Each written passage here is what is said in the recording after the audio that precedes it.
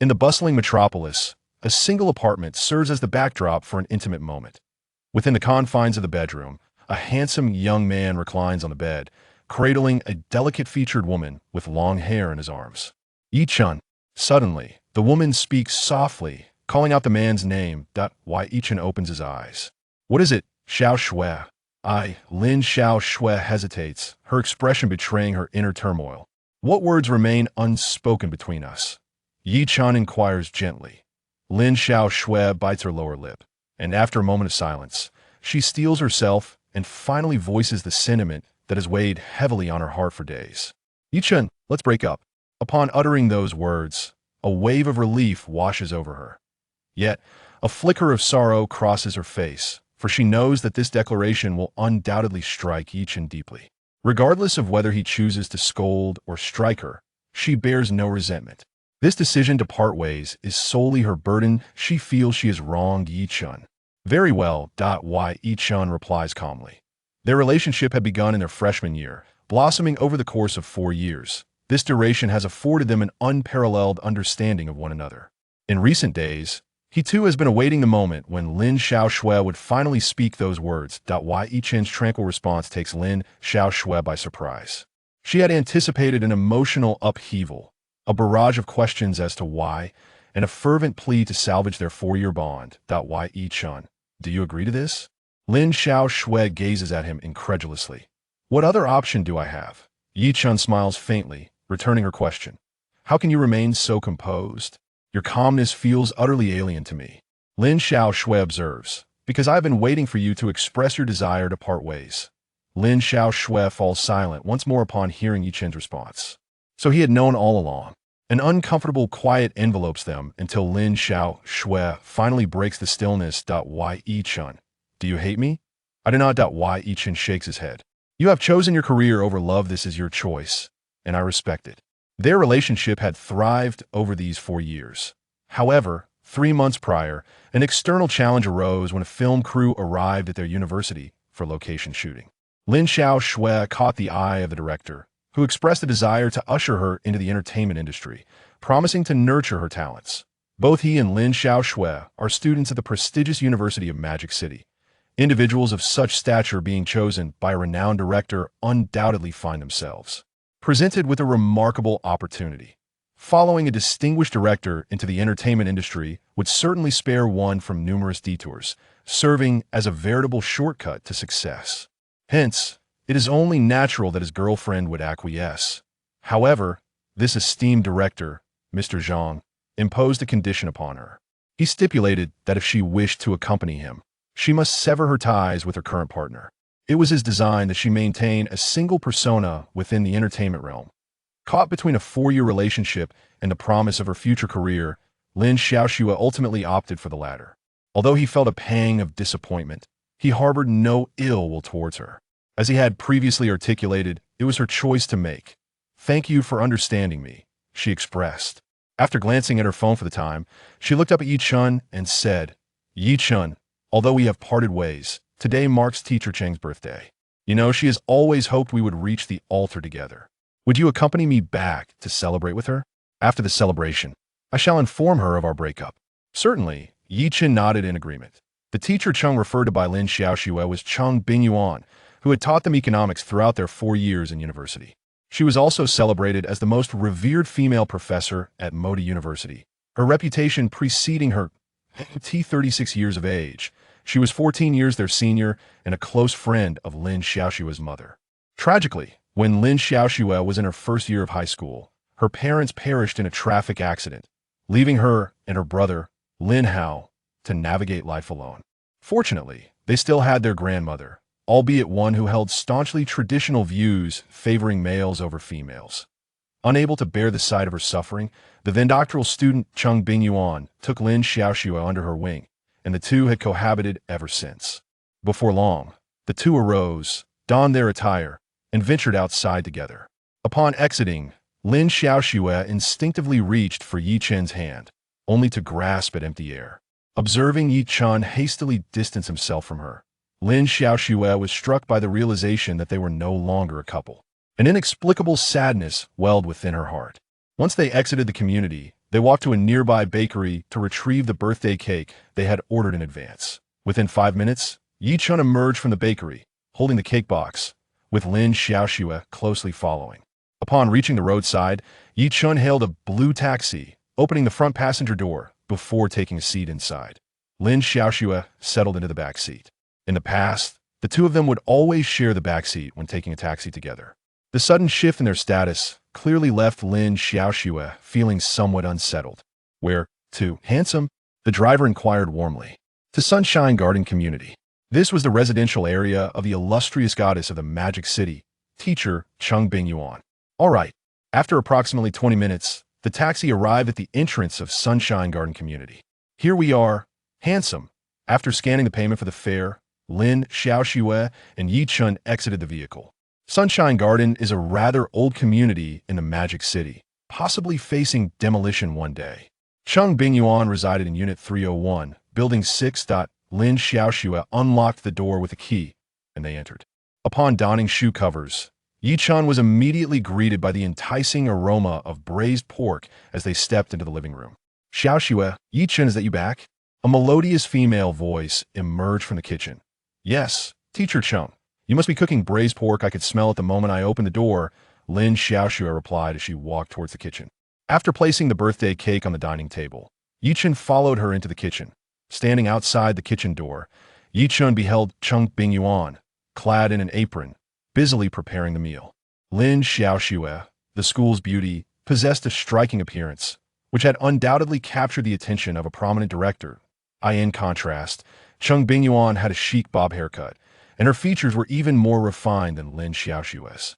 Moreover, her physique was superior as well. Not that Lin Xiaoxue was lacking, her figure was admirable, but it was somewhat unremarkable. "Please make yourselves comfortable in the living room. The fumes here are rather strong. I still have 2 more dishes to prepare, and we shall be dining shortly," Cheng Bingyuan said while continuing her culinary endeavors. Returning to the living room, Yechen seated himself on the sofa. Lin Xiaoxue brought him a cup of tea and then joined him on the sofa. Neither spoke, and the atmosphere grew slightly awkward. Eventually, they each took out their phones, engrossing themselves in their devices. Before long, Cheng Bingyuan emerged from the kitchen. "Xiaoxue, Yechen, please wait a moment. I need to wash off the cooking smell. Once I'm done, we can enjoy our meal." "Sure, Teacher Cheng, take your time." In less than 10 minutes, Cheng Bingyuan returned, her appearance transformed. Dressed in a pure white t-shirt paired with light blue long jeans, she resembled a university student. In fact, Cheng Bingyuan often found herself mistaken for a senior by incoming freshmen at the school. "Let's eat." In the dining room, Lin Xiaoxue sat beside Cheng Bingyuan. Yechen occupied the seat opposite Cheng Bingyuan. The dining table was adorned with 2 meat dishes, 3 vegetable dishes, and a soup, totaling 6 delectable offerings. The mere appearance of these dishes was enough to whet anyone's appetite. In truth, Cheng Bingyuan was an exceptional cook. Why Yechen believed that if Cheng Bingyuan were to open a restaurant, it would undoubtedly thrive. Over the past 4 years, as Lin Xiaoxue's boyfriend, Yechen had frequently enjoyed meals at Cheng Bingyuan's home. Once, he felt immensely fortunate. He had a beautiful girlfriend who adored him, and a teacher whose culinary skills were remarkable. He envisioned a future where they would marry and settle in the bustling metropolis, allowing him to bask in Lin Xiaoxue's glow and indulge in Cheng Bingyuan's exquisite dishes regularly. However, now he found himself separated from Lin Xiaoxue. Perhaps today would be the final occasion he savored Cheng Bingyuan's culinary talents. "Let us enjoy some wine," Cheng Bingyuan suggested as she placed all the dishes on the table. "Teacher Cheng, today is your birthday. We shall follow your lead," Lin Xiaoxue replied. "Yechen, would you prefer white or red?" Cheng Bingyuan inquired. "White," Yechen responded. Soon, Cheng Bingyuan returned with a bottle of dry red wine and a bottle of white. Yechen stood up to uncork both bottles, pouring a glass of red for Cheng Bingyuan and Lin Xiaoxue, before serving himself a glass of white. "Happy birthday, Teacher Cheng." "Thank you." The 3 clinked their glasses for the first toast. "Teacher Cheng, I wish you success in matching tomorrow and hope you find me an uncle," Lin Xiaoxue said with a cheerful smile as she set down her glass. In recent years, the marriage rate in the country had been on a steady decline, leading to a host of issues, such as a fertility rate that had plummeted below critical thresholds. Population matters are of paramount national importance. As a result, the government had implemented a series of supportive policies to encourage marriage in previous years. However, the outcomes remained less than satisfactory. Faced with the continuing decrease in marriage rates, the government could no longer remain passive and resorted to a bold measure. This involved the implementation of a big data matching policy across major universities. During each graduation season, local civil affairs bureaus would enter prominent universities to conduct big data matching for single students and faculty members. Those successfully matched would receive marriage certificates on the spot, allowing them to wed immediately. Moreover, a stipulation was enforced prohibiting divorce within the first year unless one party violated fundamental principles, such as domestic violence, infidelity, and the like. Is this approach harsh? Indeed, it is rather severe. Some may wonder if escaping this daunting big data marriage matching is as simple as it seems. One could merely find a partner of the opposite sex to feign a relationship before graduation, thus avoiding participation in the matching process. However, the government had anticipated such thoughts long ago. In response to this nation's stringent regulations, university couples must obtain their marriage certificates on the date designated for big data marriage matching upon their graduation. What if you refuse to acquire the certificate? Well, then you shall be deemed single. Everyone is required to participate in the big data marriage matching. If Lin Xiaoxue chooses to part ways with Yechen today, then tomorrow, both she and Yechen must partake in the big data marriage matching. In the past 3 years, the success rate of such matches has averaged over 40%. Lin Xiaoxue is, in fact, taking a gamble, wagering that she will not be matched tomorrow, as the theoretical probability of not being paired exceeds 50%. I must not be matched tomorrow. Lin Xiaoxue silently prays. For if she is indeed matched, she cannot fathom the consequences. Losing a man who loves her dearly while her dreams of stardom would be irrevocably shattered, a true loss on both counts. You are teasing me again, Cheng Bingyuan remarked, casting a disapproving glance at Lin Xiaoxue. Teacher Cheng, I speak with sincerity. I genuinely hope you find a successful match tomorrow and a wonderful future. In the coming years, I wish for you to live for yourself, Lin Xiaoxue stated earnestly. Upon hearing this, Cheng Bingyuan smiled, a look of satisfaction crossing her face. It seems you have truly matured, Xiaoxue. Of course. All right, let us hurry and eat, otherwise the dishes will grow cold. Cheng Bingyuan urged. Yechen, do you not adore the braised pork I make? Today, I prepared a large pot just for you. Eat heartily, there's more in the kitchen, she added. An hour later, the clear table was adorned with a birthday cake. Yechen carefully inserted all the candles and then extinguished the lights in the dining room. Teacher Cheng, make a wish. All right. Cheng Bingyuan clasped her hands together at her chest and closed her eyes. After a brief moment, she opened her eyes and blew out all the candles on the cake. Lin Xiaoxue stood by, capturing this moment on her phone. Once Yechen turned the dining room lights back on, Lin Xiaoxue pointed her phone at Cheng Bingyuan. Curious, Teacher Cheng, what did you wish for? I wish that after you and Yechen obtain your marriage certificate tomorrow, you may support each other on your journey through life, remaining steadfast and devoted until old age, Cheng Bingyuan replied. Upon hearing Cheng Bingyuan's words, Lin Xiaoxue's smile froze in place. She had not anticipated that her teacher's birthday wish would be this. Cheng Bingyuan noticed Lin Xiaoxue's unusual expression. Xiaoxue, what is the matter? Meeting Cheng Bingyuan's inquiring gaze, Lin Xiaoxue bit her lip and confessed, Teacher Cheng, Yechen and I have already broken up. Upon the utterance of those words, Cheng Bingyuan was momentarily taken aback, and then, suspecting she had misheard, she implored, What did you say? Please repeat that. Teacher Cheng, I have broken up with Yechen.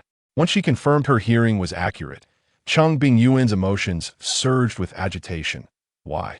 Teacher Cheng, I must take my leave now. With that, Yechen departed from Cheng Bingyuan's residence. Xiaoxue, who initiated the breakup between you two?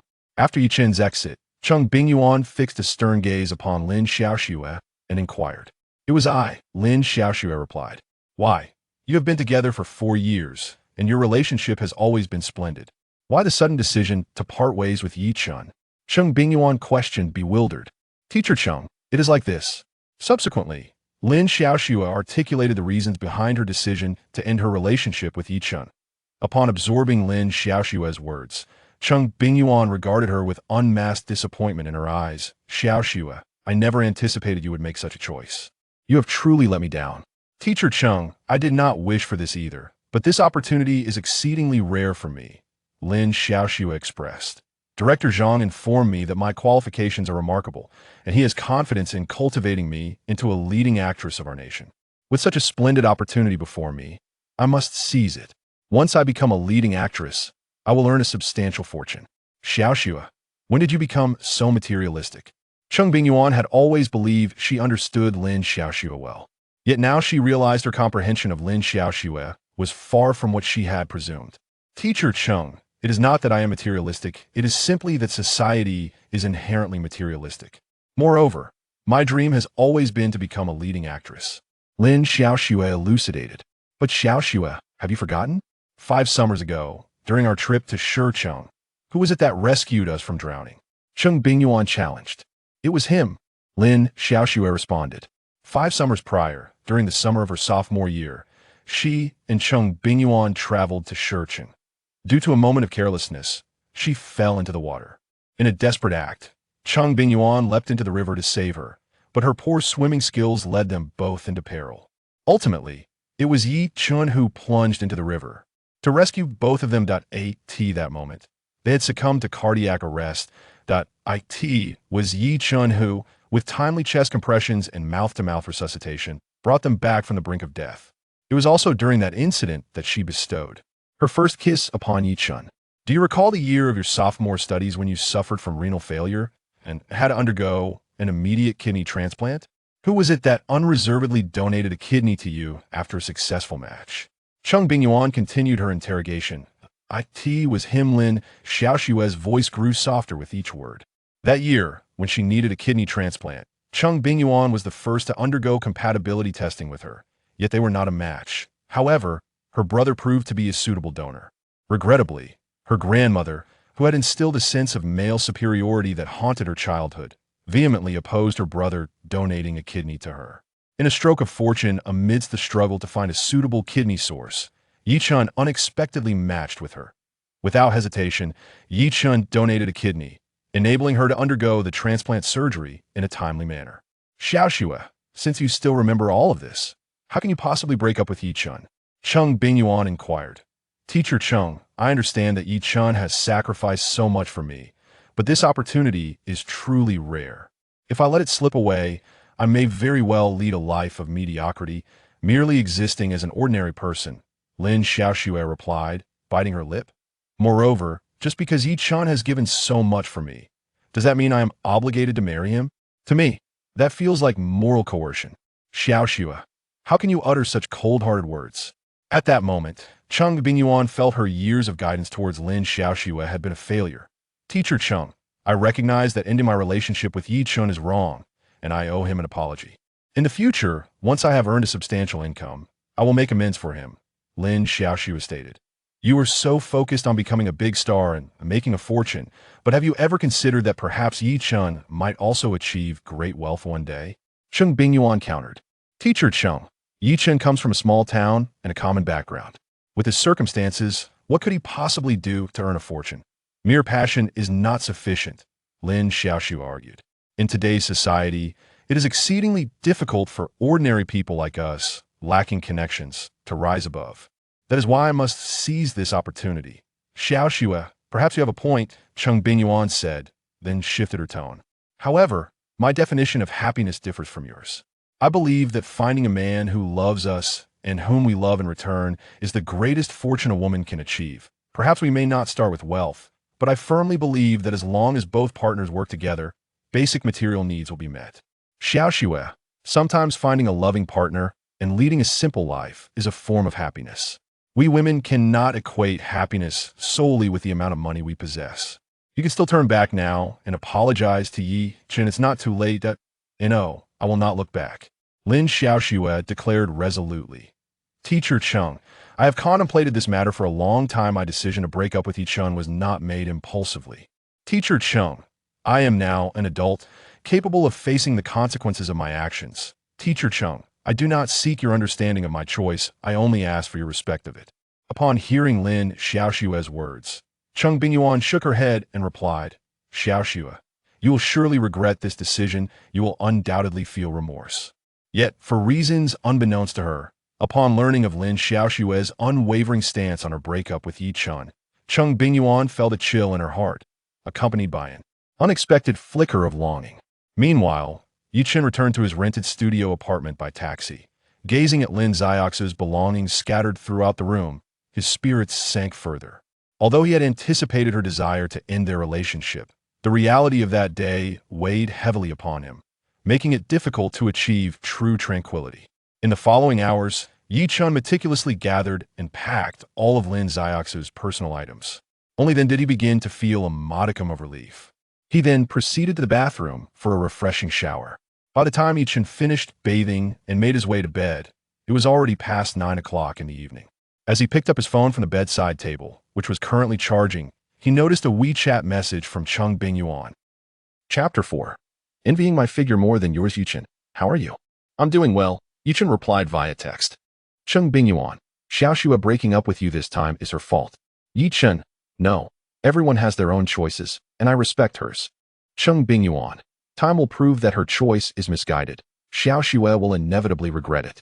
Yechen, perhaps time will reveal that her choice was indeed the right one. Cheng Bingyuan, Yechen, do not be so despondent. You must believe in yourself and have faith that you will achieve greatness in the future. Cheng Bingyuan, the teacher has always believed in you. Cheng Bingyuan, keep it up. Meanwhile, Lin Xiaoxue, who had just finished her bath and was reclining on her bed with a face mask on, received a phone call. Hey sis, have you broken up with Yechen yet? The caller was her younger brother, Lin Hao. Interestingly, this pair of siblings were fraternal twins. Yes, we have, Lin Xiaoxue replied.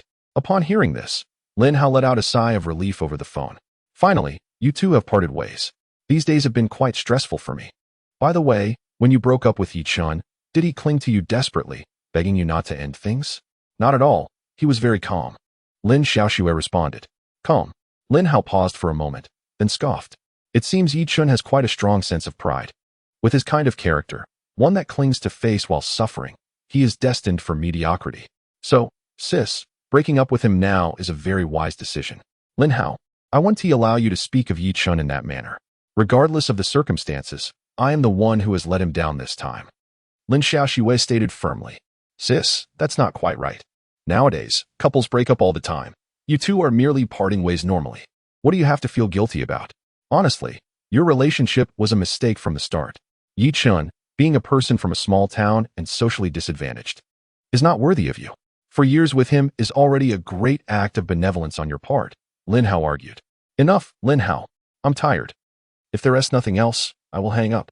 Seeing his sister about to end the call, Lin Hao quickly interjected, Wait, don't hang up yet. Is there something else? Lin Xiaoxue inquired.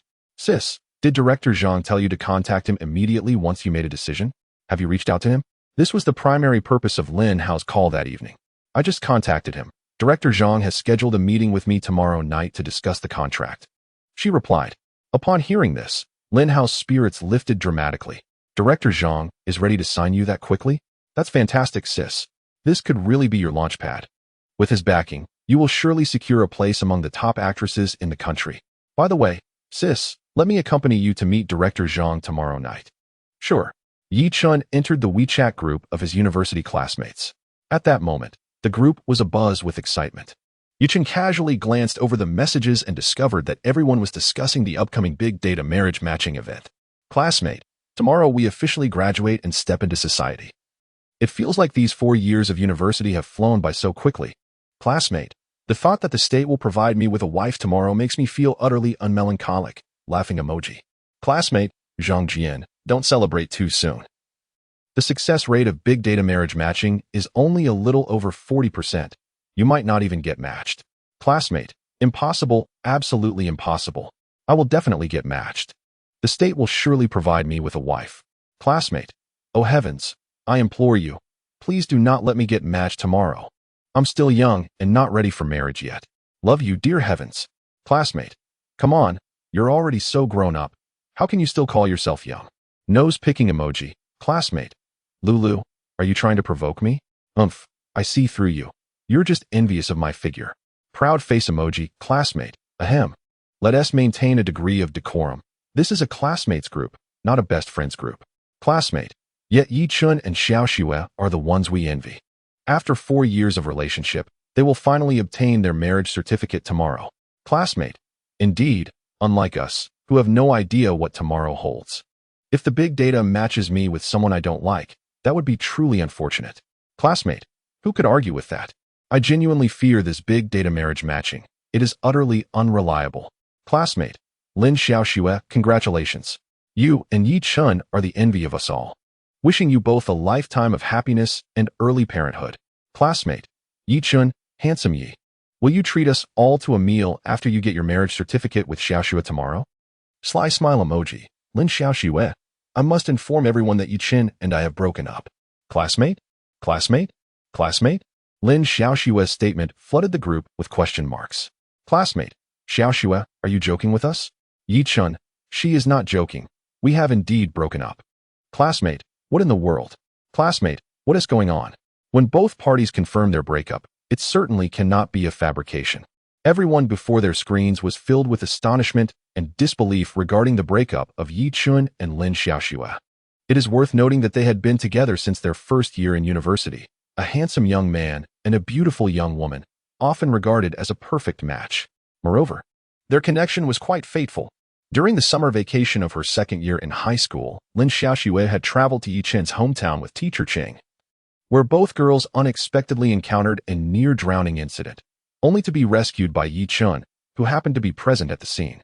Following that year, Yechen, Lin Xiaoxue, and Cheng Bingyuan had no contact whatsoever. A year later, Yechen and Lin Xiaoxue found themselves enrolled at Magic City University, and remarkably, in the same class. What is fate? This is the essence of fate. Eventually, the two fell in love. During their sophomore year, Lin Xiaoxue faced a dire situation due to severe kidney failure and urgently required a kidney transplant. It is well known that kidney transplants necessitate compatible donors. At that time, Lin Xiaoxue was unable to find a match among many, yet astonishingly, she was compatible with her boyfriend, Yechen. Again, this was fate at work. Ultimately, Yechen selflessly donated one of his kidneys to Lin Xiaoxue, giving her a second chance at life. After enduring such trials together, it was hard to believe they had now parted ways. Chapter 5. Come to my sister's bowl, Yechen. Have you done something to hurt our Xiaoxue? A female classmate questioned in the group chat. Yechen was not only the heartthrob of their university, but had also been crowned the most handsome prince in the history of Magic City University. Furthermore, he served as the president of the school's basketball association, maintaining an impressive physique, which made him exceptionally popular among the female students. Thus, this classmate speculated that Yechen succumbed to external temptations, leading to his betrayal of Lin Xiaoxue, and ultimately their breakup. Lin Xiaoxue interjected, Everyone, please do not misunderstand Yechen. He has not wronged me in any way. I initiated this breakup. I am the one at fault. Classmate, Lin Xiaoxue, why? Yechen treated you so well. Why would you choose to break up with him? I do not comprehend. Classmate, Lin Xiaoxue, I too find it incomprehensible. You and Yechen are the most envied couple at our school. We all believed you would surely end up together. I had even prepared words of blessing to share with you tomorrow, yet, classmate, Lin Xiaoxue, Yechen gave you one of his kidneys, and now you wish to part ways? That is quite something. Classmate, what goes around comes around. Classmate, one must maintain a sense of conscience, otherwise, beware of retribution. Classmate, we are all classmates. There is no need for such harsh words. Although Lin Xiaoxue and Yechen's breakup saddens us all, this is a matter solely between the two of them. Let us exercise some discretion. Furthermore, it should be noted that breakups are quite commonplace in today's world. Love can fade with the passage of time, and we cannot impose moral obligations on Lin Xiaoxue simply because Yechen donated a kidney to her. Such moral coercion is unwarranted. Classmate, exactly, if love is lost, it is better to part ways. Is that not for the best? Xiaoxue, I understand you. We are all independent women of the new era. If love has faded, let us break up and not allow societal morals to confine us. Stay strong, Xiaoxue. Classmate, Lin Xiaoxue, I refuse to believe your choice to break up with Yechen stems from a loss of feelings. Is it possible that as you are about to step into the entertainment industry, you fear Yechen's presence might hinder your future stardom, prompting you to end things with him? Not long ago, the illustrious director Zhang Yimou visited their school with his crew for a film shoot. and he immediately took notice of Lin Xiaoxue among the crowd, requesting her contact information on the spot. That very evening, she was spotted dining with Zhang Yimou in a private room at a nearby restaurant. Consequently, rumors began circulating within the school that Zhang Yimou intended to promote Lin Xiaoxue. Lin Xiaoxue stated, Ran, it's not as you think. I no longer have feelings for Yechen, which is why I am contemplating breaking up with him. Meanwhile, Yechen received a WeChat message from Lin Xiaoxue, pleading, please, do not disclose the true reason for our breakup in the group chat. If the genuine reason behind their separation were to be made public, it would inevitably become an indelible blemish on her reputation once she attained fame.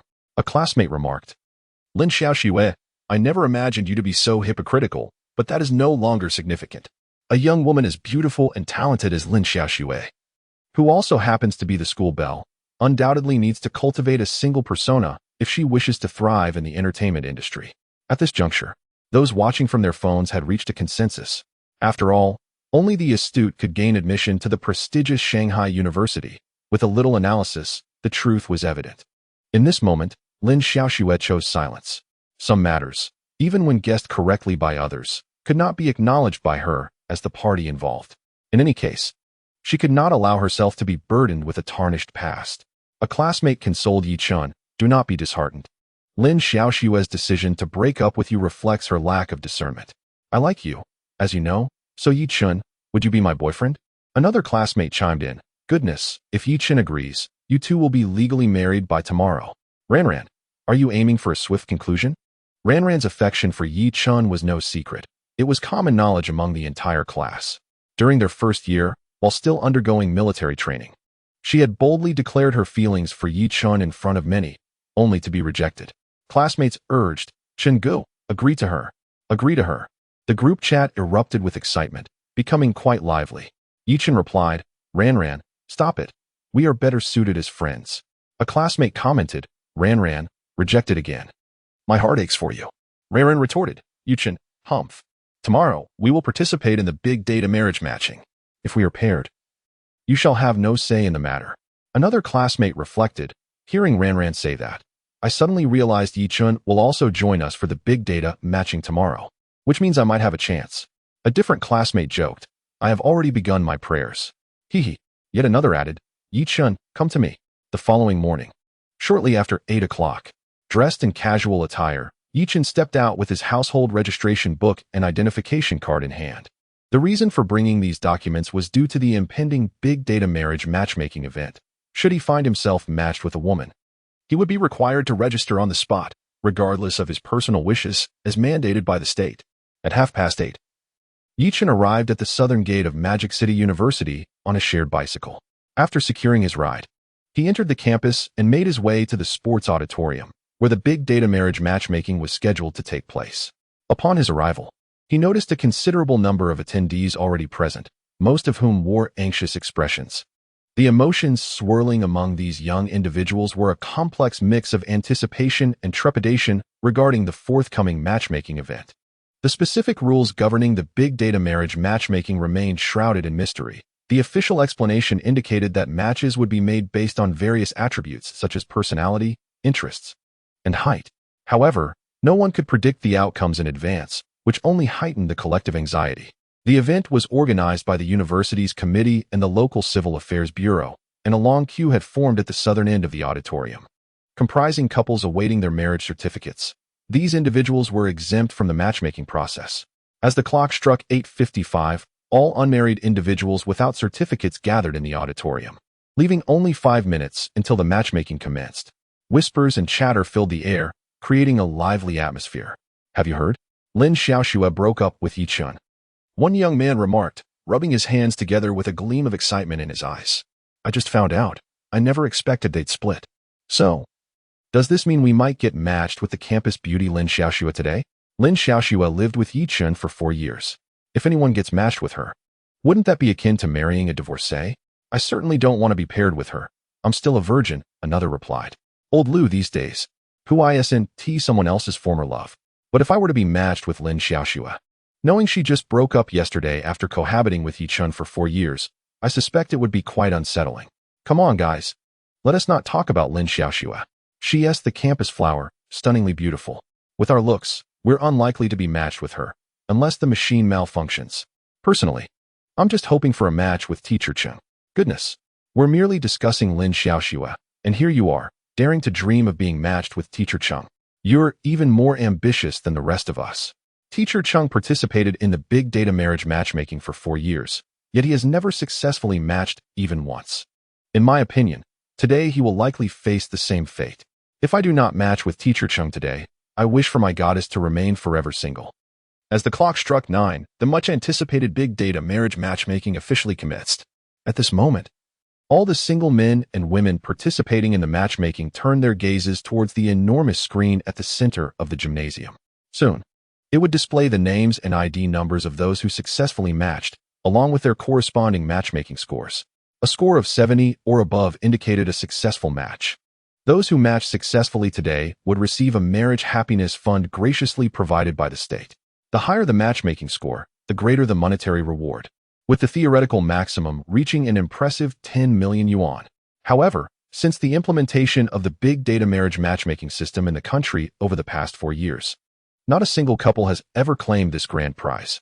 In an instant, the previously bustling gymnasium fell silent, as everyone held their breath, their eyes fixed on the colossal screen. Many silently prayed, some wishing to match with their desired partner, while others, reluctant to marry so soon, hoped for a failure in their matchmaking attempt. Lin Xiaoxue fervently prayed that she would not match for otherwise. Her breakup with Yechen the previous day would hold no significance.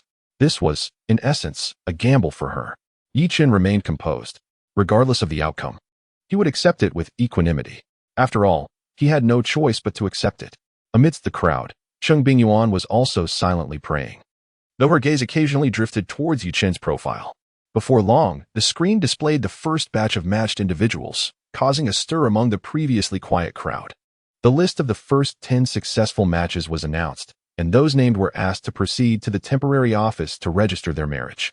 The voice of the civil affairs staff, overseeing the big data marriage matchmaking, resonated through every corner of the gymnasium. Thus, the big data marriage matchmaking proceeded in an orderly fashion. As the clock struck 10, a wave of astonishment swept across the gym as the screen revealed only 2 names. Unlike the usual 20, the names displayed were Yechen and Cheng Bingyuan, their names connected by a red heart, within which lay the matchmaking score. To everyone's astonishment, the score was a remarkable 99, the highest theoretically possible. Yechen was taken aback. What was happening? He had matched with Cheng Bingyuan. Moreover, the compatibility score between the two of them astonishingly reached an impressive 99 points, a fact that seemed utterly outrageous.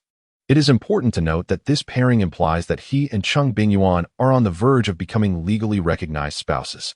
Outrageous indeed. In this moment, apart from Yechen, another individual wore a look of sheer astonishment, none other than Lin Xiaoxue. The two of them had been matched just the previous night. While celebrating Teacher Cheng's birthday, she had playfully expressed her hope that Teacher Cheng would successfully pair with a suitable partner during today's data-driven marriage compatibility assessment. This was not mere jest. She genuinely wished for Cheng Bingyuan to find a worthy companion.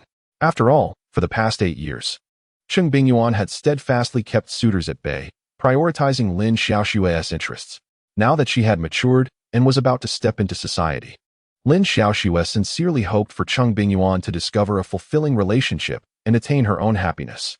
As she had wished, Cheng Bingyuan finally matched with a male counterpart in today's compatibility assessment, a development that should have filled her with joy. However, when she learned that this male counterpart was Yechen, her elation evaporated.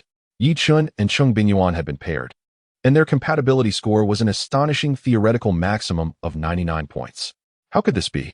The legendary highest score of 99 had indeed materialized, unlocking a marriage happiness fund of 10 million. Unbelievable!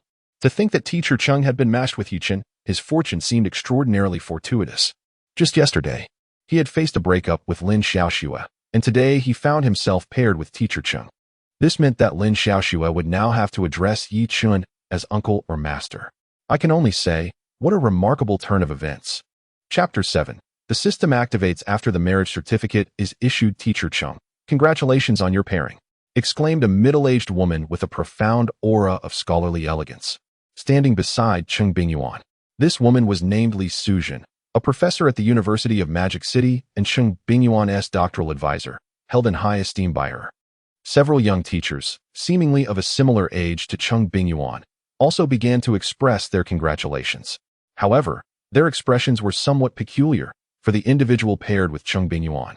Yechen had only recently been Lin Xiaoxue's boyfriend, having just parted ways the day before. Truly, life is replete with unexpected twists. In response to her colleagues' well wishes, Cheng Bingyuan repeatedly expressed her gratitude. At this moment, she appeared outwardly composed. In truth, his heart was already a tumultuous sea. At that moment, the female staff member from the Civil Affairs Bureau, responsible for overseeing today's big data marriage matching, finally snapped back to reality. With palpable excitement, she grasped the microphone and declared, "Incredible! We have achieved an astonishing score of 99. The highest ever recorded in our nation's big data marriage matching system since its inception 4 years ago. This signifies that under our data calculations, Ms. Cheng Bingyuan and Mr. Yechen are truly a match made in heaven. Now, let us extend the warmest applause to welcome Ms. Cheng Bingyuan and Mr. Yechen to the registration desk to complete their marriage formalities." With that, the Civil Affairs staff member was the first to break into applause. Instantly, the auditorium erupted with thunderous clapping. Under the gaze of everyone present, Yechen and Cheng Bingyuan approached the temporary marriage registration office from opposite directions. As he beheld Cheng Bingyuan walking towards him, Yechen felt a twinge of awkwardness. After all, she had been his economics teacher for 4 years. Yet, he was on the verge of receiving a marriage certificate with her, thereby becoming a legitimate couple. The transition from teacher to spouse was undeniably exhilarating. When they stood merely a step apart, both came to an abrupt halt. "Teacher," Yechen mumbled, scratching his head in embarrassment. "Shall we go?" Cheng Bingyuan took the initiative to grasp one of his hands and began to move forward. Yechen had no choice but to follow her to the temporary marriage registration office. From the moment their names appeared on the large screen, the outcome had already been sealed. Regardless of their desires, today they were compelled to register their marriage. Should they refuse, they would both be placed on the national blacklist for dishonesty, with Yechen unable to obtain his graduation certificate and degree, while Cheng Bingyuan would lose her teaching position. Such a fate was unbearable for anyone. Since the result was immutable, he resolved to confront it. Soon, they arrived at the temporary marriage registration office. Despite being termed temporary, the facilities were fully equipped, offering a comprehensive service for marriage registration, including photography and health checks. Within half an hour, both Yechen and Cheng Bingyuan found themselves holding a red booklet each.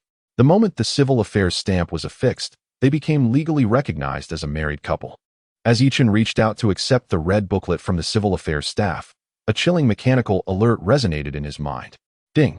Host has successfully completed marriage registration. System activation successful. Ding! Newbie gift package has been dispatched to the system warehouse. Host may retrieve it at will. System? Yechen felt a sudden tremor within. As someone who frequently indulges in novels, he was naturally well acquainted with the concept of systems. To his astonishment, he discovered that he too was a chosen one. Yechen suppressed the elation bubbling within him. Had the circumstances been more fitting, he would have undoubtedly leapt for joy. With the system in place, his life would be irrevocably transformed. "Yechen, what is the matter?" Inquisitively, Cheng Bingyuan, who had just cautiously tucked the marriage certificate into her bag, sensed that something was amiss with Yechen. "Oh, it's nothing, just freshly obtained the certificate. I'm a bit overwhelmed." Yechen's thoughts were drawn back to the present by Cheng Bingyuan's voice. Her response was clearly unexpected. After a brief moment of surprise, she smiled and replied, "Really? I thought our marriage certificate might have startled you."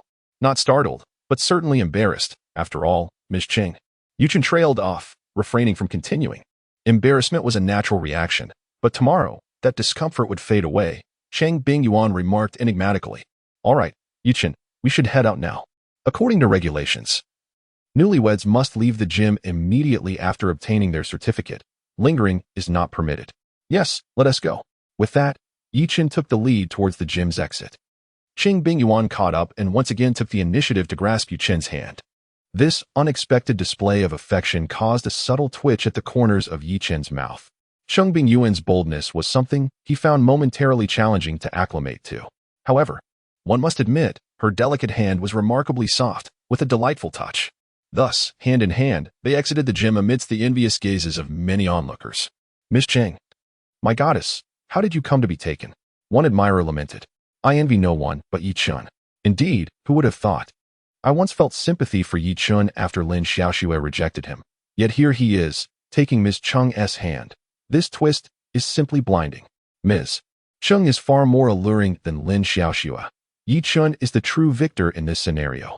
At that moment, the hearts of several young men shattered into pieces. At Modi University, while Lin Xiaoxue was widely recognized as the campus belle, many boys considered Cheng Bingyuan their true goddess. In terms of beauty and figure, Cheng Bingyuan surpassed Lin Xiaoxue.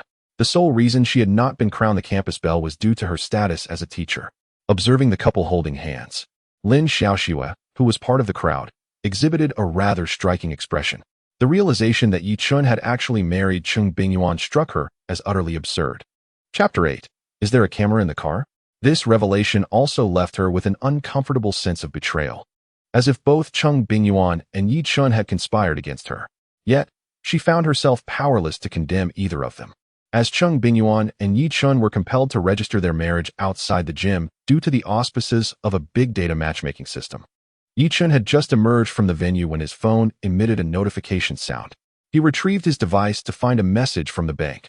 On June 26, 2023, the Xia Country Civil Affairs Bureau Management Center transferred 5,000,000 yuan to your account ending in 888, with a balance of 500,362,818 yuan. The promptness of the transaction left Yechen in awe, given that their compatibility score was an impressive 99. They were eligible for a marital happiness fund of 10 million soft sister coins according to policy. Just moments after completing the registration form, the sum had already been credited. Such efficiency was remarkable. My 5 million has arrived as well, Cheng Bingyuan remarked after glancing at her phone. All right, Teacher Cheng, you carry on. I shall take my leave, Yechen said, preparing to depart. However, Cheng Bingyuan's voice interjected. Wait, Yechen, I will accompany you back. What? Yechen exclaimed, looking at Cheng Bingyuan in disbelief, thinking he had misheard. I said I want to return with you, Cheng Bingyuan reiterated, locking her gaze onto Yechen's eyes, enunciating each word deliberately. That might not be entirely appropriate, Yechen stammered. Why not? We are now legally married, after all. Is it not the most natural thing for spouses to be together? Cheng Bingyuan responded earnestly. Yechen found himself momentarily speechless, unable to counter her reasoning. Let us go. It is nearly mealtime, and we should find a place to satisfy our appetites, Cheng Bingyuan declared, taking hold of Yechen's hand and leading him toward the nearby campus parking lot. Before long, they arrived at a red Volkswagen Golf, which was Cheng Bingyuan's vehicle. Shall you drive, or shall I? Cheng Bingyuan inquired, brandishing the car keys. I will drive, Yechen replied. He had obtained his driver's license during the summer following his high school graduation. For the past 4 years, his father had been working as a ride-hailing driver back in their hometown, and during his annual visits, Yechen would often assist his father, gaining substantial driving experience in the process. Once seated and buckled in, Yechen started the vehicle, instinctively placing his right hand on the thigh of the passenger seat. However, as he did so, he abruptly realized that the person beside him was not Lin Xiaoxue, but Cheng Bingyuan. Startled, he swiftly withdrew his hand. I apologize, Teacher Cheng. That was unintentional, Yechen explained, feeling a wave of embarrassment wash over him. Cheng Bingyuan chuckled upon hearing his words. It's nothing. I am aware that you have this habit of driving. Huh, you know? Yechen looked at Cheng Bingyuan with a mix of embarrassment and confusion. Over the past 4 years, during numerous weekends spent with Lin Xiaoxue, he had developed a penchant for driving Cheng Bingyuan's Volkswagen Golf with his left hand while resting his right hand on Lin Xiaoxue's thigh. How did Cheng Bingyuan come to know of this habit? Could it be that Lin Xiaoxue had disclosed it to her? Given Lin Xiaoxue's character, it seemed unlikely that she would share such intimate matters with anyone, even with Cheng Bingyuan. Don't you know there's a camera in my car? Cheng Bingyuan retorted. Huh? A camera? Where? Yechen was taken aback. He genuinely had no idea there was a camera in the vehicle. Right behind you. Following the direction of Cheng Bingyuan's finger, Yechen indeed spotted a camera. Its placement was rather discreet. Without careful observation, one might easily overlook it. At this moment, Yechen felt a twinge of relief. Grateful that he and Lin Xiaoxue had not engaged in any outrageous behavior within the car. However, he couldn't help but wonder why Cheng Bingyuan would install a camera in her vehicle. Did she possess some peculiar interest? Noticing Yechen's gaze shift to something unusual, Cheng Bingyuan quickly clarified, Yechen, please don't misunderstand. This camera was a gift from the dealership when I purchased the car. All right, Yechen nodded in acknowledgement. Before long, Yechen drove the Golf out of the gates of Moda University. Teacher Cheng, where shall we dine? After a moment of contemplation, Cheng Bingyuan suggested. Let us go to the Guamao shopping plaza.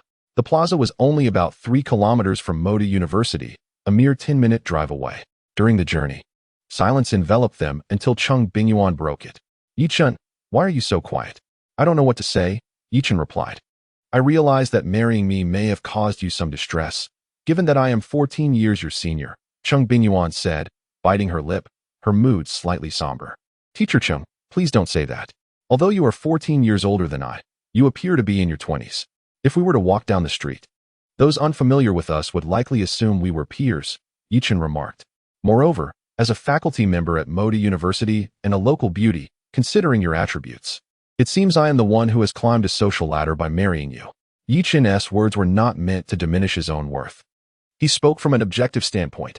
When evaluating their combined qualities, it was indeed true that he had elevated himself by being with Cheng Bingyuan.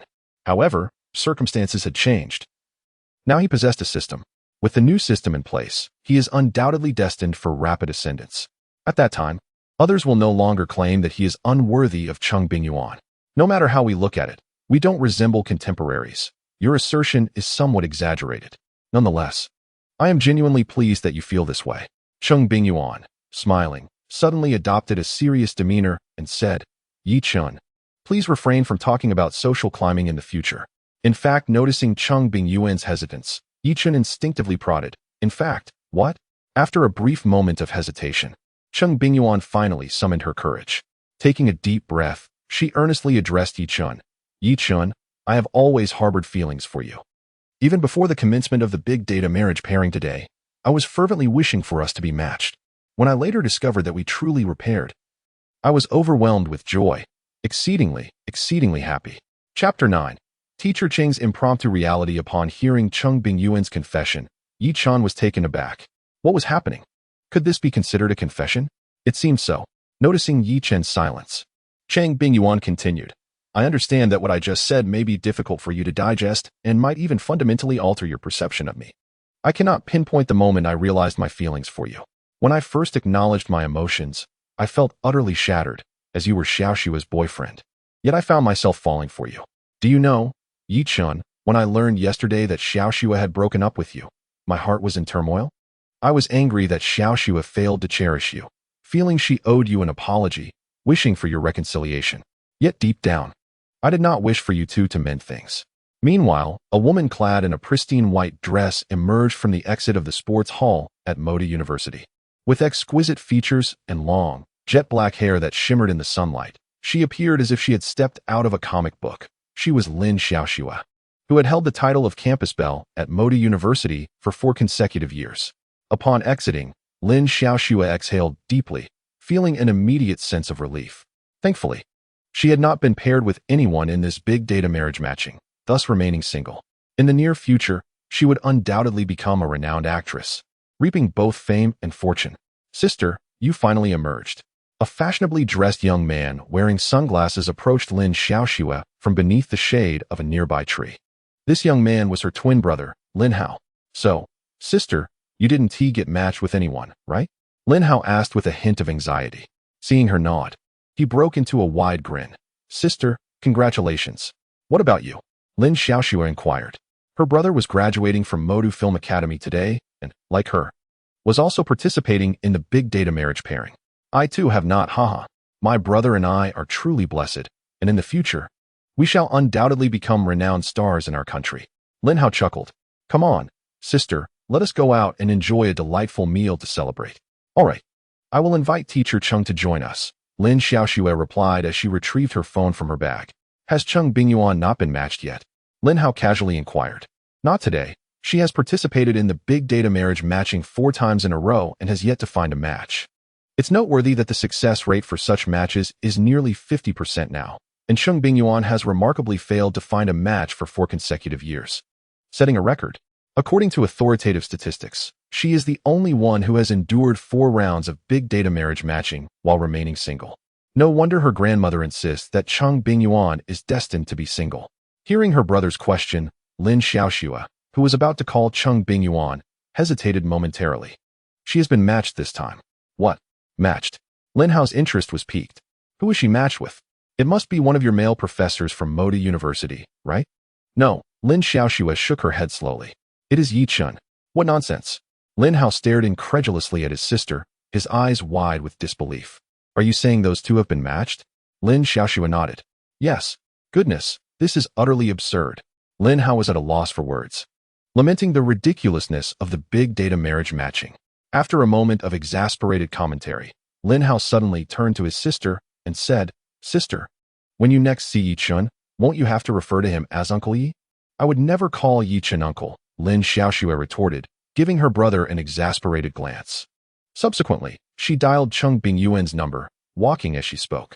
Teacher Cheng, where are you now? Let us go out for a meal together. Lin Hao is here too. I am already having hot pot. You and Lin Hao can eat by yourselves. Cheng Bingyuan's voice responded over the phone. All right. Just as Lin Xiaoxue was about to end the call, she casually asked, By the way, who are you eating hot pot with? With Yechen. Upon hearing this answer, Lin Xiaoxue was momentarily taken aback before immediately questioning. Wait, how can you eat hot pot with Yechen? Why not? Yechen and I have already obtained our marriage certificate. What is wrong with a couple enjoying a hot pot together? Cheng Bingyuan replied calmly.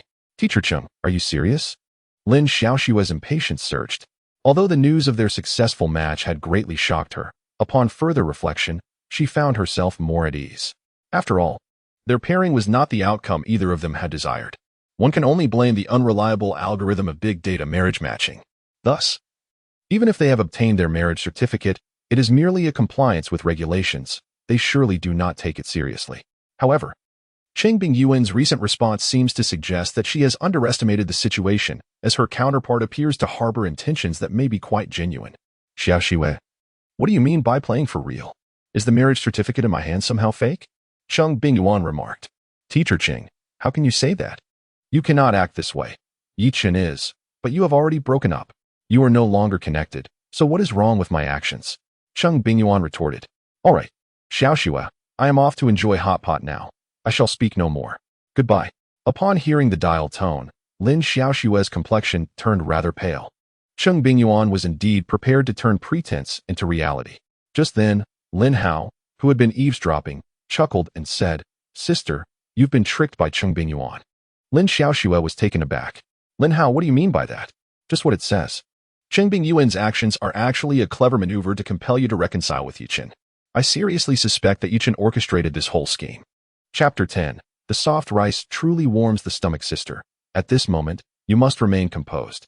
If you appear anxious or frantic, Yechen will realize that you still care for him, and thus he will not let go. He will continue to pursue you. Lin Hao advised. If Yechen keeps pestering you, it will undoubtedly affect your future career. Therefore, you must act as if you are indifferent. Only then will he truly give up on you. After reflecting on her brother's words, Lin Xiaoxue nodded. You seem to have a point. Not just a point. It's entirely valid. Lin Hao replied with pride. What schemes Yechen has up his sleeve cannot escape my keen perception. Enough about them, Lin Xiaoxue said, changing the subject as she walked. When will your new drama commence filming? Her brother had signed a contract with a film company during his junior year in college. This new drama marked his debut in the film industry, and he had high hopes for it. Oh, let us not discuss that. It frustrates me immensely. Lin Hao said with a gloomy expression. What happened? Is something wrong? Lin Xiaoxue inquired curiously. The last time they spoke about his new drama, he was quite animated. Why was he so downcast today? Our company's owner suffered a failed investment and has reportedly misappropriated all the funds in the company's account. Now, we are struggling to maintain normal operations, let alone have surplus funds for filming. Lin Hao, with a face full of frustration, remarked, Our boss is scouring for investors everywhere. If we fail to secure funding, our company is likely to collapse. Does that mean your show has no hope? Lin Xiaoxue inquired. Since signing with Chuanqiu Film and Television, her brother had received significant support from the company and had become a member of a relatively well-known boy band in the country, garnering a certain fan base online. The new drama being produced by Chuanqiu Film and Television had cast her brother as the male lead, and he was eager to leverage this opportunity to ascend to greater heights. It's not entirely hopeless, Lin Hao replied. The boss told us to seek investment for the new drama ourselves. As long as the funds are secured, the production can proceed. How much funding do you still need for the project? Lin Xiaoxue asked. About 7 million, Lin Hao responded. The day before yesterday, I mentioned it in the fan group. And now my fans are crowdfunding for the show. However, most of them are just students without much money, so I doubt they can raise a significant amount. Just then, a conversation from a pair of students nearby drifted into Lin Hao's ears. Yechen is truly fortunate. Not only has he been paired with teacher Cheng, but he also received a 10 million happiness fund for marriage. I'm so envious. Who can argue with that? It's truly infuriating how some people have all the luck. Upon hearing this, Lin Hao's eyes brightened. Sister, is what those two just said true? Did Yechen and Cheng Bingyuan really receive a 10 million marriage happiness fund? Seeing Lin Xiaoxue nod, Lin Hao couldn't help but mutter in disbelief. Goodness. Does that mean the compatibility score between Cheng Bingyuan and Yechen has reached a theoretical maximum of 99? Are they really that well matched?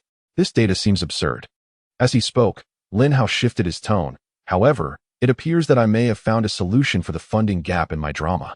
Are you suggesting that teacher Cheng should help you cover the funding shortfall? Lin Xiaoxue surmised her brother's intentions. Precisely, Lin Hao affirmed. Cheng Bingyuan already has some money. And with today's windfall of 10 million, having her contribute 7 million would be a breeze. Lin Hao, let me remind you that half of that 10 million belongs to Yechen, Lin Xiaoxue cautioned. So what? Lin Hao replied confidently. My drama will undoubtedly be a hit. The investors will surely profit immensely. Allowing Yechen to invest is a favor to him, and he ought to be grateful. Meanwhile, in a hot pot restaurant on the 3rd floor of Guogo Plaza, Yechen was enjoying a meal while contemplating the system he had just bound to himself. Discovering that it was a sign-in system, the system he encountered was remarkably straightforward, devoid of any complexity. All it required was a daily check-in, and whether or not there were rewards hinged upon one's luck. He relished such an uncomplicated system that demanded no cerebral effort. Ding! Check-in successful. After waiting a few moments, Yechen realized that today's check-in had not successfully triggered any rewards. Undeterred, he reminded himself that there would be ample opportunities in the future. Oh, and there was a beginner's gift package as well. With this thought, Yechen promptly activated the novice gift package with his mind. Ding! The beginner's gift package has been successfully opened. Congratulations, host, you have obtained 1 vial of gene regeneration potion. Note, upon consumption of this potion, any missing organs within the host's body will regenerate, and the new organs will also possess enhanced functionality. Upon receiving this information, Yechen felt an exhilarating rush of excitement. He was now firmly convinced that this gene regeneration potion was tailor-made for him. 2 years prior, he had donated a kidney to Lin Xiaoxue, which meant he had 1 less kidney than a typical person. The absence of a kidney had indeed impacted his health over the past 2 years. He had noticeably felt a decline in his stamina. But now, with this gene regeneration potion, the kidney he had lost could regenerate, and its function would be bolstered. Yechen longed to extract the potion from the system's repository and consume it immediately, yet the current setting was decidedly inappropriate. Half an hour later, Yechen and Cheng Bingyuan exited the hot pot restaurant together. Yechen, accompany me for a stroll, Cheng Bingyuan suggested. Sure, Yechen nodded in agreement. You are about to enter society, so let's go get you some respectable outfits, Cheng Bingyuan said enthusiastically, taking hold of Yechen's hand and leading him toward the men's clothing section. After more than an hour, Yechen found himself burdened with several shopping bags filled with the business attire Cheng Bingyuan had chosen for him. The total expenditure for these outfits amounted to over 40,000 yuan, all charged to Cheng Bingyuan's card. In several fleeting moments, Yechen felt that living off others' generosity truly warmed the heart. Chapter 11. All right. Yechen, are you anxious now? Cheng Bingyuan inquired. Teacher Cheng, is there any clothing you are in need of? I can buy it for you, Yechen offered. I don't need any clothes. However, if you genuinely wish to buy something for me, then a few sets of pajamas would be lovely, Cheng Bingyuan replied, her tone shifting. A request? What is it? Please, go on, Yechen asked curiously. You are responsible for selecting the styles of the pajamas, Cheng Bingyuan said with a cheerful smile. Yechen paused, taken aback. Me? Choose for you? But I don't know what styles you like. That is not important, Yechen. What matters is that you like it, Cheng Bingyuan replied. Her cheeks slightly flushed. At this moment, Yechen, despite any lack of acuity, had comprehended the implications of Cheng Bingyuan's words. After all, her intentions were exceedingly clear. Goodness. The disposition of Cheng Bingyuan starkly contrasted with that of Lin Xiaoxue. In the past, whenever Lin Xiaoxue purchased sleepwear online, she never sought his opinion. Even on the rare occasions he ventured to express his thoughts, they were promptly dismissed by her, and she even branded him a pervert. In comparison, Cheng Bingyuan exhibited a far greater sensitivity to his feelings. Yechen. Cheng Bingyuan gazed at him with a calm exterior, though a flutter of nervousness stirred within her. Yechen remained silent, taking her delicate hand and leading her directly to the women's clothing section. A smile blossomed on Cheng Bingyuan's charming face. An hour later, several shopping bags adorned Yechen's hands, filled with the sleepwear he had just selected for Cheng Bingyuan. These items were not inexpensive, costing him over 20,000 yuan, but they were undoubtedly worth every penny. Yechen, let's south go to my place. I will tidy up and then move my things to your residence, Cheng Bingyuan suggested as they exited the women's section. Hearing this, Yechen's eyelids fluttered. Is that really appropriate, Teacher Cheng? Living together as a couple is only natural. Besides, you have already chosen the sleepwear for me. If we don't live together, who will I wear them for? Cheng Bingyuan countered. Yechen found himself at a loss for words. Her reasoning was sound, leaving him with no grounds for rebuttal. Moreover, given that she did not mind the arrangement, what right did he, as a man, have to object? After all, from any perspective, it appeared that he was the one benefiting from the situation. The most crucial point was that he and Cheng Bingyuan were legally married. Soon, Yechen drove his golf cart, with Cheng Bingyuan beside him, out of the underground parking lot of the shopping plaza. As they exited, Cheng Bingyuan's phone chimed with a WeChat notification. Upon checking, she saw a message from Lin Xiaoxue. Teacher Cheng, I have some matters to attend to this evening and want to be home for dinner. After responding with a simple acknowledgement, she placed her phone back into her bag and turned to Yechen, saying, Yechen, today is Friday. You have tutoring lessons tonight, don't you? Yes, it's the last session, Yechen replied while driving. He had always excelled in mathematics, though his performance in other subjects was rather mediocre, largely due to his lack of diligence. During the college entrance examination 4 years prior, he achieved a perfect score in mathematics, earning the title of the top mathematics student in Huizhou province. However, due to average scores in other subjects, he ultimately enrolled in a university in Magic City. From his freshman year onward, he began tutoring mathematics in his spare time. Yechen's first tutoring student was a sophomore in high school, whose mathematical abilities were quite ordinary, consistently hovering around the 100 mark in exams. Under the guidance of Yechen's tutoring, the student's mathematical performance steadily improved, ultimately achieving a score of 133 in the college entrance examination. Grateful for Yechen's assistance, the student's parents introduced him to the daughter of a friend for mathematics tutoring, who is now the young lady he is currently teaching, Wang Shuling. Initially, during the high school entrance examination, she managed to score only 93 in mathematics, barely passing. However, after 2 years of tutoring under Yechen, her grades consistently improved, with recent mathematics exams never falling below 140. Yechen felt that there was little more he could impart to her. And with his university graduation approaching and the demands of the real world beckoning, he decided to resign from his tutoring position with Wang Shuling's grandfather. Today marked the final session of his mathematics tutoring.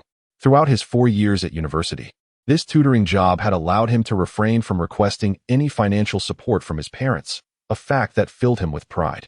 Yechen, your tutoring starts at 7, right? Cheng Bingyuan inquired. Yechen nodded affirmatively. Then I can prepare dinner for you at your apartment. We still have time. Upon hearing this, Yechen felt a sense of appreciation for having such a partner. In the past, when he was with Lin Xiaoxue, she had never ventured into the kitchen, often preparing dinner for him in advance when he had tutoring sessions. Before long, Yechen arrived at the base of Building 6 in the Sunshine Garden community. After parking his car, he and Cheng Bingyuan exited and walked into the entrance of Unit 2. They ascended the stairs to room 301 on the 3rd floor. Upon Cheng Bingyuan unlocking the door, they entered together. Make yourself comfortable. I will tidy up. It won't take long, Cheng Bingyuan said before heading into her bedroom. Yechen settled into the living room, taking a seat on the sofa. With a mere thought, a transparent glass vial, roughly the length and thickness of a finger, appeared in Yechen's hand. It contained a light green liquid, the gene regeneration potion he had received from the beginner's gift package. With a mix of excitement, he uncorked the vial and consumed its contents in one go. The potion was sweet with a hint of bitterness, surprisingly pleasant to the palate. Ding! The missing left kidney of the host is currently regenerating. Regeneration progress. 1. According to the system's notification, although his left kidney was in the process of regrowth, Yechen felt no discernible changes in his body. Half an hour later, Cheng Bingyuan emerged from her bedroom, pulling a suitcase behind her. "All right, Yechen. I hope you weren't waiting too long." "Not at all," he replied. Yechen rose to his feet. At this moment, the regeneration progress of his left kidney stood at 14. Based on this pace, it would likely take until 8 or 9 in the evening for his left kidney to fully heal. However, after enduring 2 years, he could certainly wait a little longer. Chapter 12. Remarkable Skin Teacher Cheng. "Please hand me the suitcase," Yechen said as he approached Cheng Bingyuan. The building lacked an elevator, and as a gentleman, he could not bear to see Cheng Bingyuan struggle with such a large suitcase down the stairs. Moreover, he was still nominally her husband. "All right, soon." They descended to the ground floor. "It feels wonderful to have a husband. Unlike before, when I had no one to rely on, I had to handle everything myself." After expressing her thoughts, Cheng Bingyuan's lovely face flushed noticeably. This was the first time she had referred to Yechen as husband. Having just placed the suitcase in the car's trunk, Yechen was momentarily taken aback by Cheng Bingyuan's words. He then replied, "From now on, I will be your support." At his words, a smile blossomed on Cheng Bingyuan's face. "Is this your promise to me?" Yechen remained silent, but nodded in affirmation. "Little man, remember your promise. I take it seriously," Cheng Bingyuan said with a grin. As Yechen nodded again, her eyes unconsciously curved into crescent shapes. Once inside the car, as she fastened her seatbelt from the passenger seat, Cheng Bingyuan remarked, "Yechen, I need to discuss something with you." "Go ahead." "I plan to leave this house for Xiaoxue to live in. Do you agree?" Cheng Bingyuan inquired. Although her house had 3 rooms, it could accommodate both her and Yechen if they chose to stay. However, given the complicated dynamics among the 3 of them, cohabiting under one roof was evidently unsuitable. "This is your house, your own premarital property. You should decide for yourself." "I have no objections," Yechen replied. "Will you be upset?" Cheng Bingyuan asked cautiously. "Am I that petty? Though she and I have parted ways, I bear no grudges against her. My breakup with Lin Xiaoxue was amicable," Yechen said, turning to Cheng Bingyuan with a calm demeanor. "All right, I suppose I underestimated you," Cheng Bingyuan sighed. "Yechen, you are such a wonderful person. Xiaoxue must have been blinded to have let you go. She will surely regret it in the future." Yechen smiled, but did not respond. Just as he started the vehicle and the golf car began to move, Cheng Bingyuan's phone suddenly rang. Upon retrieving her phone from her bag and seeing that it was her dear friend, Gao Xiaoya, calling, she promptly pressed the answer button. As soon as the call connected, a voice with a slightly husky tone, reminiscent of a queen, resonated through the line. "How is it, my Yuanyuan? Have you failed to find a match again today?" "I'm sorry to disappoint you," Cheng Bingyuan replied with a hint of pride. "What? Yuanyuan, have you actually succeeded in finding a match this time?" Gao Xiaoya's voice was filled with surprise. "Indeed," Cheng Bingyuan chuckled. "With whom have you matched, Yuanyuan?" Gao Xiaoya inquired with curiosity. At that moment, another voice echoed from the phone. "Gao Xiaoya, hurry over for the photos." "All right, director, I'm on my way," Gao Xiaoya exclaimed. "Yuanyuan, we wrapped up the shoot today. Soon, our entire crew will gather for a commemorative photo. I must dash for now. By the way, Yuanyuan, bring your husband along tomorrow evening. Let's go out for dinner together." With that, Gao Xiaoya hastily ended the call. Setting her phone down, Cheng Bingyuan turned to Yechen, who was driving, and said, "Yechen, Gao Xiaoya has invited us out for dinner tomorrow night." "I'm fine with that," Yechen replied. Gao Xiaoya was Cheng Bingyuan's high school classmate and their closest friend. Yechen had met her a few times. She was an actress, albeit not particularly famous, barely qualifying as a third-tier artist. However, this did not imply her acting skills were lacking. In the current landscape of the domestic film industry, merely possessing talent was insufficient for an actor to gain fame. The complexities of this realm ran deep. At just past 5 o'clock, the two arrived at Yechen's rented apartment. Cheng Bingyuan headed straight to the kitchen, where she found the ingredients Yechen had purchased the day before, ready to prepare a meal. Meanwhile, Yechen busied herself with mopping the floor. After finishing, she engaged in a mental communication with the system, discovering that the regeneration progress of her left kidney had reached 36. By around 6 o'clock, Cheng Bingyuan had prepared dinner, which consisted of braised pork, a vegetable dish, garlic shrimp, and a seaweed egg soup, a simple yet homely spread. Elsewhere, Lin Hao was driving his BMW 1 Series, bringing his sister Lin Xiaoxue to a high-end restaurant. Inside a luxurious private room, the siblings encountered a slender, middle-aged man, Zhang Yimou, a renowned director in the country. Seated beside him was a young man who bore a striking resemblance to Zhang Yimou. This was his eldest son, Zhang Yinan. Director Zhang, greetings. After dinner, which was nearing 6:30, Yechen exchanged pleasantries with Cheng Bingyuan before taking her car keys and stepping out. At 6:50, Yechen arrived at the Guoxin Century Seaview community, where her tutoring student, Wang Shuling, resided. The Guoxin Century Seaview comprised 300-meter-tall, similarly designed high-rise buildings. Standing as one of the iconic structures in the Lujiazui area, a prestigious property in the bustling metropolis. The housing prices have exceeded 100,000 per square meter. Each unit available starts at a minimum of 10 million. In the past, every time Yechen visited the Guoxin Century Seaview, he couldn't help but indulge in his fantasies, dreaming of owning a property there. Back then, such thoughts were merely fleeting whims. However, circumstances have changed. Yechen has now bound himself to a system. He firmly believes that with the system's assistance, those once fanciful dreams are destined to materialize. He has set his initial goal to fulfill his aspiration of purchasing a luxury residence in the bustling metropolis. He has recently registered his marriage with Cheng Bingyuan. While her home is designated for Lin Xiaoxue, it is clear that they cannot continue living in rented accommodations indefinitely. Thus, it has become imperative for him to address the matter of securing a home. After parking his car, Yechen approached the elevator of building number 2. Upon exiting the elevator, he found himself on the 28th floor. Ding dong. He pressed the doorbell to Wang Shuling's home. The door swiftly opened to reveal a young woman with radiant skin and a student hairstyle. "Brother Yechen, you're here. Please come in," she greeted warmly. This young lady was none other than Wang Shuling, his tutoring student. After donning the disposable cotton slipper she offered, Yechen followed her into the residence.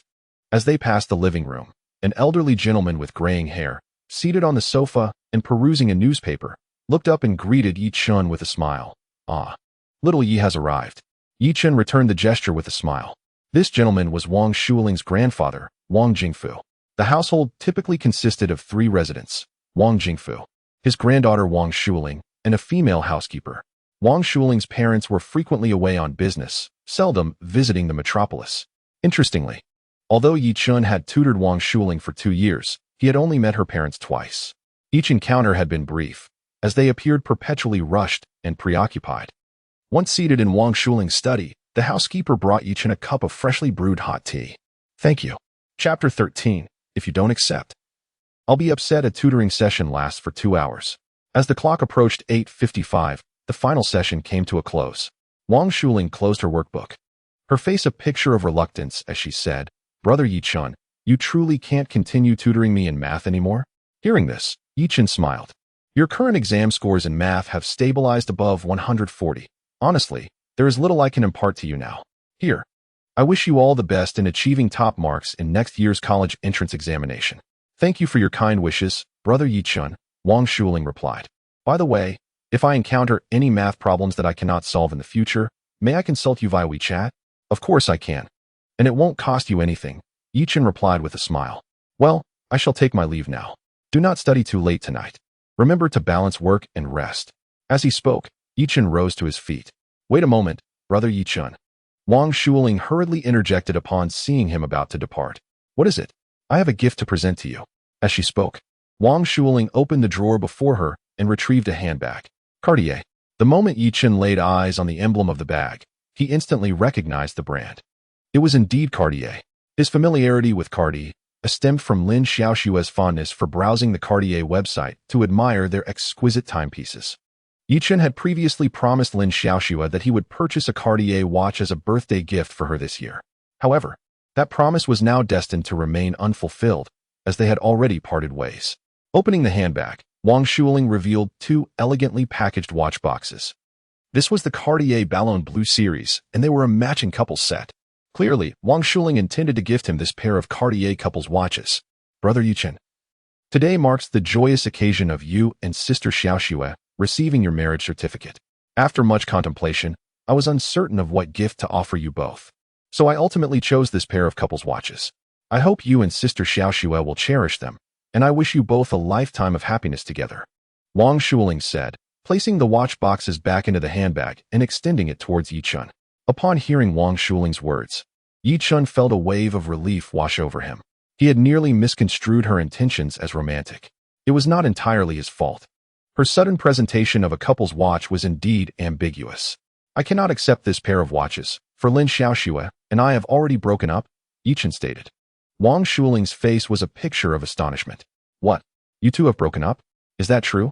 Brother Yechen, you must be joking. No, I truly mean it. We separated yesterday. Ah, Wang Shuling replied, coming to terms with his words. Brother Yechen, was it Lin Xiaoxue who initiated the breakup? After a moment of silence, she inquired. Seeing Yechen nod, Wang Shuling's expression shifted to one of indignation. That woman is utterly heartless. Brother Yechen, you gave her a kidney for her transplant. And now that she has graduated, she chooses to leave you? This woman is truly despicable. It infuriates me. Calm down. I, the one who was cast aside, am not angry. Why should you be? Yechen said with a hint of amusement. I am angry.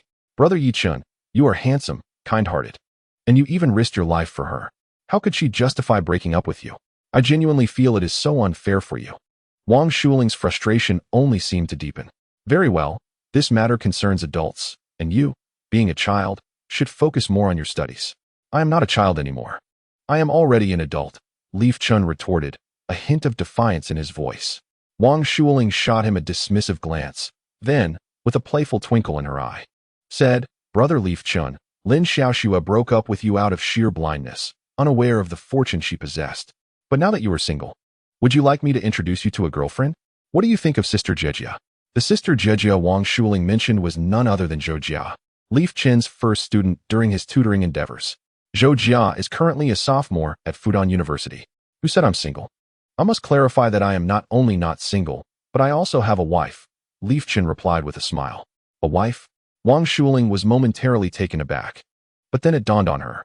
Right, Lin Xiaoxue broke up with you yesterday, so you are attending the big data marriage pairing event at Modi University today. Does that mean you are paired with another woman? Upon seeing Li Chen nod, Wang Shuling eagerly inquired, who is that fortunate woman? Cheng Bingyuan, Li Chen replied. The mere mention of her name caused Wang Shuling's eyes to widen in astonishment. Cheng Bingyuan? Isn't she Lin Xiaoxue's? As a native of Modu, she was well acquainted with Modi University, particularly in the last 2 years as the pressures of high school intensified. Her favorite way to unwind was to stroll through the renowned universities in Modu. Thus, 2 years ago, she learned about a female professor named Cheng Bingyuan, who was considered the goddess among many male students. Due to Li Chen's connection, she also discovered the relationship between Cheng Bingyuan and Lin Xiaoxue. Seeing Li Chen nod again, Wang Shuling found herself at a loss for words. Having been dumped by his girlfriend, he had now paired with the goddess teacher, and this pairing required a marriage certificate. Li Chen's luck seemed almost otherworldly. Noticing Wang Shuling standing there in a daze, Li Chen chuckled. All right, I shall take my leave. Wait, Brother Li Chen. Since you and Teacher Cheng are paired and married, please accept this pair of Cartier Blue Balloon couple watches as a gift. I wish you both a lifetime of happiness. Wang Shuling said, extending a Cartier handbag towards him. Thank you for your kind wishes. However, this gift is too extravagant for me to accept, Li Chen replied. The pair of Cartier Blue Balloon couple watches was valued between 40 to 50,000. Brother Li Chen, I am the only child in my family. Ever since I was little, I dreamed of having an elder brother to protect me. After spending these 2 years together, I have come to regard you as my brother. Therefore, if you do not accept this gift from your little sister today, I shall be quite upset, Wang Shuling said earnestly. Very well, then I shall accept it. Li Chen conceded. Yechen, upon receiving the Cartier handbag from Wang Shuling, resolved in his heart that when she triumphs in her studies next year, he would bestow upon her a gift of greater value. In times past, he might have hesitated to express such sentiments, but now, emboldened by the system he possesses, he felt entirely justified in his declarations. As he exited the study, passing through the living room, Wang Shuling's grandfather, Wang Jingfu, set down his newspaper and addressed Yechen. Ah, little Yi, you're heading home, are you? Indeed, Yechen replied with a warm smile and a nod. After a while, Shuling's parents will return to Shanghai. Do come to visit.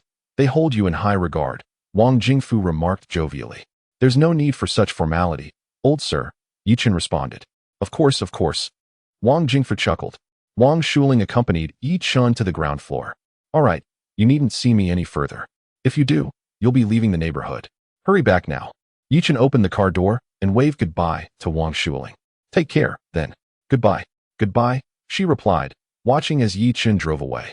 Meanwhile, Lin Hao was driving a BMW with his twin sister, Lin Xiaoxue, as they departed from the entrance of an upscale restaurant, merging onto the main road. Congratulations, sister. On signing with Zhang Yimou's studio, you are destined to be the next muse of the film industry, Lin Hao exclaimed, brimming with joy. He and his sister, a pair of fraternal twins, shared an extraordinary bond. His sister had secured a contract with Zhang Yimou's studio as a newcomer, an achievement that many artists aspire to but seldom attain. With Zhang Yimou's backing, it was certain that she would ascend to prominence in the entertainment realm. If she were to rise to stardom, he, as her brother, would undoubtedly reap the benefits as well. A promising future awaited the duo, and they would strive together. Seated in the passenger seat, Lin Xiaoxue was equally elated.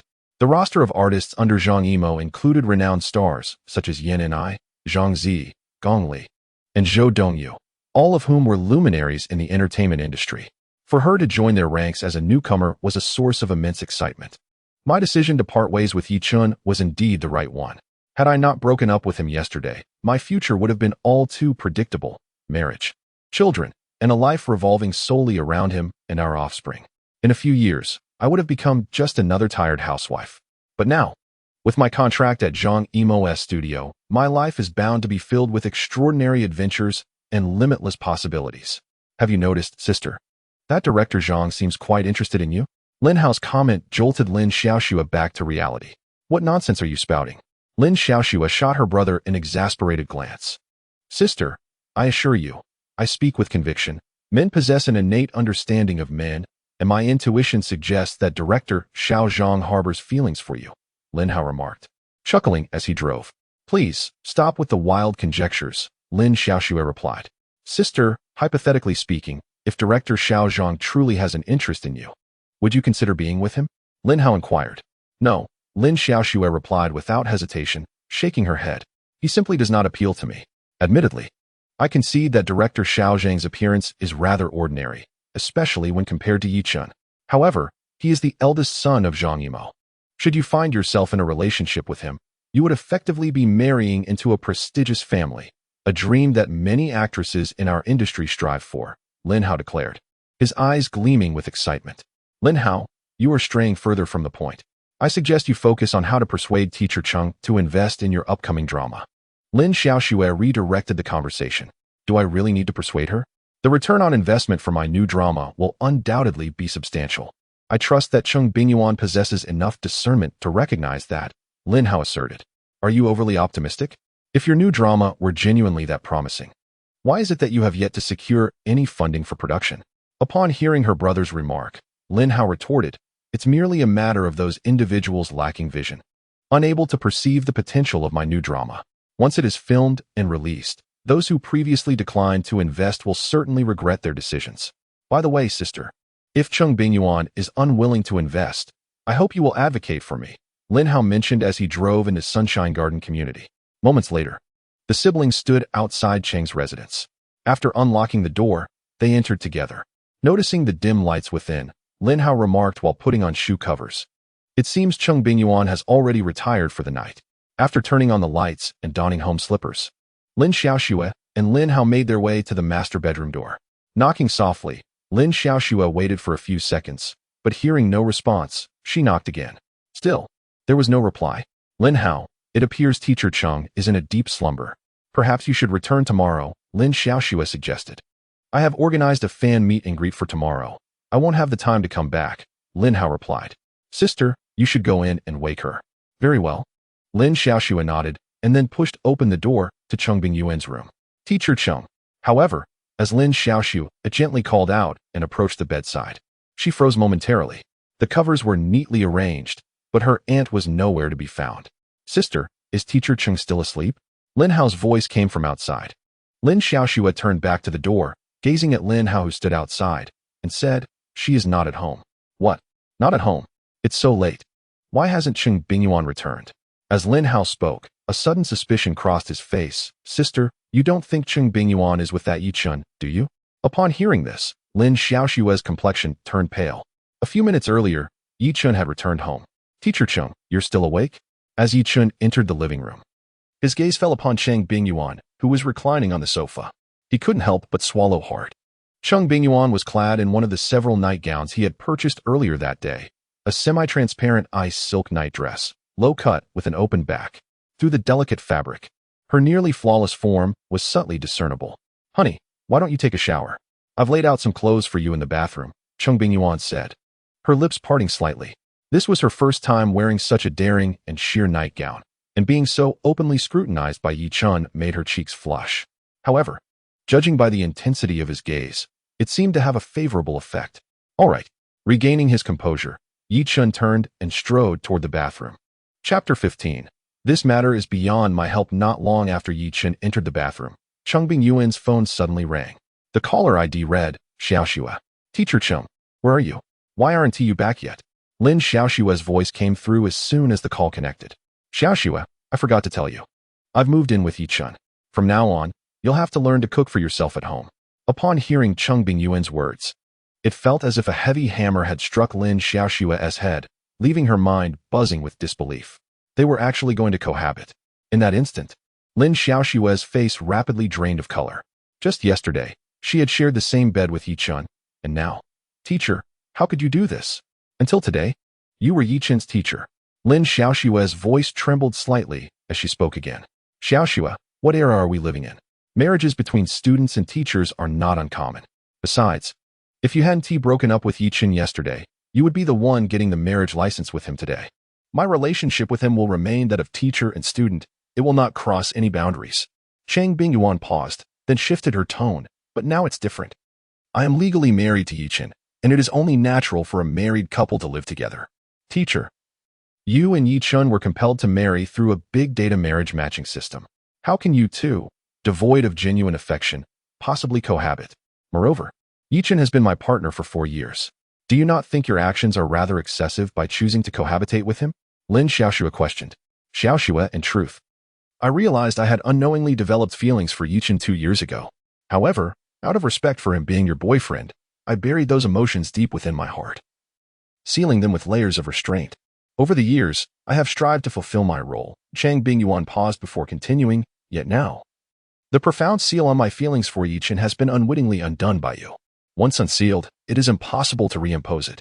Xiaoxue, since you failed to cherish Yechen and have willingly let him go, I shall take it upon myself to treasure this man for the remainder of my life. Affection can indeed be nurtured, and I firmly believe that one day, he will come to love me in return. As for your claim of my actions being excessive, I beg to differ, for Yechen was not taken from you. In fact, it could be said that you have, in your own way, pushed him into my arms." Upon hearing Cheng Bingyuan's words, Lin Xiaoxue found herself momentarily lost and bewildered. She had never imagined that the person she respected most had harbored feelings for Yechen all along. Absurd. This was truly absurd. At that moment, Lin Hao, who had been quietly listening to his sister's phone conversation, could no longer contain himself and softly interjected, "Sis, don't be deceived. This must be a premeditated scheme between them, intended to pressure you into reconciling with Yechen. Stay calm, remain composed," he urged. Upon hearing this, Lin Xiaoxue snapped back to reality. Her brother was right. This was undoubtedly a plot devised by the two of them. They were indeed the two individuals who understood her best in this world.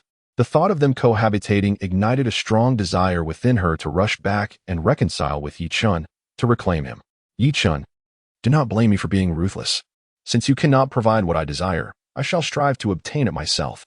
Gritting her teeth, Lin Xiaoxue declared, "In that case, I wish you both a lifetime of happiness together."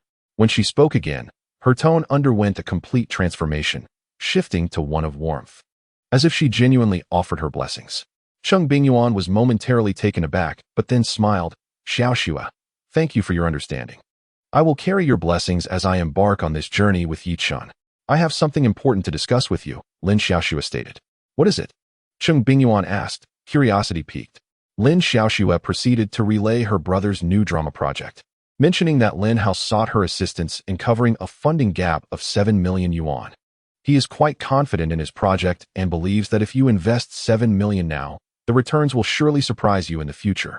Upon listening, Cheng Bingyuan realized that Lin Xiaoxue's brother, Lin Hao, was attempting to seize the opportunity of the 1 million marriage happiness fund intended for her and Yechen.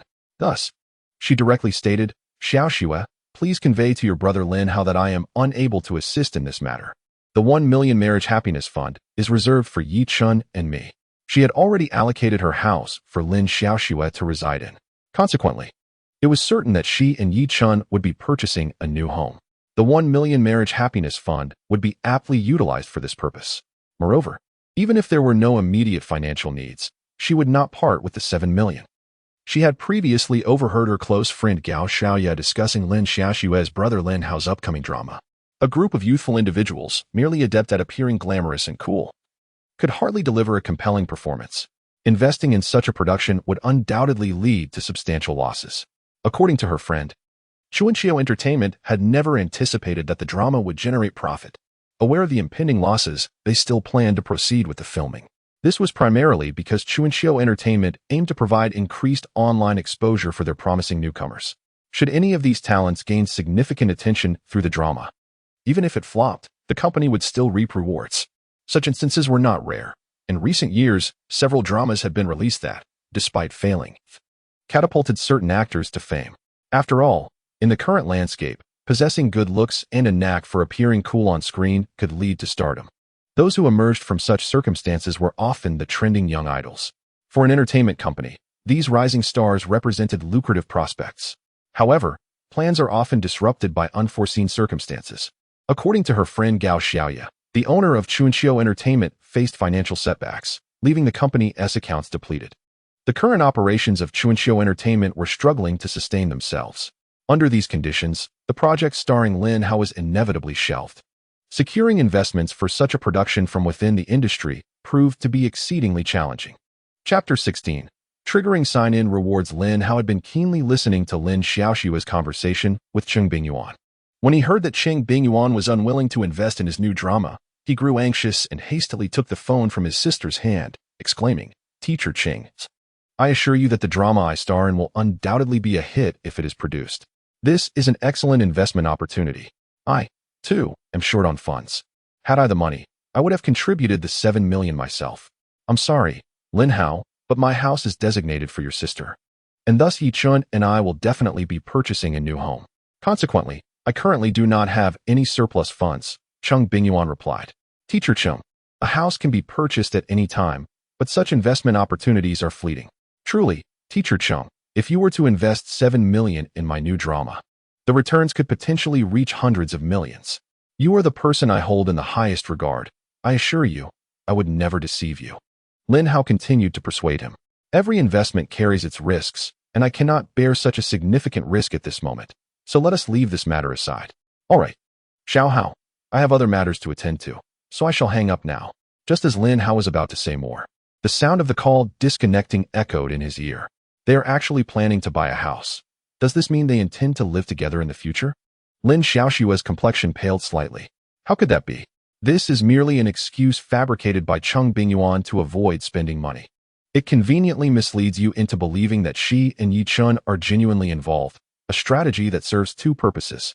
Lin Hao sighed involuntarily. "It seems nearly impossible to extract funds from Cheng Bingyuan. Must my drama truly meet its untimely demise? On the other side, regeneration progress, 100. Ding. Congratulations, host. Your left kidney regeneration is complete." While bathing, Yechen's eyes brightened upon hearing the system notification in his mind.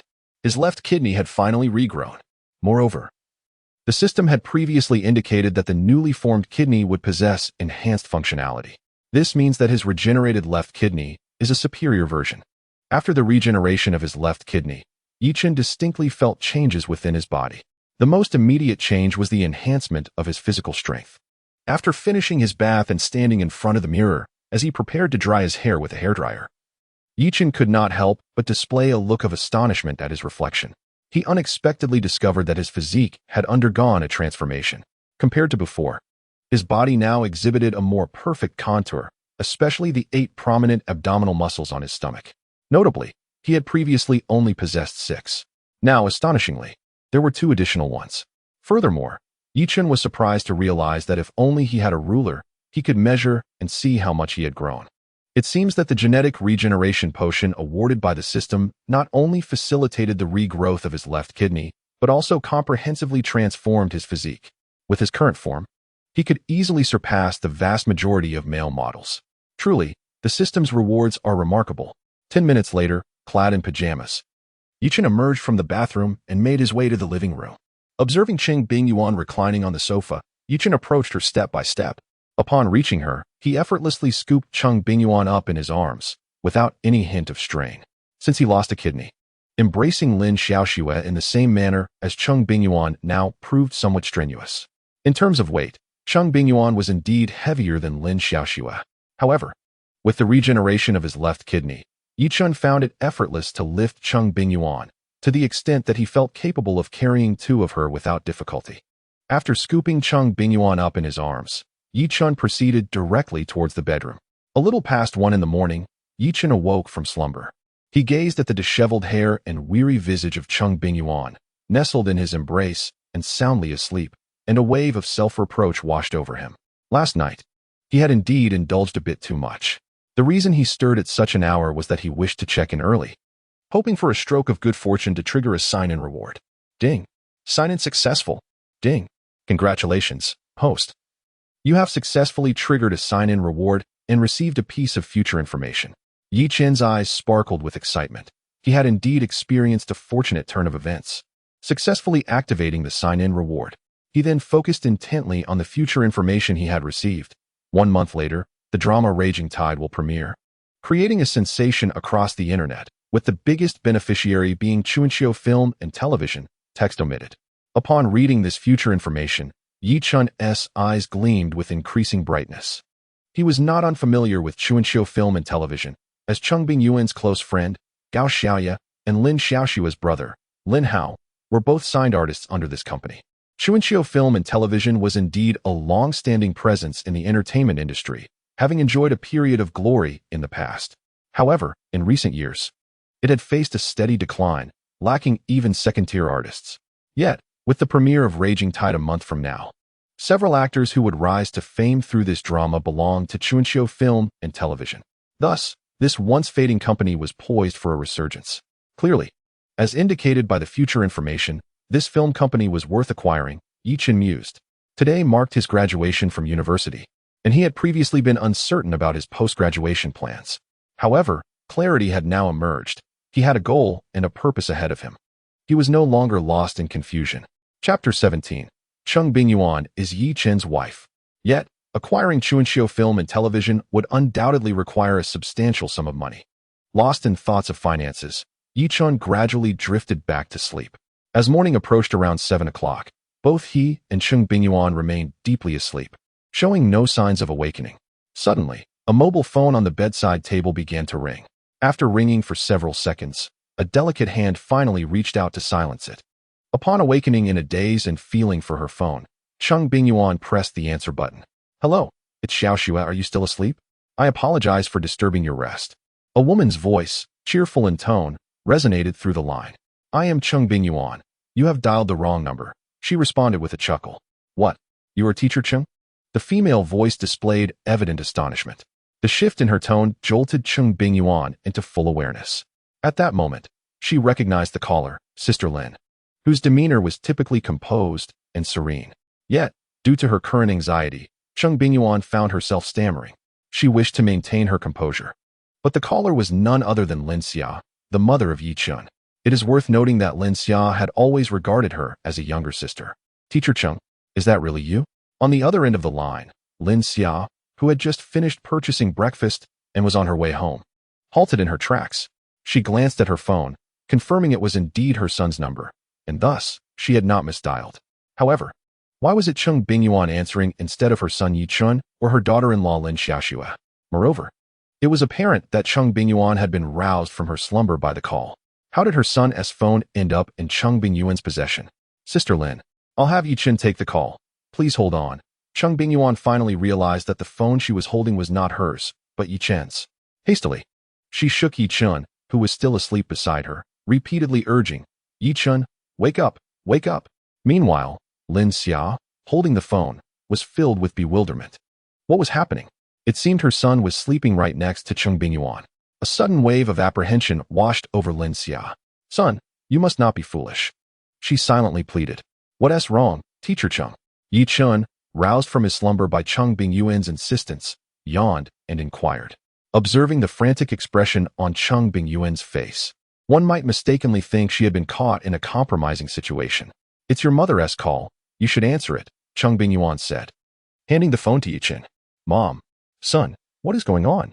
You must tell me honestly, are you currently sleeping alongside Cheng Bingyuan?" Lin Xiaoxue directly posed her most pressing question. "Yes, we." Yichen's response was abruptly interrupted by his mother's voice. "Son, how could you be so reckless? How can you face Xiaoxue after this? You scoundrel." "Mom, let me explain." Wait. Mom, allow me to clarify. It's not what you think," Yechen exclaimed. "Explain? What is there left to explain? You all sleep together now. You little rascal, you are truly driving me to my wit's end." Lin Xiaoxue exclaimed in exasperation. "Mom, Cheng Bingyuan and I have already obtained our marriage certificate." Upon hearing this, Lin Xiaoxue was momentarily taken aback. "What? You two have registered your marriage? Shouldn't it have been with Xiaoxue instead?" Lin Xiaoxue felt utterly bewildered. "Mom, the situation is as follows." Yechen then recounted the entire sequence of events, detailing how Lin Xiaoxue had broken up with him and how he had unintentionally matched with Cheng Bingyuan through a big data marriage pairing the previous day. After listening to her son's account, Lin Xiaoxue finally grasped the whole picture. Initially, when she learned that Lin Xiaoxue had ended her relationship with her son, she was filled with sorrow and indignation. Years ago, when Lin Xiaoxue suffered from renal failure and urgently needed a kidney transplant, her own brother had refused to donate, leaving a shortage of suitable donors. Upon discovering that he was an unexpected match, her son immediately selflessly donated one of his kidneys, enabling Lin Xiaoxue to undergo the transplant in time. It could be said that her son had given Lin Xiaoxue half of her life. Under such circumstances, how could Lin Xiaoxue not feel heartbroken when Lin Xiaoxue chose to end things with her son? Had her son wronged Lin Xiaoxue in any way, she might have understood her decision. However, her son had never done anything to hurt Lin Xiaoxue. It was Lin Xiaoxue who had chosen her own future stardom over her relationship with him. Yet, as fate would have it, he unexpectedly matched with Cheng Bingyuan in the big data marriage pairing yesterday, and now they had become legally recognized spouses. The turn of events was utterly unforeseen. "Mom, why are you silent?" Yichen's voice snapped Lin Xiaoxue back to reality. "Son, since you have already registered your marriage, then you should live well together from now on. But you must treat teacher Cheng well. Do you understand?" The thought of her son marrying Cheng Bingyuan, despite the 14-year age gap, did not seem so bad upon reflection. Although Cheng Bingyuan was older, she appeared no different from a young woman in her 20s. Moreover, her qualifications were impressive. She was a female PhD and a university lecturer. In fact, she was more beautiful than many film stars, and Lin Xiaoxue felt as though her son had struck gold in marrying her. After all, her son had just graduated from university and had yet to secure a job. Lin Xiaoxue's only concern now was whether her son might harbor reservations about Cheng Bingyuan's age, fearing he might not treat her well. Ultimately, the reason they had registered their marriage was not due to deep feelings, but rather because of the necessity imposed by the big data marriage pairing. The marriage between the two is indeed somewhat unique. "Rest assured, Mother, I will treat teacher Cheng well," Yechen stated earnestly. He and Cheng Bingyuan had already obtained their marriage certificate, and what was meant to happen had transpired last night. The education he received from a young age instilled in Yechen a sense of responsibility towards Cheng Bingyuan. At present, Cheng Bingyuan is unequivocally Yichen's wife. Chapter 18. "Ye father, what on earth happened?"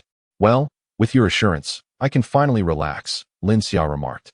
"By the way, son, are you currently residing in your rented apartment or at Teacher Cheng's home?" "Teacher Cheng has moved out to live with me in the apartment." Upon hearing this response, Lin Xiaoxue was not surprised. Given the intricate relationships among her son, Cheng Bingyuan, and Lin Xiaoxue, it was evident that they were unsuitable for cohabitation under the same roof. It was likely that Cheng Bingyuan would relinquish the house for Lin Xiaoxue to occupy. "Yechen, you must hasten to purchase a home," Lin Xiaoxue urged. "When we return home, I will have your father transfer the funds to you, and then you and teacher Cheng can choose a suitable house and make the down payment." "All right," Yechen nodded. "Mother, are you outside now?" "Yes, I stepped out to buy breakfast." After chatting casually with his mother for a few moments, Yechen ended the call. "Teacher Cheng, I noticed you seemed quite nervous just now," Yechen said with a smile, setting down his phone and gazing at Cheng Bingyuan. "How could I not be nervous? After all, I am 14 years your senior," Cheng Bingyuan replied somewhat irately. However, She felt a temporary sense of relief in her heart. In the recent phone call, Yechen's mother, Lin Xiaoxue, appeared to be accepting of their marriage, as she even encouraged Yechen to treat her well. It seemed that Lin Xiaoxue had embraced her role as a daughter-in-law. Teacher Cheng, please refrain from constantly mentioning your age. Remember, you are no less than any woman. As I previously stated, marrying you is truly an elevation for me, Yechen declared. Cheng Bingyuan nodded with a smile. Was what you said to Sister Lin Xiaoxue on the phone about treating me well true? Indeed, Yechen affirmed with a nod. Little man, you must keep your word. Cheng Bingyuan teased, snuggling closer to Yechen. You know, I am terrified this might all be a dream. Hearing this, Yechen remained silent, but raised his right hand. He then pinched Cheng Bingyuan's delicate face. Ouch, that hurts, she exclaimed, prompting Yechen to release her. Cheng Bingyuan pouted. Why did you pinch my face? That hurt. If it hurts, then it is not a dream, Yechen chuckled. Humph, just after getting married, you resort to domestic violence. I will inform your mother, Cheng Bingyuan retorted. To Yechen's surprise, it appeared that even a teacher like Cheng Bingyuan would resort to complaints. Who told you to bully me? She added. Indeed, Yechen. Tomorrow is Saturday. Let us return in the evening to examine the various properties currently on the market, and then we can go house hunting together this weekend. Cheng Bingyuan exclaimed with enthusiasm, noting that with the 10 million marriage happiness fund, we could purchase a home outright. Seeing Yechen's hesitance, Cheng Bingyuan inquired, what is it? Yechen. Meeting her curious gaze, Yechen pressed his lips together before responding, Teacher Cheng, I wish to postpone the matter of buying a house. I would like to allocate the 10 million marriage happiness fund towards other ventures first. Upon hearing Yechen's words, Cheng Bingyuan's curiosity was piqued. Yechen, may I ask what you intend to pursue? I wish to acquire Chuanqiu film and television, Yechen stated candidly. Acquire Chuanqiu film and television? Cheng Bingyuan was taken aback. Indeed, Yechen confirmed. Teacher Cheng, I believe Chuanqiu film and television. At that moment, a delicate finger rested gently upon Yechen's lips. Yechen, you need not explain yourself. I trust that your desire to acquire Chuanqiu film and television is not a whimsical decision, but rather a thoughtful consideration. As your wife, I will support you unconditionally. Yechen felt a stirring in his heart upon hearing Cheng Bingyuan's words. In a typical marriage, if a couple possessed a sum of money without owning a home, they would invariably prioritize purchasing property. If a husband opted to forego buying a house to invest in a business instead, it is highly likely that 99.9% of wives would dissuade their husbands from such a course of action, urging them to secure a home first. Given the inherent risks associated with entrepreneurship, yet, Cheng Bingyuan agreed without hesitation, demonstrating an unwavering trust in him. Even without inquiring about his motives for acquiring Chuanqiu film and television. How could this not touch his heart? However, alongside this emotional response, Yechen felt a twinge of embarrassment, for the truth was that his desire to acquire Chuanqiu film and television had indeed been a spur-of-the-moment decision. Spurred by a piece of future news he received shortly after 1 o'clock in the morning. Teacher Cheng, are you not concerned that I might fail in this venture? Yechen asked. If you fail, then we shall start anew. After all, I can support you, Cheng Bingyuan replied with a smile. Hearing this, Yechen chuckled. Then I must strive to succeed. I do not wish to depend on your generosity. If he successfully acquired Chuanqiu film and television, the future returns, as indicated by the news he had received, promised to be substantial. Oh no, it's already 7:30. I must get up, or I shall be late, Cheng Bingyuan exclaimed, glancing at the time before hastily throwing off the blanket and getting out of bed. However, as Cheng Bingyuan stepped onto the floor, a look of agony crossed her face. It hurts so much, she exclaimed. Reaching out to support her, Yechen expressed his concern. Perhaps you should take the day off and rest at home. No, I can manage, Cheng Bingyuan replied resolutely. All right, then I'll drive you to school later, Yechen said. After putting on his clothes, Yechen bent down to pick up several crumpled tissues from the floor and discarded them into the trash bin. These remnants were left from the previous night. Meanwhile, Lin Xiaoxue returned home with breakfast in hand. Old Yi, we have a situation, she said, placing the breakfast down in front of Yechen, who was enjoying tea on the balcony. A situation? What has happened? Don't scare me this early in the morning. Yechen's expression turned tense. His appetite for tea suddenly vanished. Do you know who our daughter-in-law is? Lin Xiaoxue inquired. Yechen, puzzled, replied, Isn't at Lin Xiaoxue? No. Lin Xiaoxue shook her head, then revealed, our daughter-in-law is Cheng Bingyuan. Yechen's eyes widened in disbelief. Who? Cheng Bingyuan? Upon seeing his wife nod, he was utterly bewildered. What is going on, dear?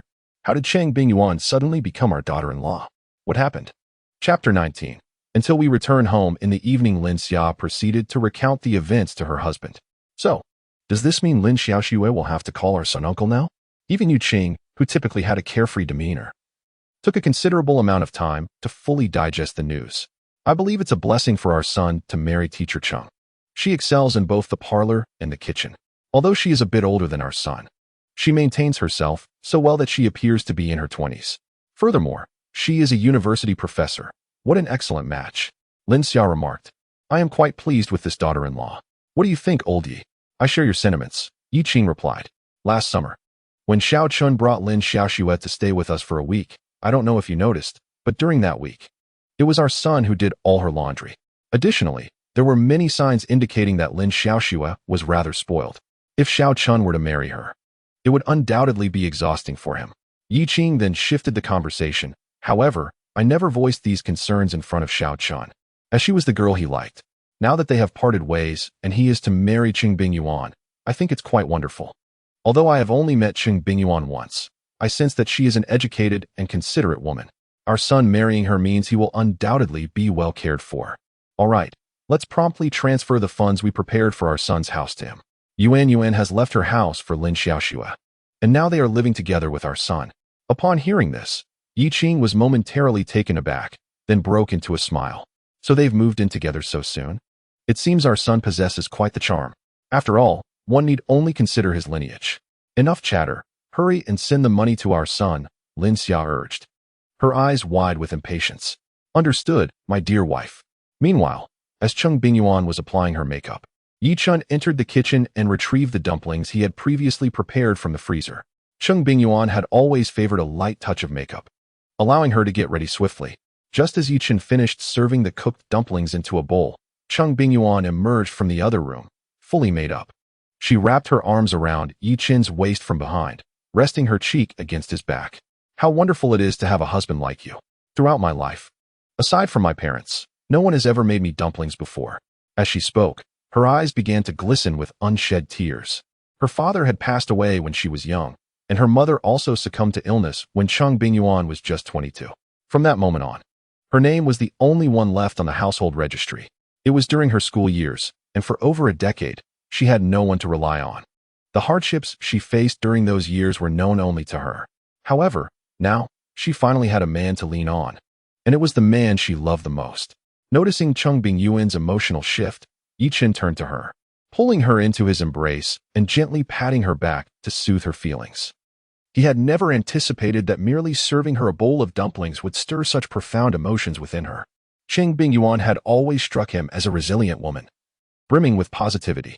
This was the first time he had witnessed her emotions teetering on the brink of collapse. It seemed that even the strongest women harbor soft places in their hearts. Don't cry, my dear. You are no longer alone. No matter what storms life may bring, I will stand before you, shielding you from harm. Typically, Yechen was not one for eloquent words, but in this moment, influenced by Cheng Bingyuan's emotions, his protective instincts surged forth. Yechen, what did you just call me? Cheng Bingyuan lifted her gaze to meet his. I called you my wife, of course.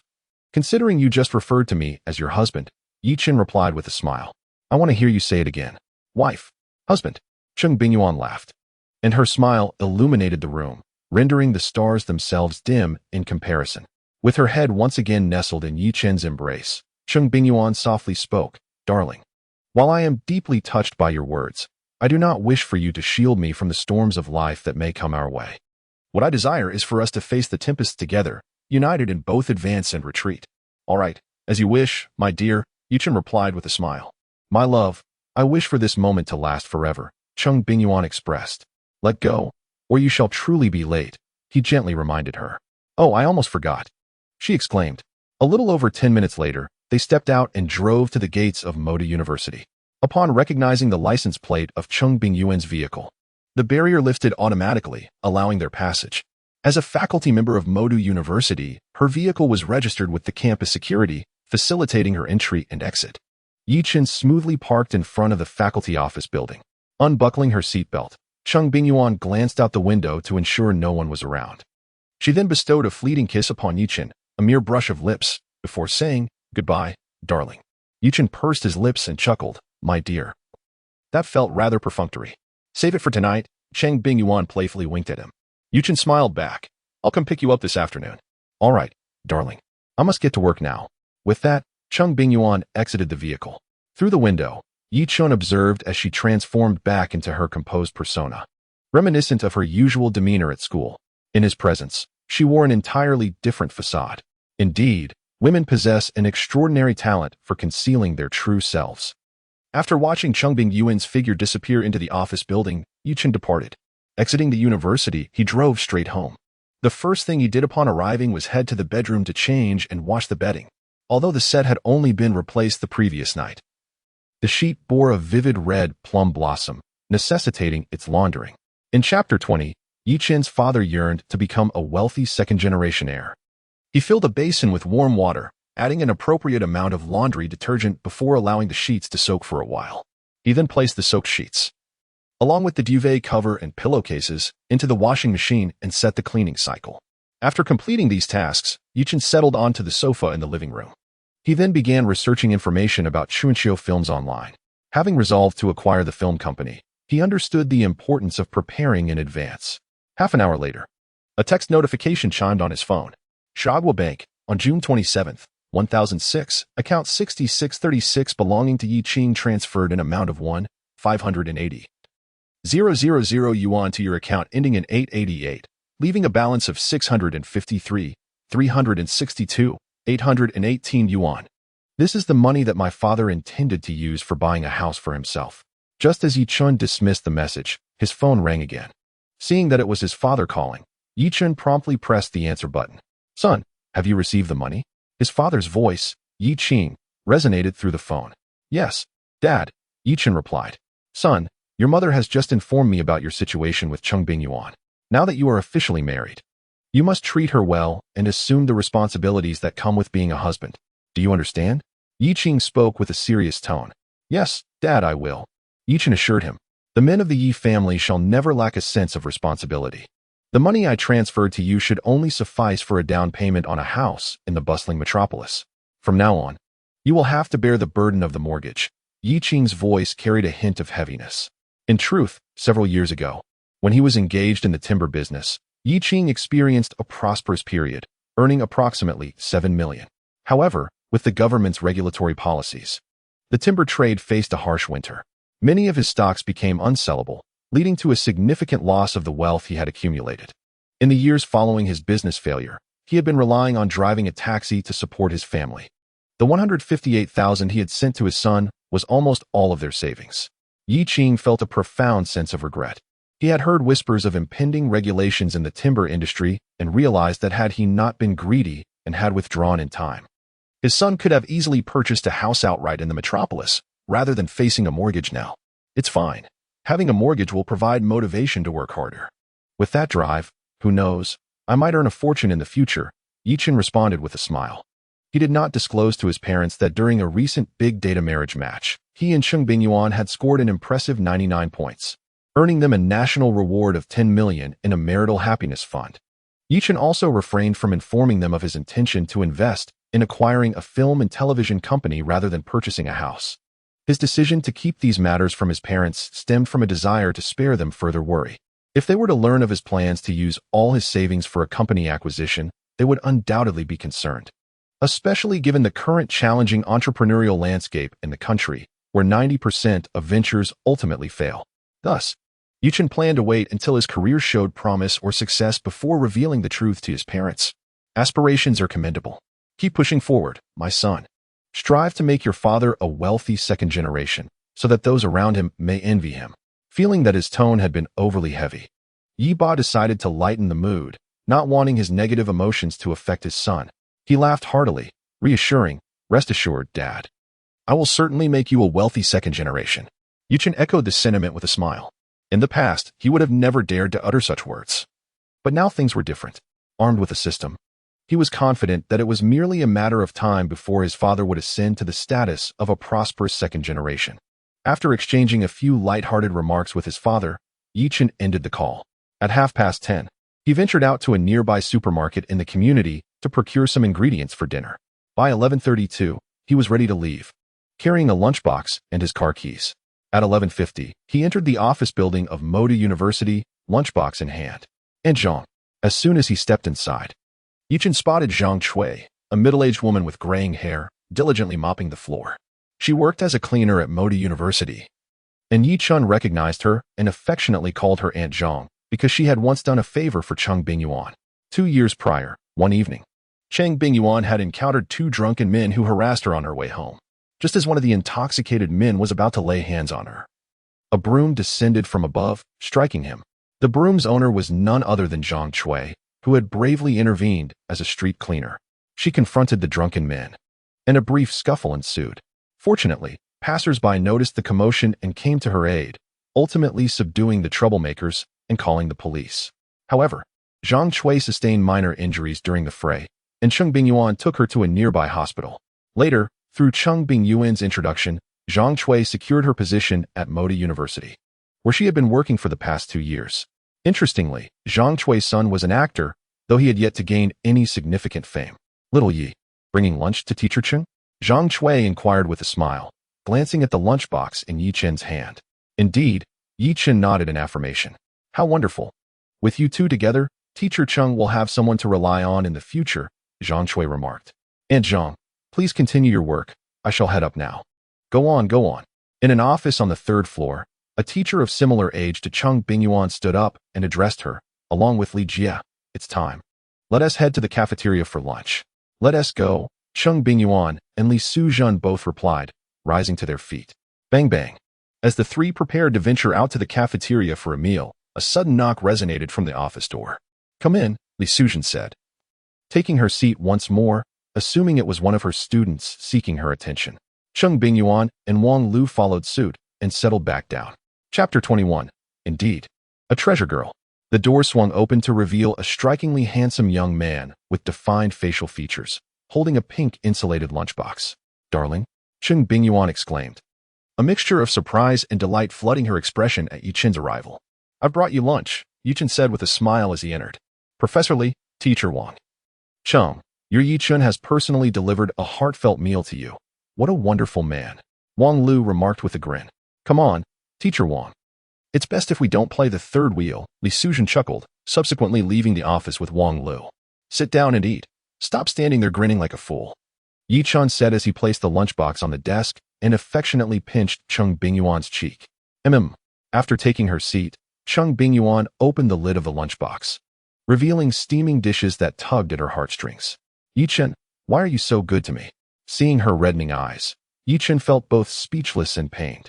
Come on, Teacher Cheng, it's just a meal. There's no need to get teary-eyed.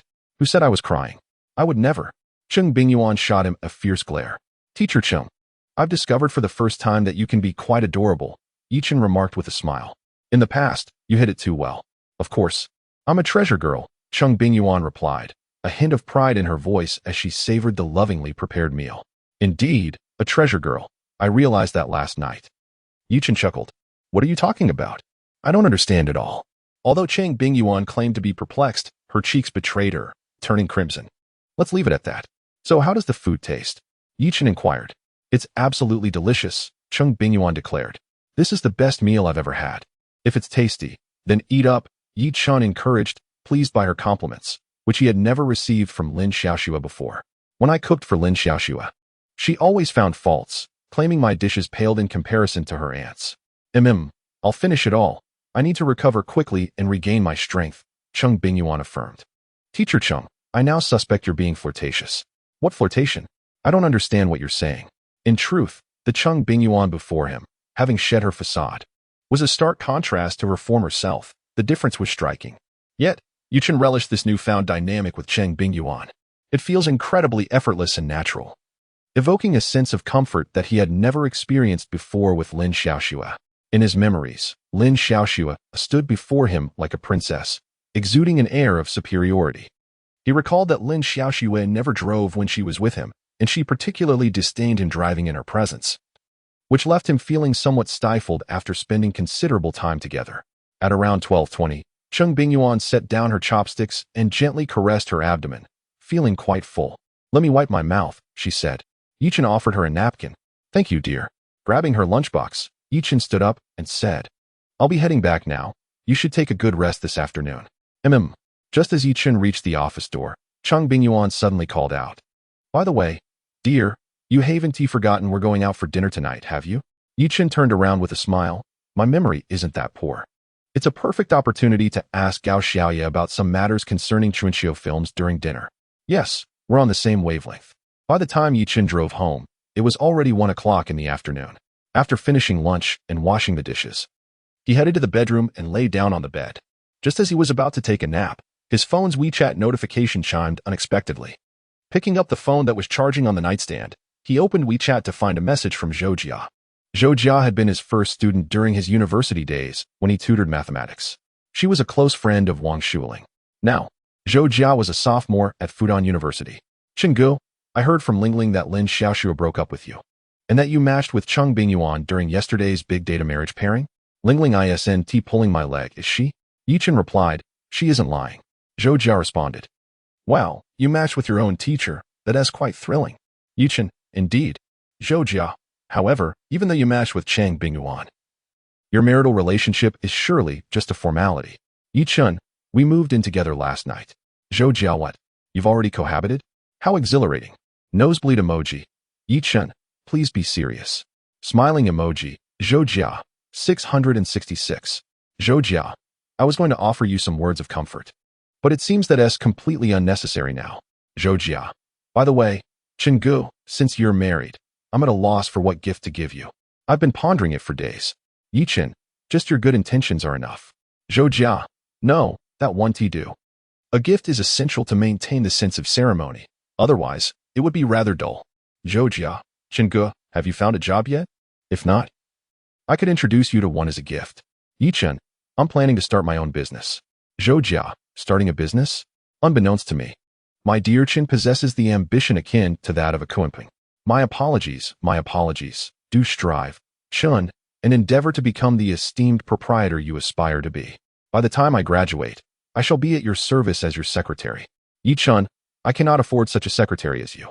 Meanwhile, in the female dormitory of Fudan University in the bustling metropolis, within one of the rooms, a charming university student, half reclining on her bed, with delightful dimples gracing her face, set aside her phone, her brows slightly furrowed as she pondered aloud, "What gift should I bestow upon Chun?"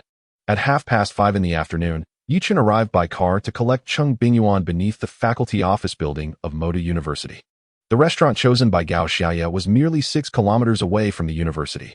However, due to the rush hour traffic, this seemingly brief journey took Yechen over half an hour to complete. After parking, the two entered the restaurant directly. Eventually, they found themselves in a private room where they met Gao Xiaoye. Like Cheng Bingyuan, Gao Xiaoye sported a chic bob haircut. As a young actress, her beauty and figure were commendable, albeit with a slight disparity when compared to Cheng Bingyuan. Nevertheless, Gao Xiaoye exuded a commanding presence reminiscent of an elder sister. At this moment, only Yechen was aware that in 1 month, when Kuang Biao premiered, Gao Xiaoye, portraying the role of the elder sister in the film, would surely achieve meteoric fame. Chapter 22. Are you planning to acquire Chunqiu film and television? Bingyuan Yechen? Gao Xiaoye's gaze fell upon Yechen, remarking, "I can't shake the feeling that you are growing increasingly handsome." "You're not the only one who thinks so, Gao Jia," Yechen chuckled. This was not mere vanity. Since last night, after consuming that vial of genetic regeneration serum, not only had his left kidney regenerated, but his physique had also attained a more refined perfection. Even the contours of his face had undergone subtle enhancement, imperceptible to the naked eye, yet undeniably present. Compared to before, he indeed appeared more attractive. Furthermore, Yechen himself had not realized that an air of confidence and composure now enveloped him, enhancing his charm significantly. This transformation was the result of the system's influence upon him. "Please, take a seat. Do not stand," Gao Xiaoye urged. Once everyone was seated, she inquired, "By the way, where is Xiaoxue? Why hasn't she arrived yet?" In Gao Xiaoye's mind, it was only natural to expect Lin Xiaoxue's presence if Yechen was there as well. "Xiaoxue won't be joining us tonight," Cheng Bingyuan replied. Oh, Gao Xiaoye did not dwell on it, presuming Lin Xiaoxue had other commitments that prevented her attendance. "Bingyuan, what of your husband?" Gao Xiaoya's curiosity about her dear friend's spouse was piqued. It is uncertain which fortunate man has found himself paired with her closest friend through the algorithmic matrimony system. One can only hope this digital matchmaking proves to be reliable. It would be tragic if her dear friend were matched with someone utterly unsuitable. My husband is Yechen. The words of Cheng Bingyuan struck Gao Xiaoya like a thunderclap, leaving her wide-eyed in disbelief. Yuan, you must be joking, Gao Xiaoya exclaimed, her voice laced with incredulity. Do you honestly believe I would jest about such a matter? Cheng Bingyuan retorted. Upon hearing her friend's words, Gao Xiaoya realized that Cheng Bingyuan was indeed speaking the truth. Her best friend's husband was none other than Yechen. Yuan, what on earth is going on? Gao Xiaoya inquired, her face a mask of confusion. After all, Yechen had been dating Lin Xiaoxue since their freshman year, and their relationship had always seemed robust. She had always assumed they would marry on the day of their graduation. Yet now, Yechen had become Cheng Bingyuan's husband. Clearly, something had transpired that she was unaware of, and it had unfolded within the past couple of days. Cheng Bingyuan then recounted the entire sequence of events to her best friend. A girl who places too much emphasis on material wealth will never find happiness. Xiaoxue will surely regret her choices in the future. After listening to Cheng Bingyuan's words, Gao Xiaoya couldn't help but shake her head. However, Yuan, you must express gratitude to Xiaoxue. Had she not let go, you and Yechen would never have come together. Cheng Bingyuan had only shared her unique feelings for Yechen with her closest confidant, Gao Xiaoya. Now witnessing her friend's dreams come to fruition, Gao Xiaoya felt an authentic joy for Cheng Bingyuan. Yechen, I believe you should have faith in the algorithmic matchmaking, she began, but before she could finish her thought, Yechen interjected, Sister Gao, I understand what you wish to convey. Rest assured, Teacher Cheng is my wife, and I will cherish her. At his words, Gao Xiaoya smiled, affirming that it is indeed best for a married couple to reside together. Yuan, I have already moved in with Yechen, Cheng Bingyuan announced. Taken aback, Gao Xiaoya quickly replied, So soon? Yuan, you truly are impressive. Before long, the meal was served, and the three engaged in lively conversation. Yechen, now that you have graduated, what are your plans for the future? I believe you should consider entering the entertainment industry. With your looks, a little polish could certainly elevate you to the status of a top star. Gao Xiaoya suggested, Why not join us at Chenyuan Entertainment? I could serve as your advocate. I am confident our company would be eager to sign you. Sister Gao, from what I understand, the current situation at Chenyuan Entertainment is rather grim, is it not? Upon hearing Yechen's words, Gao Xiaoya let out a sigh and replied, Indeed, our boss has diverted all the funds from the company account for investments, which unfortunately have yielded losses. As a result, our company is now facing significant challenges in maintaining normal operations. I have even heard that our boss is considering selling the company. After a brief pause, Gao Xiaoya continued, Yechen, when I suggested you enter the entertainment industry, that was merely a jest. Please do not take it to heart. If I were to truly lead you into that world, and you were to go astray, Yuan would certainly come after me with a knife. Hi sister, I am contemplating the acquisition of Chuanxiu Film and Television. Would you mind acting as an intermediary? With the conversation now shifted to Chuanxiu Film and Television, Yechen stated earnestly. Gao Xiaoya was taken aback. What? Yechen, you intend to acquire our Chuanxiu Film and Television? Seeing Yechen nod affirmatively, she bit her lip and said, Though Chuanxiu Film and Television may be struggling, acquiring it will still require a substantial sum. How much do you think it would cost to acquire Chuanxiu Film and Television? Yechen inquired. I am not certain. Gao Xiaoya shook her head, but I estimate that it would not be feasible without at least several million. Yechen, do you possess such funds? Teacher Cheng and I have a compatibility score of 99, which allowed us to secure a marriage happiness fund of 10 million from the government, Yechen replied. Well, your compatibility score has reached the theoretical maximum. This must be the first instance of a 99 score since our nation's big data marriage matching system was implemented. Obtaining a 10 million marriage happiness fund is truly enviable. I've been in the film industry for 5 to 6 years, and my savings barely exceed 1 million. Gao Xiaoya remarked before shifting the topic. However, Yechen, acquiring Chuanxiu Film and Television is no trivial matter. You too should consider it carefully. I fully support Yechen. Cheng Bingyuan interjected. Gao Xiaoya smiled at this and said, All right, since you have already discussed it, I will relay this to our boss. Please await my news. Understood. Around 8 o'clock, the three emerged from the restaurant after their meal. Yechen, I shall head back now. Be careful on your way, Cheng Bingyuan replied. After watching Gao Xiaoya drive away, Yechen and Cheng Bingyuan got into their car. Teacher Cheng, shall we catch a movie before returning? After fastening his seatbelt, Yechen turned to Cheng Bingyuan, who was seated in the passenger seat, and asked. Sure, Cheng Bingyuan replied with a radiant smile. Chapter 23. A good news to share. Meanwhile, Lin Xiaoxue was delighted as she surveyed the 2 dishes she had just stir-fried. Cooking is quite easy. A plate of tomato scrambled eggs and a dish of shredded potatoes with green peppers lay before her, filling her with a sense of accomplishment. Lin Xiaoxue picked up her chopsticks and lifted a piece of tomato to taste, only to furrow her delicate brows in dismay. It was excessively salty. After suppressing her discomfort and swallowing it down, she proceeded to sample the potato shreds she had stir-fried. While this time it was not salty, it was utterly bland, devoid of any flavor that rendered it nearly inedible. The fleeting sense of accomplishment she had felt moments ago evaporated in an instant. As she set down her chopsticks, Lin Xiaoxue suddenly recalled Yechen. When she was with him, he would creatively prepare a variety of delectable dishes for her. Back then, she had taken it for granted, believing that cooking was a simple task. However, now that she was attempting it herself, she realized that cooking was far from easy.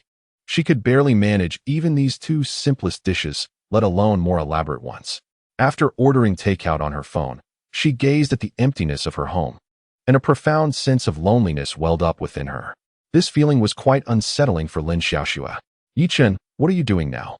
Have I truly made a mistake? This thought echoed in Lin Xiaoxue's mind, questioning the very essence of her soul.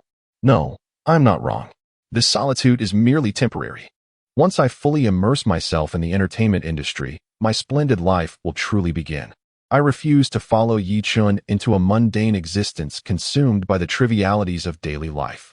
Just then, a sudden knock on the door interrupted her thoughts. Lin Xiaoxue rose and walked over to the door, peering through the peephole to see her brother standing outside, prompting her to open the door. A wave of alcohol-laden air rushed in, and Lin Xiaoxue wrinkled her nose. How unpleasant. Lin Hao, why have you drunk so much? Sis, can you guess who I was drinking with just now? Lin Hao asked mysteriously as he stepped inside, donning the shoe covers Lin Xiaoxue had handed him. Was it your fans? Lin Xiaoxue replied, recalling that her brother had mentioned organizing an offline fan meeting the previous night. I wrapped up the fan meeting early because Director Zhang invited me to dinner, Lin Hao revealed, dropping the pretense. Why would he invite you to dinner? Lin Xiaoxue inquired. I mean, sis, do you genuinely not know, or are you pretending to be oblivious? Director Zhang's invitation was clearly for you, Lin Hao stated. Didn't Ti tell you yesterday that he has an interest in you? Surely you believe me now. As they spoke, they made their way to the living room. Lin Xiaoxue prepared a cup of tea for Lin Hao, adding a couple of slices of ginger. Drink some ginger tea to sober up. Thank you, sis. Did Director Zhang tell you he likes me? Lin Xiaoxue asked as she took a seat across from her brother. He didn't say it outright, but the implication was quite clear. Lin Hao replied eagerly. Sis, what do you think? I have no feelings for him. He is not my type. And his reputation online is rather poor. Who knows if he views me as his prey? Lin Xiaoxue remarked. After sipping some ginger tea, Lin Hao responded, Sister, your concerns are not unfounded. Here's the plan. Until Director Zhang demonstrates sufficient sincerity, you should maintain your distance from him. In any case, keep him on a string. Lin Xiaoxue frowned in response. Lin Hao, what do you take me for? Sister, if you wish to make a name for yourself in the entertainment industry, you must lower some of your standards. The dynamics in this realm are exceedingly intricate. Just look at the current top-tier stars. How many of them are pure and innocent? Lin Hao continued, There's a saying that goes, to wear the crown, one must bear its weight. To grasp the rose, one must endure its thorns. You must understand this, sister. Upon hearing her brother's words, Lin Xiaoxue fell silent. Sister, I have some good news to share with you. Lin Xiaoxue's train of thought was interrupted by Lin Hao. What good news? Just now, while drinking with Director Zhang, he mentioned that he plans to acquire Chunqiu Films. Lin Hao revealed. He intends to acquire Chunqiu Films? Lin Xiaoxue expressed her surprise. Yes, Lin Hao confirmed. Director Zhang wants to step out from his father's studio and start his own venture, becoming a capital player. After taking another couple of sips of ginger tea, Lin Hao continued. While we were drinking, I discussed my new drama with Director Zhang, and he directly stated that once he acquires Chunqiu Films, he will inject funds to ensure the smooth production of my drama. Additionally, Director Zhang mentioned he would invite several popular young celebrities to join the cast, providing me with support in promoting my drama. Sister, I have a strong premonition that once this drama is completed, your brother will definitely become famous, Lin Hao concluded, his excitement palpable. Meanwhile, Yechen and Cheng Bingyuan returned home after watching a movie, and it was already past 11 at night. Honey, I'm going to take a shower, she said. All right, you go ahead, Yechen replied. Shall we go together? The next morning, the first thing Yechen did upon awakening was to silently remind himself to check in. He could not forget this daily ritual, as the system had warned that failing to check in for 3 consecutive days would result in a disconnection from the system. Therefore, he needed to cultivate the good habit of checking in every morning. Today's check-in did not trigger any rewards. Honey, how come you woke up so early? Cheng Bingyuan, who had been nestled in Yechen's embrace, looked up and rubbed her sleepy eyes. I don't know how I woke up, but it's still early. Let's sleep a bit longer, Yechen said, gently patting her head. Honey, Cheng Bingyuan blinked her large eyes. Yechen understood. Chapter 24. Acquisition of Spring and Autumn Media. In the afternoon, Yechen received a phone call from Gao Xiaoya. She informed him that her boss, Lu Xingchang, would be waiting for Yechen at the company the following morning. With the time confirmed and set for tomorrow, Yechen knew he needed to prepare diligently. Acquiring a company was not a task he could undertake alone. He required a small team. This team would need to comprise financial and legal experts. Fortunately, he had a readily available financial expert by his side, who also happened to be free of charge, his wife, Cheng Bingyuan. Cheng Bingyuan was currently a lecturer in accounting at Moda University. Not only did she hold the title of senior accountant, but she was also a certified public accountant. Over the years, she had secured a part-time position at a renowned accounting firm in Modu, where her duties included auditing clients' finances. With such a capable and costless financial expert at his disposal, Yechen was wise enough not to seek an accountant elsewhere. Therefore, his next step was merely a visit to a law firm. The following morning at 8 o'clock, Yechen grabbed the car keys and departed with Cheng Bingyuan. Spring and Autumn Media was located in the Suhui district of Modu, a journey of over 20 kilometers from their residence. After a 30-minute drive, Yechen finally arrived at the office building housing Spring and Autumn Media. As he approached the entrance, a young man in a suit walked towards him. Mr. Yi, Mrs. Yi, the lawyer Zhang Yida greeted as they shook hands. Not too long of a wait, I hope? Yechen inquired. Not at all. I just arrived myself. Zhang Yida replied. Shall we head inside? Yechen suggested. After you, Mr. Yi, Zhang Yida responded courteously. Thus, the three of them entered the office building. Taking the elevator, they ascended to the 16th floor. Upon turning a corner, they soon found themselves at Spring and Autumn Media. Good day, sir. Who are you looking for? The receptionist at Spring and Autumn Media greeted with a warm smile upon seeing the trio. Receptionists must possess keen insight, as this particular receptionist discerned almost instantly that Yechen was the leader among them. Hello, I am Yi, here to see your general manager Lu. I have an appointment. Yechen stated. Oh, Mr. Yi, please, follow me, the receptionist replied, stepping out from behind the front desk to lead the way. I apologize, Mr. Yi, but our general manager is currently in a meeting with an important guest. May I ask you to wait in the VIP room for a moment? Not a problem. Yechen responded. Though a hint of displeasure lingered in his heart, he chose not to express it outwardly.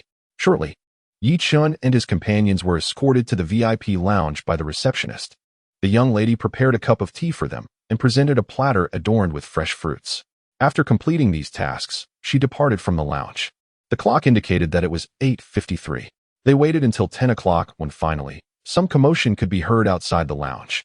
Director Zhang, take your time. I shall not accompany you further, said a voice. Mr. Lu, please stay a moment.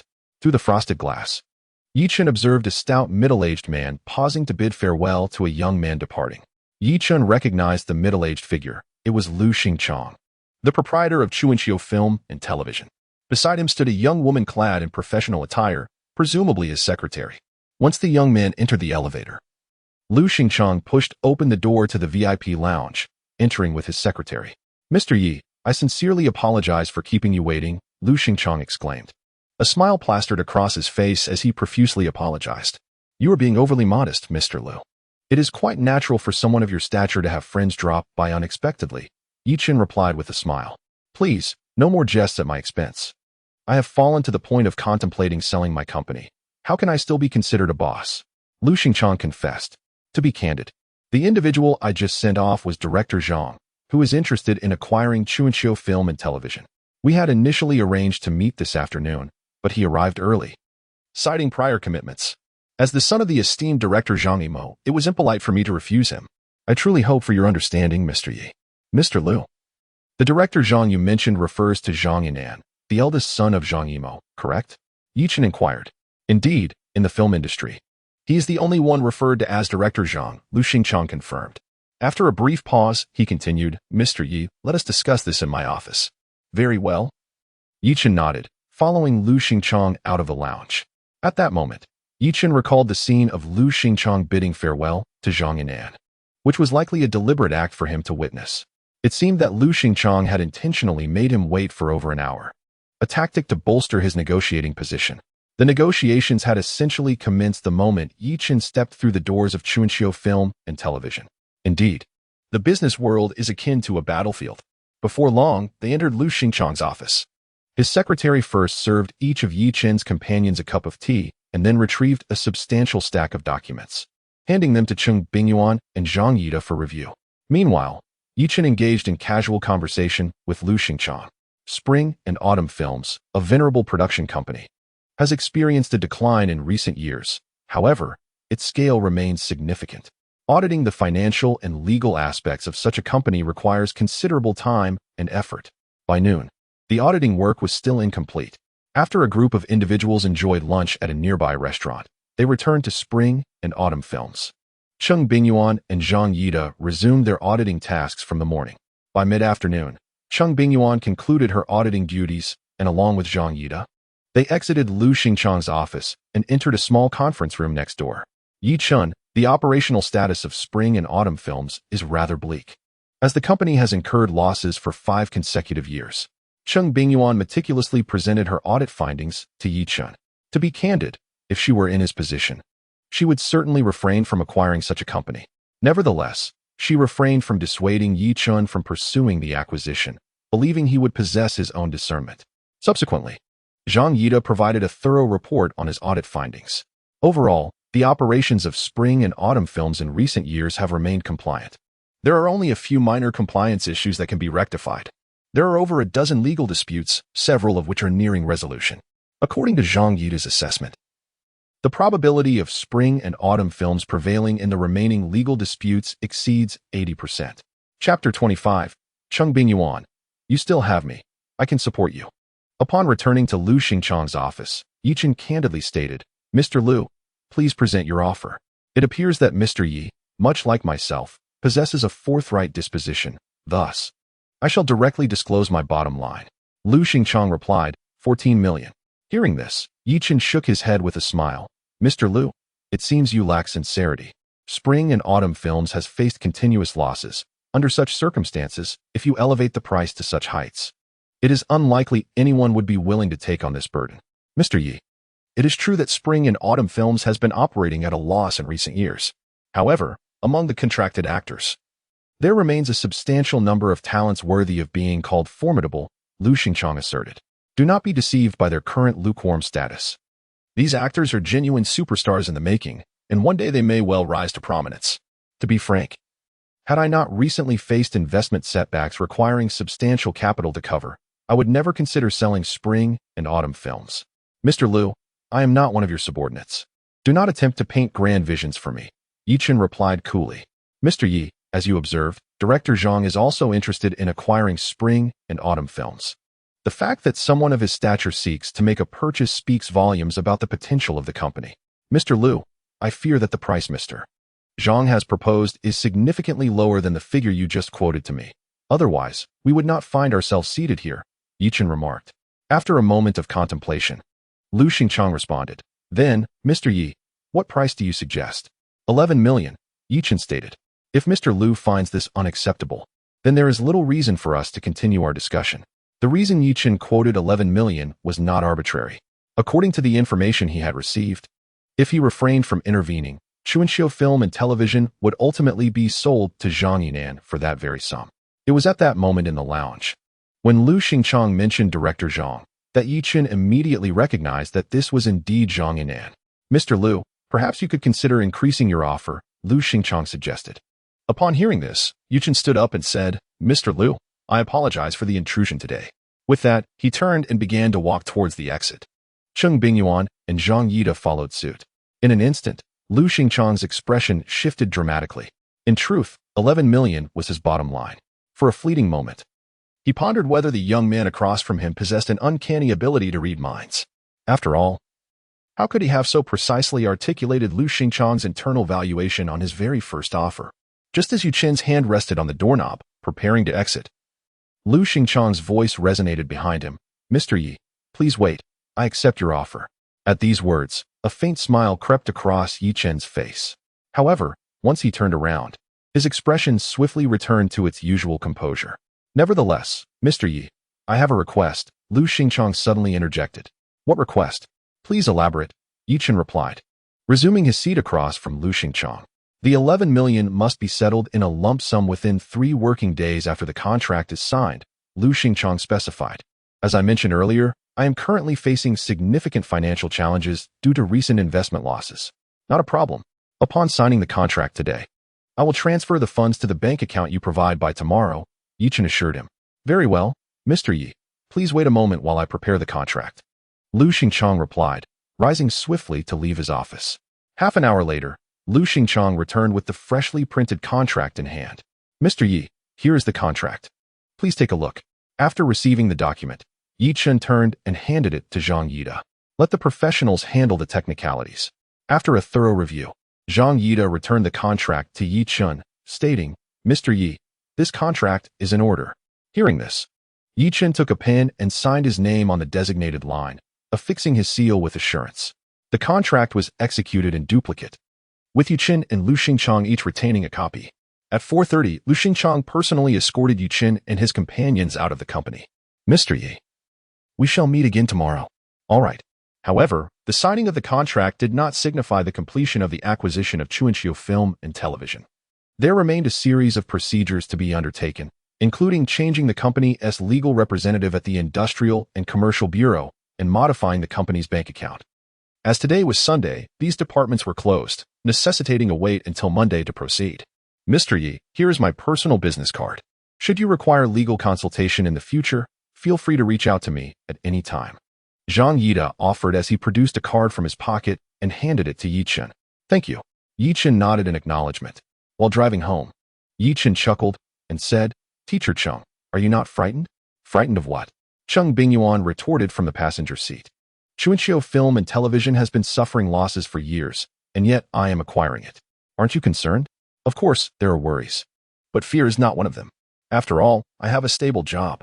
Even if your entrepreneurial endeavor fails completely, we wouldn't end up on the streets." Cheng Bingyuan replied with a smile. "So, dear husband, don't feel pressured. You have me to support you." "Teacher Cheng, it seems you want me to live off your generosity," Yechen teased with a laugh. They arrived home just as the clock struck 5. Upon entering, Cheng Bingyuan immediately clung to Yechen like a koala bear. After changing his shoes, Yechen carried her to the sofa in the living room. "Teacher Cheng, you can watch television while I prepare dinner. Allow me to showcase my culinary skills." "All right. I appreciate your efforts, dear husband." Cheng Bingyuan's delicate face radiated happiness. As Yechen cooked in the kitchen, a troubling thought occupied his mind. Although he had indeed acquired Chunqiu Film and Television, the company's condition had not improved in the least due to his acquisition. The foremost issue was financial. The company's account was now entirely depleted. For a business to operate normally, a balance in the account is essential. With no funds, how could he pay the employees? Just a couple of days ago, his father transferred him a sum of 1.58 million for a house purchase, and along with the 10 million marriage happiness fund, he currently had 11.58 million yuan at his disposal. After deducting the 11 million required for the acquisition of Chunqiu Film and Television, he was left with merely 580,000 yuan. This amount was insufficient to cover even a month's wages for the staff.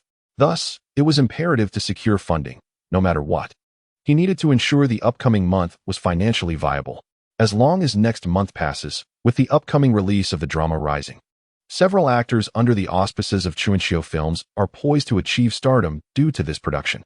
Once the actors gain fame, they will attract various commercial performances and film projects, thereby generating revenue for the company. Consequently, Chunqiu Films will regain its footing and flourish. It seems that the only option left is to apply for a bank loan. However, Yechen harbors a lingering concern. He knows that applying for a loan in his personal capacity will yield negligible results. Thus, he must seek a corporate loan under the name of Chuanxiu Films. Yet, a dilemma arises. In recent years, Chuanxiu Films has defaulted on multiple bank loans, and Yechen fears that these records may adversely affect the company's creditworthiness.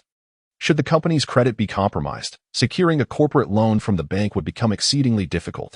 Furthermore, with Chuanxiu Films facing consecutive losses for 5 years, the challenge of obtaining a corporate loan becomes even more daunting. This situation is rather troublesome. At 6:30, Yechen, having prepared dinner, entered the dining room. "Dear, it's time to get up for dinner." "All right, I'm coming." In the dining room, once Cheng Bingyuan settled into her chair, Yechen served her a bowl of corn and spare rib soup. "Here, nourish yourself." "Thank you, darling. You should eat more as well." Meanwhile, Lin Xiaoxue and her twin brother Lin Hao were seated in a private dining room of a high-end restaurant in the bustling metropolis. It's already 7:05. Why hasn't Zhang Yinan arrived yet? Lin Xiaoxue expressed her dissatisfaction after glancing at her phone. Inviting them for dinner and then being late. What kind of behavior is that? Calm down, sis. You mustn't show any displeasure in front of Director Zhang. His status is quite significant, Lin Hao advised earnestly. I know. No sooner had Lin Xiaoxue finished speaking than a series of knocks echoed at the door. Lin Hao quickly rose to answer it. Standing outside was a young man clad in a tailored white shirt. His complexion was notably poor, pockmarked and resembling a moonlit face. Director Zhang, please come in. As Zhang Yinan entered, Lin Hao instinctively bent his waist, his face radiating goodwill. Director Zhang. Seeing Zhang Yinan walk in, Lin Xiaoxue promptly stood up. Miss Lin, please have a seat. There's no need to be so formal. I apologize for my tardiness. I was caught in traffic on the way here. Zhang Yinan said as he seated himself across from Lin Xiaoxue. Lin Xiaoxue smiled, saying, Director Zhang, your arrival is indeed delayed. I suspect you were also stuck in traffic. Before long, the dishes were served. Zhang Yinan remarked, Miss Lin, these dishes were specially arranged by the restaurant owner for us. Is there anything else you would like to add? Enough. There is already an abundance of dishes. Adding more would be wasteful. After finishing dinner and taking a shower, Yechen embraced Cheng Bingyuan, and they returned to bed together. Picking up his phone from the bedside table, which was charging, Yechen contemplated reactivating his Huabei credit line and planned to visit a shop outside the community the following day to cash it out. 2 years prior, Yechen's Huabei limit exceeded 30,000. However, having seldom used it afterwards, he decided to close it. He wondered whether reopening it would result in a reduction of his credit limit. Upon unlocking his phone, Yechen noticed an unread message. Curiously, he opened it. Xiagua Bank, on June 29, 2116, Cheng Bingyuan's account ending in 1314 transferred an amount of 6,870,000 yuan to your account ending in 888, leaving a balance of 1,340,272,818 yuan. Teacher Cheng, why did you transfer such a large sum to me? The 10 million yuan marriage happiness fund had initially been split, with 5 million deposited into his account and the remaining 5 million into Cheng Bingyuan's account. To his astonishment, she had now transferred 687,000 to him. It seemed that Cheng Bingyuan had combined her savings from many years, including the previous 5 million, into this transfer. Yechen, although you have acquired Chuanxiu Film and Television, the company still faces a financial crunch. This 187,000 is all the savings I have. Take it and address the company's urgent needs, Cheng Bingyuan said. Teacher Cheng, you are quite the hidden affluent lady, Yechen remarked, feeling deeply moved. Though he refrained from uttering words of gratitude, actions speak far louder than mere words of thanks. Yechen, I noticed you were frowning during dinner. You must be troubled by financial matters, Cheng Bingyuan observed. When Yechen nodded, she pouted. Previously, we agreed to face challenges together as a couple, yet when difficulties arise, you keep it all to yourself.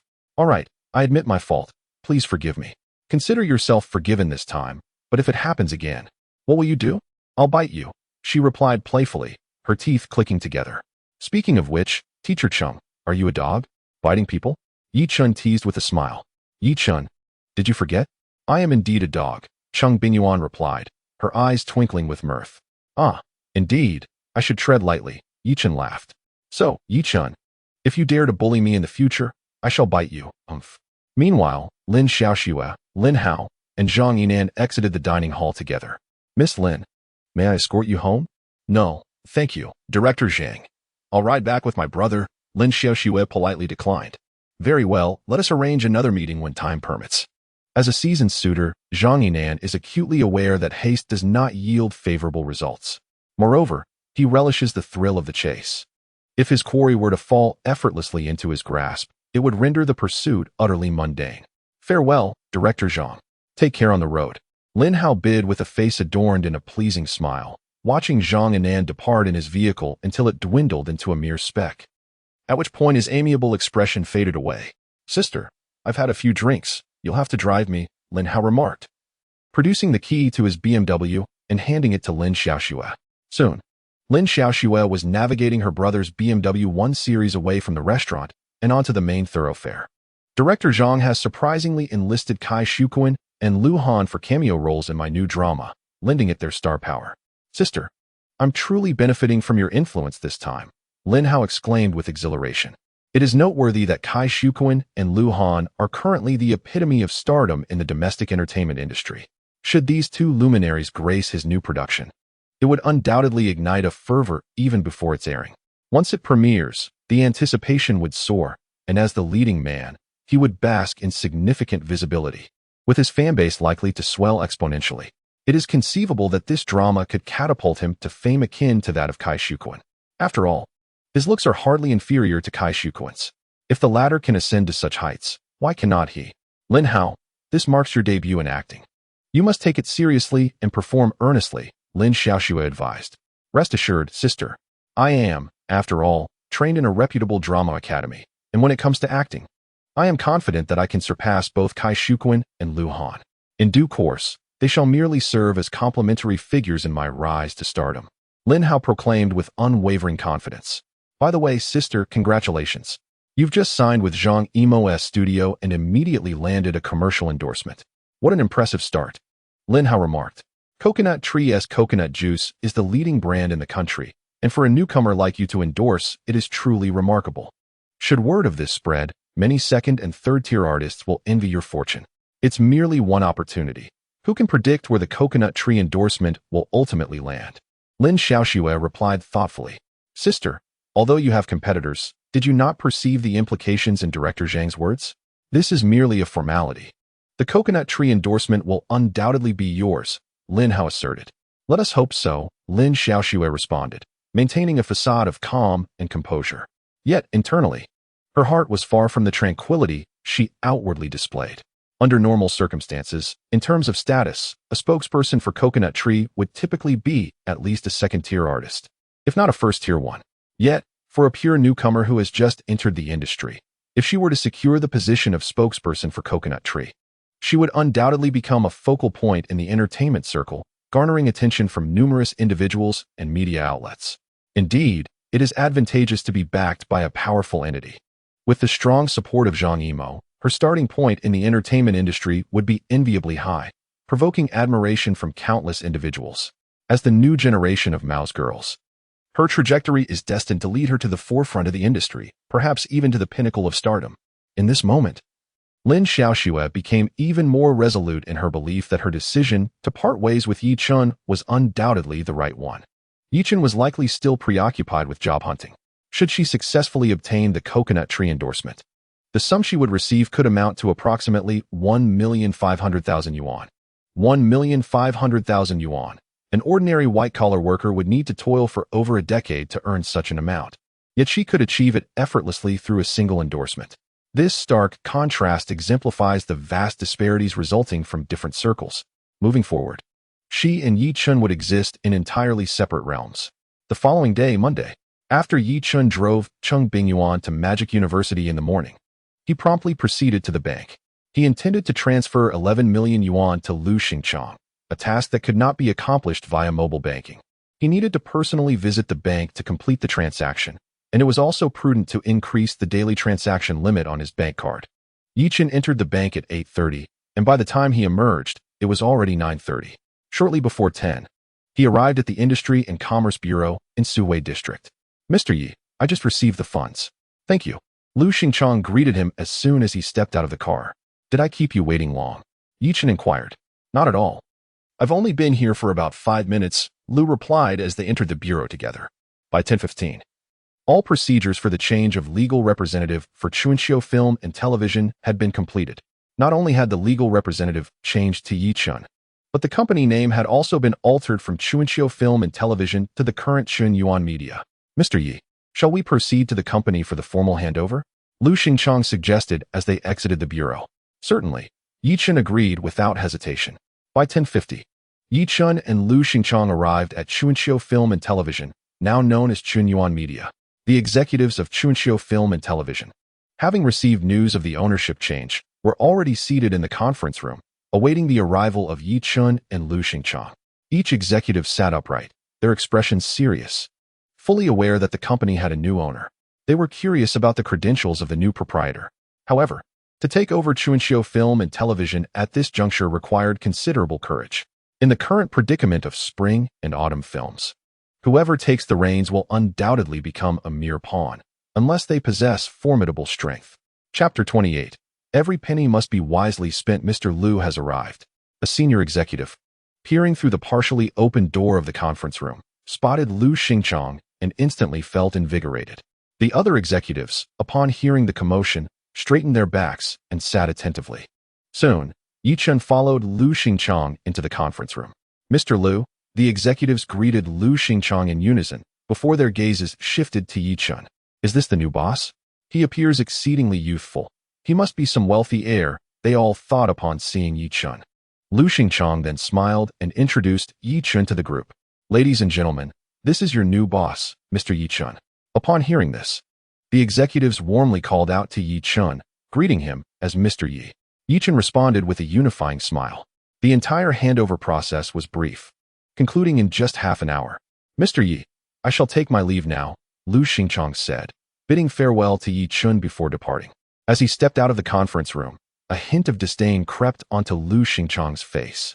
A young man, fresh out of university and lacking any substantial background, had acquired his spring and autumn films, aspiring to navigate the entertainment industry. Truly, he thought, this youth was a fool with too much money. The depths of this industry are treacherous. It is not a realm where just anyone can thrive. He was certain that spring and autumn films, no. It should now be called Bingyuan Media, would not withstand a year under Yechen's stewardship before facing inevitable bankruptcy. Little did Lu Xingchang know. The one who would ultimately regret this decision would not be Yechen, but himself. However, that was a matter for another time. Not long after Lu Xingchang's departure, Yechen's phone chimed. After reading the message, he stood and said, "Please hold on for a moment. I need to step out to meet someone and will return shortly." With that, Yechen exited the conference room. In less than 5 minutes, he returned, accompanied by Cheng Bingyuan. "Everyone, this is my wife, Cheng Bingyuan. She will be our chief financial officer at Bingyuan Media from now on." Upon hearing this, a middle-aged woman in black-rimmed glasses visibly paled.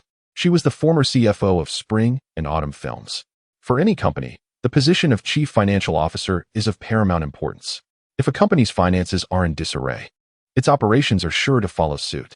Many companies find themselves under scrutiny from regulatory bodies primarily due to financial mismanagement, such as tax evasion. Often, the owners are the last to realize these issues. Thus, the selection of a CFO is crucial. The individual occupying this position must possess sufficient professional competence and be someone of absolute trust. Cheng Bingyuan, his wife, is a senior accountant as well as a certified public accountant. In Yechen's eyes, no one is more suitable to hold the position of chief financial officer at Bingyuan Media than Cheng Bingyuan. Although Cheng Bingyuan is a faculty member at Moda University, this does not hinder her from assuming the role of CFO at Bingyuan Media. Presently, the majority of universities in the country permit their teachers to seek external part-time employment, provided it does not interfere with their regular teaching duties. "I look forward to your guidance in our future endeavors," Cheng Bingyuan graciously addressed the assembly. Director Cheng is being modest. The senior executives responded enthusiastically, yet they could not help but feel a twinge of anxiety. With the change in the financial director, what would become of their positions? It is often said that a new ruler brings new ministers. Many companies undergo significant personnel changes in upper management following a shift in ownership. However, Yechen's subsequent remarks swiftly assuaged their apprehensions. There will be no adjustments to other senior management positions for now. I hope you will all work with me to restore the company's operations to normalcy. Rest assured, we will diligently strive to meet expectations, the group affirmed earnestly.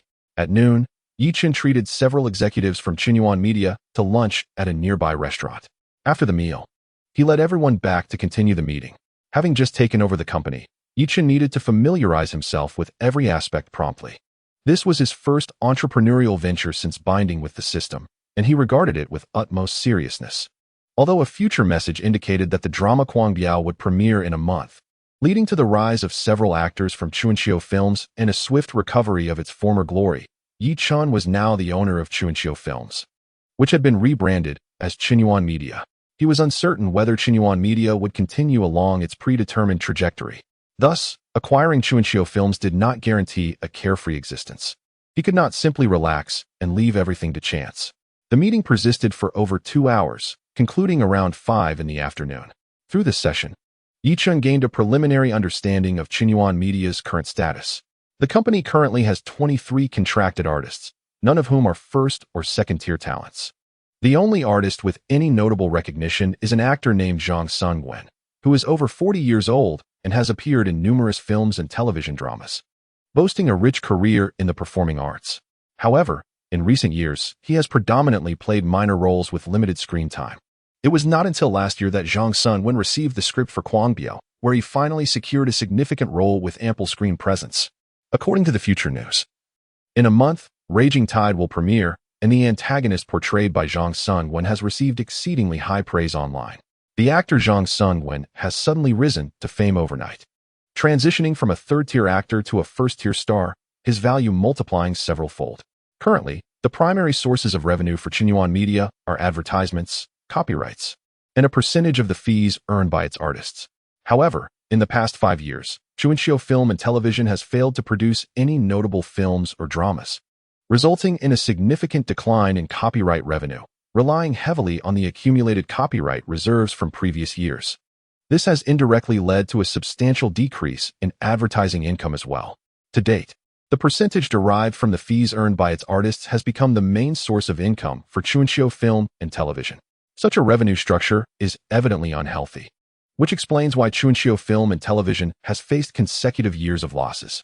Mr. Yi, this was once Mr. Lu's office. Would you like to consider a renovation? After the meeting, Vice President Zhang Honghu accompanied Yechen and Cheng Bingyuan to the former office of Lu Xingchang.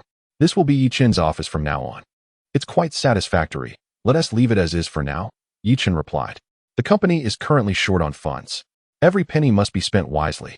The trio then proceeded to the former office of the financial director of Chuanqiu Film and Television, which was just a wall away from Yechen's office. This will be Cheng Bingyuan's office from now on. Chapter 29.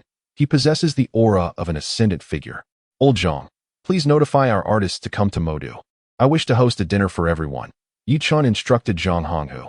Firstly, the morale at Chuanqiu Film and Television has been somewhat unstable, and with the sudden change of ownership to Bingyuan Media, Yechen surmised that the discontent among the staff would only amplify. Thus, as the new owner, it was essential for him to gather the artists for a meal to soothe their unsettled spirits. Additionally, several contracts of the artists were nearing expiration, and Yechen intended to seize this opportunity to renew contracts or terminate those that needed to be dissolved. Understood, Mr. Yi, Zhang Honghu nodded. After Zhang Honghu departed, Cheng Bingyuan approached Yechen from behind, extending her delicate hands to massage his shoulders. Dear, you've been busy all afternoon. You must be tired. Not too bad, Yechen replied. You truly impressed me today, Cheng Bingyuan suddenly remarked with a smile. What do you mean by that? Yechen inquired curiously. During the meeting just now, I noticed you were completely at ease, calm and composed, which was particularly captivating, Cheng Bingyuan commented. As the highest authority in the company, I have no reason to feel nervous, Yechen chuckled. How should I express it? Your confidence is exceptionally infectious, compelling one to believe that all you say will eventually come to fruition, Cheng Bingyuan remarked. Is it really that exaggerated? My dear, I assure you, I am not exaggerating at all.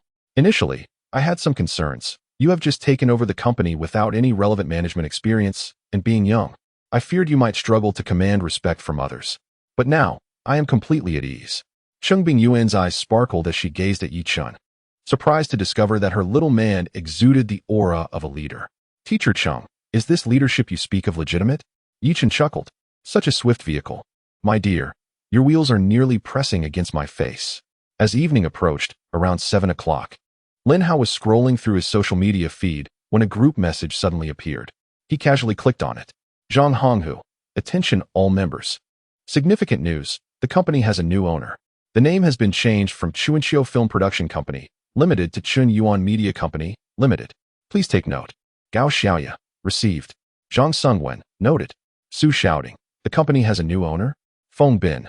Director Zhang. Who is the new owner? Su Dongdong. Same question. Responses varied from acknowledgments to inquiries about the new owner's identity. Zhang Honghu. All members, on July 2nd, just 3 days from now, please come to the metropolis. The new owner wishes to treat everyone to dinner. Those interested in the new owner's identity will naturally find out then. Zhang Sungwen. Received. Gao Xiaoya noted. Upon reading the group message, Lin Hao's eyes instantly brightened. Director Zhang acts swiftly. He has completed the acquisition of Chuanqiu Film Production so quickly. The promises made by Zhang Yinan filled him with uncontainable excitement. With top stars Kai Shuquan and Lu Han supporting his new drama, it would undoubtedly attract considerable attention. When the drama premieres, he, as the male lead, is bound to achieve fame.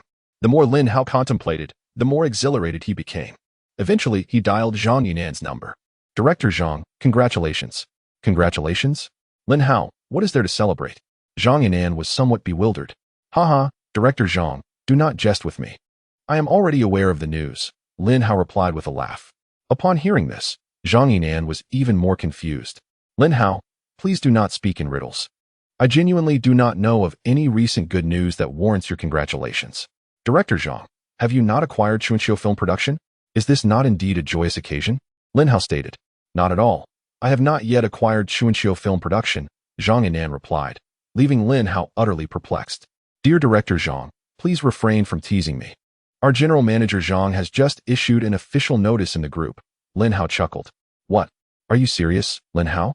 Has your company, Chuanqiu Film and Television, truly been acquired? Zhang Yinan inquired, astonished. Upon hearing this, Lin Hao began to sense that something was amiss. Indeed. Our general manager just announced in the group that we have a new owner, and the company name has been changed to Cheng Bingyuan Media. Who has intercepted my Chuanqiu Film and Television? Zhang Yinan's tone grew somber. The thought of losing what he considered a sure acquisition filled him with indignation. Is it not you, dear Director Zhang, who has acquired our Chuanqiu Film and Television? Lin Hao questioned, now visibly anxious. Why would I deceive you? It truly is not me, Zhang Yinan replied. Upon hearing this, Lin Hao's face turned pale. Then who is it? You ask me. Yet I wish to inquire of you as well. I must hang up now. I will call Lu Xingchang to ascertain the situation. With that, Zhang Yinan ended the call. Immediately, he scoured his recent call logs to find Lu Xingchang's number and dialed it. Director Zhang. Lu Xingchang's voice came through almost instantly. Mr. Lu, have you sold Chuanqiu Film and Television to someone else? Zhang Yinan asked directly. Yes, Lu Xingchang confirmed. Mr. Lu, you sold Chuanqiu Film and Television without informing me? I have been waiting for your call these past 2 days. This is rather unscrupulous of you, Zhang Yinan expressed, his dissatisfaction evident. The offer met my expectations. And as you know, I have been in dire need of funds lately. Thus, I agreed and signed the contract on the spot. The situation arose so suddenly that I did not have the chance to inform you, and I sincerely apologize, Lu Xingchang explained. At that moment, Lu Xingchang felt a sense of relief. Zhang Yinan had pressed the price far too low, attempting to acquire Chuanqiu Film and Television for a mere 8 million. This was nothing short of opportunistic. Now that he had decisively sold it to another party, Zhang Yinan must be utterly bewildered. Mr. Lu, I would like to know to whom you sold Chuanqiu Film and Television, and at what price. After a brief silence, Zhang Yinan inquired. It was a young man named Yechen, and the transaction price was 11 million yuan.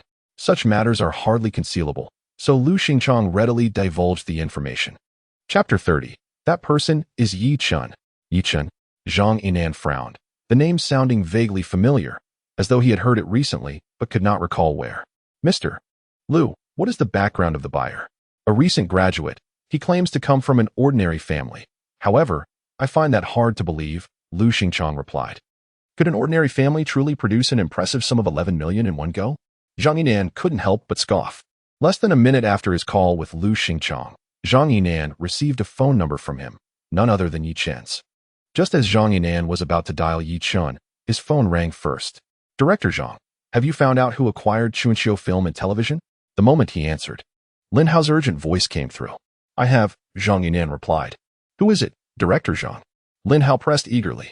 It's a fellow named Yechen, Zhang Yinan stated. However, before he could elaborate on the individual's background, Lin Hao interrupted. Who? Yechen. Lin Hao's tone was filled with incredulity, as if he had heard something utterly astonishing. Do you know that Yechen? Zhang Yinan inquired, surprised by Lin Hao's reaction. Director Zhang, have you forgotten? My sister's ex-boyfriend is also named Yechen. Lin Hao explained before swiftly shifting his focus. However, the Yechen who acquired Chuanxiu Film and Television cannot possibly be my sister's ex. They must merely share a name. Lin Hao considered himself relieved. How could someone like Yechen, who hailed from humble origins, possibly orchestrate the acquisition of Chuanxiu Film and Television? Even if he wished to, he lacked the necessary means. Thus, they must be two distinct individuals. Yet, Zhang Yinan held a different perspective after hearing Lin Hao's words. Lin Hao, Lu Xingchang mentioned that the Yechen who acquired Chuanxiu Film and Television is a recent university graduate. Wasn't your sister's ex-boyfriend Yechen also a recent graduate? It seems too coincidental, doesn't it? No wonder he felt a sense of familiarity when Lu Xingchang spoke that name. This caused Lin Hao to question further. Sharing the same name and age, could it really be mere coincidence, as Zhang Yinan suggested? But still, Yechen lacked the capability. Suddenly, Lin Hao's eyes widened in realization. He abruptly understood that Yechen might indeed possess the means to acquire Chuanxiu Film and Television. After all, Yechen had received a marriage happiness fund of 10 million from the government upon successfully pairing with Cheng Bingyuan. Is the Yechen who acquired Chuanxiu Film and Television truly your sister's ex-boyfriend? Zhang Yinan inferred from Lin Hao's reaction that the identity of this Yechen could now be confirmed. Not definitively, but the likelihood is substantial. Hearing this, Zhang Yinan voiced his lingering doubt. Did you not mention earlier that your sister's ex-boyfriend came from an ordinary background? How could he possibly have 1 million to acquire Chuanxiu Film and Television? Little Zhang, you may be unaware that after my sister kicked Yechen, he astonishingly paired with Cheng Bingyuan in the big data marriage matching the very next day, achieving an impressive compatibility score of 99. Consequently, they were awarded a marriage happiness fund amounting to 10 million. Lin Hao remarked. What? That Yechen matched with Cheng Bingyuan? Zhang Yinan exclaimed, taken aback. He had previously learned from Lin Hao about Lin Xiaoxue's situation and knew that she had been living with a university teacher named Cheng Bingyuan for the past few years. Cheng Bingyuan was the person Lin Xiaoxue held in the highest regard. At this moment, Zhang Yinan couldn't help but feel a twinge of envy towards Yechen. Indeed, the big data marriage matching seemed rather unreliable. The mere thought of Yechen being paired with Cheng Bingyuan unsettled Lin Hao, especially since Cheng Bingyuan was a close friend of his mother, who he had always referred to as Aunt Cheng when his mother was alive. Given this, it seems quite plausible that the Yechen who acquired Chuanxiu Films is indeed your sister's former boyfriend. Lin Hao, you should verify this immediately. Zhang Yinan returned to the main topic. If it turns out that he really is your sister's ex-boyfriend, inquire whether Yechen would be willing to sell the company to me. I could purchase it at the original price and even offer a little extra. If Yechen is truly a wise individual, he should consider selling the company to me. After all, a common person without connections attempting to navigate the entertainment industry is akin to a fool with abundant wealth, chasing an impossible dream. Rest assured, Director Zhang, if it truly is him, my sister and I will certainly persuade him to sell the company to you, Lin Hao responded. Very well, it shall be as we discussed. The conversation between the two came to a close. Following this, Lin Hao dialed his sister Lin Xiaoxue's number. Sister, how did the filming of the coconut tree advertisement go today? He inquired cheerfully once the call connected. In the coming days, a team from Zhang Yimou's studio would be filming the coconut tree advertisement for his sister. Once completed, the final product would be sent directly to the Coconut Tree Group for the selection of the brand ambassador. However, Zhang Yinan mentioned that the so-called selection process was merely a formality. Ultimately, the contract for the brand ambassador would undoubtedly land in his sister's hands. I'm a bit tired, but it feels quite novel and enjoyable, Lin Xiaoxue replied with a smile. This was her first experience filming an advertisement, and there were many aspects she was unfamiliar with. Fortunately, there were professionals nearby to guide her. Although many shots required multiple takes to pass, she found joy in the process, knowing her hard work was worthwhile. If she successfully secured the contract for the Coconut Tree Ambassador, she would not only earn over 1 million in endorsement fees, but would also officially step into the industry. Moreover, Her remarkable entry into the industry is bound to attract considerable attention from many within the circle. Such a splendid life is precisely what she aspires to achieve. You are not from a professional background and lack acting experience. This is your first time filming a commercial. So many shots will undoubtedly require multiple takes. It will certainly be arduous, but as long as you persevere, it will be worthwhile, Lin Hao remarked. Yes, I will persist, Lin Xiaoxue replied. By the way, Lin Hao, you didn't call me merely out of concern, did you? Let us get to the point. I need to rest soon. After a full day of shooting, my legs are quite sore. Ah, you know me so well. Sister, Lin Hao chuckled before adopting a serious tone. Sister, do you know who acquired Spring and Autumn Films? Lin Hao, since you are asking, it seems that the person who acquired Spring and Autumn Films is not Zhang Yinan, but someone else entirely, Lin Xiaoxue responded. Clever. Truth be told, I am not in the mood to keep you in suspense any longer. The individual who intercepted director Zhang and acquired Spring and Autumn Films is none other than Yechen. Chapter 31. Cheng Bingyuan. As always. Choosing to believe in this man what? It's Yechen? Lin Xiaoxue gasped in shock, her cherry lips forming a perfect O. While it is not yet confirmed, it is nearly certain. Lin Hao then recounted his recent conversation with Zhang Yinan to Lin Xiaoxue. Sister, please call Yechen now and confirm whether he indeed acquired Spring and Autumn Films. If it is true, you should advise him to sell Spring and Autumn Films to director Zhang in a package deal, Lin Hao concluded at the end of the call. All right, I understand. After hanging up, Lin Xiaoxue quickly searched for Yechen's phone number and dialed. However, there was no answer. Frowning, Lin Xiaoxue tried again, but still received no response. Yechen, are you really ignoring my calls now? She said, her expression complex. 10 minutes later, Cheng Bingyuan, resting her arm on Yechen as a pillow, remarked, Dear, your phone rang twice just now. You might want to check. It could be something important.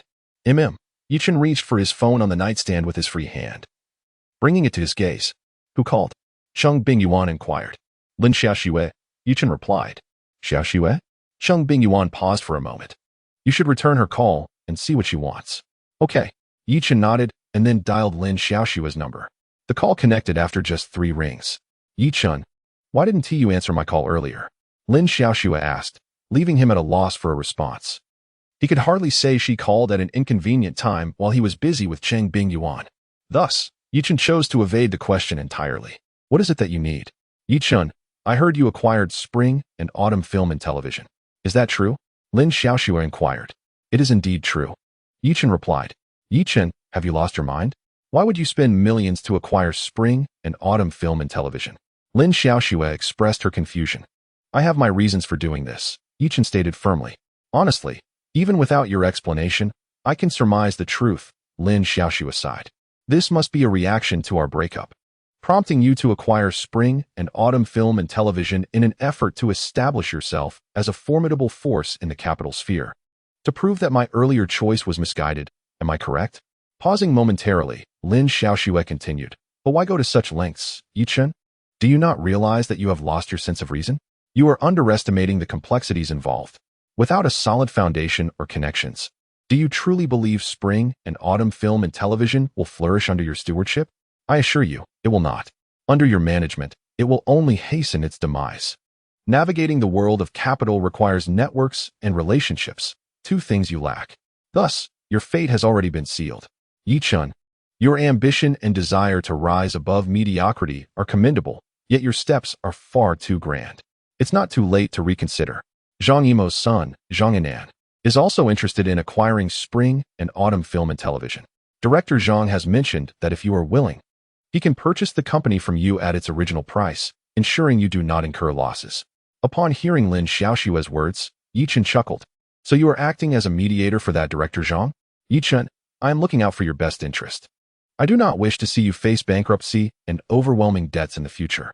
After all, we once shared love, and even though we have parted ways, I sincerely hope for your well-being, Lin Xiaoxue replied. Fine, I understand your concerns. But what about you? Tell that Director Zhang not to set his sights on Chunyuan Media. I will not sell the company to him, Yechen asserted. What if Director Zhang is willing to increase the offer by 500,000? Lin Xiaoxue asked.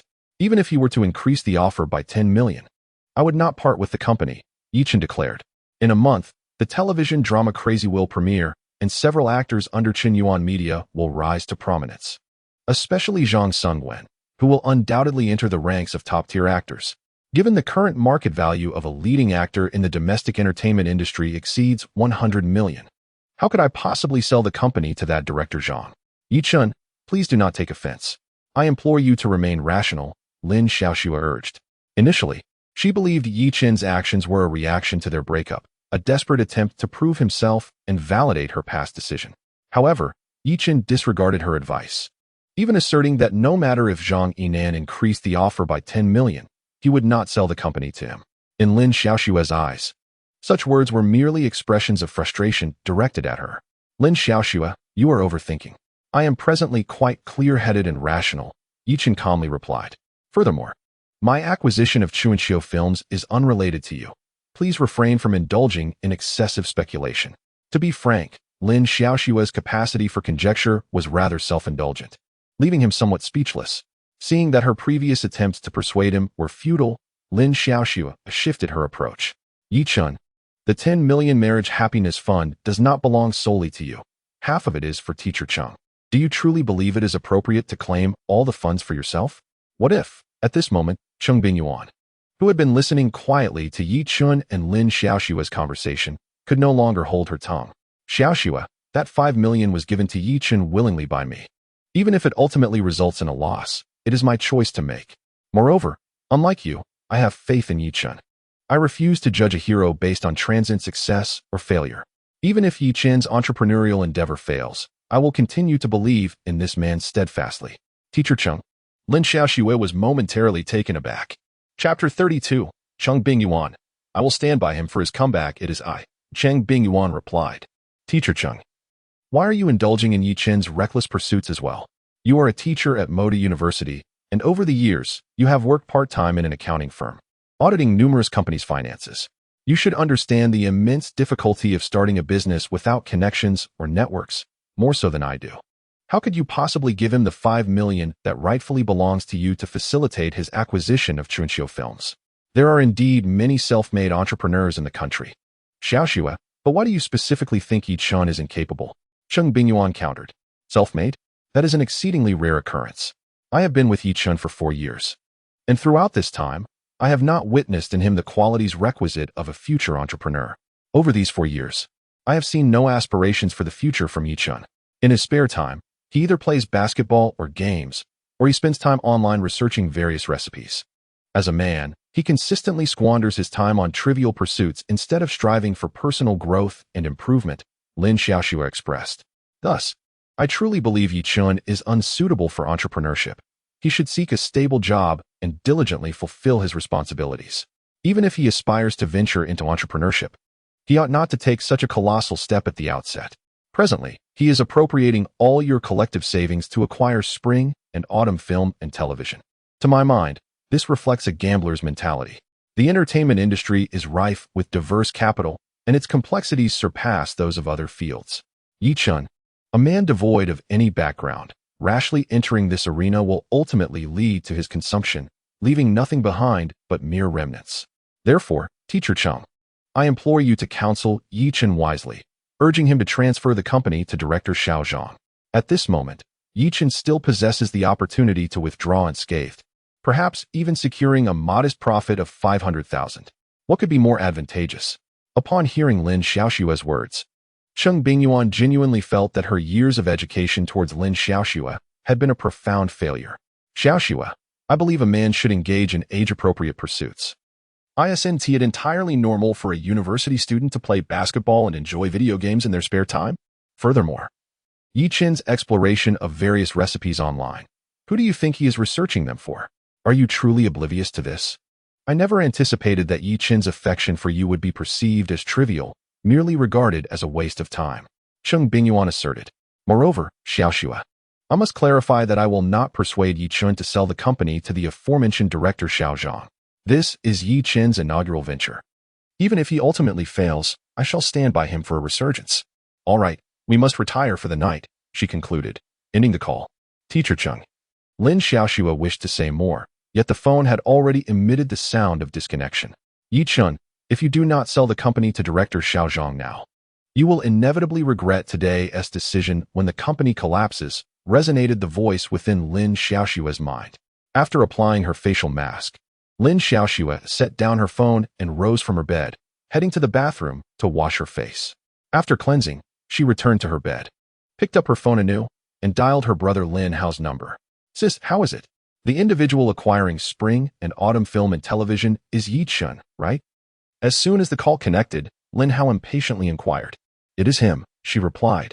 Upon hearing this, Lin Hao eagerly pressed on, "Then after your persuasion, Yechen must have agreed to sell spring and autumn film and television to director Xiao Zhang, correct?" "No, Yechen is unwilling to sell," Lin Xiaoxue stated. "What? Has Yechen lost his mind?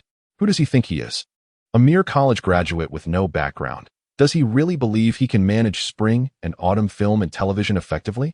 Is he foolish?" Lin Hao exclaimed, flustered. If Yechen refuses to sell spring and autumn film and television to Zhang Yinan, wouldn't his new drama be doomed? He was counting on Zhang Yinan to take over the company, infuse it with capital, and reinvigorate the filming plans for his new drama. Moreover, Zhang Yinan had promised to bring top stars Kai Shuquan and Lu Han to promote his new project. Yet, all of this hinged upon a singular premise. Spring and autumn films now rests in the hands of Zhang Yinan. Lin Hao remarked, "I sense that Yechen is eager to prove to me that my decision to part ways with him was misguided. The more I advise him, the more he seems to resent me." Lin Xiaoxue sighed in agreement. "Indeed, sister, your perspective is quite insightful. From a man's viewpoint, if I were to be cast aside by my girlfriend due to my inferior material circumstances, I would undoubtedly feel a burning desire to prove myself. Once I carve out my own success, I would demonstrate to my former girlfriend that she was blind to my potential." Lin Hao continued, "Yechen, having just acquired spring and autumn films, undoubtedly harbors similar sentiments. In this context, your attempts to counsel him may yield counterproductive results." After a brief pause, he added, "Sister, since you cannot sway Yechen, perhaps you could enlist Cheng Bingyuan's assistance in persuading him." "That won't do," Lin Xiaoxue replied, pursing her lips. "She is currently enchanted by Yechen. She supports him in all his endeavors." Lin Hao's expression soured as he commented, "I never anticipated that Yechen possessed such charm to swiftly win Cheng Bingyuan's unwavering admiration." Chapter 33. Teacher Sungwen. "Your springtime is approaching, sister. What now? If Yechen refuses to sell spring and autumn films to director Zhang, then my new drama is doomed." Lin Hao fretted. "You ask me? How should I know?" The following morning, the first thing Yechen did upon waking was silently recite his daily sign-in. Ding. Sign-in successful. Ding. Congratulations, host, for successfully triggering the sign-in reward. Bad luck card. Note 1. Once this card is successfully utilized, it can alter the target individual's fortune, causing them to encounter misfortune. The effect of this card lasts for 1 year. Note 2. This bad luck card is only effective when employed on a male individual who has interacted with the host within the past month. Note 3. To utilize this item, extract the bad luck card from the system inventory and write the target's name and identification number on the card. This bad luck card is rather intriguing, Yechen mused. However, he had yet to decide whom to target with this card. After all, it would be rather unethical to use it on those he bore no animosity towards, rendering them subject to misfortune for the subsequent year. In the blink of an eye, 2 days had elapsed. During this time, Yechen gained a deeper understanding of the company's circumstances. Upon further investigation, he discovered that spring and autumn films had recently diverted resources towards several young, rising stars. According to the information he had received about the future, these young actors would remain relatively obscure. Given Yechen's disdain for those lacking acting skills, who merely flaunted their looks and styled themselves ostentatiously, he decisively decided to cease the allocation of resources to these individuals. The following afternoon, Lin Hao was indulging in a facial treatment at a beauty salon when his phone suddenly rang. Upon checking, he saw it was a call from his agent. Hastily, he pressed the answer button. "Zhou Gu," Lin Hao responded, only to be met with a grave tone. "Lin Hao, I bear unfortunate news," Zhou Ping stated. "Unfortunate news?" Lin Hao's heart sank with trepidation. "What sort of bad news?" "Lin Hao, I have just received word that all your engagements have been cancelled." The moment he heard this, Lin Hao was taken aback. "What? All my engagements have been cancelled by the company?" "Zhou Gu, how could this happen?" He was currently committed to 3 engagements, 2 of which were talk shows and 1 a popular variety program on a local satellite channel. Receiving engagements from the company was the primary avenue for these artists to gain exposure. If the company halted all announcements, a lack of visibility would inevitably lead to waning popularity. The cancellation of all his engagements felt akin to being shelved, a reality that deeply unsettled him. Zhang Zong informed me directly. I am unclear about the exact reasons, Zhou Ping continued, shifting the topic. However, I suspect it may be related to the new owner. The company has not only canceled all your engagements, but has also done the same for Han Feng and Xia Tian. Over the past year, the three of you have been the company's key talents, and now, with the abrupt cancellation of all your engagements, it appears to be a decision made by the new owner. It's not just a suspicion, it's certainly the case, Lin Hao fumed with indignation. Meanwhile, in a cramped 30-square-meter rental apartment located in the outskirts of Shuani, Beijing, Zhang Sungwen sat at a small desk illuminated by a lamp. Engrossed in the book Actors Create Characters. This book is considered one of the 10 essential reads for actors, and it serves as a sequel to an actor's self-cultivation. As he diligently read, his phone on the desk suddenly vibrated. The caller ID displayed, Agent Huayu. Teacher Sungwen, your springtime is approaching. The moment the call connected, his agent's exuberant voice filled his ears. What do you mean, Huajia? Zhang Sungwen inquired, astonished. Teacher Sungwen, you've been quite busy this past month. The company has suddenly granted you 5 engagements. Huayu exclaimed with enthusiasm. Zhang Sungwen responded, bewildered. The company has given me 5 engagements? Huajia, what is going on?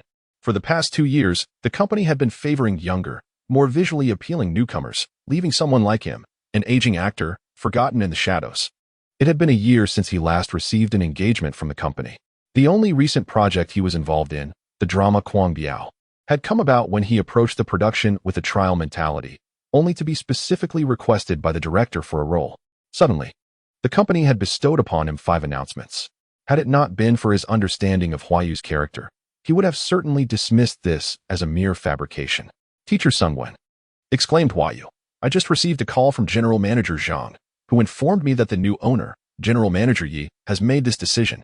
Under his direction, our Qinyuan media will henceforth allocate resources to powerful actors like you, Teacher Sungwen.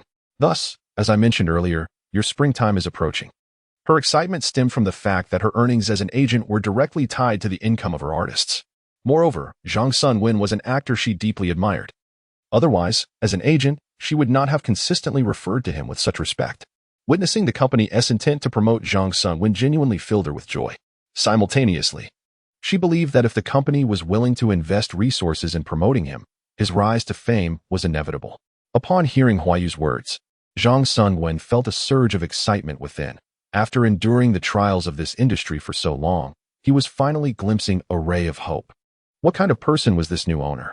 At this moment, Zhang Sungwen harbored both curiosity and a budding fondness for Yechen. It is essential to recognize that this industry is currently dominated by youthful idols, whose presence is synonymous with substantial traffic, an asset easily monetized by capital. Consequently, major entertainment companies are fervently investing resources to elevate these visually appealing young stars, leaving seasoned actors like him sidelined. In the midst of this chilling environment, the new owner's inclination to direct resources toward an older actor like him was indeed remarkable. Meanwhile, Yechen sat leisurely in his office, sipping tea, when suddenly his phone rang. Noticing it was Lin Hao calling, Yechen surmised the purpose of the call. After a brief moment of hesitation, he chose to answer. Chapter 34. Yechen is actually blacklisting me. Yechen, what do you mean by this? Lin Hao's voice came through the line, laced with accusation. What do you mean? Yechen replied coolly. My agent just informed me that the company has canceled all my announcements. This must have been your doing, right? Lin Hao continued in an accusatory tone. As suspected, Lin Hao was indeed calling about the cancellation of his announcements. Yes, it was my decision. Is there a problem? Yechen stated matter-of-factly. On what basis have you stopped my announcements? I demand a reasonable explanation. Lin Hao's voice grew increasingly louder. Upon hearing those words, Yechen could not help but be amused. I am the owner of the company. Why should I justify my decisions to you? Please recognize your position. Yechen's composed remark rendered Lin Hao speechless, leaving him momentarily at a loss for a retort. This infuriated Lin Hao, who found himself struggling to adapt. Previously, when Yechen was in a relationship with his sister, Lin Hao had always harbored a disdain for him, believing that Yechen was unworthy of his sister. Consequently, He often displayed a disdainful demeanor towards Yechen. However, during that time, Yechen had always managed a forced smile in Lin Hao's presence, never daring to retaliate.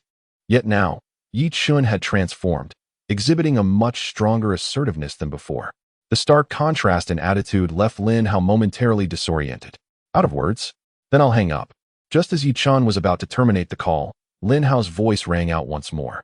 Yechen, you are clearly acting out of personal vendetta. My sister dumped you, and now you are taking it out on me. It's fortunate my sister ended things with such a petty and vindictive man like you. A flustered Lin Hao unleashed a tirade of insults over the phone. Since you label me as petty and vindictive, I shall soon demonstrate to you what true pettiness entails. Otherwise, I would unjustly bear this reputation. With that, Yechen hung up the phone. He then located Zhang Honghu's number in his contacts and dialed it. After concluding his conversation with Zhang Honghu, Yechen focused his thoughts, causing a gray card to materialize on his desk. This was the misfortune card he had received as a reward for signing in that morning. The card featured spaces for a name and an identification number. Yechen picked up a black gel pen from the holder on his desk, uncapped it, and inscribed Lin Hao's name in the designated area. Subsequently, he accessed a hard drive on his computer to retrieve Lin Hao's personal information, entering his identification number in the corresponding section of the misfortune card. As Yechen wrote the last digit, 6, of Lin Hao's ID, the card vanished into thin air. Simultaneously, a system notification echoed in Yechen's mind. Ding. Misfortune card successfully used. The target, Lin Hao, will experience a significant decline in fortune due to system intervention. Duration, 1 year. Initially, when Yechen received the misfortune card that morning, he had not determined who to use it against. Yet, fate had conveniently brought Lin Hao to him. In truth, Yechen was not inherently vindictive. However, Lin Hao had been a source of irritation for him for years. During the 4 years he was with Lin Xiaoxue, Yechen distinctly remembered that every encounter with Lin Hao had been met with hostility, as if he owed him a fortune. Moreover, Yechen was well aware that during those years, Lin Hao had repeatedly advised Lin Xiaoxue to end their relationship in private. Previously, out of consideration for Lin Xiaoxue, he had tolerated this future brother-in-law, refraining from holding any grievances against him. However, the circumstances had changed. Now that he and Lin Xiaoxue were no longer together, he would not indulge Lin Hao as he once did. Clearly, Lin Hao had yet to recognize his new position, still perceiving Yechen as the same individual from the past. Thus, he decided to bestow upon him this fresh and potent misfortune card. On the other side, Lin Hao had just exited the beauty salon when he received a call from his manager, Zhou Ping. Lin Hao, I regret to inform you that you have been blacklisted by the company. What? Lin Hao was taken aback. Previously, the company had canceled all his engagements, which merely indicated a lack of resources from them, yet it did not impede his ability to seek opportunities elsewhere. However, being blacklisted represented an entirely different matter. Once the company decided to blacklist a particular artist, that individual could not accept any engagements during the contract period, nor could they pursue opportunities independently. And even appearances in public media would be forbidden. Violation of this could result in exorbitant penalty fees. Thus, all artists held a profound fear of such blacklisting orders. Yet, ordinarily, a company would not casually blacklist its own artists. After all, artists were the revenue-generating machines for the company, who would willingly jeopardize their financial interests. The audacity of Yechen to blacklist him was truly infuriating. Lin Hao, are you out of your mind? The new boss halted your announcements, and you called to curse him out? Who do you think you are? You fool. After berating him, Zhou Ping hung up. Yechen. Lin Hao's expression darkened to an almost tangible degree. The previously mild-mannered Yechen, in his eyes, had now resorted to blacklisting him at the slightest provocation. Fortunately, he only had 2 months remaining on his contract with Chuanqiu Film and Television, or rather, now called Bingyuan Media. Yet, the thought of being unable to engage in any activities or even appear on social media for the next 2 months left Lin Hao exceedingly dissatisfied. He realized he would have no exposure whatsoever during this time. This is intolerable. Yechen, consider this a definitive grudge formed between us. As Lin Hao continued to walk while cursing, a passing sewage truck suddenly exploded beside him. It was a true explosion. The tank filled with excrement exploded, sending a shower of filth into the air.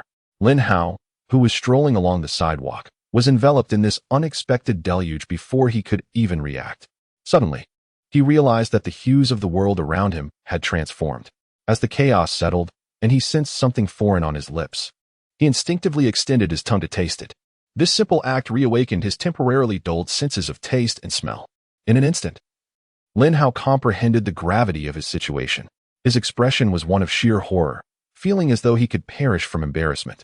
Meanwhile, the voices of nearby pedestrians began to filter into his ears. Goodness, that startled me.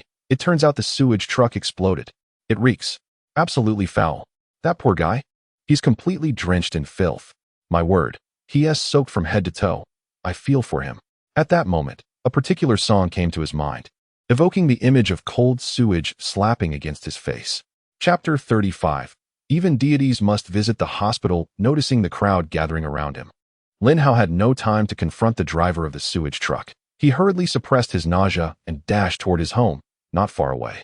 Lin Hao's only desire was to return home swiftly and cleanse himself thoroughly. What a day! Did I neglect to check the calendar before stepping out? He lamented his unfortunate fate of being drenched by an exploding sewage truck. As he sprinted home, his disheveled appearance attracted the attention of passers-by. Whoa! Did you fall into a cesspit? Wow, this big brother must have been picked out of a pile of dung by his mother. Dude, tell me, what on earth happened to you? Isn't that little Hao? Hearing these remarks, Lin Hao felt an overwhelming urge to disappear. He dared not stop, overwhelmed by embarrassment. A minute later, Lin Hao finally arrived at the entrance of his residential complex, only to be halted by the elderly security guard stationed there. No entry, no entry. What is your business here? The guard pinched his nose with one hand while gesturing for Lin Hao to stop with the other. I'm a resident here, Lin Hao replied, his face darkened with frustration. A resident? What proof do you have of your identity? Despite his age, the guard exhibited commendable professionalism. I pass through here daily. Don't you recognize me? How can you be a security guard? Lin Hao, already in a foul mood, was further agitated by the guard's refusal to let him in, causing his tone to carry a hint of ire. Young man, your face is covered in filth. And it's congealed. How could I possibly recognize you? The guard shot Lin Hao a skeptical glance. In response, Lin Hao finally retrieved an access card from his pocket, hoping it would suffice as proof of his identity. Upon witnessing the unsightly state of the access card at the community entrance, the security guard, no longer inclined to obstruct Lin Hao, pinched his nose in disdain and said, "Go on in." Thus, Lin Hao successfully entered his residential complex. However, he had scarcely ventured far when an unrestrained dog caught his scent and began to pursue him. This startled Lin Hao, prompting him to exert every ounce of strength and run even faster. As he sprinted, the cacophony of barking behind him grew increasingly chaotic. Turning his head, he was met with a sight that drained the color from his face. At least 10 dogs were hot on his heels, each regarding him with the same fervor one might reserve for a delectable feast. Just as Lin Hao caught sight of his building's entrance, a shrill scream escaped him. A black dog had latched onto his rear. Soon, more dogs joined the fray, escalating his cries to a level reminiscent of rural pig slaughter during the New Year festivities. Fortunately, 2 sanitation workers, busy tidying the grounds, rushed over with brooms and managed to disperse the pack, allowing Lin Hao to narrowly escape with his life. However, within that brief span, he had accumulated numerous bite marks across his body. By 4 in the afternoon, Lin Xiaoxue hurriedly arrived at the Second People's Hospital in the bustling metropolis. In a hospital room, she found Lin Hao lying on the bed, accompanied by an elderly woman in her 60s, with thin lips and a sharp visage. "Grandma," Lin Xiaoxue called out as she entered the room, instantly revealing the woman's identity as Wang Fong, the grandmother of Lin Xiaoxue and Lin Hao. In response to her granddaughter's greeting, Wang Fong merely huffed through her nostrils, a clear indication of her indifference. Unperturbed, Lin Xiaoxue turned to her brother, who was receiving in 4 drip, and inquired, "Lin Hao, what happened to you?" Just moments before, she had received a phone call from her grandmother informing her of Lin Hao's hospitalization, but her grandmother had abruptly hung up, leaving Lin Xiaoxue in the dark regarding the details. Don't even mention it. I was bitten by a dog and nearly lost my life," Lin Hao lamented, his face betraying remnants of fear. "Fortunately, my handsome face escaped unscathed. Otherwise, my dreams of stardom would have been dashed." "How could you have been bitten by a dog to such an extent? Was it a large one?" Lin Xiaoxue asked, concern etching her features. "Not particularly," Lin Hao replied, then shifted the subject, "but the sheer number was overwhelming. Over a dozen dogs descended upon me. Even a deity would have ended up in the hospital under such circumstances." "Over a dozen dogs? How could so many have attacked you?" Lin Xiaoxue questioned in bewilderment. Could it be that her brother has fallen into a doghouse? Alas, enough said. Today has truly been an unfortunate day, Lin Hao lamented, enveloped in gloom. What could have possibly gone wrong? Observing her brother's reluctance to elaborate, Lin Xiaoxue grew increasingly curious. Well, here's the story. Lin Hao eventually recounted the incident of being drenched by the sewage truck explosion and subsequently attacked by a pack of dogs upon returning to the community. Upon hearing this, Lin Xiaoxue stifled a laugh, though she dared not express it. Lin Hao, your luck today is indeed abysmal. All this misfortune is to blame on that Yechen, Lin Hao declared with evident bitterness. Puzzled, Lin Xiaoxue inquired, what does this have to do with Yechen? That Yechen first halted all my engagements and then issued a ban against me. If it weren't for the mood he put me in, I wouldn't have left the beauty salon before completing my package, Lin Hao explained. Had I not departed early, none of these subsequent events would have transpired. Yechen has placed a ban on you? There must be a reason behind this, Lin Xiaoxue probed. Given her understanding of Yechen over the years, she believed he would not act without cause. It was clear that Lin Hao must have done something to provoke Yechen. Just as Lin Xiaoxue finished her thought, Wang Fong, who had remained silent since entering, finally spoke up. What other reason could there be? It's simply that Yechen has taken his grievances out on your brother. With a stern expression, Wang Fong addressed Lin Xiaoxue, a man so narrow-minded. And you followed him for 4 years before breaking up? Have your eyes been closed all this time? Now, your brother has suffered such a severe ordeal because of it. Grandmother, Yechen is not the person you describe. Lin Xiaoxue attempted to interject, but was cut off by Wang Fong. You've broken up, yet you still defend Yechen? It seems you truly are a woman of the world. Little Hao is unfortunate to have a sister like you, one who speaks up for an outsider. Lin Xiaoxue fell silent at her words. Look at you. As soon as your name is mentioned, you lower your head in silence. What part of you resembles a member of the Lin family? All right, grandmother, let us not speak of my sister any longer, Lin Hao interjected diplomatically.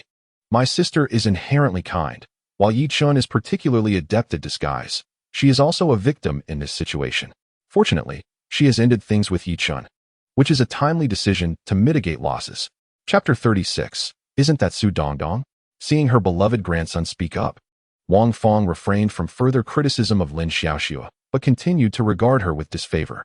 The mere sight of Lin Xiaoxue reminded her of that woman, for they bore an uncanny resemblance.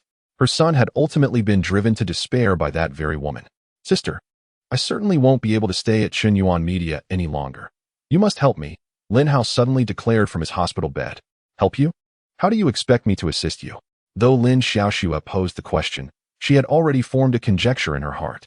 Sister, could you inquire with Director Zhang or Assistant Director Xiao Zhang about the possibility of signing me, or perhaps recommend me to another entertainment company? As Lin Hao's words faded, Wang Fong, who stood beside them, coldly interjected in an authoritative tone, you must not shirk your responsibilities as an elder sister regarding your brother's matter. All right, Lin Hao. I will ask them when I return home, Lin Xiaoxue responded. You stay here with your brother. I shall go home and prepare some food to bring for him. With that, Wang Fong departed from the hospital room. Sister, I am unable to move my hands at the moment. Could you take a photo of me and post it on Weibo? Lin Hao requested. Certainly. Picking up her brother's phone, Lin Xiaoxue opened the camera and aimed it at him, preparing to capture the moment. Sister, find a good angle. Remember to make me look handsome. Understood. In no time, Lin Xiaoxue had snapped the photo. Let me see it. This one is good, and so is this one. Wow. Sister, your photography skills are practically professional. Let us go with this one. Could you please post it on Weibo? Certainly. What should the caption be? Lin Xiaoxue asked while operating the phone.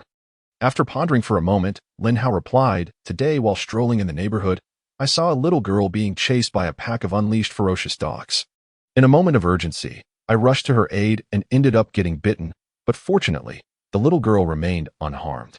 Sister, please add a few smiley faces and a sun emoji at the end. Lin Hao, aren't you being a bit deceptive? Lin Xiaoxue frowned. Sister, this is how Weibo operates now. You don't understand yet. Once your agent is confirmed, they will teach you how to navigate Weibo properly. Lin Hao chuckled. All right. Shortly thereafter, Lin Xiaoxue had successfully posted on Weibo. As she scrolled through the feed, Lin Hao watched beside her. Suddenly, a headline caught their attention. Explosion of sewage truck in Magic City. Innocent bystanders affected, accompanied by a photo. Lin Hao, isn't that you in the picture? Lin Xiaoxue struggled to contain her laughter. Her brother's appearance in the photo was indeed hard to behold. As Lin Xiaoxue clicked to view the comments section below, Lin Hao's composure vanished entirely. The top comment, which had garnered the most likes, was directly related to him. "Oh my, isn't that my brother Lin Hao?" It was evident that a fan had recognized him. Beneath this popular comment, there were already hundreds of additional replies. "Is he a celebrity? Humph. I don't even know who your idol is. Do you know the Candy Boy group? My brother Lin Hao is the main vocalist and dancer." "What Candy Boy group? I've never heard of it. All I know is that your brother has turned into a meme now, haha." A chilling deluge of filth struck Lin Hao's brother's face with a resounding thud. "Goodness," he exclaimed, "the fellows upstairs are truly merciless." The absurdity of the situation left him in stitches. Upon witnessing this, Lin Hao's complexion turned a ghastly shade of green. Could that female fan truly not be a secret detractor? What an imbecile. A strong premonition gripped him. This photograph would haunt him for the rest of his days. As the brother and sister continued scrolling through Weibo, another news headline soon captured their attention. Follow-up on the bystander who won the lottery after the filth truck explosion in the Magic City. Accompanying the article was a rather unflattering image of Lin Hao, pursued by a pack of dogs. Initially, Lin Hao felt his reputation as a dashing figure had been irrevocably tarnished. However, his expression shifted dramatically as he urgently implored his sister, "You must delete that recent Weibo post immediately. Hurry, or it will be too late." In that post, he had claimed he was bitten by vicious dogs while rescuing a little girl. Wouldn't that statement now be utterly discredited? Lin Xiaoxue, quick-witted as she was, grasped the gravity of the situation and promptly deleted the post. Meanwhile, Yechen was driving out of Magic City University after receiving a call from Cheng Bingyuan, who sat beside him, engrossed in her phone. Suddenly, she exclaimed in astonishment, "Isn't that Lin Hao? What has happened to him?" Yechen inquired as he drove. "A filth truck exploded, and Lin Hao was drenched in sewage. What atrocious luck." Cheng Bingyuan chuckled. Upon hearing this, Yechen couldn't help but reflect on the immediate effects of that bad luck card. Moments later, Cheng Bingyuan burst into laughter again. "Darling, Lin Hao's misfortunes are truly a saga. After returning home, he was chased and bitten by a pack of dogs. Dogs have a penchant for filth, and to them, Lin Hao must have appeared as a walking feast." "Indeed," Yechen replied with a grin. "I should call to check, judging by the photo. Those dogs must have given him a thorough thrashing." Cheng Bingyuan dialed Lin Hao's number. Approximately 5 minutes later, after finishing her call, she turned to Yechen. "Darling, did you blacklist Lin Hao?" "Yes," Yechen nodded. "I forgot to mention it to you." He then recounted the entire series of events to her. "Any boss would have done the same to Lin Hao. You made no mistake, my love," Cheng Bingyuan affirmed. The following morning, an alert chimed. "Sign-in successful." Another notification followed. "Congratulations, host. You have successfully triggered the sign-in reward. 1 advertising planning video. The reward has been deposited into the system warehouse." Lin Hao's eyes sparkled upon hearing the system's notification. To have triggered sign-in rewards for 2 consecutive days was an auspicious sign indeed. Glancing over at Cheng Bingyuan, who was peacefully asleep, he quietly rose from bed and made his way to the living room. Subsequently, with a mere thought from Yechen, a video file appeared in his phone. Donning his headphones, he clicked to play the video. As the footage commenced, a figure emerged on the screen, causing Yechen to pause in astonishment. Was that not Su Dongdong? He instantly recognized the female lead in the video as Su Dongdong, a signed artist under his company. Chapter 37. Her brother truly is unfortunate. Just yesterday, Yechen had reviewed Su Dongdong's profile at the company. His impression of her was quite vivid, as her figure was even more curvaceous than that of Cheng Bingyuan. However, in Yechen's eyes, Su Dongdong's physique did not possess the same allure as Cheng Bingyuan's. While he appreciated ample proportions, he found excessively large figures less appealing, as they often appeared somewhat unbalanced, lacking the aesthetic beauty of the golden ratio. Nonetheless, it was undeniable that Su Dongdong's figure was undeniably eye-catching. Su Dongdong, having a background in modeling, had been signed by Chunqiu Film and Television 3 years ago. Yet her career had seen little progress during that time. Each year, she managed to secure only a handful of minor advertisements. When Yechen heard her utter the advertisement line, "Yes on coconut juice, I've been drinking it since childhood," he couldn't help but applaud. The delivery of that line from Su Dongdong was truly exceptional, perfectly timed and remarkably persuasive. After watching the entire segment, Yechen concluded that the advertisement campaign was nothing short of flawless. Indeed, products from the system were always of exquisite quality. He surmised that the system would not have bestowed such an advertising plan upon him without reason. With this thought, Yechen opened his mobile browser to search for information regarding the Coconut Group. Within moments, his eyes lit up.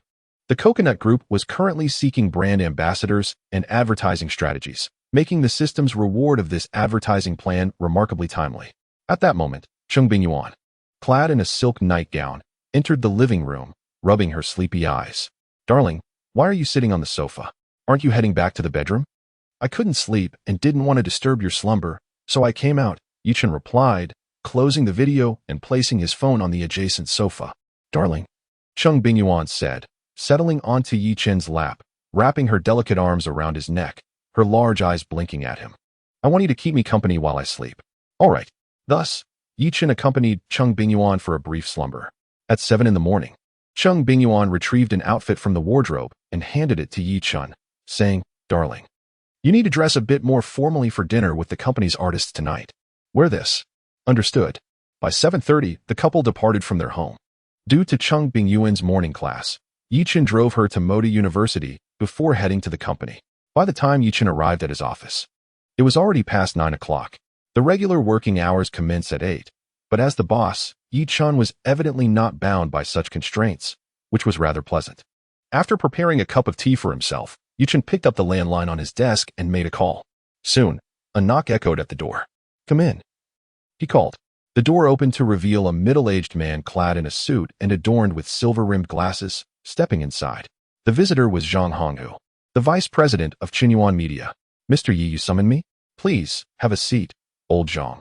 Yechen gestured towards the chair opposite his desk. "Thank you." Zhang Honghu complied. "Old Zhang, is there any artist unable to attend tonight's gathering?" Yechen inquired.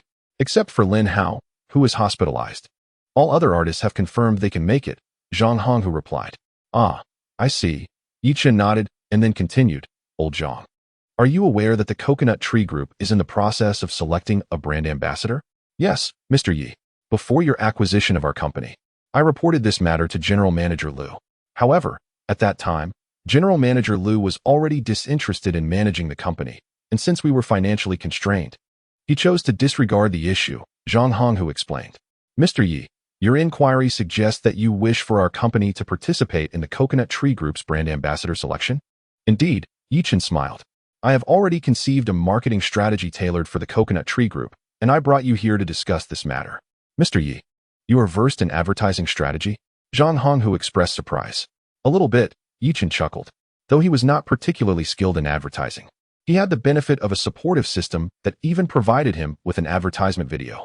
However, that video could not be directly utilized. What he needed to do now was replicate the essence of that video. "Please, proceed," he encouraged. Meanwhile, Lin Xiaoxue arrived at Lin Hao's hospital room, carrying a basket of fruit. "Lin Hao, how much longer until you can be discharged?" she asked, placing the basket on the bedside table. "The doctor just informed me that I should be able to leave tomorrow," Lin Hao replied, his head lowered, his voice lacking vigor, resembling a wilted eggplant. "What's wrong? You seem downcast," Lin Xiaoxue observed. "Sis, I lost over 50,000 followers from my personal account overnight. Now I have less than 70,000 left," Lin Hao lamented. "Ah? Surely, the explosion incident involving the sewage truck did not cause such a drastic loss of followers for you?" Lin Xiaoxue inquired, perplexed. "Sister, you haven't been on Weibo lately, have you?" Upon seeing her sister nod, Lin Hao continued. "Yesterday, the Weibo post I asked you to delete was removed too late. One of my detractors captured a screenshot and shared it online. Consequently, many of my fans unfollowed me. Sigh. I painstakingly accumulated 120,000 followers. And in just one night, nearly half have vanished. This incident has regrettably become an indelible stain on my reputation." At that moment, Lin Xiaoxue was at a loss for words to offer comfort. Her brother had indeed faced a streak of misfortune in recent days. It's all the Yechen's fault. Had it not been for him, these subsequent events would never have transpired, Lin Hao expressed with palpable resentment. Yet, he could not relish his triumph for long. A mere novice with no foundation or connections, he aspired to acquire an entertainment company. Dreaming of becoming a capital player, truly a folly. Under his stewardship, Chuanxiu Entertainment would undoubtedly falter within 6 months. "Sister, do you know what Yechen's first major decision was upon taking over Chuanxiu Entertainment?" he asked. "What was it?" Lin Xiaoxue inquired, Curiosity piqued. He suspended all engagements for me, Han Feng, and Xia Tian, reallocating those resources to Zhang Sungwen and his cohort of veterans, Lin Hao explained. You see, Han Feng, Xia Tian, and I are the three most popular artists under the company, predominantly attracting a youthful female fan base. It is well known that our demographic is the easiest to monetize, which is why General Liu previously directed resources toward us. Yet, Yechen has chosen to act contrary to that strategy, diverting resources to those elderly figures who, after years in the industry, lack both fame and a substantial following. Allocating resources to them is akin to tossing a stone into the ocean. One cannot even hear a splash. Sister, do you not think Yechen is foolish? He is a complete outsider, utterly ignorant. Yet he dreams of making a name for himself in the entertainment industry. It is a delusion. After listening to her brother, Lin Xiaoxue could not help but shake her head, sighing, indeed, diverting resources to those obscure veterans is a rather poor move on Yechen's part. As I said, Chuanxiu Entertainment will certainly become a relic of the past within 6 months under his leadership. Lin Hao chuckled. By the way, sister, did you discuss my situation with Director Zhang and Assistant Director Zhang yesterday? Meeting her brother's eager gaze, Lin Xiaoxue responded, I mentioned it to them, and they expressed their willingness to help you connect with other entertainment companies. Alas, it seems securing a contract with Zhang Yimou's studio remains a challenge, Lin Hao said, disappointment evident in his voice. Zhang Yinan mentioned that Zhang Yimou's studio has 3 shareholders, including his father. Each year, the studio can sign a maximum of 3 contracts, with each shareholder holding 1 signing quota. This year, Director Zhang has already allocated his signing quota to me, Lin Xiaoxue remarked. Very well, I understand. At that moment, at Ice City International Airport, Su Dongdong, having just received her boarding pass, felt her phone vibrate in her jeans pocket. She paused to retrieve it. Noticing it was a call from her agent, she hurriedly pressed the answer button. Hello, Sister Hua. Dongdong, where are you now? Have you arrived in the Magic City? Hua Yu inquired. Sister Hua, I'm still at Ice City International Airport. I won't reach the Magic City until 5 o'clock this afternoon, Su Dongdong replied. You won't arrive until 5 o'clock? That's rather late. Sister Hua, is there something going on? Su Dongdong asked, puzzled. The new boss had invited their artists to dinner, scheduled for 7 in the evening, so arriving by 5 would be ample time. It was likely that there was another matter at hand. Otherwise, her agent would not have adopted such a tone. Dongdong, once you land this afternoon, come directly to the company, Hua Yu instructed. Huh, the general manager wants to see me? What, the new boss wants to see me? Sister Hua, do you know what it's about? Su Dongdong queried. In the company, she was merely an inconspicuous little artist, a small fry. Why would the new boss suddenly seek her out? Could it be that the new boss did not intend to renew her contract? A possibility crossed her mind. Her contract with the company was set to expire in 3 months. At this juncture, if the new boss was summoning her to the company, it was highly likely they wished to discuss her contract, and the likelihood of not renewing it loomed large. After all, she had not generated much profit for the company in recent years. Given the company's current precarious situation, it was entirely plausible that the newly appointed boss would opt not to renew her contract. I don't know the specifics, but you'll understand everything once you arrive at the company this afternoon, Hua Yu stated. All right, Sister Hua, I understand. After hanging up the phone, Su Dongdong's face was etched with concern. Before long, the clock struck 4. Yechen dialed Cheng Bingyuan's number. Teacher Cheng, should I come pick you up now? It's too early to come now. I'm in class, and it won't end until 5:30. Until 5:30, you say? Yes, darling. Do you have something to attend to? If so, I can just take a taxi to the company after class. Teacher Cheng, you truly are like a worm in my stomach. I am not a worm. Worms are too disgusting. All right then, Teacher Cheng, let us leave it at that. I won't disturb your class any longer. Okay, goodbye. 5 o'clock and 3 minutes passed. Wearing oversized sunglasses, Su Dongdong departed from the bustling Hangzhou Airport in Shanghai. Settling into a taxi, seated in the rear, her heart raced with trepidation, her visage betraying a palpable anxiety. At 5:30, the taxi came to a halt before an office building in Suwei District. Miss, we have arrived, the driver announced. How much do I owe? Su Dongdong inquired, casting a glance at the fare meter. Altogether 32. Here is my WeChat payment code. You may scan it directly, he replied. Very well. After successfully completing the transaction, Su Dongdong received a bank notification on her phone. Upon seeing her account balance dwindling to less than 2,000, her anxiety intensified. If the company chose not to renew her contract, her basic livelihood would be jeopardized. Upon alighting, Su Dongdong approached the rear of the taxi, opened the trunk, and retrieved her suitcase before making her way towards the office building. Ascending in the elevator, she arrived at the 16th floor, quickly locating Bingyuan Media. Dongdong, hurry. The boss is waiting for you. A woman in her 30s, sporting a high ponytail and possessing an appealing appearance, beckoned to Su Dongdong as she stood at the company entrance. Hastening her steps, Su Dongdong replied, Sister Hua. This woman, with the high ponytail, was none other than her agent, Hua Yu. Come with me. Leave your suitcase at the front desk for now, Hua instructed. Understood. Thus, Su Dongdong followed Hua Yu towards Yechen's office. Sister Hua, did the president summon me to discuss the contract? My agreement with the company is set to expire in 3 months. Will they renew it? Su Dongdong asked, attempting to gauge her agent's insight. Dongdong, honestly, I am in the dark about everything. Asking me will yield no answers, Hua Yu replied. Well, based on your experience, do you believe the company will renew my contract this year? Su Dongdong pressed on. The company has changed ownership, and my insights may no longer hold weight. Dongdong, let us accept what comes, Hua Yu said as they walked. Very well. Chapter 39. A shocked Su Dongdong soon. The two women arrived outside Yechen's office. Dongdong. As Hua Yu knocked on the door, Su Dongdong removed her sunglasses, placing them into her bag. It would be rather impolite to meet the boss while wearing shades. Come in, Yechen's voice echoed from within. Hua Yu pushed the door open, and both women entered together. Upon entering the office, they beheld 2 men seated in the reception area. One was familiar to them, Zhang Honghu, the company's vice president. The younger man must surely be the new owner. Yechen. The moment their eyes met Yechen's, both women felt an undeniable spark of intrigue. The new boss is extraordinarily handsome. Both women are entrenched in the entertainment industry, a realm abundant with strikingly attractive individuals.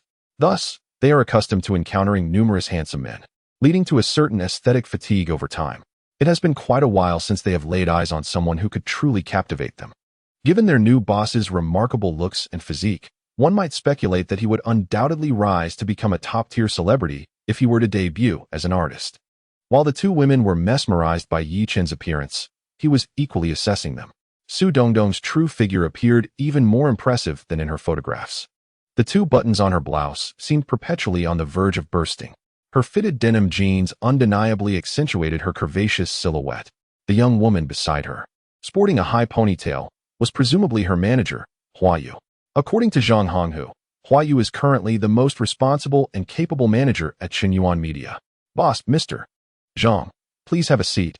Yechen gestured towards the sofa opposite him, addressing both Su Dongdong and Hua Yu. In response, the 2 women settled down across from him. Miss Su, I appreciate you coming straight to the company right after your flight. It must have been exhausting, Yechen remarked with a smile. Su Dongdong quickly replied. Not at all, not at all. I noticed that Miss Su's contract with the company only has 3 months remaining, Yechen stated, and Su Dongdong's expression immediately turned pale. Her greatest fear had indeed materialized. The new boss had called her in specifically regarding her contract. Mr. Yi, I am aware that I have not generated much profit for the company over the past 2 years, but I have been working diligently. I earnestly request an opportunity for contract renewal. I promise to work even harder in the future, Su Dongdong implored, her gaze infused with a hint of desperation. Her reaction left Yechen momentarily taken aback. It seemed she assumed the company would not renew her contract, and her submissive demeanor clearly indicated her desire to continue her association with them. Miss Su, please allow me to finish my statement, Yechen chuckled. I apologize, Mr. Yi. I did not mean to interrupt. I. Su Dongdong's eyes reddened, nearly bringing her to tears. Witnessing this scene, Yechen felt a mix of amusement and exasperation. Miss Su, you have misunderstood. The company is very willing to renew your contract. In fact, I have asked Mr. Zhang to prepare the contract in advance for you. Simultaneously, Yechen could not help but ponder the humility displayed by lesser-known artists in the face of their companies. He had thought that, with so many entertainment firms available in the country, if this one chose not to renew, they could simply sign with another. Yet, he realized he had underestimated the complexity of the situation. In the current landscape of domestic entertainment and film companies, numerous entities exist. However, the truly reliable ones are exceedingly rare. Many companies operate under the guise of entertainment firms, yet, in essence, they are mere shell corporations. When these companies sign artists, they often impose various fees under the pretense of packaging costs, training expenses, and so forth. In essence, to secure a contract with their firm, one must first pay a substantial sum. Typically, this amount is not trivial, often reaching tens of thousands or even hundreds of thousands. Once the contract is signed, the company tends to neglect the artist entirely, reaping profits solely from the initial fees paid upon signing. Many newcomers to the industry have fallen victim to such schemes. Cheng Film and Television, the predecessor of Bingyuan Media, has been on a downward trajectory in recent years. Nevertheless, as a long-standing entity in the industry, Cheng Film and Television has maintained a commendable reputation among artists. This is due to the fact that it is a genuine film production company, demonstrating a significant level of responsibility toward each of its signed artists. Unlike many other companies, Cheng Film and Television is selective in its signings. Once an artist is contracted, they receive a signing fee along with a monthly base salary. The company invests in its artists upfront, hence it naturally bears a responsibility toward them. Otherwise, its prior investments would be rendered futile. When Su Dongdong initially entered this realm, she too fell prey to such deceptive practices, and not just once. Should Cheng Film and Television choose not to renew her contract this time, finding a reliable entertainment company would prove quite challenging for her. After all, Su Dongdong is not a prominent star. In fact, she currently does not even qualify as a third-tier artist. For someone of her modest standing to be noticed and signed by a genuine film company is a considerable challenge. Is what you said true, Mr. Yi? Upon hearing Yechen's words, Su Dongdong expressed disbelief. Su Dongdong, would the boss deceive you? This is the contract I prepared in accordance with the boss's instructions. Take a look. If there are no objections, you can renew your contract with the company today. Zhang Honghu stated as he handed Su Dongdong a printed contract. Upon receiving the contract, she immediately began to read it. After only a brief perusal, she gasped in astonishment. Is this a Tier A contract? Is it for 5 years? In the domestic entertainment industry, artist contracts are generally categorized from low to high as Tier E, D, C, B, and A. Typically, third-tier artists are only able to secure Tier C contracts, while second-tier artists might attain Tier B contracts. First-tier artists predominantly sign Tier A agreements, and superstars are said to sign the legendary Tier S contracts. Su Dongdong, however, does not even meet the criteria for a third-tier artist. Yet the company has prepared for her a 5-year Tier A contract. This revelation left Su Dongdong utterly astonished. Not only Su Dongdong, but also Huayu, who sat beside her, was equally struck by disbelief. To be honest, she initially assumed that the company would not renew Su Dongdong's contract, especially after the new boss had just terminated all engagements for Lin Hao, Han Feng, and Xia Tian the previous day. This action was tantamount to discarding the trio. Once their contracts expired, it was evident that the company would not extend their agreements. From Huayu's perspective, Yechen's decision appeared to stem from the company's financial constraints, necessitating the termination of several artists to reduce expenditures. It was worth noting that Lin Hao and his companions had previously been cultivated as key talents within the company, boasting the highest commercial value among its artists. Yet, despite this, the new boss opted to relinquish them. As for Su Dongdong, surely she would be even more expendable. However, to her surprise, she had completely misjudged the new boss's intentions. Not only did he not abandon Su Dongdong, but he also offered her a prestigious 5-year contract. The actions of this new boss were indeed enigmatic. Chapter 40. Su Dongdong, the coconut tree spokesperson. Miss Su, your qualifications are quite impressive, and President Zhang has informed me of your self-discipline and hard work as an artist. Now that I have taken over the company, I am confident that I can elevate your career to new heights, Yechen remarked. The fact that Su Dongdong appeared as the sole female lead in the promotional video for the Coconut Tree Group, which was part of the system rewards, indicated that she was a promising talent. Her future accomplishments were bound to transcend mere third-tier status. By offering her a prestigious contract before she gained fame, the company would evoke a sense of gratitude in her, thereby enhancing her loyalty. There is an old saying that goes, "It is far better to provide timely assistance than to add embellishments to a prosperous situation." Furthermore, presenting her with a prestigious 5-year contract at this juncture ensured that when Su Dongdong eventually rose to prominence, potentially becoming a second or even first-tier artist, she would still be bound by the terms of this contract, unless the company voluntarily adjusted her contract status. securing Su Dongdong's future for 5 years with a prestigious contract. In Yechen's view, was an exceptionally astute investment. President Yi, I truly cannot thank you enough for your trust in me. I am at a loss for words. Su Dongdong exclaimed, her excitement rendering her almost incoherent. Initially, she had feared that the company intended to abandon her and would not renew her contract, which had caused her considerable anxiety. Now, however, not only was the new boss renewing her contract, but he had also prepared a prestigious 5-year agreement for her. How could she not be thrilled? It was only yesterday that the new boss had terminated all engagements for Lin Hao, Han Feng, and Xia Tian, effectively sidelining them and treating them as expendable assets. In terms of commercial value, she could not possibly compare to these 3 individuals. If even they had been cast aside by the new boss, how could Su Dongdong expect to have her contract renewed? Just as despair began to envelop her, the new boss unexpectedly offered her a 5-year contract, an astonishing surprise that stirred profound emotions within her. The fact that the new boss held such high regard for her, bestowing upon her a contract typically reserved for third-tier artists, filled her with a sense of gratitude. She realized that her only path forward was to work tirelessly and generate profits for the company, thereby honoring the trust placed in her by the new boss and repaying the favor of recognition she had received. To be candid, she was at a loss as to what qualities she possessed that warranted such favor. Her appearance could hardly be deemed exquisite. Her only source of self-assurance lay in her physique. What manner of man was this, who imposed no demands yet granted her a prestigious contract? Under different circumstances, other bosses would likely have stipulated special conditions before offering a contract. In her industry, it was not uncommon for women like her to encounter unspoken rules. The previous boss, Lu Xingchong, had once attempted to exploit her in such a manner, but she had firmly rejected his advances. It was perhaps for this reason that her access to resources from the company had been woefully scarce over the past couple of years. Miss Su, from now on, focus on your efforts and achievements to repay the company, Yechen said with a smile. President Yi, I will certainly strive to do my best. Su Dongdong replied with determination in her eyes. Very well, let us sign the contract now, Yechen instructed. All right. Moments later, Su Dongdong had completed the signing.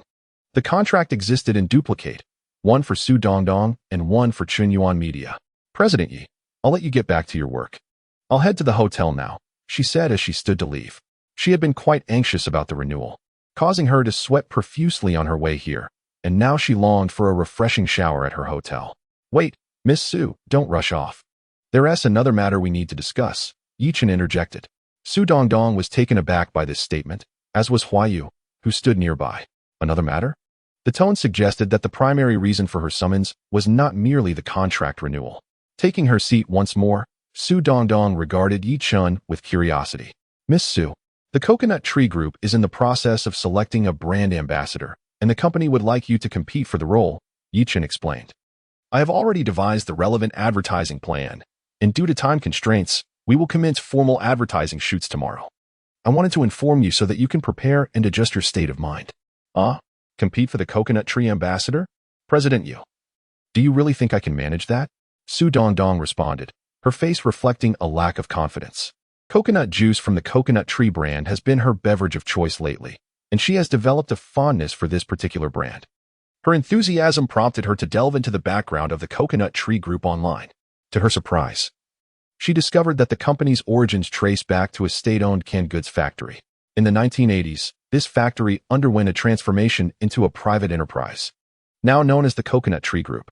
Presently, the Coconut Tree Group stands as a leader in the domestic coconut juice market. Although the scale of this market remains modest, the company has achieved a remarkable valuation of 50 billion. Companies of such magnitude typically enlist brand ambassadors who are at least second-tier celebrities. Many willing to invest in marketing even engage top-tier stars as their representatives. Su Dongdong, despite having been in the industry for several years, remains relatively obscure. One might wonder how the Coconut Tree Group would consider her as their brand ambassador. However, as Yechen wisely remarked, one must take a chance to discover the outcome. What if it succeeds? Wouldn't you agree, Miss Su? Su Dongdong responded affirmatively, expressing her commitment to fully support the company's endeavors. At a little past 6 o'clock, Zhang Honghu, Su Dongdong, and Huayu exited Yechen's office, only to encounter Cheng Bingyuan, who had just returned to the company and was on her way to find Yechen. Director Cheng, Zhang Honghu greeted her. Upon hearing this, Su Dongdong and Hua Yu promptly followed suit, addressing her as Director Cheng as well. Zhang Honghu took the opportunity to introduce Hua Yu, the company's star agent, and Su Dongdong, its artist, to Cheng Bingyuan. Hello. Cheng Bingyuan smiled politely at the two women before proceeding into Yechen's office. As they walked, Su Dongdong inquired of Zhang Honghu, "Is this Director Cheng the wife of our new boss?" Upon receiving a nod from him, she couldn't help but exclaim, "The boss's wife is truly beautiful. While she may not possess a top-tier face, her figure certainly gives her the confidence to compete with many beauties in the industry. Yet, in comparison to the boss's wife who just walked by, she feels somewhat defeated." This thought inevitably stirred a sense of inadequacy within Su Dongdong. Chapter 41. Teacher Cheng. Why do I feel like you are hinting at something? Darling, that artist Su Dongdong who just left your office is quite ample. Cheng Bingyuan remarked with a playful smile at Yechen. She is not that large. She is only 27, Yechen replied. I'm not referring to her age. Do not pretend to misunderstand. Cheng Bingyuan continued, maintaining her cheerful demeanor. Isn't she particularly eye-catching? What scent is that? Yechen suddenly furrowed his brow. What is that scent? I can't seem to detect it, Cheng Bingyuan remarked, wrinkling her nose and glancing around. Did you not inquire, Teacher Cheng? There is a distinct aroma of vinegar in my office. I wonder which vinegar jar has toppled over, for the scent is quite potent, Yechen chuckled. Upon realizing the implication, Cheng Bingyuan shot Yechen a playful glare. Then her eyes curved into a smile as she responded, Yechen, do refrain from diverting the topic. Please address the question I posed earlier directly. Too much of anything can be detrimental, after all. Excess of anything is indeed unwise, Yechen replied cheerfully. And what about me? Cheng Bingyuan inquired. Teacher Cheng, you are just right, akin to a flawless work of art, my favorite. Upon hearing this, a satisfied expression graced Cheng Bingyuan's face. By the way, dear, what was that Su Dongdong doing in your office earlier? The Coconut Tree Group is currently selecting a spokesperson. I devised an advertising proposal and intend for Su Dongdong to vie for the brand endorsement. If she secures it, the endorsement fee for the year is a staggering 8 million yuan. After deducting her 20% commission, our company would still net over 6 million, Yechen explained. Additionally, Su Dongdong's contract is nearing expiration, and I just renewed it for another 5 years. Another high-level contract and pushing her for the Coconut Tree endorsement? Yechen, it seems you are quite keen on promoting Su Dongdong, Cheng Bingyuan remarked with a smile. Teacher Cheng, please do not overthink it. This is merely part of my work. Yechen clarified. I know, I'm just teasing you. By the way, you mentioned you have an advertising proposal for Coconut Tree? Seeing Yechen nod, Cheng Bingyuan exclaimed. Impressive, dear. I didn't realize you were skilled in advertising planning. Calm down. My husband possesses many talents, Yechen replied, a hint of pride in his voice. Indeed. My husband truly excels, Cheng Bingyuan responded with a smile. Teacher Cheng, why do I sense you're being playful again? Yechen laughed. In all honesty, he found that he sometimes struggled to keep pace with Cheng Bingyuan's spirited demeanor. To the students at Magic City University, she embodied the image of a cool, aloof goddess of a teacher. However, since obtaining their marriage certificate, that perception had been entirely upended. Whatever happened to the cool goddess? In front of him, she was sweet and salty, occasionally accelerating into high-speed banter. The contrast was striking and undeniably thrilling. At 6:20, Yechen drove Cheng Bingyuan to a restaurant named Xiaohui Yuan. He chose this establishment for dinner with the company's artists because he hailed from Anhui province and yearned for authentic Anhui cuisine. As they entered Xiaohui Yuan, a hostess clad in a qipao approached them, welcoming them warmly. Welcome to Xiaohui Yuan. May I ask if it is just the two of you? I have reserved a private room at Qinyuan Media. The reason Yechen chose to book the room under the company's name rather than his own was to facilitate a year-end tax deduction for the company. Sir or madam, please follow me. Your company's private room is on the 3rd floor, under the guidance of the female receptionist. Yechen and Cheng Bingyuan arrived at the spring all-year-round private room located on the 3rd floor. This spacious room could accommodate up to 28 guests. Currently, Qinyuan Media has 23 signed artists. However, he recently received a call from Zhang Honghu, informing him that Han Feng and Xia Tian would not be attending tonight's gathering. Yechen was not surprised by this. After all, he had cancelled all their engagements. And they must have realized that once their contracts expired, the company would not renew them. In this context, their absence tonight, showing a lack of respect for their new boss, was hardly unexpected. Including Lin Xiaoxue, there would be 20 artists present that evening. Besides these artists, Zhang Honghu had also been invited by Yechen. Shortly after they settled into the private room, guests began to arrive. Yuan, Chen, oh no. I should now address you as Director Yi, came the voice of Gao Xiaoye, Cheng Bingyuan's close friend. One must admit that Gao Xiaoye exuded a commanding presence. It was no wonder she gained fame for her role as the formidable sister-in-law in the popular drama Crazy Storm. Her charisma indeed suited the character well. In this industry, many actors possess exceptional skills yet remain obscure despite years of dedication. However, upon encountering the right script or character, they may suddenly rise to stardom. Gao Xiaoye was one such case, as was Zhang Sungwen, who was expected to arrive shortly. Both belong to that category of actors who flourish after years of hard work. Yay, I've noticed you're becoming increasingly cool, like a true leader, Cheng Bingyuan remarked with a smile. In my recent drama, I played a powerful sister-in-law. Although filming has wrapped, I have yet to fully detach from the role. I suppose I became too immersed in it, Gao Xiaoye replied as she took a seat next to Cheng Bingyuan. Sister Gao, isn't your contract with the company expiring in just half a month? Please come by the office tomorrow afternoon to renew it, Yechen suggested. When Director Yi speaks, how could I dare to refuse?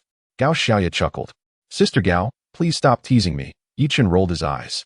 Honestly, Yechen, I was utterly taken aback when you took over the company and immediately halted all engagements for Lin Hao, Han Feng, and Xiaotian, redirecting those resources towards someone like me and Zhang Sungwen, who are considered seasoned actors. Among our company's artists, Lin Hao and the others hold the highest commercial value. What are you truly thinking? Gao Xiaoye inquired. Sister Gao, my thoughts are rather straightforward, Yechen remarked. I firmly believe that the most essential attribute for an artist is their inherent strength. For instance, an actor should possess genuine acting skills, while a singer ought to be able to sing. The trio, Lin Hao and his companions, lack proficiency in singing, dancing, and acting. They merely boast appealing appearances and a flair for charm. I do not foresee them achieving significant success in the future. In contrast, you Gao Jia and Zhang Sungwen possess commendable acting abilities that I deeply appreciate, although you may not yet be widely recognized. I am convinced that talented actors like you will undoubtedly pave a broad and prosperous path in the future. What you currently lack is merely an opportunity. And once that opportunity arises, you will surely shine brightly. Chapter 42. This calls for even greater self-discipline. Yechen, if you say it like that, then the pressure falls on you, and Gao Jia, Gao Xiaoye chuckled. But to be fair, it takes real courage and determination to place your bets on seasoned veterans like Zhang Sungwen and me. As soon as Gao Xiaoye finished speaking, another individual arrived, a casually dressed middle-aged man exuding a unique aura. He radiated the charm of a mature man, though his face was not conventionally handsome. It bore the marks of time, suggesting a man with many stories to tell. Teacher Sungwen, just a moment ago, I was discussing you with President Yi. And here you are. As if summoned by our conversation, Gao Xiaoye smiled at Zhang Sungwen as he entered the private room. Since they were both from the same company and had numerous scenes together in the drama Kuangbiao, their camaraderie was quite strong. Zhang Sungwen smiled back at Gao Xiaoye and promptly approached Yechen, greeting him. Hello, President Yi. I am Zhang Sungwen. At that moment, Zhang Sungwen's first impression of Yechen was one of youth. The new boss was exceedingly young. Secondly, he found Yechen quite handsome. If someone were to tell him that the new boss was the current top star in the industry, he would wholeheartedly believe it. Please, no need for such formality, Mr. Zhang. Have a seat, Yechen replied with a smile. However, Zhang Sungwen did not sit immediately. He turned to greet Cheng Bingyuan. Hello, Director Cheng. He had heard that the newly appointed financial director was the boss's wife. Hello, Cheng Bingyuan responded with a smile. Finally, Zhang Sungwen found an empty seat and settled down. Teacher Sungwen, just now, President Yi placed the pressure squarely on us, Gao Xiaoye remarked playfully. Hearing Gao Xiaoye's words, Zhang Sungwen looked puzzled. How so, Gao teacher? He inquired.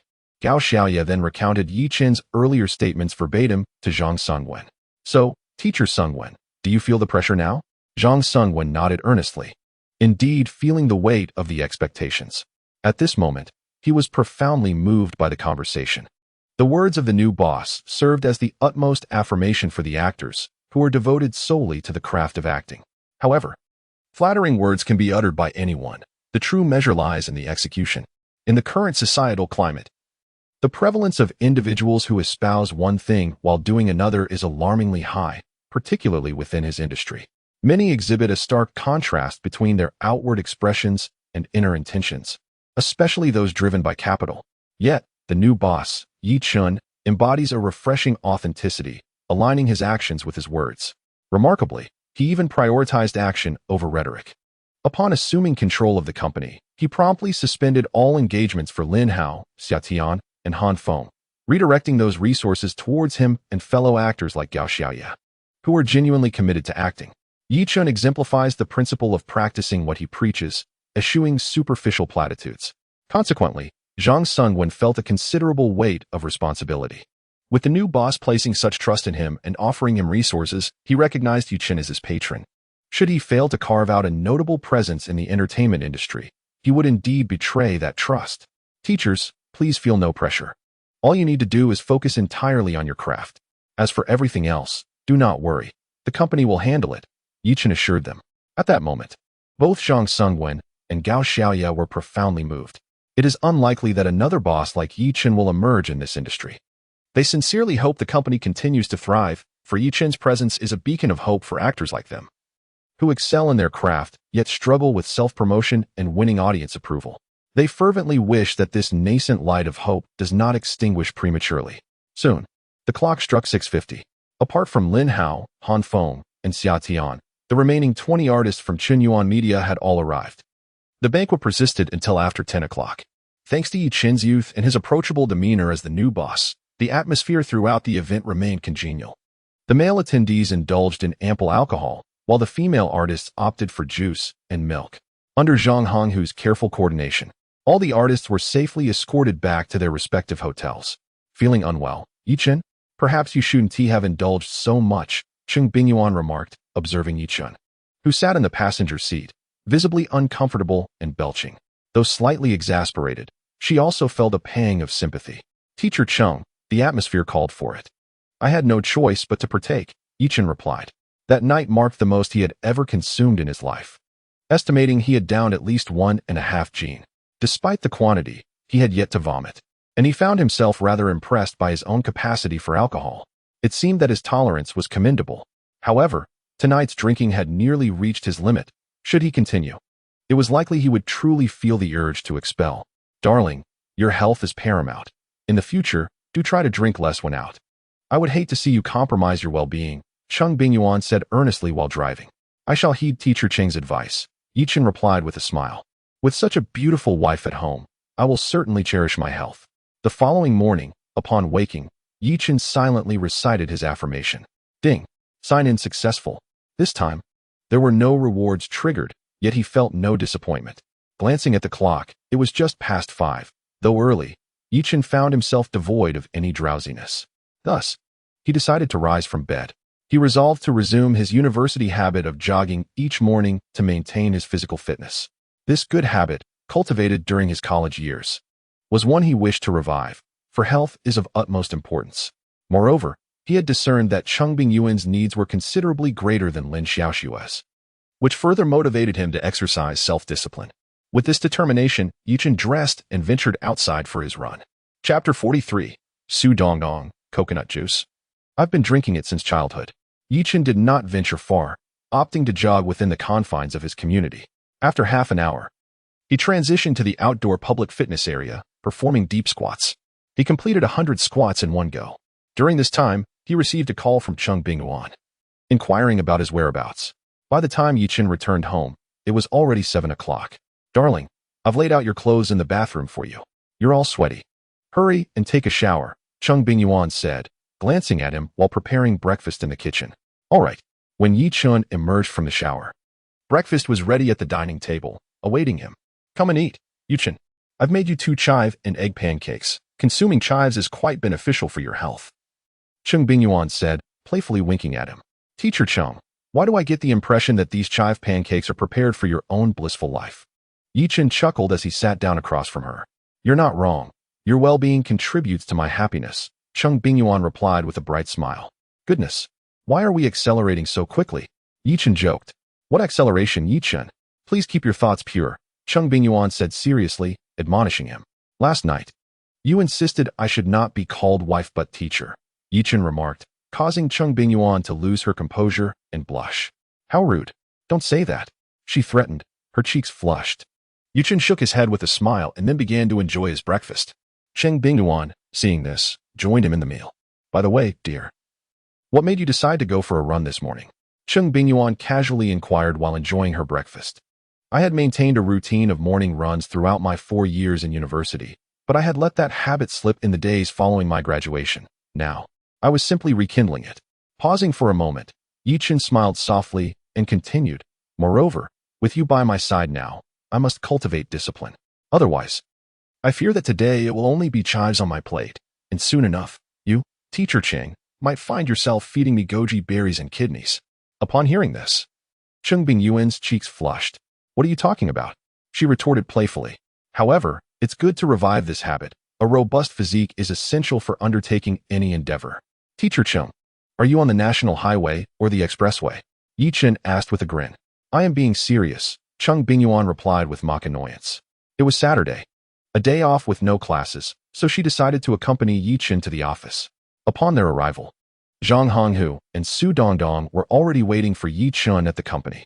Old Zhang, are we all set? Yechen inquired upon seeing Zhang Honghu. This morning, we are shooting an advertisement for Coconut Tree. Once the ad is filmed and post-production is complete, it will be sent directly to Coconut Tree Group. Tomorrow is the deadline for them to collect advertisement videos from various entertainment and film companies. After tomorrow, the group will officially cease accepting external advertisement submissions. Subsequently, the Coconut Tree Group will conduct internal selections to determine their brand ambassador. We have only 2 days left, so we must film the Coconut Tree advertisement today. The timeline is quite tight. Mr. Yi, everything is ready. We can head over now, Zhang Honghu replied. All right, let's set off. Shortly thereafter, a black Buick GL8 business vehicle emerged from the underground parking lot of the office building.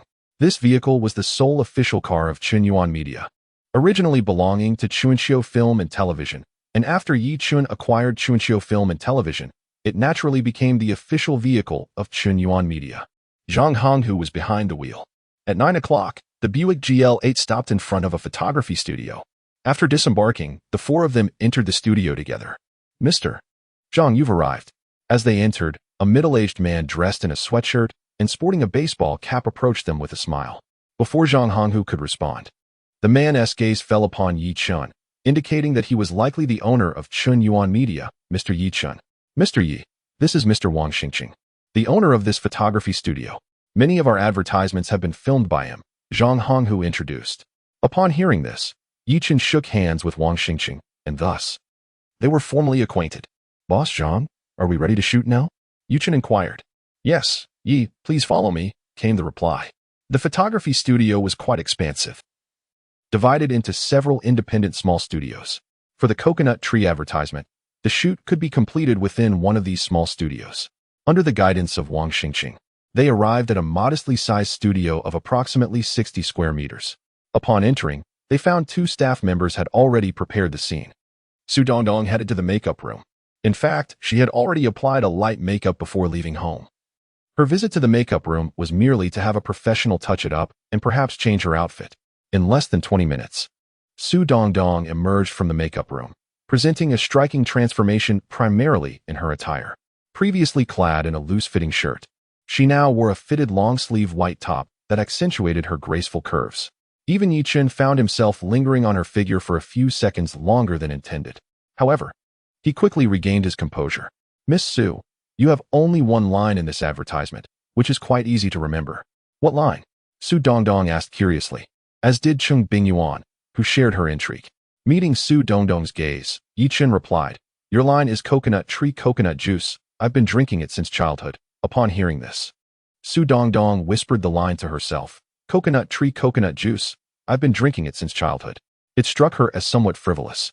Looking down at her alluring figure, she felt a peculiar sensation in her heart. Perhaps she was overthinking it. Meanwhile, Cheng Bingyuan cast a sly glance at Yechen, her expression subtly menacing. Yechen, maintaining his focus, continued, Miss Su, have you memorized your line? Coconut Tree Coconut Juice. I've been drinking it since childhood. Yes, Yi, it's a simple line. I've remembered it. Su Dongdong confirmed. Good. Now let me explain the body language you will use in the advertisement. Thus, Yechen provided on-site guidance to Su Dongdong regarding her physical expressions for the Coconut Tree advertisement. After Yechen's thorough instructions, Su Dongdong felt a flush rise to her cheeks. Coconut tree coconut juice. I've been drinking it since childhood. Upon first hearing this line, she had found it slightly inappropriate. Yet, she convinced herself that it was merely her own overly imaginative mind playing tricks. How could the boss possibly be that kind of person? However, Su Dongdong soon realized that perhaps she had not been imagining things at all. The body language that the boss had just taught her resonated profoundly with the advertising slogan she had been given. It is difficult for an ordinary person to avoid such thoughts upon viewing the advertisement. Cheng Bingyuan, standing nearby, gazed at Yechen with a smile that concealed a hint of malice, sending a chill down Yi Fan's spine. Yechen maintained his composure, focusing intently. Miss Su, have you mastered the body language I just taught you? Su Dongdong, her cheeks tinged with a hint of blush, nodded affirmatively. Mr. Yi, I have memorized it all. Very well, let us commence, Yechen declared, casting a glance towards Wang Xingqing. Under Wang Xingqing's direction, the filming of Su Dongdong's coconut tree advertisement officially began. With Yechen observing closely, should Su Dongdong fail to execute any body language as intended? Or if she did not convey the desired effect as demonstrated in the reward video, Yechen would halt the filming and provide guidance. He meticulously oversaw not only the body language but also Su Dongdong's expression management, ensuring that the final output mirrored the system's rewarded advertisement video perfectly. At that moment, Yechen was exceedingly fastidious, embodying the strictest of directors. Thus, under Yechen's rigorous standards, what should have been a brief advertisement lasting merely 10 seconds took over 2 hours to complete. Boss Wang, how long until this advertisement can be produced? I assume old Zhang has informed you that we are pressed for time. After the filming, Yechen inquired of Wang Xingqing. What had just been filmed was merely the foundational material. It would require subsequent editing and production to create a polished advertisement video. The post-production process encompasses organizing the footage, crafting the script, categorizing the shots, followed by rough cuts, refinement, adding music and sound effects, sound mixing, creating subtitles, and applying special effects. Finally, color grading must be performed. Only then can it be considered a mature advertisement video. These processes are typically time-consuming. After a moment's contemplation, Wang Xingqing replied, Mr. Yi, I assure you that I can deliver the completed video to your company by noon tomorrow. Does that work for you? That is acceptable. Yechen nodded in agreement. Shortly thereafter, Zhang Honghu drove Yechen and the others away from the studio. He first dropped Su Dongdong off at the hotel where they were staying. Coincidentally, it was mealtime, so the four of them dined at a restaurant within the hotel. After lunch, Yechen, Cheng Bingyuan, and Zhang Honghu drove directly back to the office. Upon entering the office, Cheng Bingyuan promptly locked the door behind them. With a playful smile, she turned to Yechen. Darling, did you come up with that coconut tree advertisement slogan? Indeed, Yechen affirmed with a nod. I have been drinking coconut juice since childhood. Is your slogan, from childhood to adulthood, truly serious? Cheng Bingyuan inquired with a teasing smile. Of course, it is serious, Yechen replied, unfazed. Had the leading lady of the coconut tree advertisement not been Su Dongdong, I might have been inclined to believe your fanciful tales. Cheng Bingyuan pouted as she spoke. You were just there, guiding Su Dongdong in those sultry movements. I am quite upset. Teacher Cheng, you are rather easily provoked. Yechen, with an air of dominance, pulled Cheng Bingyuan into his embrace, declaring, that was purely for work. Do not be angry. Although I understand your intentions were work-related. Before Cheng Bingyuan could finish her sentence, a pair of large hands cupped her face, and her lips were silenced, leaving no room for further words. A minute later, nestled in Yechen's arms, Cheng Bingyuan gazed up with sultry eyes. You just love to tease me, don't you? Are you no longer upset? Yechen inquired with a smile. I am not so easily appeased, Cheng Bingyuan replied, lifting her chin with a hint of playful pride. Then I shall coax you further. As Yechen leaned in again, Cheng Bingyuan quickly used her hand to block his approach, exclaiming, Wait, Zhang Sunwen and the others will be arriving soon. Very well. Yechen acquiesced, albeit reluctantly.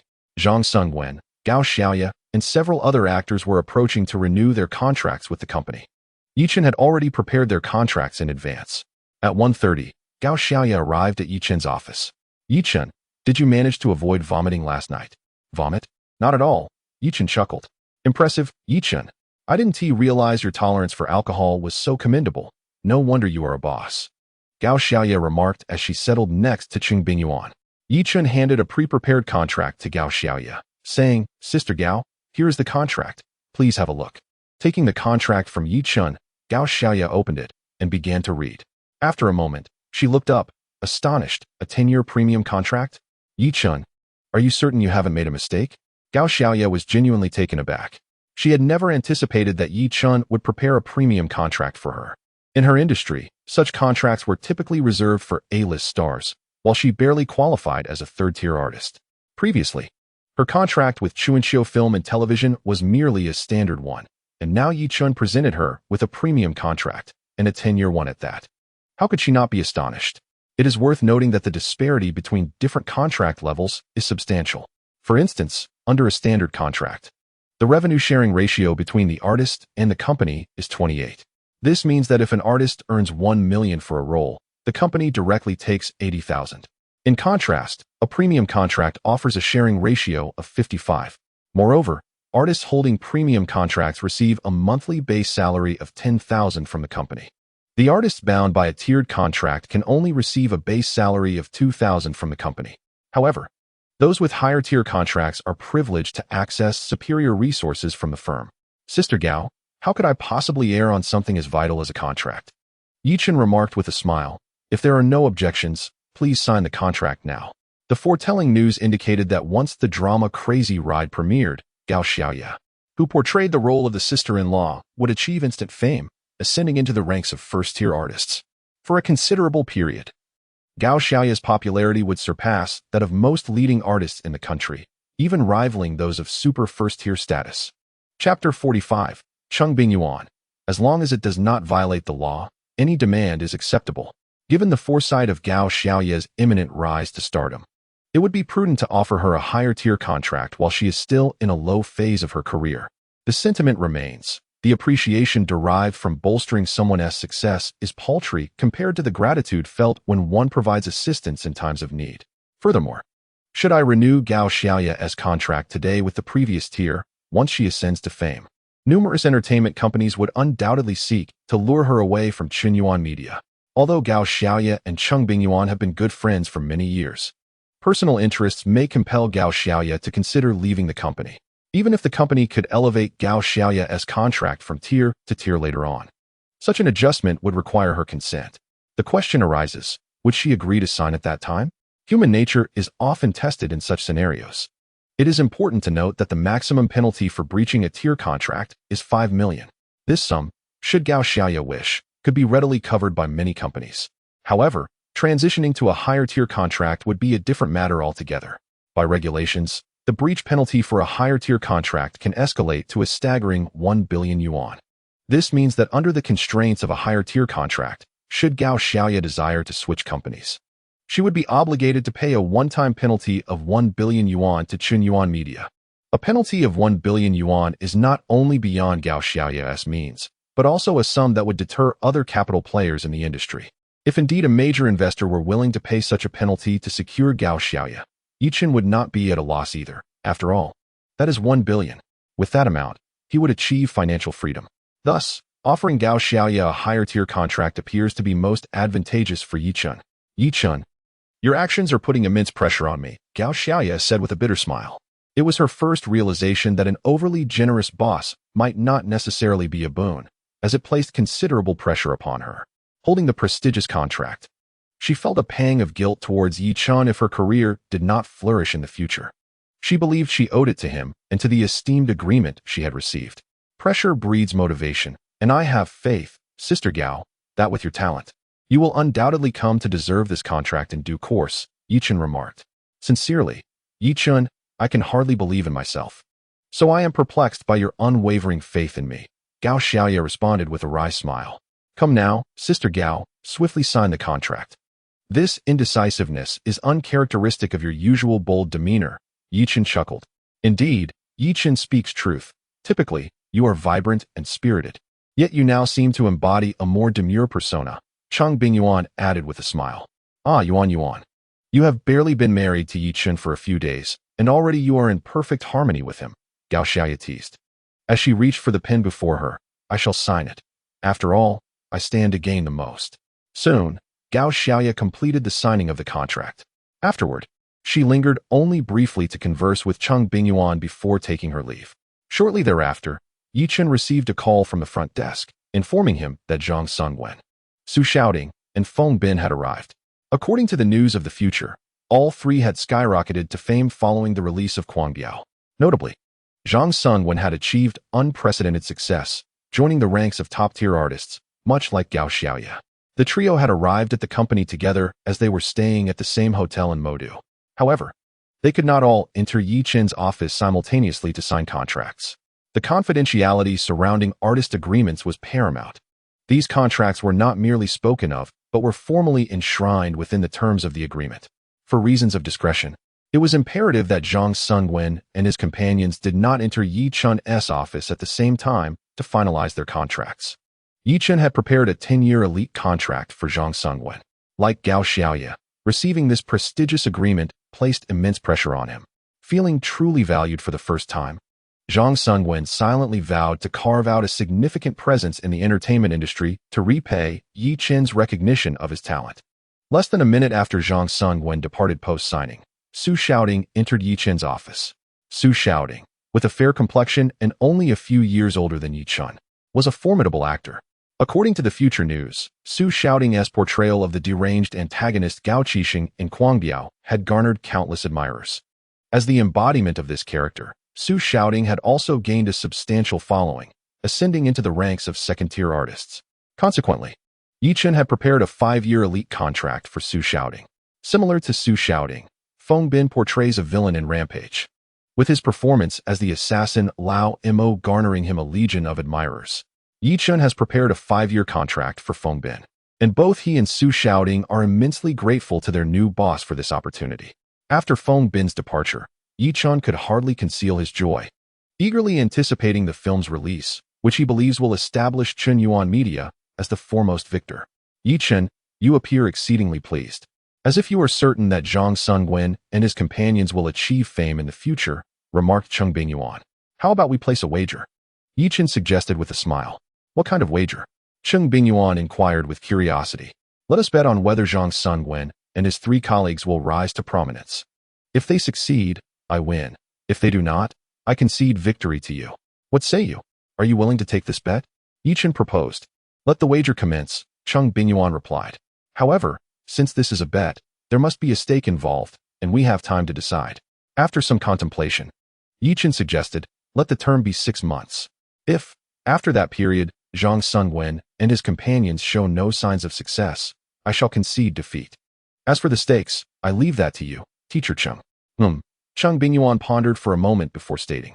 The winner shall have the right to make a request of the loser, who must unconditionally fulfill it. What do you think of this wager, Yechen? That sounds agreeable. Yechen replied with a smile. However, Teacher Cheng, there are no restrictions on the request, correct? As long as it does not contravene the law, any request may be made, Cheng Bingyuan confirmed. Teacher Cheng, you said it yourself. Should you lose, do not go back on your word, Yechen chuckled. Rest assured. Yechen, your teacher is not one to shy away from a loss, Cheng Bingyuan declared with a proud demeanor. Chapter 46. Did I disturb you and Teacher Cheng's rest? The next morning, a notification chimed. Sign-in successful. Congratulations, host. You have triggered a sign-in reward and received a piece of future information. On July 7th, the price of Bitcoin, manipulated by several of the world's leading tycoons, will experience a meteoric rise, surging to 17,000 before swiftly plummeting to 6,000, at which point it will stabilize. Upon reading this prophetic message, Yechen hurriedly picked up his phone, opened his notes, and recorded the crucial information to prevent forgetting it later. After completing this task, he felt a surge of excitement. Although he had never engaged with Bitcoin before, he had heard of its allure, rumored to be far more exhilarating than stock trading. With tales of individuals amassing fortunes and becoming billionaires overnight, some individuals have faced ruin due to Bitcoin, leading to the disintegration of their families. Now, possessing insight into the impending fluctuations of Bitcoin prices presents a lucrative opportunity for him.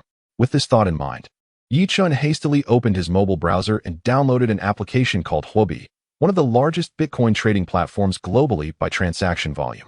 Upon reviewing the current market, he noted that the price of 1 Bitcoin was over $4,300. The recent forecast indicated that Bitcoin's price could surge to $17,000. Should he opt for spot purchasing, this wave could yield a threefold profit. In addition to spot trading, Bitcoin transactions also allow for contract trading, which enables leverage. Each trading method has its advantages and disadvantages. Choosing to purchase Bitcoin outright entails significantly lower risks, albeit with correspondingly modest gains. Conversely, contract trading, while potentially more lucrative due to leverage, also carries heightened risks. A significant market fluctuation could lead to a total loss of capital. With foreknowledge of Bitcoin's trajectory, Yechen's ambitious nature naturally inclined him towards contract trading, although he understood the importance of not employing excessive leverage. The forecast indicated that on July 7th, the following Tuesday, Bitcoin would begin to rise, ultimately reaching $17,000. However, the specific daily fluctuations during this period were not disclosed in the forecast, leaving Yechen in the dark. Given this uncertainty, he realized that he could not afford to use high leverage, as the risks would be too great and a liquidation would be disastrous. As he pondered this, a pressing question arose. From where would he procure the funds to buy Bitcoin? He found himself devoid of any money. At 6:30, Yechen rose and set out for his morning run. 103, 104, 105. Just as he completed his morning run and began doing squats, his phone, resting nearby, suddenly rang. Picking it up, he saw it was a call from Zhou Jia, the first female student he had tutored, and he promptly answered. "Hello," he gasped, feeling as though his chest might burst from the exertion of completing over 100 squats. Yet, Yechen relished the challenge of pushing his limits. "Chenggu, what are you up to? I hope I'm not interrupting your rest with Teacher Cheng," Zhou Jia inquired, suspicion lacing her voice. Oblivious to her tone, the Navi Yechen replied, "I'm exercising. Is there something you need?" "Exercising?" Zhou Jia scoffed lightly. "Actually, Chenggu, now that you and Teacher Cheng Bingyuan are officially married, I've finally decided on a gift for you. Let us go out for dinner tonight, and I'll present it to you both." "Zhou Jia, your thoughtfulness is appreciated, but there's no need for such gestures." "Certainly. I will send you the location of the restaurant shortly. If you do not come tonight, I shall be quite upset." "Very well. I, along with Teacher Cheng, shall certainly attend this evening. It conveniently allows us to save a meal." After saying this, Yechen took a deep breath and slowly exhaled, finally achieving a state of calmness in his breathing. "Brother Yechen, have you finished your workout?" "Not yet. I plan to exercise a little longer," Yechen replied simply. "All right then, Brother Yechen, continue on. I will hang up now." With that, Zhou Jia ended the call. By the time Yechen returned home, it was already 7:30. After taking a shower, he joined Cheng Bingyuan in the dining room for breakfast. "Teacher Cheng, how much money do we currently have in the company account?" After a while of eating, Yechen inquired. 1,760,000. Cheng Bingyuan replied, without hesitation.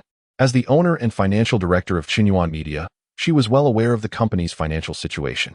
"Dear, I wish to discuss something with you." While savoring his wontons, Yechen continued, "What is it?" Cheng Bingyuan asked curiously. "I have been observing the market for Bitcoin and intend to withdraw 1,500,000 from the company account to invest in it." Upon hearing Yechen's words, Cheng Bingyuan paused for a moment before responding. "Yechen, the risks associated with trading Bitcoin are even greater than those of stocks. Are you truly prepared to enter the cryptocurrency market?" "Yes, I predict that Bitcoin will soon experience a significant surge, and I do not wish to miss this opportunity for profit." "Teacher Cheng, I realize my words may lack persuasion, but I implore you to trust me this time," Yechen asserted. "All right, since you have made up your mind, go ahead. The worst that could happen is losing that 1,500,000. And I will support you afterward," Cheng Bingyuan replied with a smile. Hearing this, Yechen chuckled. "Rest assured, Teacher Cheng, there will never be a day when I rely on you. By the way, Teacher Cheng, we are dining out tonight. My former mathematics student, Zhou Jia, insisted on giving us a gift upon learning that we have registered our marriage. Darling, it seems you are quite popular among the ladies. First, Wang Shuling gifted you a pair of Cartier love bracelets, and now Zhou Jia wishes to present you with something as well," Cheng Bingyuan said, gazing at Yechen with a playful smile. "Teacher Cheng, surely you are not feeling envious of my two students?" Yechen replied humorously. "I am not jealous at all," Cheng Bingyuan retorted, pouting slightly. "That is for the best. With your husband being so handsome and charming, now the owner of an entertainment and film company, the number of females I interact with will undoubtedly increase. If you are jealous of my students, then, Teacher Cheng, you shall have an endless supply of jealousy in the future," Yechen joked. Chapter 47. "Teacher Cheng, it must be you." "Yechen, if you say so. I shall have to keep a closer watch on you." Seeing Cheng Bingyuan's serious demeanor, Yechen couldn't help but chuckle. Keep a close watch on me, you say? I shall ensure that you have no surplus energy. Thus, your ability to resist external temptations will be fortified, Cheng Bingyuan remarked with a smile. Ah, Teacher Cheng. It is indeed you. After breakfast, Cheng Bingyuan transferred 1.5 million from the 1.76 million in the Qinyuan Media Company account to Yichen's bank card via her office laptop. The remaining 260,000 was retained in the company account to ensure its operational continuity in the upcoming days. Upon receiving the funds, Yechen swiftly moved all of it to his personal account registered on Huobi. As Bitcoin transactions necessitate the use of USD, he first converted the 1.5 million renminbi into 2.18 million US dollars. How many times leverage should I choose? After careful contemplation, Yechen decided on a 5-fold leverage. This ratio was neither too high nor too low, striking a suitable balance. As long as the price did not plummet by more than 20%, the risk of liquidation would be mitigated. Given that the forthcoming market trend for Bitcoin was anticipated to soar, any fluctuations were unlikely to exceed that 20% threshold. Thus, opting for 5-fold leverage presented a relatively modest risk. Having settled on the leverage ratio, Yechen proceeded to place an order. In less than 5 minutes, his long contract was executed. At that moment, the price of Bitcoin stood at $4,312 each. With the 5-fold leverage, Yichen's account was credited with an additional 25,278 Bitcoins. Shortly after 10 o'clock in the morning, Wang Xingqing sent the completed coconut tree advertisement to Zhang Honghu, who promptly forwarded it to Yechen. Upon reviewing the advertisement, Yechen felt satisfied. It was nearly a perfect replica of the coconut tree advertisement rewarded by the system. Consequently, he instructed Zhang Honghu to send the advertisement to the coconut tree group immediately. With this advertisement in hand, Yechen was confident that Su Dongdong's chance of securing the coconut tree spokesperson role was exceedingly high. Around 5 in the afternoon, Yechen and Cheng Bingyuan ventured out. Meanwhile, Lin Hao drove to Sunshine Garden Community to pick up his sister, Lin Xiaoxue. Lin Hao, do you know why Zhang and Nan invited us out for dinner? Lin Xiaoxue inquired as she settled into the passenger seat. I have no idea, but I suspect it must be something good, Lin Hao replied with a grin. Suddenly, Lin Hao noticed the handbag adorning his sister's wrist. Sister, did you buy a new bag? Is it the latest model? I recall this one costs over 60,000, right? 68,000. What do you think of it? Lin Xiaoxue asked. It suits you perfectly and is worth every penny.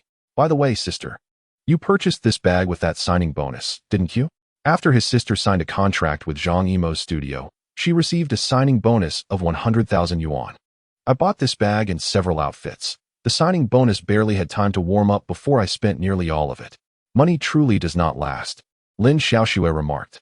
Well, the more you earn, the more you spend. Once you secure the endorsement for Coconut Tree, the fee you receive will exceed 100,000.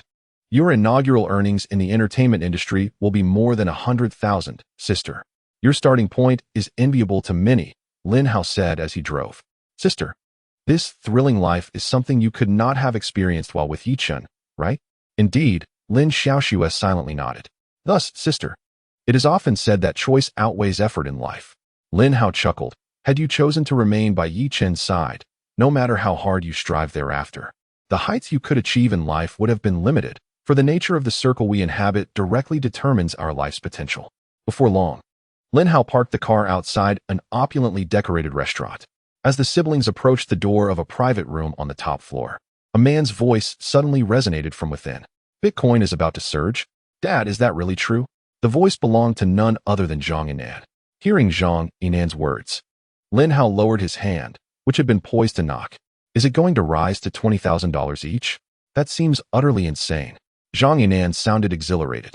All right, Dad, I understand. I will buy Bitcoin tomorrow. No, I will do it immediately. The call ended. At that moment, Lin Hao did not knock, but instead took his sister's hand and led her to a secluded corner. Sister, did you hear what Director Zhang just said? Lin Hao exclaimed with enthusiasm. Lin Xiaoxue remained silent, but nodded in acknowledgement. Fortune has come, sister. Our opportunity to prosper has arrived, Lin Hao exclaimed, rubbing his hands together in excitement. He then pulled out his phone and, after a flurry of activity, his eyes gleamed red. Sister, do you know the current price of Bitcoin? Seeing her sister shake her head, Lin Hao promptly revealed, it is $4,313 each. Director Zhang mentioned on the call that the price of Bitcoin is expected to skyrocket to $20,000. Sister, we are poised to make a fortune. We need to gather funds quickly, whatever we can muster. If we ride this wave of Bitcoin speculation, we will accumulate immense wealth. Lin Hao, please remain calm, Lin Xiaoxue cautioned. I have heard that trading Bitcoin carries far greater risks than stock trading, so I believe we should proceed with caution. What's there to be cautious about? Lin Hao retorted. Lin Hao remarked, indeed, the risks associated with cryptocurrency for ordinary individuals are substantial. One misstep could render them mere fodder for exploitation. However, Director Zhang is no ordinary individual. He himself embodies capital and is well acquainted with numerous prominent figures in the industry.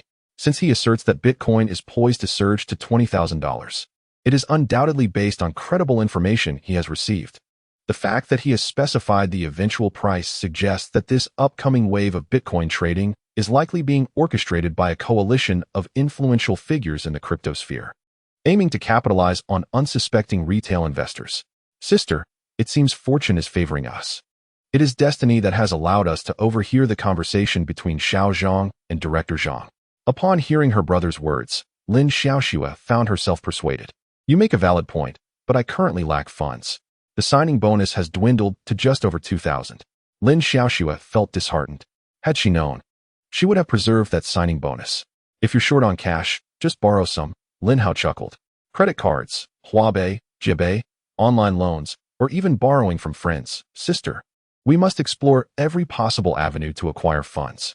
An opportunity to earn effortlessly lies before us. We must seize it. The more capital we prepare for this wave, the greater our potential gains. I'll sell my BMW 1, which I've only had for 2 months.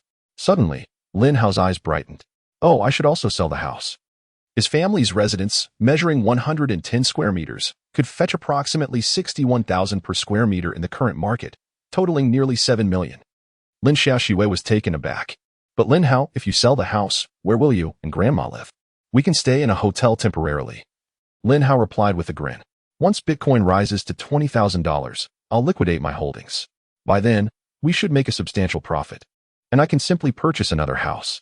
Yes, I've decided. I will buy a riverside apartment near the Huangpu River, preferably a spacious flat. As he spoke, Lin Hao's face radiated anticipation for a bright future. You think Grandma will agree to sell the house? She questioned. The property is registered in her grandmother's name, not her brother's. I am confident I can convince her. An opportunity to earn a fortune with minimal effort is right in front of us. I believe Grandma will support the sale. By the way, sister, you could sell Cheng Bingyuan's house, and then you'd have funds. Meanwhile, on the other side, Yechen and Cheng Bingyuan entered a private room at a restaurant named Li Yuan. Brother Yi, Teacher Cheng, you have arrived. A woman in denim shorts and a white blouse stood up to greet them. This young lady, with a charming smile revealing a pair of subtle dimples, was Zhou Jia. Teacher Cheng, you are truly beautiful. No wonder you are recognized as the goddess of Moda University. Zhou Jia's words were indeed heartfelt. She had heard of the esteemed Professor Cheng Bingyuan, the goddess of Magic University, during her high school years, yet had never encountered her in person until today. Finally, she stood face to face with this renowned instructor, whose beauty left Zhou Jia in awe, marveling at the harmony between name and presence. It was no wonder that Yechen, on the very first night of their marriage, could not contain his eagerness to cohabit with this enchanting teacher. Who could resist the allure of such a stunning woman? You are quite beautiful as well, Cheng Bingyuan remarked with a smile. Those dimples of yours make your laughter particularly delightful. Enough of this mutual flattery. Let us sit down and order, Yechen interjected. Yechen, don't you know that with 2 stunning beauties like us around, you still wish to eat? Zhou Jia quipped, rolling her eyes playfully. If that were the case, our world wouldn't see so many starving each year, Yechen replied. Zhou Jia rolled her eyes again. Yechen, you should be grateful for big data marriage matching. Without it, how could a straightforward man like you, who struggles to charm women, ever marry someone as beautiful as Professor Cheng? The trio then settled down, with Zhou Jia opening her phone to place an order. Professor, what do you enjoy eating? Before long, Zhou Jia finalized the order. I say, Zhou Jia, you invite me to dinner, yet fail to consult me on the menu. How rude. Yechen teased, swiftly turning the conversation. Fortunately, Professor Cheng knows my preferences and ordered all my favorites. Truly a wonderful wife. Yechen, is it polite to flaunt your happiness in front of a single person? Zhou Jia shot back, giving him a dramatic eye roll. Not long after, the dishes arrived. As they dined, casual conversation flowed. Yechen, last time you mentioned starting a business on WeChat. How has that progressed? Have you found your entrepreneurial direction?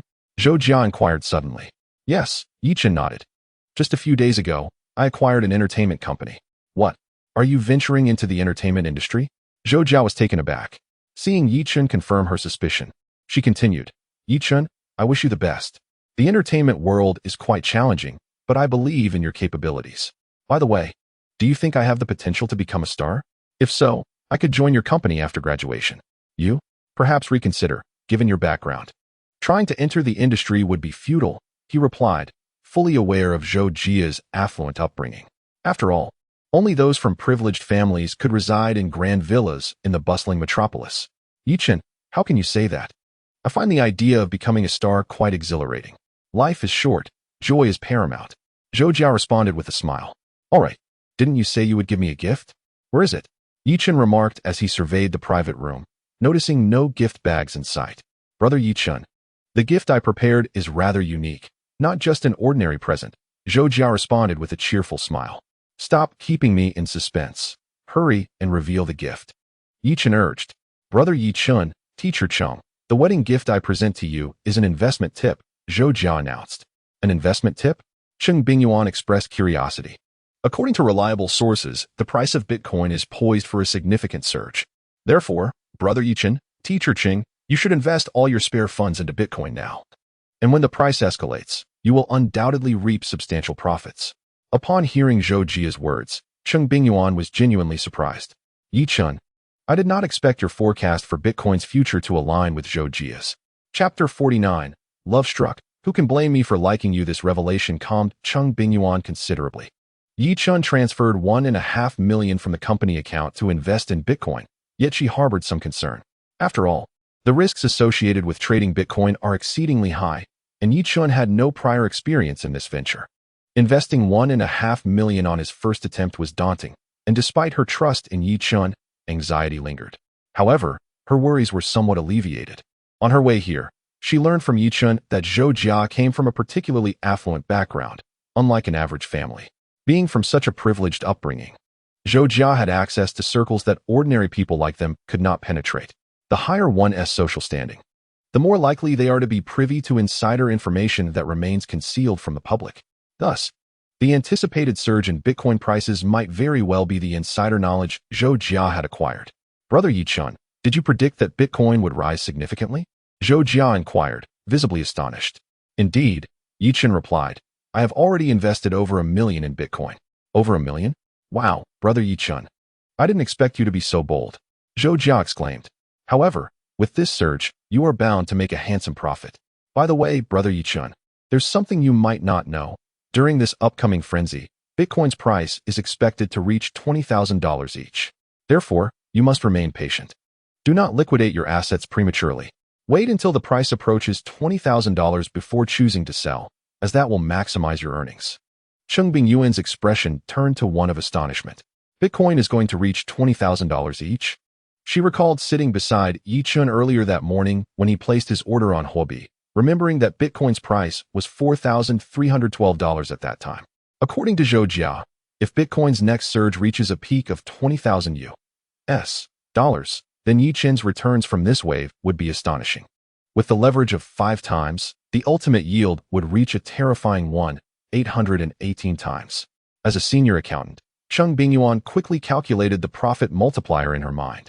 If this were true, Yechen's investment of $1.5 million would ultimately transform into over $27 million.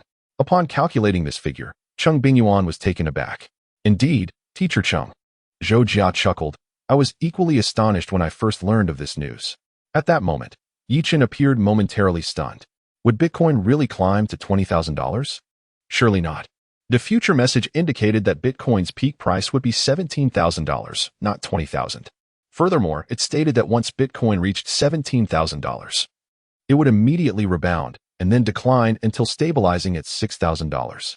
If he were to heed Zhou Jia's advice and not liquidate his position when Bitcoin hit $17,000, the subsequent sharp drop could put him at risk of liquidation under 5 times leverage.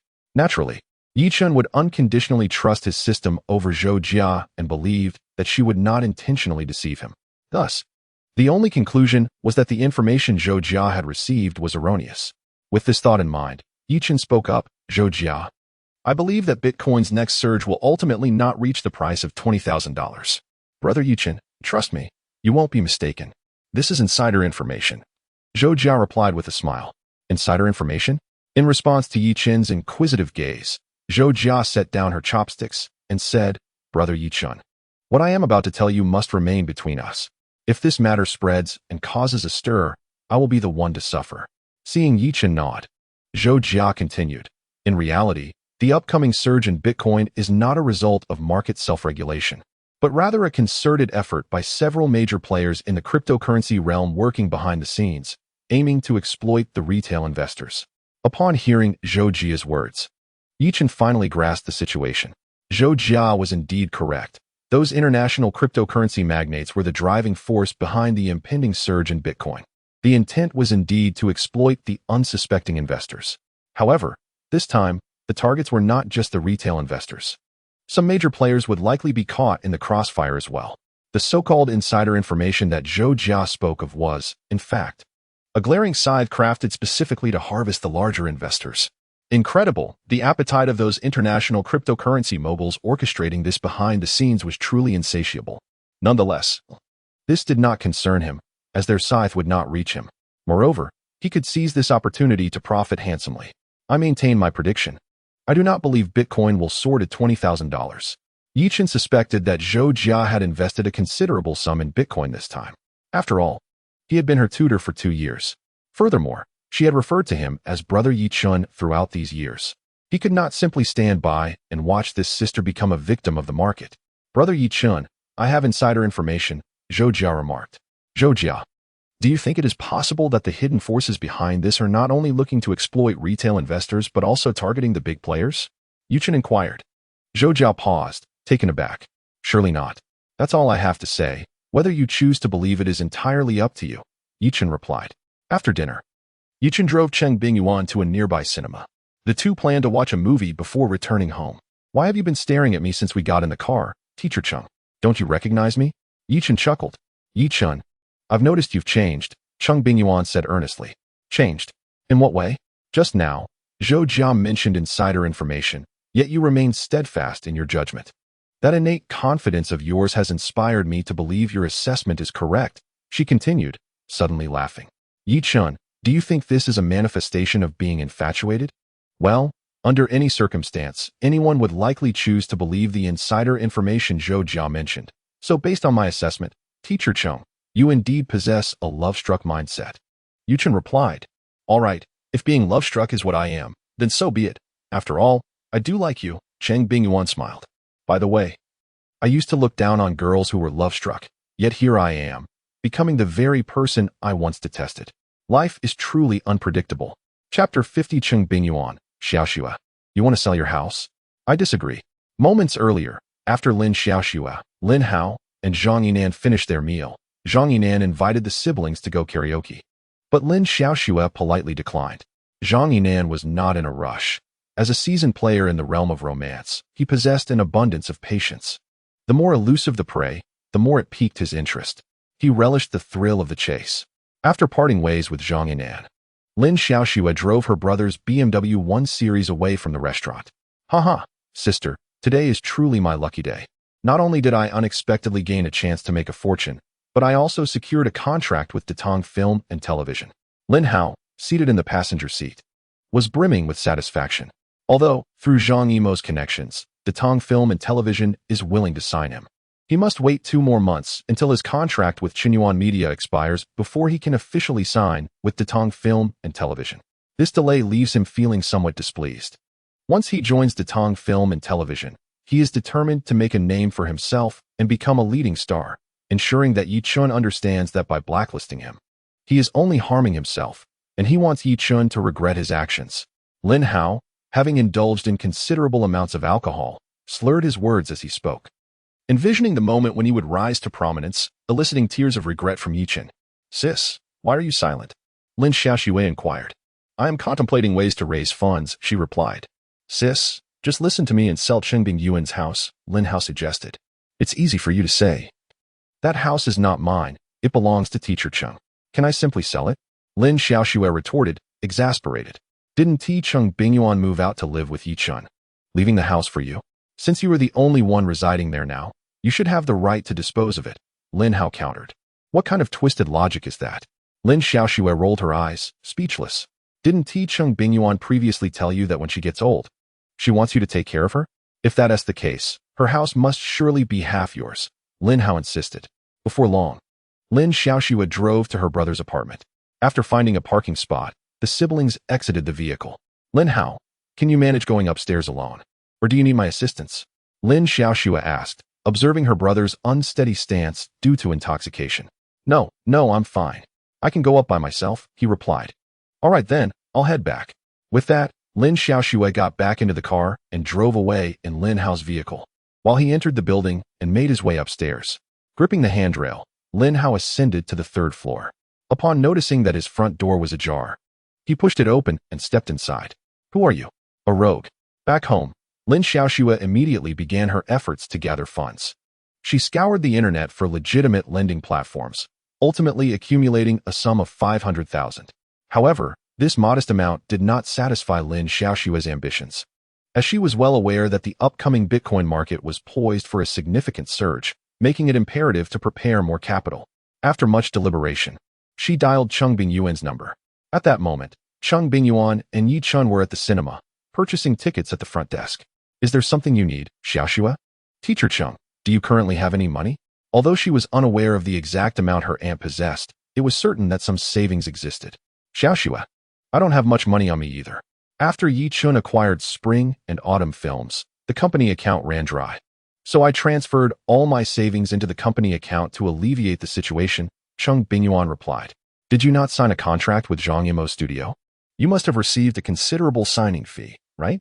Teacher Cheng, I manage my daily expenses independently. The money I wish to borrow from you is for a different purpose. Upon hearing this, Cheng Bingyuan, feeling helpless, responded, I cannot assist you with this. As I mentioned earlier, I have no savings left. At that moment, Yechen, having purchased the movie tickets, noticed Cheng Bingyuan on the phone and stood by, waiting. It appeared she was conversing with Lin Xiaoxue. All right, Xiaoxue, if there is nothing else, I'll hang up now. Wait, Teacher Cheng, is there anything else? Cheng Bingyuan inquired. After a moment's hesitation, Lin Xiaoxue finally voiced her thoughts. Teacher Cheng, I want to sell the house.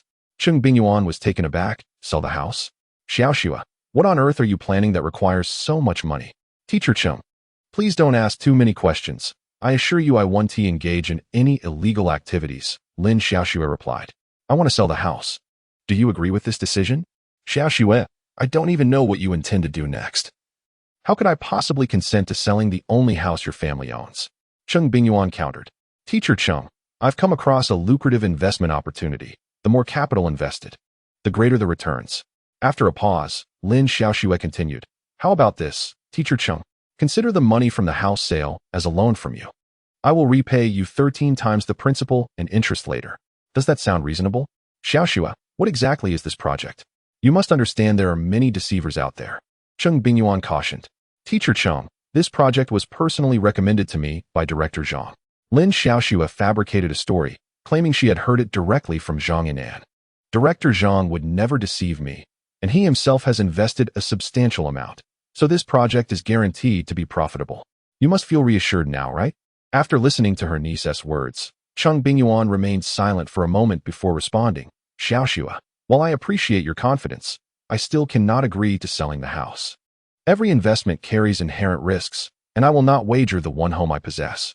Teacher Cheng, I have already stated that the proceeds from the house sale would be considered a loan to you, even if the project ultimately incurs losses.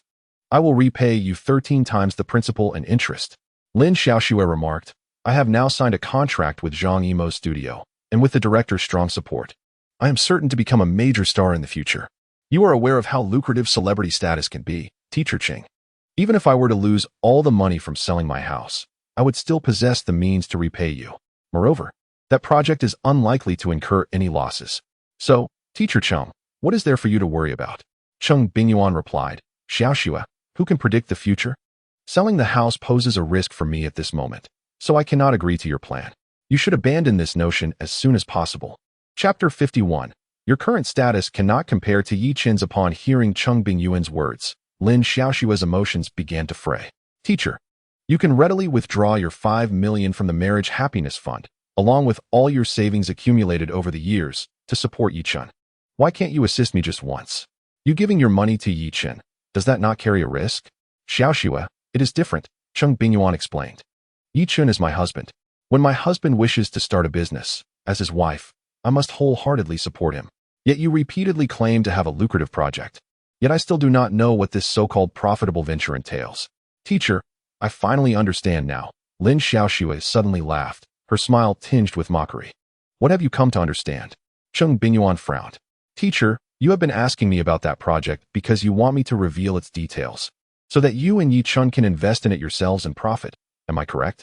Lin Xiaoxue's tone was complex. Teacher, I see you have changed. Now that you are married to Yechen, all your thoughts are consumed by him, while I, Lin Xiaoxue, have become insignificant in your eyes. It is true. We never had any real connection. I was merely deluding myself. Xiaoxue, I had no idea you thought of me this way. Cheng Bingyuan's voice brimmed with profound disappointment. What had her years of investment in Lin Xiaoxue yielded in return? Teacher, have I said anything incorrect? If I were your daughter, would you still oppose my selling the house today? Lin Xiaoxue exclaimed, her emotions running high. I have already stated that this money would be considered a loan to you, and I promised to offer you a high interest rate of 30%. Even so, you refuse to let me sell the house. Teacher, you truly leave me disheartened. Alas, Cheng Bingyuan sighed. Xiaoxue, I am merely concerned that you might fall victim to deceit. Teacher, I have already mentioned that this project was brought to me by Director Zhang. Given his stature, he has access to insider information that we ordinary people cannot obtain, which assures me the project is bound to be profitable. What is there for you to worry about? Lin Xiaoxue stated. Xiaoxue, are you placing too much faith in Director Zhang? Teacher Cheng, if you can trust Yechen, why can't I trust Zhang Yinan? After all, Zhang Yinan is the eldest son of Zhang Yimao, and the circle he inhabits is undoubtedly of a much higher caliber than that of Yechen. Surely, Zhang Yinan's words carry more weight than those of Yechen? Lin Xiaoxue countered. Xiaoxue, I believe your values are significantly flawed. All right, Teacher Cheng, spare me the grand philosophies. You simply disagree with my decision to sell the house. Fine, I want to sell it then. With that, Lin Xiaoxue abruptly ended the call, putting down her phone. Cheng Bingyuan sighed with a wry smile, realizing her efforts in educating Xiaoxue over the years had been quite futile. Let us not dwell on these troubling matters. The movie is about to start. We should hurry inside, Yechen suggested. The next morning, Lin Hao took a taxi to Sunshine Garden Community. He was there to retrieve his car, which his sister had driven home the previous night. Lin Hao, why are your eyes so red? Did you not get enough rest last night? Lin Xiaoxue inquired upon seeing her brother. Don't even start, sis. I had the most dreadful luck last night. Lin Hao lamented. What happened? Lin Xiaoxue asked with concern. Well, I had too much to drink and mistakenly went to the wrong floor, entering the home of a female tenant who happened to be undressed at the time. Naturally, I was mistaken for a pervert. I can't believe I got so confused. I was trying to help you upstairs, and you insisted you were fine and didn't need assistance. Lin Xiaoxue shot him a disapproving glance. And then, I tried to explain to her, but she wouldn't listen and insisted on calling the police. In the end, I had no choice but to give her 30,000 yuan to avoid being reported, and only then was I allowed to leave. To top it off, just as I got out of the car downstairs, a bird dropped its droppings right on my face. It almost made me sick. Lin Hao expressed his frustration. My luck has been absolutely miserable lately. It seems like every unfortunate event is finding me. At that moment, Lin Hao was completely unaware that his recent streak of bad luck was the result of the bad luck card that Yechen had used against him. You have indeed been experiencing a run of bad luck, Lin Xiaoxue remarked. Fortunately, my financial fortune has improved recently. I hope it can wash away the misfortune I've been encountering, Lin Hao said, suddenly smiling. By the way, sis, I mentioned Bitcoin to Grandma last night, and she immediately agreed to let me sell the family house. I posted it on a second-hand property trading platform overnight, and within 10 minutes, I was contacted by someone interested in purchasing it. So far, 7 people have reached out to me, all eager to buy our house. That's wonderful news, Lin Xiaoxue said with genuine admiration. It seems that having no blood relation truly makes a difference. Upon hearing her brother return home and express his intentions, Their grandmother immediately consented to his decision to sell the house. Yet, she herself was met with rejection, despite having lived together for 7 years. The bond between them was tenuous at best. "Sister, what about you? Did Cheng Bingyuan agree to your selling the house?" Upon seeing his sister shake her head, Lin Hao expressed his astonishment. "Cheng Bingyuan actually did not consent? I offered to lend her money and even promised her a 30% interest rate. Yet she still refused to allow me to sell the house," Lin Xiaoxue lamented. "What? She refused to let you sell the house?" "Sister, I am not trying to sow discord between you two, but last time I borrowed money. Cheng Bingyuan insisted on saving her funds to buy a house with Yechen and wouldn't lend me a dime. Now, even you can't borrow money from her. It appears that in Cheng Bingyuan's eyes, your status pales in comparison to that of Yechen. Remember, when Yechen acquired Chunqiu Film and Television, Cheng Bingyuan wasted no time in providing him with funds." Listening to her brother's words, Lin Xiaoxue fell silent. "Sister, even though you have lived with Cheng Bingyuan for these 7 years, what does it truly matter? Ultimately, there is no blood relation between you. Thus, the one who is closest to you in this world is still your brother, me. We are twins, bound by blood." Lin Hao paused momentarily before continuing. "How about this? Sister, once I sell the house, I will give you 100,000. "Really?" Lin Xiaoxue asked, astonished. "Of course it is true. After all, you are my dear sister." Lin Hao replied with a smile. "Sister, remember, we are the closest people in this world, and in the journey ahead, we must support one another." Chapter 52. I have just sold the house. His sister has signed with Zhang Yimou's studio, and with his backing, she is bound to become a leading actress in the future. Investing in her now is undoubtedly a wise choice. "Thank you, Lin Hao. Oh, we are siblings. There is no need for thanks." Meanwhile, Yechen sat leisurely in his office, sipping tea while observing the cryptocurrency market. Bitcoin's price stood at 4,310, a drop of $3 from when he purchased it the previous day. However, Yechen remained unfazed. As long as the decline did not surpass 20%, he felt no cause for alarm. According to the information from the future, on the 7th, which is the day after tomorrow, Bitcoin's price would surge dramatically. Just as Yechen was about to log out of the trading platform, his phone rang. Upon glancing at the caller ID, he answered the call. "Yechen, brother." A cheerful, melodious voice akin to a lark filled the line. "What is it, Lingling?" The call was from Wang Shuling, his second and final student in mathematics tutoring. Just last week, he concluded his last tutoring session at Wang Shuling's home on the day of her graduation. At that time, Wang Shuling presented a pair of Cartier Ballon Blue couple watches as a wedding gift to him. "Yechen, my parents are returning today and would like to invite you to dinner at my house tonight," Wang Shuling said. Upon hearing this, Yechen smiled. "Your parents are truly too courteous. They have always wanted to invite you for a meal, but the past 2 years have been too hectic. You must come tonight." She insisted. "All right, I will definitely be there." To be honest, Wang Shuling's parents were indeed quite busy. He had been tutoring her in mathematics for 2 years. Yet he had only met her parents twice. Moreover, those encounters were brief, with both parties barely exchanging a few words before Wang Shuling's parents hurriedly left due to a phone call. "By the way, Yechen, remember to bring your wife along tonight," Wang Shuling reminded him.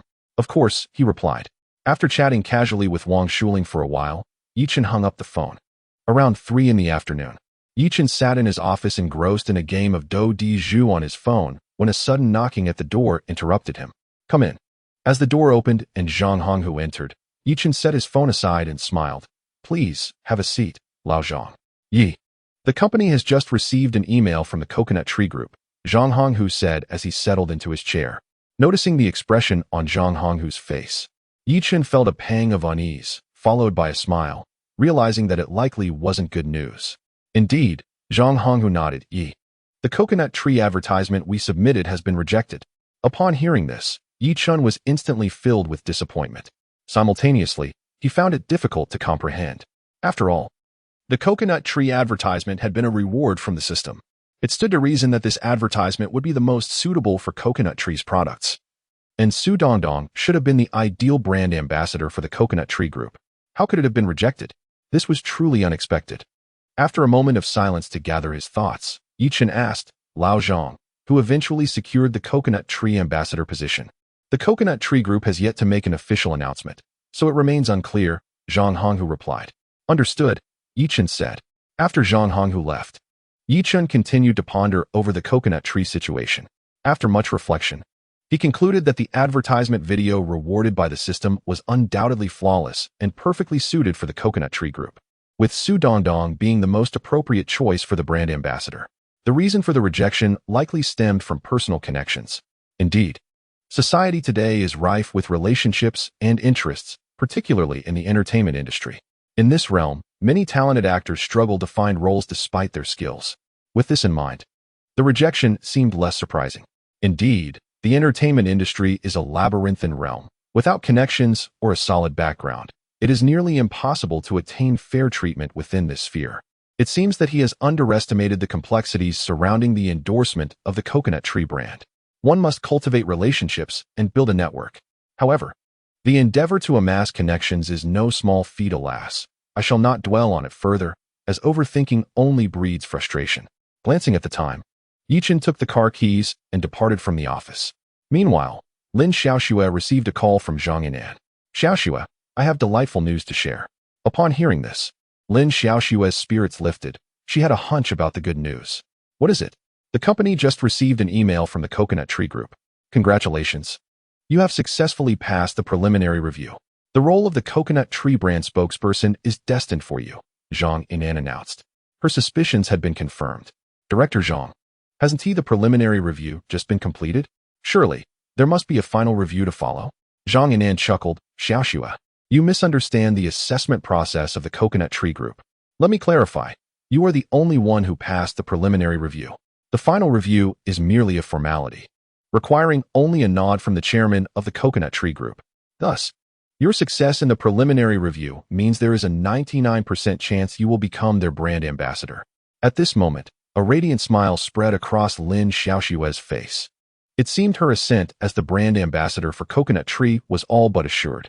Should she indeed secure this role, it would signify a remarkable union of fame and fortune for her. Not only would she receive an endorsement fee exceeding 1 million, but she would also make her official debut in the industry as a contemporary muse. Consequently, she would undoubtedly attract significant attention. Shortly after concluding her call with Zhang Yinan, Lin Xiaoxue received another call, this time from her brother, Lin Hao. Sister, I just sold our house for 7 million. Please send me your bank account number, and I will transfer the funds to you. All right, she replied. By the way, once you receive the money, please purchase Bitcoin immediately. Are you familiar with how to do that? I am not. I have never dealt with Bitcoin. Then I will come to assist you. Sounds good. On the other side, Yechen drove to Moda University to pick up Cheng Bingyuan. Darling, what do you wish to have for dinner tonight? Cheng Bingyuan inquired as she entered the car. We will not be dining at home. We're going to Wang Shuling's house for dinner. Her parents are back and insist on treating us, Yechen replied. All right. We should bring something along. It would be impolite to arrive empty-handed. Indeed. Thus, passing by a fruit supermarket, they decided to purchase a fruit basket worth over 500. Chapter 53. After this venture, I shall earn over 200 million. Shortly after 5 o'clock, Yechen arrived at Wang Shuling's home, carrying the fruit basket alongside Cheng Bingyuan. As Yechen and his sister-in-law arrived, Wang Shuling, who opened the door, was immediately captivated by Cheng Bingyuan's beauty. Sister-in-law, you are truly stunning, she exclaimed. You are beautiful as well, and your skin is absolutely flawless, Cheng Bingyuan replied with a smile. Yuan, don't block the doorway. Please let your brother Yechen and sister-in-law in, a middle-aged man interjected from the foyer. This man, slightly portly and possessing a deep, resonant voice, exuded a powerful aura indicative of someone accustomed to authority. Yes, please come in, brother Yi and sister-in-law, Wang Shuling urged, allowing Yechen and Cheng Bingyuan to enter. After donning shoe covers and presenting a basket of fruits to Wang Shuling, Yechen approached the middle-aged man who had spoken earlier. Hello, Uncle Wang. Remarkably, Yechen realized he still did not know Wang Shuling's father's name. Little Yi, it has been 2 years. We have been remiss in inviting you over for a meal, Wang Zhigua said. Since Yechen had tutored his daughter in mathematics, her grades had dramatically improved from barely passing to consistently scoring above 140, leaving Wang Zhigua immensely grateful to this young man. Uncle Wang, you need not say that. Meanwhile, Lin Hao had driven to Lin Xiaoxue's home. Sister, hand me your phone. I will assist you, he said. Here, Lin Xiaoxue replied, unlocking her phone with her fingerprint and passing it to her brother. Lin Hao first downloaded the Huobi app, then registered an account using his sister's personal information.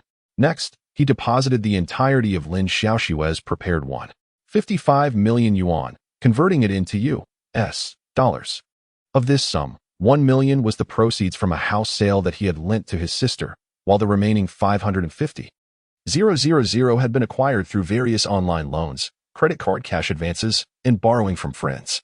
Lin, how much capital have you prepared this time? Lin Xiaoxue inquired with curiosity. 7,600,000. He replied while manipulating his phone. So much. Lin Xiaoxue expressed her envy. The larger the principal, the greater the potential profits. Grandma has even taken out her retirement funds for me this time. Lin Hao chuckled.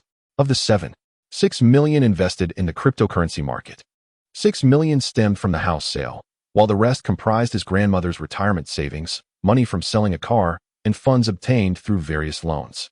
It could be said that he had liquidated all of his family's assets to invest in the digital currency market. So, will you and Grandma be staying in a hotel for a while? Yes, Lin Hao confirmed.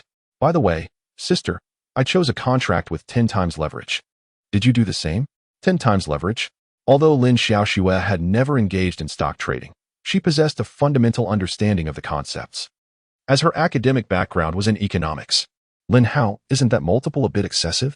If the market were to decline by more than 10%, we would be at risk of a margin call. Dear sister, your concerns are unwarranted, Lin Hao replied with a smile. Zhang Dao has stated that the price of Bitcoin will ultimately soar to $20,000. Even if there are fluctuations along the way, any potential downturn will be minimal, certainly not exceeding 10%. Sister, let me do some calculations for you. Currently, Bitcoin is priced at $4,315. If it rises to $20,000, that translates to a profit multiple of 363, with a tenfold leverage. The final profit multiple could reach an astonishing 363 times. After deducting transaction fees, your investment of 1,550,000 would swell to 56 million. Upon hearing the figure of 56 million, Lin Xiaoxue, despite her prior preparation, found her breath quickening in disbelief. The potential return was indeed staggering. If you truly believe that tenfold leverage is too risky, I can offer you a fivefold option instead. Never mind, let it be tenfold, Lin Xiaoxue decided resolutely. All right then, I will proceed with the tenfold leverage. After a flurry of operations, the transaction was completed. Lin Hao returned the phone to Lin Xiaoxue, saying, it's all set. Glancing at her account, Lin Xiaoxue tucked the phone away. With this move, I'm set to earn over 200 million. Just thinking about it makes me exhilarated. Lin Hao grinned. Sister, your decision to part ways with Yechen was indeed wise. Had you chosen to be with him, we would not have this opportunity to prosper. I've always maintained that in life, choices outweigh efforts. Indeed, Lin Xiaoxue nodded in silent agreement. By the way, sister, have you confirmed your role as the spokesperson for Coconut Tree? Lin Hao suddenly inquired. This morning, Director Zhang called to inform me that I passed the preliminary review. Lin Xiaoxue recounted the words previously shared by Zhang Yinan. Lin Hao chuckled. Since Director Zhang has said so, your identity as the Coconut Tree spokesperson is assured. Congratulations, sister. To debut with such a prestigious resource, you truly are a rising star among the new generation. Too bad I can't access the endorsement fee just yet. If I could receive it now, I would invest even more in Bitcoin, Lin Xiaoxue lamented. Sister, once you become a leading actress, these amounts will seem trivial. Meanwhile, in another part of the house, a beautiful woman wearing an apron called out from the kitchen, Xiao Yi, Yuan, come to dinner. This woman was Li Xiaolan, the mother of Wang Shuling. At her invitation, the group made their way to the dining area and took their seats. Uncle Wang, I can manage on my own, Lin Xiaoxue replied. As Wang Zhiguo prepared to pour wine for himself, Yechen quickly rose and interjected, Xiao Yi, today you are our guest, so it is my responsibility to serve you. Reluctantly, Yechen acquiesced to Wang Zhiguo's insistence and allowed him to pour the wine. Dad, would you like a glass as well? Wang Zhiguo approached his father, Wang Jingfu, with the bottle. Of course, I shall join you, Xiao Yi, for a toast. The elder Wang chuckled. Lingling, you and your mother should share some red wine with your sister-in-law. All right, Lingling replied. Sister-in-law, let me pour you some wine. Soon, everyone's glasses were filled. Xiao Yi, Yuan, it has been a while since I last cooked, and my culinary skills have become rather rusty. Please bear with me if the dishes do not meet your expectations, Li Xiaolan remarked with a smile. Sisterly, the dishes you have prepared are visually appetizing. They must be delicious, Cheng Bingyuan stated. Teacher Cheng is right. Just looking at them makes my mouth water, Yechen laughed. Come, Xiao Xiaocheng. Let us savor the dishes before indulging in more wine. With that, the elder Wang prompted everyone to begin eating. Xiao, this toast is from my wife and me to you. Lingling's remarkable improvement in mathematics is entirely due to your dedicated instruction over the past 2 years. Wang Zhigua declared as he raised his glass. Li Xiaolan followed suit, lifting her own glass. Uncle Wang, I cannot take all the credit. Lingling's innate intelligence and diligence are what truly shine, Yechen replied humbly. The atmosphere at the table was exceedingly warm, with Wang Zhigua and Li Xiaolan genuinely expressing their gratitude towards Yechen, as evidenced by their continuous toasts. After several rounds of drinks and dishes, Wang Zhigua suddenly inquired of Yechen, by the way, Xiao, what are you doing now that you have graduated? I recently acquired an entertainment and film company. Yechen replied. Hearing this, Wang Zhigua paused momentarily before smiling. It's commendable to venture into entrepreneurship while young. The film industry is quite lucrative. Several friends of mine have earned more from movie investments in the past 2 years than from their companies, which has sparked my own interest in investing in the film sector. Should your company ever seek external investment for a project, feel free to reach out to me. Certainly. Uncle Wang, Yechen smiled in response. Brother Yechen, which celebrities are part of your company?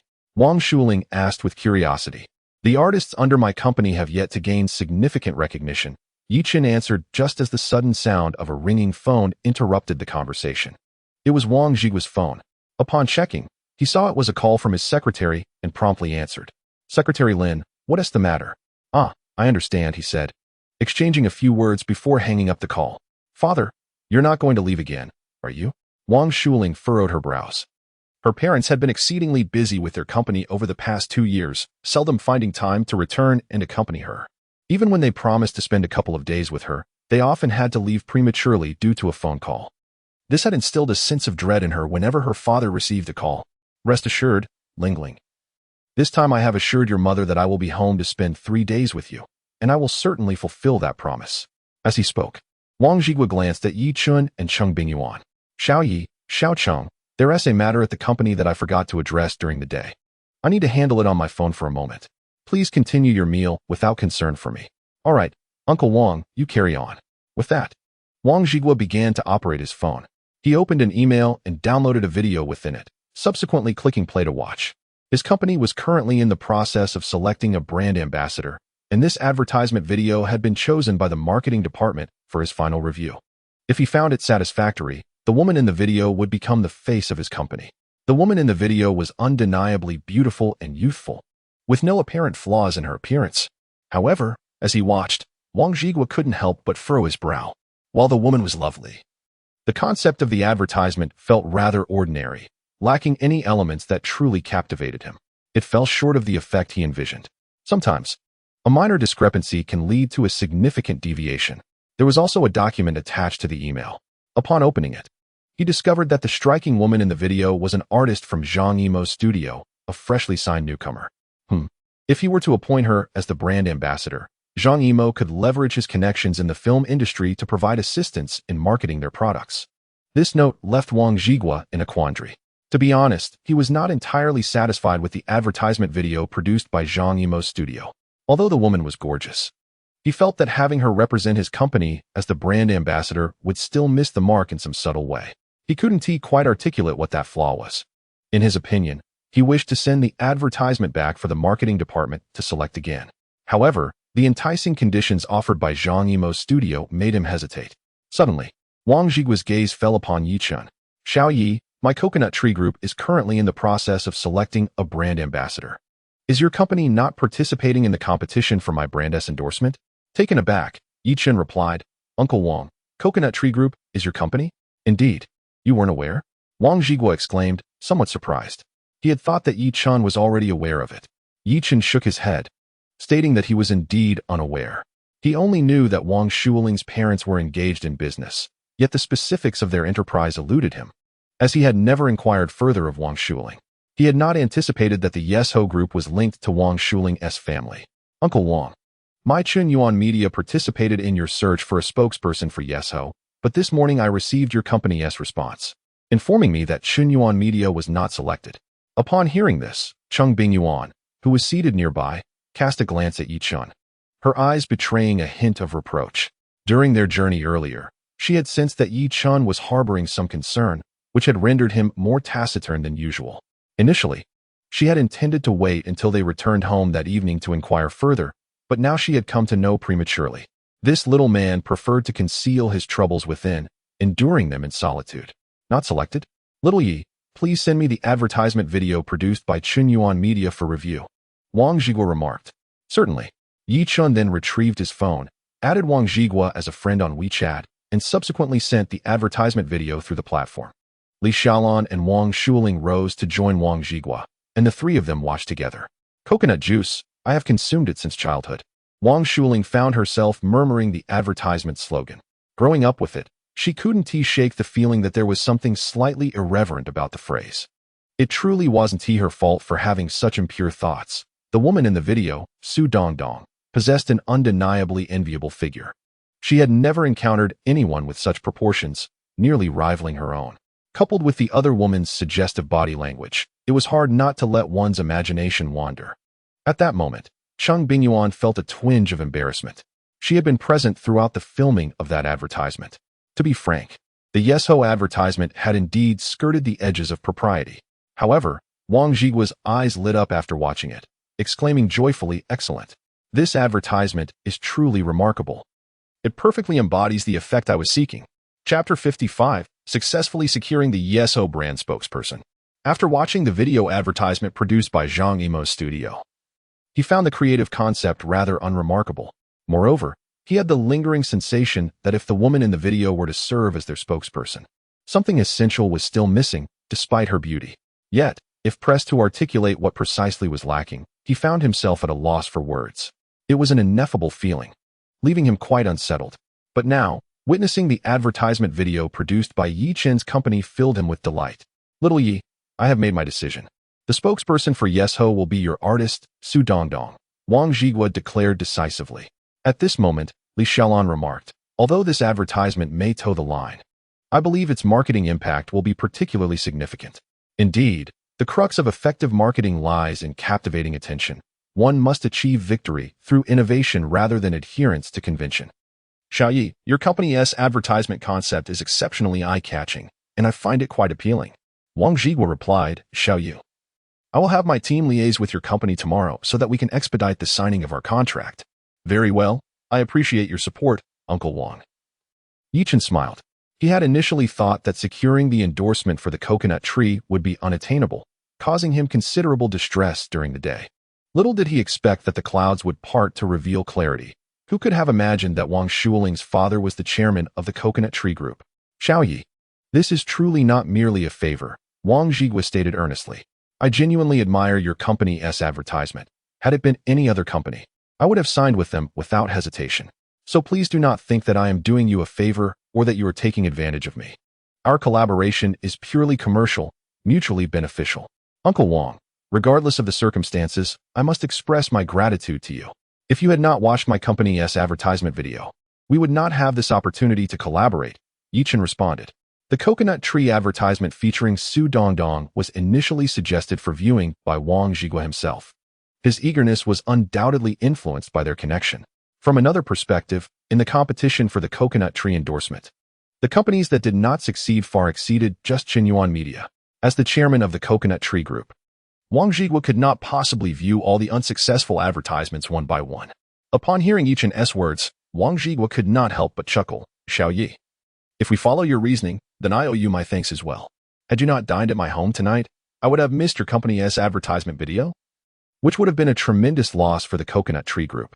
I now have a strong premonition that once our coconut juice advertisement is updated to the Su Dongdong version, the sales of our coconut juice may very well surge dramatically because of it. Zhigua, Xiaoyi, let us not linger in mutual gratitude. The wine remains untouched. Let us drink. Old Wang cheerfully urged. Come, Xiaoyi, let us toast. I raise my glass to you, Uncle Wang. They both lifted their glasses and drank heartily. By the way, Xiaoyi, there is a lucrative opportunity that has recently arisen. If you have some idle funds, consider investing in the digital currency market, specifically Bitcoin. I received insider information indicating that Bitcoin is poised for a significant surge, with the final price potentially reaching $20,000. Wang Zhigua added with a grin. The credibility of this insider information is quite high. It appears that the unseen forces behind this are quite substantial. I fear that this time their harvesting of retail investors is of secondary importance. Their primary aim is to target the larger players. Contemplating this, Yechen spoke up.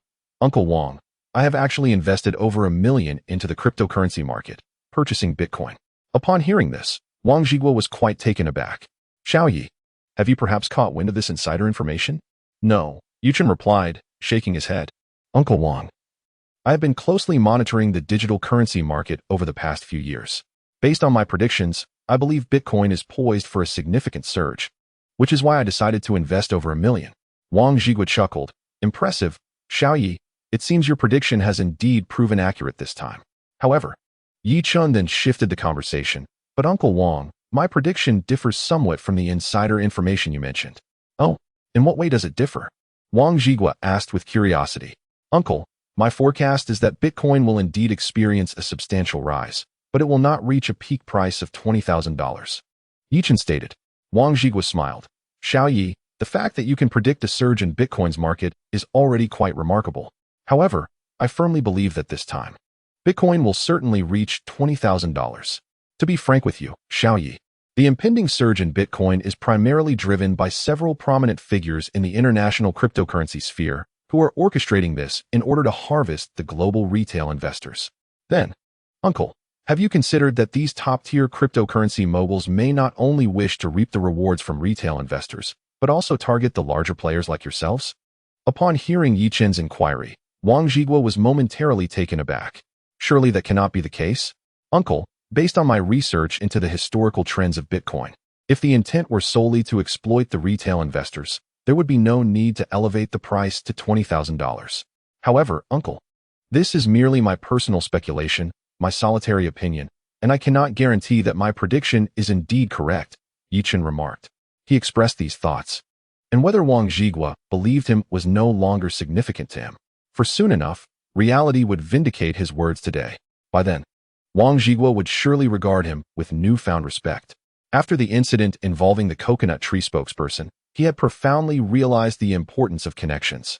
Had it not been for his relationship with Wang Zhigua, Chen Yuan Media would undoubtedly have failed to secure the coconut tree endorsement. Moreover, maintaining connections is fundamentally about the mutual exchange of benefits. One cannot always be the one to gain. It is essential to demonstrate one's own value for others to wish to continue the friendship. Through 2 years of tutoring, he significantly improved Wang Shuling's mathematics grades, which is why Wang Zhigua and Li Xiaolan expressed their gratitude towards him. Consequently, he established a rapport with Wang Zhigua.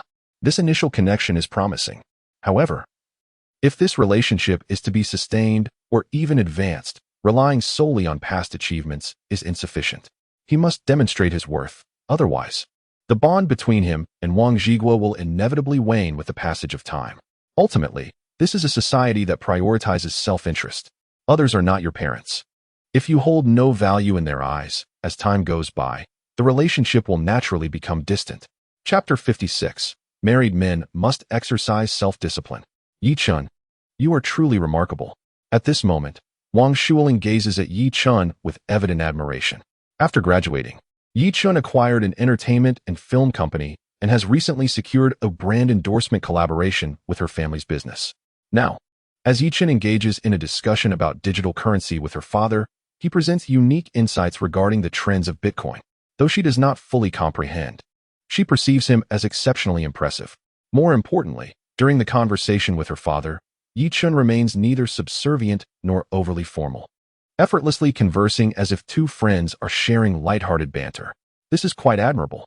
Previously, she had observed many young men appear anxious and reserved in front of her father, some even stuttering due to nerves. Yet, Yechen remains completely unfazed by her father's commanding presence. This is indeed commendable. Around 9 o'clock, Wang Zhigua, Li Xiaolan, and Wang Shuling personally escort Yechen and Cheng Bingyuan downstairs. Since both Yechen and Cheng Bingyuan have been drinking, albeit Cheng Bingyuan only had red wine, they cannot drive. Fortunately, Wang Zhigua has prepared in advance, arranging for his chauffeur to drive Yechen and Cheng Bingyuan home. Uncle Wang, Aunt Li, thank you for your hospitality. We shall be on our way. Yechen bids farewell, lowering the rear window to address Wang Zhigua and Li Xiaolan. Cheng Bingyuan also waves goodbye. Xiao Yuan. If you enjoy Annie's cooking, you must come over often during our time in the metropolis. Li Xiaolan smiles warmly.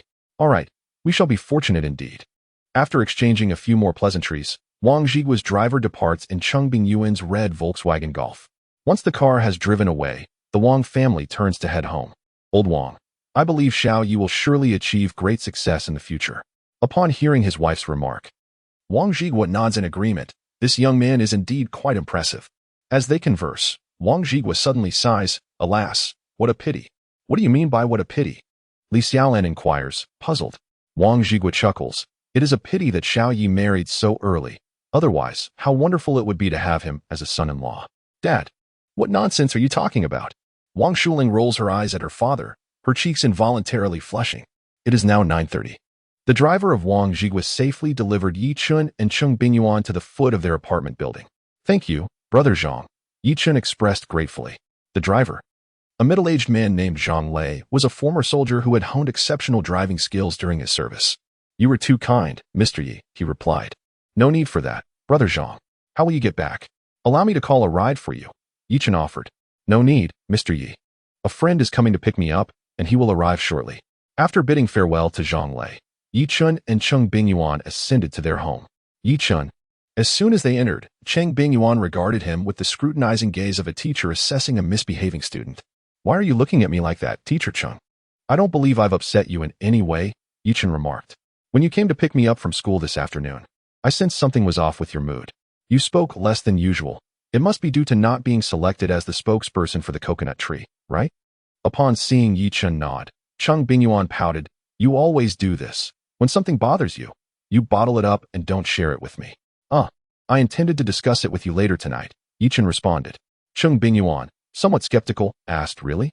Are you trying to deceive me? Why would I do that? All right. Teacher Cheng, let us take a shower. We still have to submit our assignments tonight. Fine, I'll take your word for it this time. As they spoke, they entered the bedroom to find their sleepwear. Yechen noticed several neatly stacked garment boxes in a corner of the wardrobe. Teacher Cheng, are these empty boxes? He casually inquired. No, Cheng Bingyuan shook her head. They all contain clothes. I just have never worn them. New clothes? Why not wear them? He asked. These were custom-made for us teachers by the school over the past few years, but I feel uncomfortable in them, so I haven't worn them. Intrigued by her response, Yechen picked up the garment box from the top layer. As he opened the box and revealed the neatly folded attire, his eyes brightened at the sight of a summer teacher's uniform, a short-sleeved pure white shirt paired with a black pencil skirt, along with a pair of black stockings. Teacher Cheng, noticing the way Yechen looked at her, Cheng Bingyuan smiled and teased. Would you like to see me wear it? Yechen silently nodded. All right then, soon. They both headed for the shower. Women typically take longer than men when bathing. After finishing first, Yechen settled onto the bed, leaning against the headboard, awaiting Cheng Bingyuan's return. She didn't keep him waiting long, appearing before him in less than 5 minutes. At this moment, Cheng Bingyuan donned a short-sleeved white shirt paired with a form-fitting black skirt, her long legs elegantly enveloped in black stockings, accentuated by a pair of black high heels. Her sleek, ear-length haircut added a touch of sophistication to her appearance. Cheng Bingyuan twirled on the spot and inquired, Yechen, do I look good in this attire? Perfect. Yechen responded with a smile, offering his assessment. All right, let us retire for the night, Cheng Bingyuan said as she prepared to remove her clothing. Teacher Cheng, please do not undress just yet. Remain as you are. The following morning, a notification chimed. Sign-in successful. No sign-in reward triggered. After planting a gentle kiss on Cheng Bingyuan's forehead, Yechen arose from the bed to prepare for his morning exercise. Despite the enhanced capabilities of his regenerated left kidney, maintaining self-discipline remained imperative. After all, even the finest engine requires proper maintenance to avoid faltering in the future. In essence, self-discipline is crucial for men, particularly for a married man like him. Those who understand. Around 9 in the morning, Su Dongdong arrived at Hangzhou Airport in Shanghai, dragging her suitcase behind her. She appeared somewhat dejected. Indeed, it seemed that she was fated to miss the opportunity to become the spokesperson for Coconut Tree. As an obscure artist, it was hardly surprising that she would not be selected by the Coconut Tree Group to represent their brand. Chapter 57. Is the Coconut Tree spokesperson no longer Lin Xiaoxue? Thus, her failure to secure this role was entirely expected. She should not have harbored any hopes. After all, the greater the expectation, the deeper the disappointment. Alas, am I Su Dongdong destined to remain an inconspicuous figure throughout my life? President Yi offered me a 5-year contract, and I genuinely feel unworthy. She speculated that her recent rejection would surely disappoint President Yi. While Su Dongdong pondered her thoughts in line to collect her boarding pass, her phone, tucked within the pocket of her jeans, suddenly vibrated. Upon retrieving it, she saw that it was a call from her manager, Hua Yu. Swiftly, she donned her Bluetooth headset and answered. Sister Hua, Dongdong, are you still in Shanghai? You haven't left yet, have you? I'm at Hangzhou Airport, preparing to depart. Su Dongdong replied. Dongdong, don't leave just yet. Arrive at the company by 11 o'clock. Puzzled, Su Dongdong asked, Sister Hua, what is going on? Is there something urgent? Dongdong, I have wonderful news. The Coconut Tree Group has designated you as their brand image spokesperson. Su Dongdong was momentarily stunned by Hua Yu's announcement. Sister Hua, you're not joking with me, are you? Dongdong, why would I jest about something so significant? Hua Yu chuckled on the line. But Sister Hua, what does this mean? Yesterday, you told me I had been eliminated. The sudden arrival of such happiness left Su Dongdong feeling somewhat bewildered. I am uncertain of the specifics. I merely received a call from Director Zhang and immediately dialed your number. Hua Yu said, Dongdong, the company has purchased tickets for a flight to Hainan at noon. Hurry to the office. We shall fly together to the Yesho Group to sign the endorsement contract. All right, Sister Hua, I will head to the office right away. At that moment, Su Dongdong's voice was tinged with excitement. After hanging up, she promptly exited the queue and walked outside, simultaneously canceling her flight to Ice City on her phone. Oh my, she is truly about to become the spokesperson for Yesho. Could this be a dream? With this thought, Su Dongdong pinched the flesh of her arm, and the pain was sharp. Though it hurt, she could not suppress her joy. In fact, she laughed heartily. The sensation of pain confirmed that this was indeed not a dream. Meanwhile, Zhang Yinan received a phone call as well. Hello, Director Han. The caller, Han Zhong, was the marketing manager of Yesho Group. His assistance had been pivotal in Lin Xiaoxue securing the brand endorsement. Naturally, Zhang Yinan's studio had not let Han's efforts go unrewarded. I apologize, Director Zhang, but there has been an unexpected turn regarding the endorsement deal. Upon hearing this, the smile on Zhang Yinan's face faltered. Director Han, what do you mean? What unexpected event has occurred? Our chairman has rejected Lin Xiaoxue's candidacy as the spokesperson for Yesho, Han Zhong replied. What? How could this happen? Director Han, did you not say that the final review was merely a formality? How could Chairman Wang overturn the preliminary results? Zhang Yinan inquired. Under normal circumstances, our chairman would never dismiss such matters, as he seldom intervenes in marketing affairs. I am uncertain as to what has transpired this time, Han Zhong expressed, somewhat disheartened. The embarrassment of being thwarted was secondary. The primary concern was that he had accepted benefits from Zhang Yinan's studio, yet failed to deliver results, which was indeed vexing. Director Zhang, I will arrange for that painting to be returned to you, he stated, though he felt reluctant, knowing it was improper to accept gifts when no success had been achieved. It would violate the etiquette otherwise. Director Han, it is merely a painting. Please accept it as a gesture of friendship, Zhang Yinan replied. His father had always taught him that once a gift was given, it should never be reclaimed. If the other party had not succeeded this time, they would owe him a favor, which might prove beneficial in future endeavors. That would be rather awkward, Han Zhong chuckled. If you do not view us as friends, then please return the painting. Since you have mentioned it, how could I possibly dare to return that painting? After all, I would rather not lose two friends at once, Han Zhong chuckled. By the way, Mr. Han, regarding the video advertisement we submitted, I presume Mr. Wang has expressed his dissatisfaction with certain aspects. Our Zhang Yimo studio is more than willing to redesign the advertisement according to Mr. Wang's preferences until he is fully satisfied. Zhang Yinan remarked. Unfortunately, Mr. Wang has already made a decision regarding the spokesperson for our Yesho brand, came the reply. Upon hearing this, Zhang Yinan's spirits plummeted. If the chairman of Yesho personally designated someone, then this matter was indeed set in stone. Mr. Han, may I inquire which celebrity Mr. Wang has chosen to represent Yesho? Zhang Yinan asked, a hint of reluctance in his voice. A cooked duck has flown away, he thought, realizing this was the first time he had encountered such a situation. The chosen spokesperson is a female artist named Su Dongdong, who is relatively unknown, Han Zhong replied. Su Dongdong. Zhang Yinan was unfamiliar with the name. Which company does she represent, Mr. Han? She is from Bingyuan Media, Han Zhong stated. To be honest, the creative concept for the advertisement submitted by Bingyuan Media was truly impressive and refreshing. Many in our marketing department recommended them. At this moment, Zhang Yinan's composure began to waver.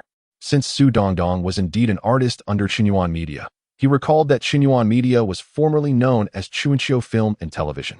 Not long ago, he had contemplated acquiring Chuanqiu Film and Television, only to have his plans thwarted by Lin Xiaoxue's ex-boyfriend, Yechen. The fact that Yesho's spokesperson was secured by an obscure female artist from Bingyuan Media left him feeling quite vexed. How could Zhang Emo Studio have lost to such a minor entity?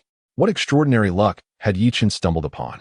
Meanwhile, Lin Xiaoxue, who was practicing yoga at home, took a moment to sip water and open the Huobi app. Upon seeing that Bitcoin's price had risen by $2, a smile crept across her face. She wondered when the bullish trend for Bitcoin would finally arrive and hoped it would come soon. Otherwise, she would not sleep soundly at night. By the way, Zhang Yinan had mentioned that he would call her today to inform her of the specific time to sign the endorsement contract with Yechen Group. Why hadn't he called yet? With this thought in mind, Lin Xiaoxue opened her phone's recent call log, located Zhang Yinan's number, and dialed. She decided to inquire directly. Chapter 58. Lin Xiaoxue. The Su Dongdong who snatched my endorsement is actually from Bingyuan Media. The phone rang only a few times before it connected. Lin Xiaoxue wasted no time and asked straightforwardly, Director Zhang, when will I go to Hainan Yechen Group to sign the contract? Zhang Yinan was contemplating how to convey the unfortunate news regarding the spokesperson for the coconut tree brand to Lin Xiaoxue when, to his surprise, she called him. His tone immediately caused a pang of anxiety in Lin Xiaoxue. What is it, Director Zhang? Is something wrong? Miss Lin, there has been a slight mishap, Zhang Yinan replied. His voice tinged with awkwardness. He had previously made grand claims in front of Lin Xiaoxue, almost guaranteeing her the position, only to find himself facing a harsh reality. Upon hearing Zhang Yinan's words, Lin Xiaoxue felt a sudden dread. Director Zhang, what exactly has happened? The coconut tree brand spokesperson is no longer available, he said, forced to be blunt in response to her pressing inquiry. At this revelation, the last flicker of hope within Lin Xiaoxue extinguished, leaving her complexion slightly pale. How could this happen? Zhang Yinan sighed. I'm not sure what has gotten into the chairman of Coconut Tree Group this time. He has never interfered with marketing matters before. Yet this time he not only rejected the marketing department's initial selections, but also appointed a new spokesperson. Xiaoxue, this is truly an unforeseen circumstance. However, you need not be excessively disheartened. The company will certainly prioritize you for any promising opportunities that arise in the future. I understand. Lin Xiaoxue replied, her heart heavy with disappointment. How can I not be disheartened? You, Director Zhang, were the one who insisted that the coconut tree spokesperson position was meant for me. It was your words that fueled my high hopes. Now, however, that opportunity has vanished. Director Zhang, I wish to know which celebrity has taken the coconut tree brand spokesperson role, she inquired before the call concluded.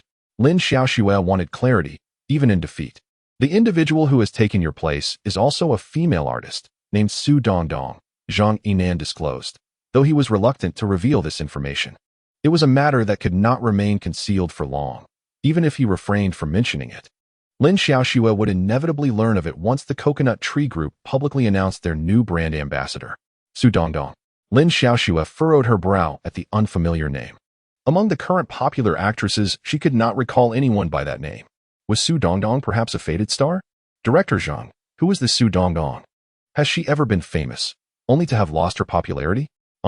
Well, she has never been popular at all, Zhang Yinan said, a hint of embarrassment in his voice. After interacting with Lin Xiaoxue a few times, he had come to understand her strong sense of pride. Upon learning that her endorsement had been snatched away by an obscure newcomer, Lin Xiaoxue was likely to feel quite overwhelmed. Indeed, as Zhang Yinan had surmised, Lin Xiaoxue's pride took a significant blow at that moment. Losing to a celebrated star would not have fazed her, nor would she have been perturbed by being outshone by a once prominent celebrity. However, losing to a female artist who had never tasted fame was a bitter pill for her to swallow. Suddenly, a thought crossed Lin Xiaoxue's mind. Perhaps this Su Dongdong was a rising talent being fervently supported by a certain agency. She surmised that both she and her rival were novices in the entertainment industry, both receiving backing from their respective companies. Therefore, it was not merely her defeat, but rather a loss of capital on her end against the capital backing the other. This realization eased her troubled heart considerably. Indeed, you are correct, Zhang Yinan remarked. Xinhuan Media must be promoting Su Dongdong. Otherwise, she would not have secured the endorsement deal with Yechen. Which company is behind her? Lin Xiaoxue inquired with curiosity. Oh, it's Xinhuan Media. Zhang Yinan hesitated for a moment before divulging the name. There was no way to conceal this fact, as Lin Xiaoxue could easily look up Su Dongdong's information online. Upon hearing the name Xinhuan Media, Lin Xiaoxue was momentarily stunned. Director Zhang, which company did you just say? Xinhuan Media? With confirmation that she had not misheard, Lin Xiaoxue was engulfed in a daze. She had never anticipated that the company behind the individual who had usurped her endorsement would be Xinhuan Media. She had considered Huai Brothers, contemplated Guangxin Media, and thought of Yida Pictures, but Xinhuan Media had never crossed her mind. In her view, any entity capable of securing an endorsement from Zhang Yimou's studio must be among the elite in the industry. Xiaoxue, Zhang Yinan continued. This time, it was merely a stroke of luck for Yechen. His company fortuitously produced an advertisement that aligned perfectly with the chairman of Yesho's tastes, resulting in Su Dongdong being chosen as the brand ambassador.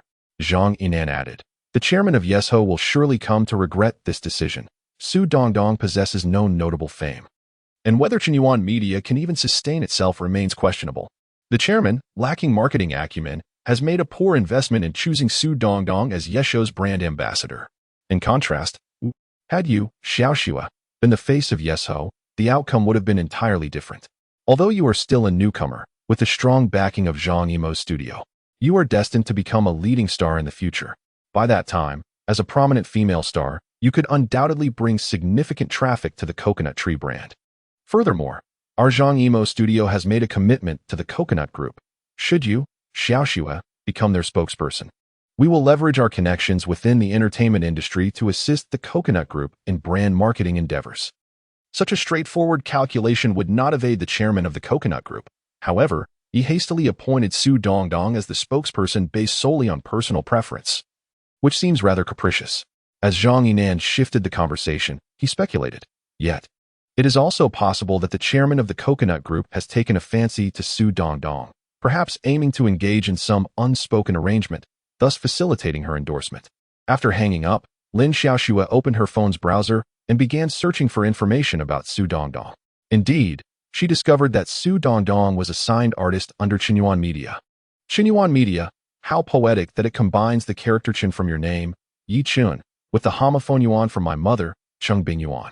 It was at this moment that Lin Xiaoxue discerned the subtle romance concealed within the name of Xinhuan Media. Yechen, could it be that you have truly turned your affections towards her? She found herself lost in thought, staring at her phone screen. Time slipped by before Lin Xiaoxue's consciousness returned to the present, prompting her to continue her search for relevant information about Su Dongdong. Su Dongdong, originating from a modeling background. After some time, Lin Xiaoxue finally stumbled upon a few early photographs of Su Dongdong from her modeling days. To her surprise, Su Dongdong was far from being as beautiful as she had imagined. Lin Xiaoxue had anticipated her to be a stunning beauty. Otherwise, she would not have secured the Coconut endorsement. However, upon seeing the photos, Lin Xiaoxue felt a surge of bitterness. It was not mere vanity. Su Dongdong truly paled in comparison. Moreover, she was 5 years younger than Su Dongdong.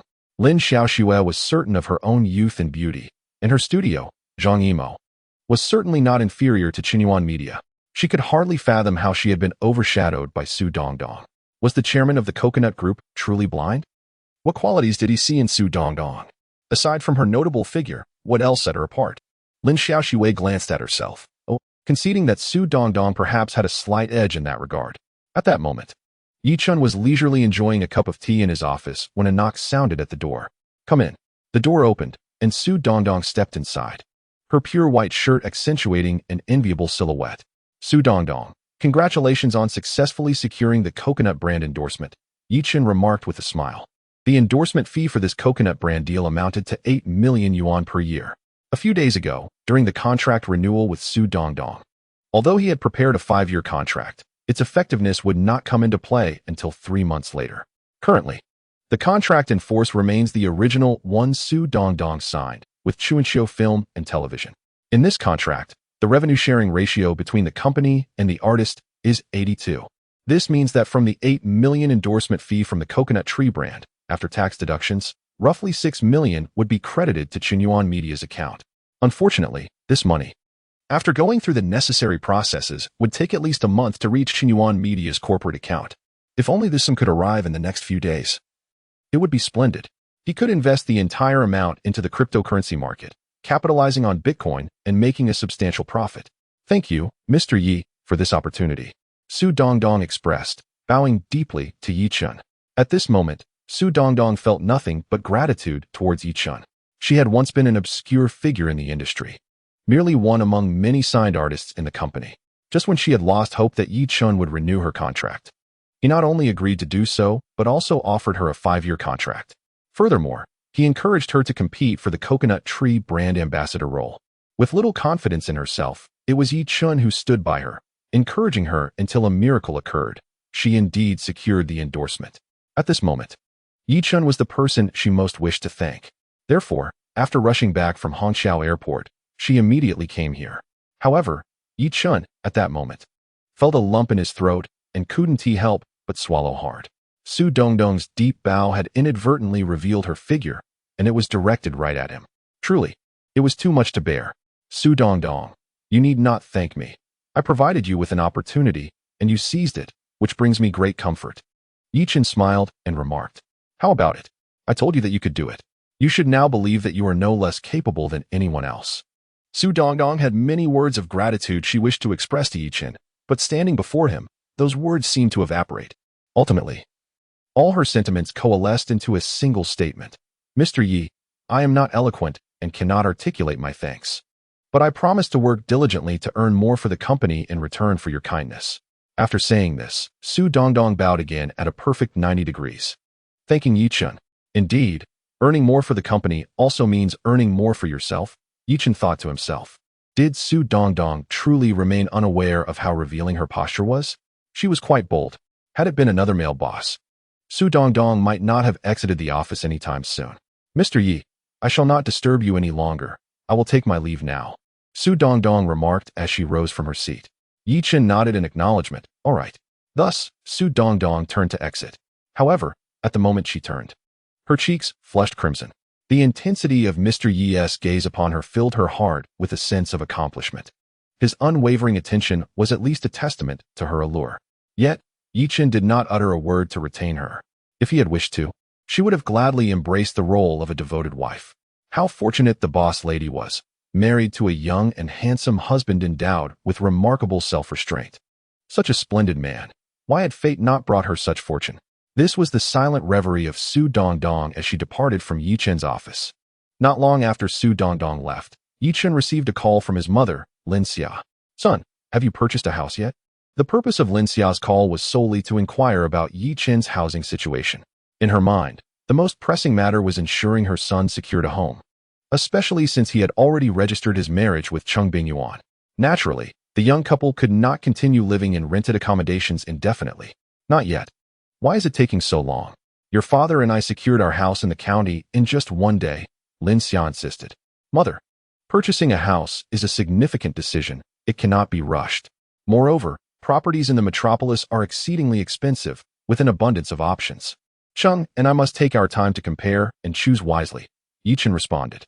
To alleviate his parents' concerns, he dared not reveal the truth to his mother, that he had invested all his funds in acquiring a company and trading in Bitcoin. However, he was confident that the home purchase would come soon.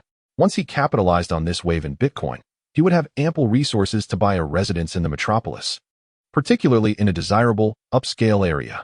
Acquiring a home was among his forthcoming personal goals. While Yechen was conversing with his mother, Lin Xiaoxue received a call from her brother.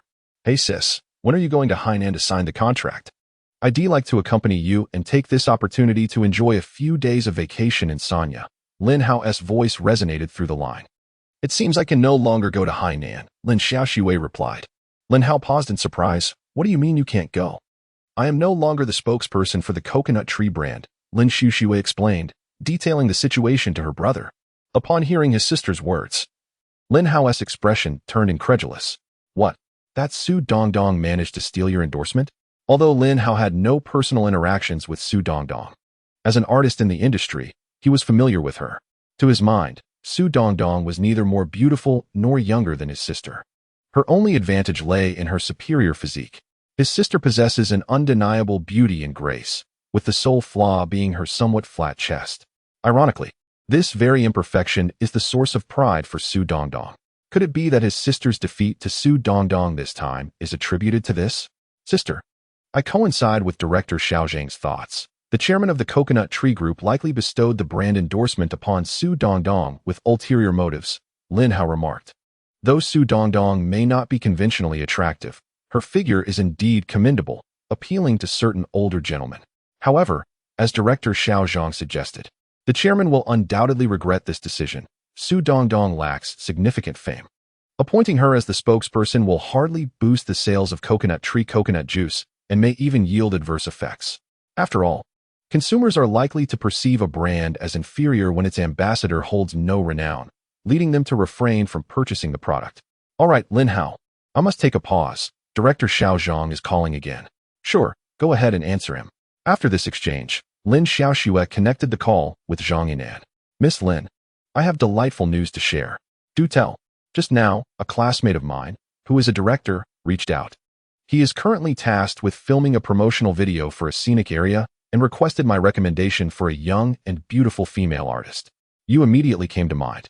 And I suggested you to him. He agreed on the spot, Zhang Yinan said with a chuckle. A promotional video for a scenic area? Which one? Lin Xiaoxue inquired, intrigued. It is a large cultural theme park situated in Jiangxing, called Happy Valley. Miss Lin, let me tell you, do not underestimate this amusement park. It was built with an investment of $4.5 billion. Upon its completion, Happy Valley has become the largest and most upscale amusement park in central China. It is set to officially open its doors to guests in a month. I heard from my classmate that the owner behind Happy Valley has enlisted 3 directors to produce 3 promotional videos in one go, generating buzz for the grand opening. Zhang Yinan explained. Am I the lead actress in the promotional video? Lin Xiaoxue asked, clearly valuing this opportunity. Absolutely. I personally recommended you. My classmate Lun Ti dared disregard my suggestion, Zhang Yinan affirmed. What will the remuneration be? Lin Xiaoxue queried. My classmate mentioned that your payment will depend on the number of views the promotional video garners online within a month after its release. The more views, the higher your compensation.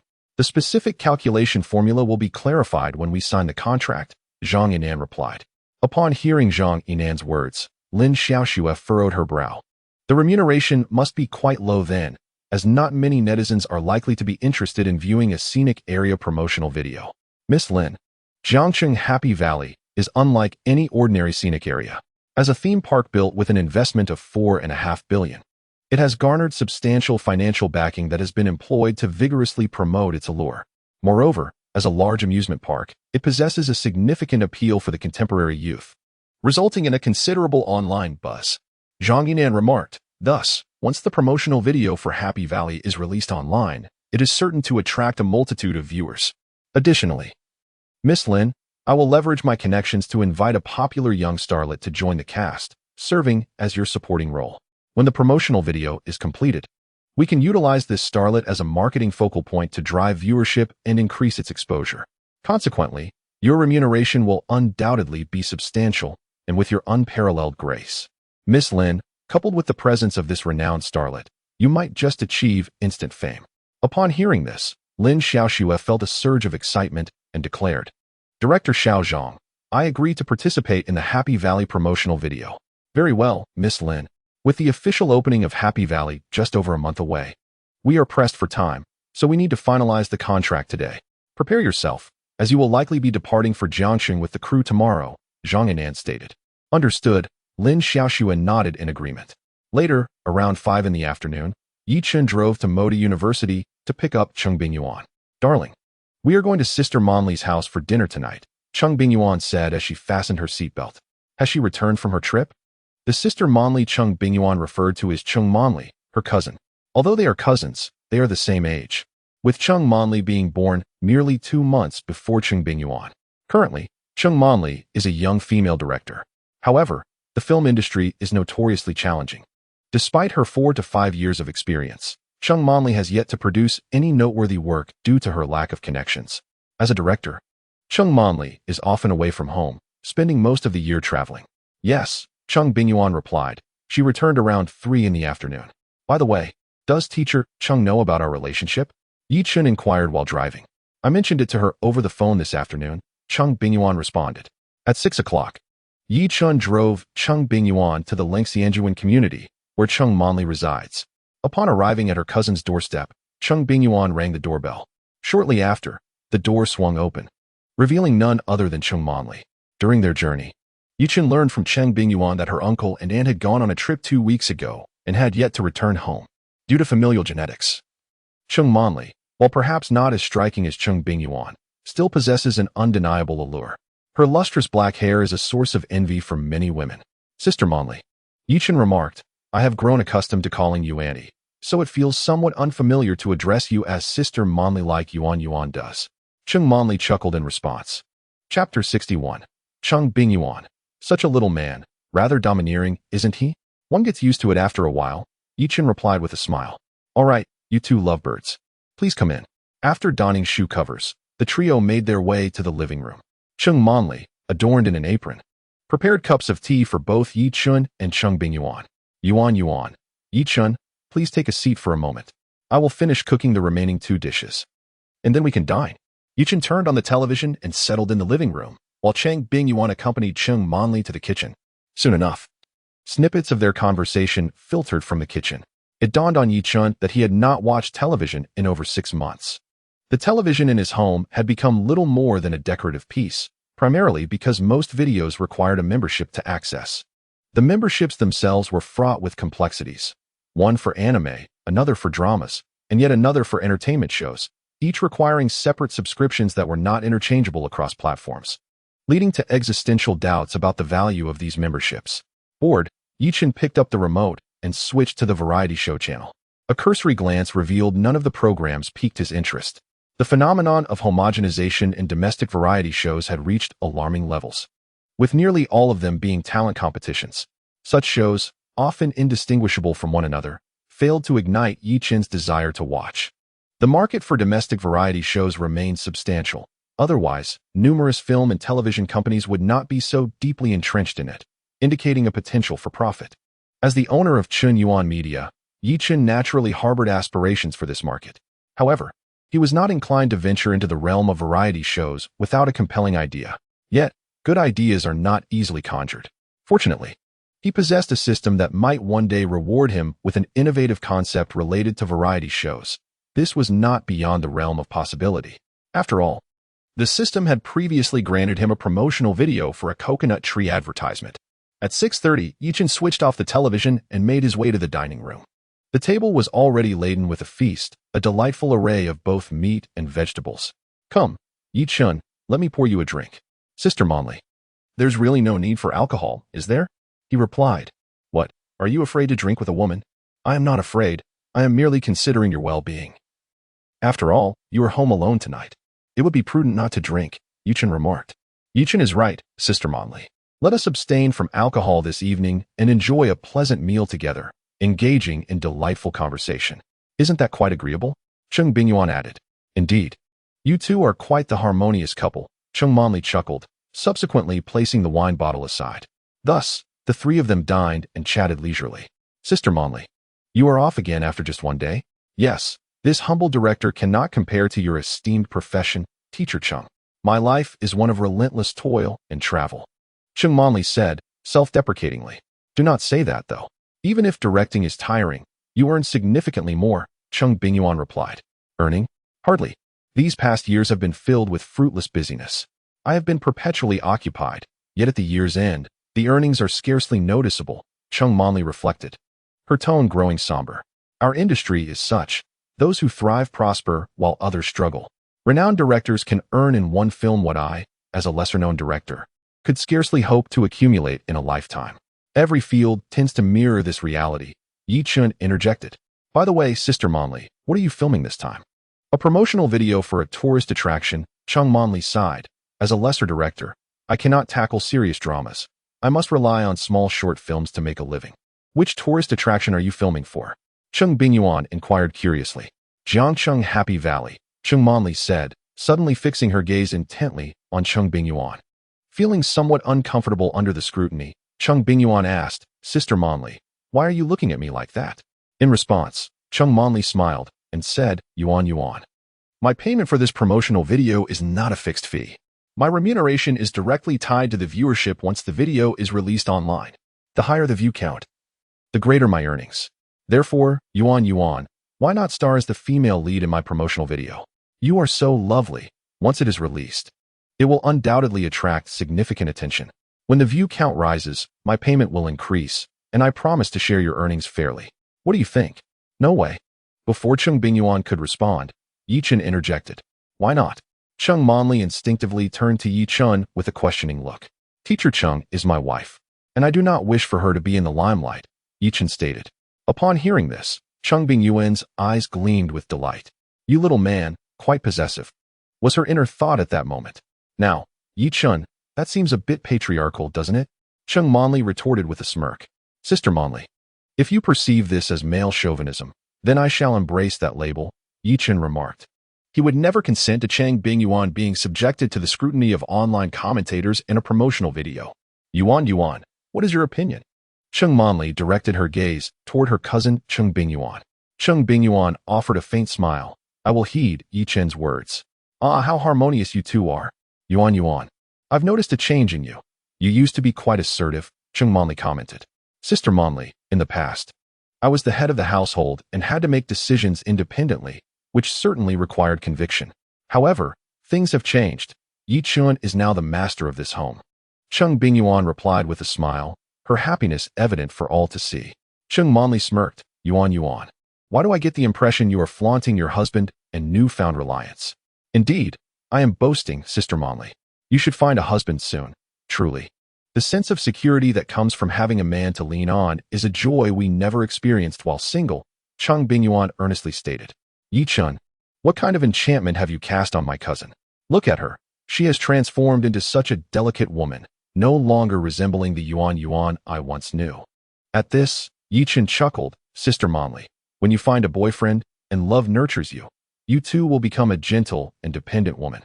A gentle and dependent woman? Cheng Manli shivered at the thought. I have no desire for that. A woman should be cool and composed. With that, she sighed. Alas, Yechen, since you disapprove of Yuan Yuan appearing in my promotional video, I must find someone else. Who shall I choose? How troublesome. Sister Manli, I have someone in mind for you, Yechen suggested. Who? Cheng Manli inquired, curiosity piqued. You know this person as well? Yechen teased. I know. Who could it be? Cheng Manli's intrigue deepened. At that moment, Cheng Bingyuan chuckled. I believe I know who Yechen is referring to. Cheng Manli rolled her eyes. You two lovebirds needn't flaunt your understanding in front of me. Just tell me already. Yechen smiled slightly. Gao Xiaoye. Gao Xiaoye? Cheng Manli blinked in surprise. Gao Xiaoye was her cousin's high school classmate and a longtime close friend, so she was indeed familiar with her. The thought of having Gao Xiaoye as the lead in her scenic area-s promotional video left Cheng Manli feeling hesitant.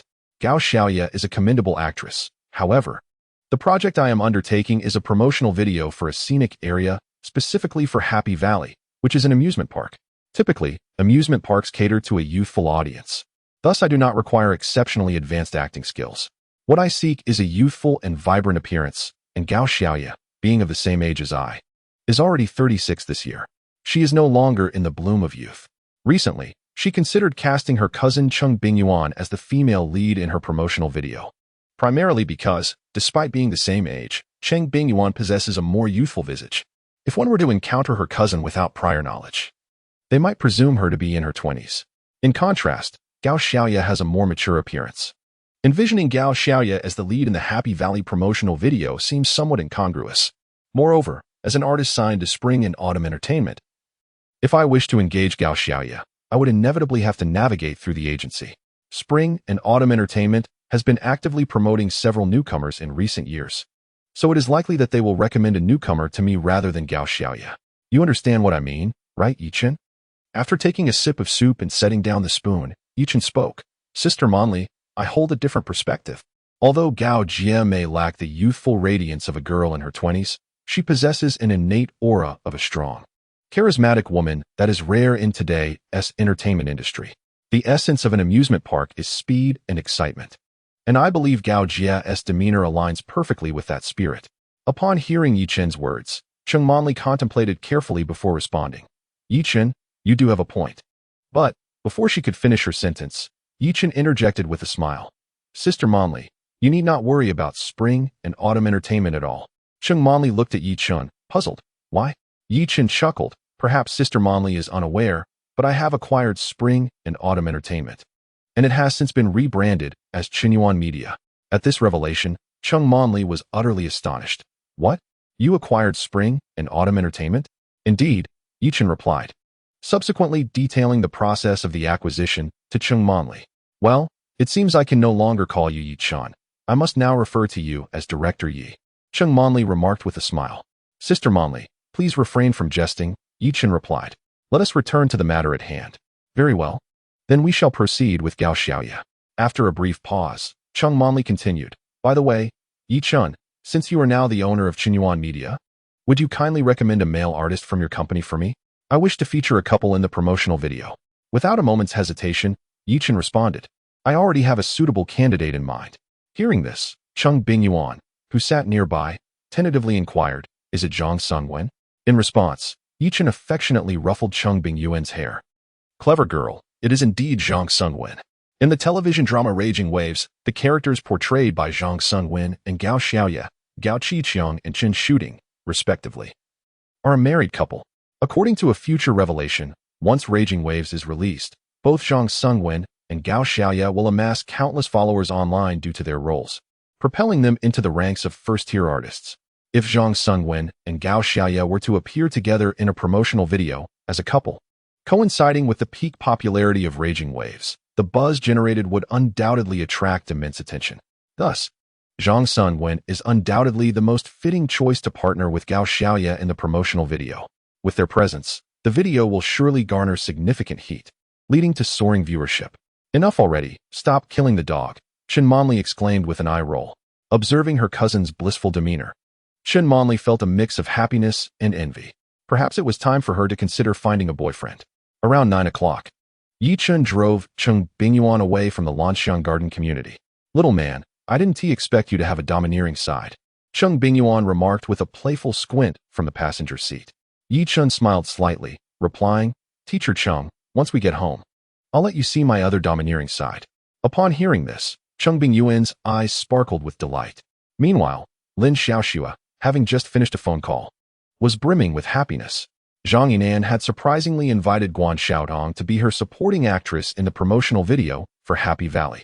It is well known that Guan Xiaotong holds the title of Princess of the Capital in the entertainment industry.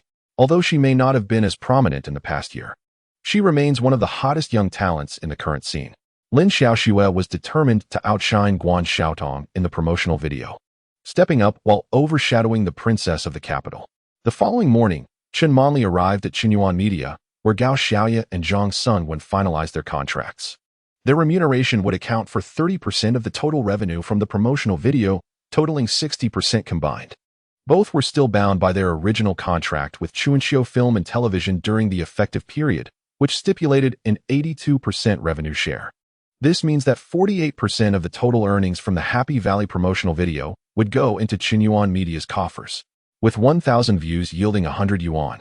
Yechen eagerly anticipated how high the viewership of the Happy Valley promotional video would soar once it was released online. He speculated that breaking records was indeed a possibility. Due to time constraints, Cheng Monli, accompanied by Gao Xiaoye, Zhang Sungwen, and her filming crew, will set off for Jiangxing this afternoon. Yechen, filled with an undeniable exhilaration, has been particularly spirited today. According to a piece of future information, the price of Bitcoin is poised to undergo a significant surge today. Throughout the morning, Yechen frequently took out his phone to check the price of Bitcoin on Huobi. However, as the hours passed, there was little noticeable fluctuation in its value. Yet, Yechen remained unperturbed, firmly believing that the system would not deceive him. All he needed to do was patiently await the unfolding events. Chapter 63, The Rise of Bitcoin. As anticipated, the afternoon brought the first wave of increase in Bitcoin's price. Yechen had purchased it at 4,313 each, and it has now risen to 4,536. When Cheng Bingyuan learned of this, her heart felt considerably lighter. Although the insider information from Zhou Jia and Wang Zhigua had indicated an imminent surge in Bitcoin, she had harbored some concerns over the past few days. After all, Yechen had invested a hefty sum of 1.5 million, which constituted their entire savings. While she was willing to support Yechen in his resurgence, that would be the worst-case scenario. As Yechen's wife, she naturally hoped he would not have to face such dire straits, but rather continue to thrive and flourish. Now that she witnessed the actual rise in Bitcoin, she could finally ease the anxiety that had gripped her heart. Around 5 o'clock, Yechen arrived at Cheng Bingyuan's office. Cheng Xiaoxue, the price of Bitcoin has risen significantly. Let us go out for a nice dinner tonight to celebrate. Cheng Bingyuan nodded with a smile. Sounds great. Meanwhile, Lin Xiaoxue had accompanied the crew to a star-rated hotel in Jiangxing. Upon entering her business suite and setting down her suitcase, she retrieved her phone charger. As she plugged it in and the screen lit up, she noticed several missed calls. Upon checking, she saw they were all from her younger brother. Lin Xiaoxue promptly returned the call. After a few rings, the call connected. Sis, what is going on? I've called you several times. My phone accidentally switched to silent mode. I didn't hear it.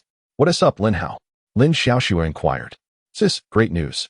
Upon hearing this, Lin Xiaoxue perked up. Is Bitcoin's price starting to rise? Yes, sis. In just one afternoon, Bitcoin's price has surged by over 200. Lin Hao exclaimed with enthusiasm. Sis, we're really going to make a fortune this time. Such a significant increase. Lin Xiaoxue could hardly contain her excitement. Indeed. And sis, it's still climbing. This is incredibly thrilling. Lin Hao continued. By the way, you've arrived in Jiangxing, haven't you?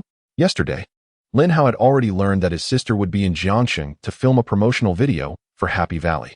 I've arrived at the hotel, Lin Xiaoxue replied. Sister, have you seen Guan Xiaodong? No, Guan Xiaodong only has a few shots in this promotional video. She won't arrive until the last day. Lin Hao expressed some disappointment. Sister, when Guan Xiaodong arrives, I will go find you. Lin Xiaoxue advised. Lin Hao, if you wish to pursue Guan Xiaodong, it may still be too early. You should at least wait until you have made a name for yourself in this circle. His younger brother had been enamored with Guan Xiaodong even before his debut. Truly a devoted admirer of this prominent figure in the Beijing entertainment scene. I know, that day will not be far off, Lin Hao said with unwavering confidence. If he were to pursue Guan Xiaodong now, given his current status, it would likely be a source of embarrassment. Only after achieving success and recognition would he be worthy of pursuing the girl he had admired for so many years. That day was indeed approaching. Not to mention, with the recent surge in Bitcoin, he stood to gain several hundred million. With such wealth, he could invest in major productions, becoming a financier. At that point, landing a leading or even a supporting role would not be out of reach. With his handsome looks, starring in a high-quality film would surely lead to fame. Furthermore, he would be signing with Detong Films soon. Given his sister's status as a rising star, he was certain to receive special treatment there. No matter how one looked at it, he was destined to become a top figure in the industry. By then, he would possess the means to pursue that illustrious figure from the Beijing circle. All right, sister, I won't keep you. I'm taking grandma out for a feast, he concluded. Their conversation came to an end. Lin Xiaoxue opened Huobi and discovered that Bitcoin had indeed risen by over $200. After pondering for a while, she called Cheng Bingyuan. Xiaoxue. At that moment, Cheng Bingyuan was enjoying an authentic Charlotte steak at a charming French restaurant with Yechen. Teacher Cheng, if you sell your house and lend me the money, I'll return double within 6 months. Would that be agreeable? Having witnessed Bitcoin's rise of over $200 in just one afternoon, Lin Xiaoxue was now convinced that its value would ultimately reach $20,000. Therefore, while there was still considerable upward potential, if she could gather funds to increase her investment, she could still reap significant profits. Thus, she set her sights on Cheng Bingyuan's property. In an effort to persuade Cheng Bingyuan to sell her house and lend her money, Lin Xiaoxue boldly raised the stakes by offering a double return on investment, stating, if you lend me 10 million now, I will repay you 20 million later. However, rather than being swayed by Lin Xiaoxue's words, Cheng Bingyuan became increasingly concerned for her. Xiaoxue, what exactly is the lucrative project you mentioned? How can it promise such high returns? I fear you might be deceived. I promised Director Zhang that I would not disclose any details about the project to others. So I cannot share anything with you, Lin Xiaoxue responded. Teacher Cheng, all you need to do is lend me the money. You need not worry about anything else. Within 6 months, I will repay you double. If you are still uneasy, I can provide you with a promissory note. Xiaoxue, I must reiterate, I will not sell my house, Cheng Bingyuan stated firmly. The more Lin Xiaoxue guaranteed a higher return, the more Cheng Bingyuan worried that she might be falling victim to a scam. Under such circumstances, how could she possibly sell her house and lend money to her? Yet, Cheng Bingyuan's genuine concern was entirely lost on Lin Xiaoxue. Teacher Cheng, I have already told you that Director Zhang prohibits me from revealing any information about the project. Why must you pressure me? I have promised you double the money. Why are you still dissatisfied? At this moment, Lin Xiaoxue's tone was laden with complexity, both anger and disappointment. Xiaoxue, do you truly think I am trying to coerce you into divulging details about the project so that I can invest and profit from it myself? Lin Xiaoxue's implication was not lost on Cheng Bingyuan. Isn't that the case? Lin Xiaoxue's smile held a hint of sarcasm. Xiaoxue, I never imagined you would see me in such a light. You have truly disappointed me, Cheng Bingyuan replied. Chapter 64. Tormented to the brink of ecstasy. I have disappointed you? Teacher Cheng, I return the sentiment. With that, Lin Xiaoxue abruptly ended the call. As the disconnection tone echoed in her ears, Cheng Bingyuan set her phone down, a frown crossing her face. I wonder what the project is that has prompted Xiaoxue to urge me to sell my house and lend her money. Especially as she guarantees to repay me double within 6 months. Yechen, perhaps you should call her and inquire. I worry she may be scammed. Teacher Cheng, do you really think that if I make that call, she will confide in me? Yechen inquired. Cheng Bingyuan let out a bitter laugh. Forget it. I have done all I can to advise her. Whether she chooses to heed my words is up to her. She currently harbors too much bias against me. If I press further, it may only provoke her rebellious spirit. Soon, 2 days passed, and the date turned to July 9th. The price of Bitcoin surged past $6,000. On July 13th, Bitcoin surpassed $10,000. On the afternoon of July 14th, Yechen was in his office engrossed in a game when he suddenly heard a series of knocks at the door. Come in. The door creaked open, and Cheng Bingyuan stepped inside. As there were no classes this afternoon, she had chosen to remain at the company with Yechen instead of heading to Moda University. Yechen, something is amiss. Bitcoin has plummeted. You must liquidate your holdings immediately. Cheng Bingyuan exclaimed with urgency after closing the door behind her. Over the past week, Bitcoin's price had steadily risen, surging past $10,000. Yechen's account had seen a profit of $252,000, which translated to over 17 million yuan. Within just a week, this staggering return had multiplied 11-fold, leaving Cheng Bingyuan in a state of heightened excitement.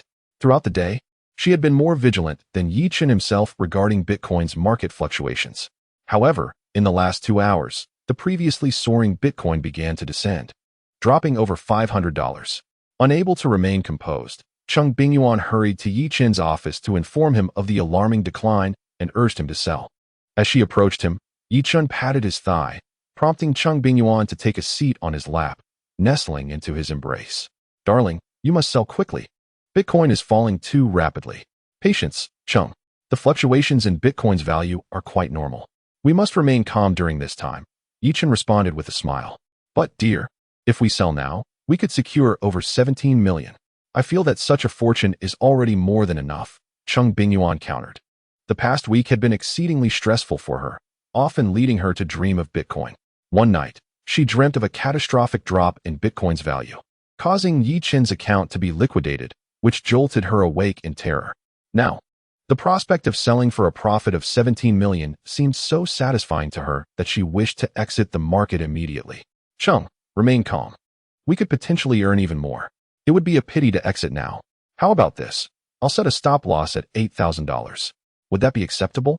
Yechen proposed. With foreknowledge of future events, Yechen was aware that Bitcoin's value would eventually rise to $17,000, though Cheng Bingyuan was oblivious to this fact. In order to alleviate her worries, he decided to set a stop loss. All right, Cheng Bingyuan nodded, feeling a sense of relief. Thus, Yechen took out his phone and opened the Huobi app to establish the stop loss in front of Cheng Bingyuan. Meanwhile, Lin Xiaoxue was on a call with her brother. Lin Hao, Bitcoin has dropped significantly, by over $500. I want to sell, she said. Bitcoin is capable of reaching $20,000. You want to sell now? Sister, have you lost your mind? Lin Hao laughed derisively on the other end of the line. However, Bitcoin has recently been in a continual decline, which fills me with trepidation. I am genuinely concerned that it may continue to plummet. If I sell now, I could still earn over 10 million, Lin Xiaoxue remarked. Throughout the past week, she has been opening Huobi every hour to check Bitcoin's real-time price, even at night. The consequence is dark circles under her eyes. During the day, while shooting promotional videos, the director has commented on her poor mental state, urging her to rest properly. Without selling Bitcoin, she cannot find peace. It is truly tormenting. Sister, I must say, women tend to have a fragile mindset. A minor setback makes you panic, and such a disposition is detrimental. Those who achieve greatness must remain composed in the face of adversity, Lin Xiaoxue said. Look at me. I remain utterly unperturbed. Even if Bitcoin has dropped by over $500, so what? It will undoubtedly rebound. All right, I understand. After finishing the call with her brother, Lin Xiaoxue felt considerably calmer, her anxiety and tension alleviated. On July 15th, Bitcoin fluctuated between $9,000 and $10,000, tormenting many traders. By July 16th, the price finally ceased its erratic movement, soaring above $11,000. That evening, the university alumni group became lively. Wow, Bitcoin has skyrocketed recently. I deeply regret not purchasing it, crying emoji. I am so regretful that my insides feel twisted. I hesitated for days, every time I wanted to buy. I feared I would be chasing the peak. I hesitated until now, and Bitcoin has risen to over $11,000. I lack the means to buy in now, having missed a golden opportunity for wealth. I feel the same, laughing and crying emoji.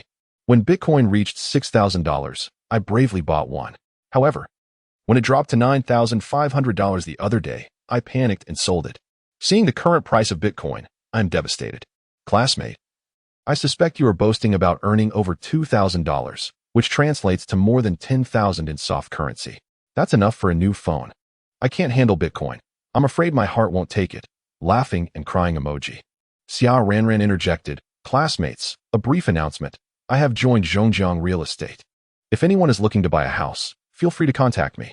Smiling emoji. Xia, the stunning beauty. I am indeed considering looking for a house. By the way, which property are you selling now? Guoxin Century Seaview. Chapter 65 Cheng Bingyuan. Yechen, did Su Dongdong inspire you? Xia, the stunning beauty. Is it the Guoxin Century Seaview along the Huangpu River? Xia Ranran. Indeed, there is no other luxury property in the magic city that rivals Guoxin Century Seaview. Smiley face. Classmate, excuse me for interrupting, farewell emoji. Classmate, Guoxin Century Seaview, that SA premium riverside residence overlooking the Huangpu River, with an average price now soaring to 150,000 per square meter. Who but a wealthy heir could afford such a home? Classmate, Xia, you overestimate our financial capabilities, laughing and crying. Classmate, even if I sold myself, I still couldn't afford a property at Guoxin Century Seaview, laughing and crying. Classmate, honestly, dreaming of owning a riverside home in the Magic City seems far more feasible. Xia Ranran, let us not be so negative. Who knows, one of you might suddenly strike it rich one day. It's essential to have dreams in life, smiley face. Xia Ranran. Yechen, the campus heartthrob. I haven't seen you speak in the group since graduation. What have you been up to? Yechen, just busy work. Classmate, heartthrob. How is life after marriage with teacher Cheng? Yechen, 2 words, blissful. After a brief chat in the group. When Yechen saw Cheng Bingyuan appear before him in a pristine teacher's uniform, wielding a pointer, he quietly exited the chat and set down his phone.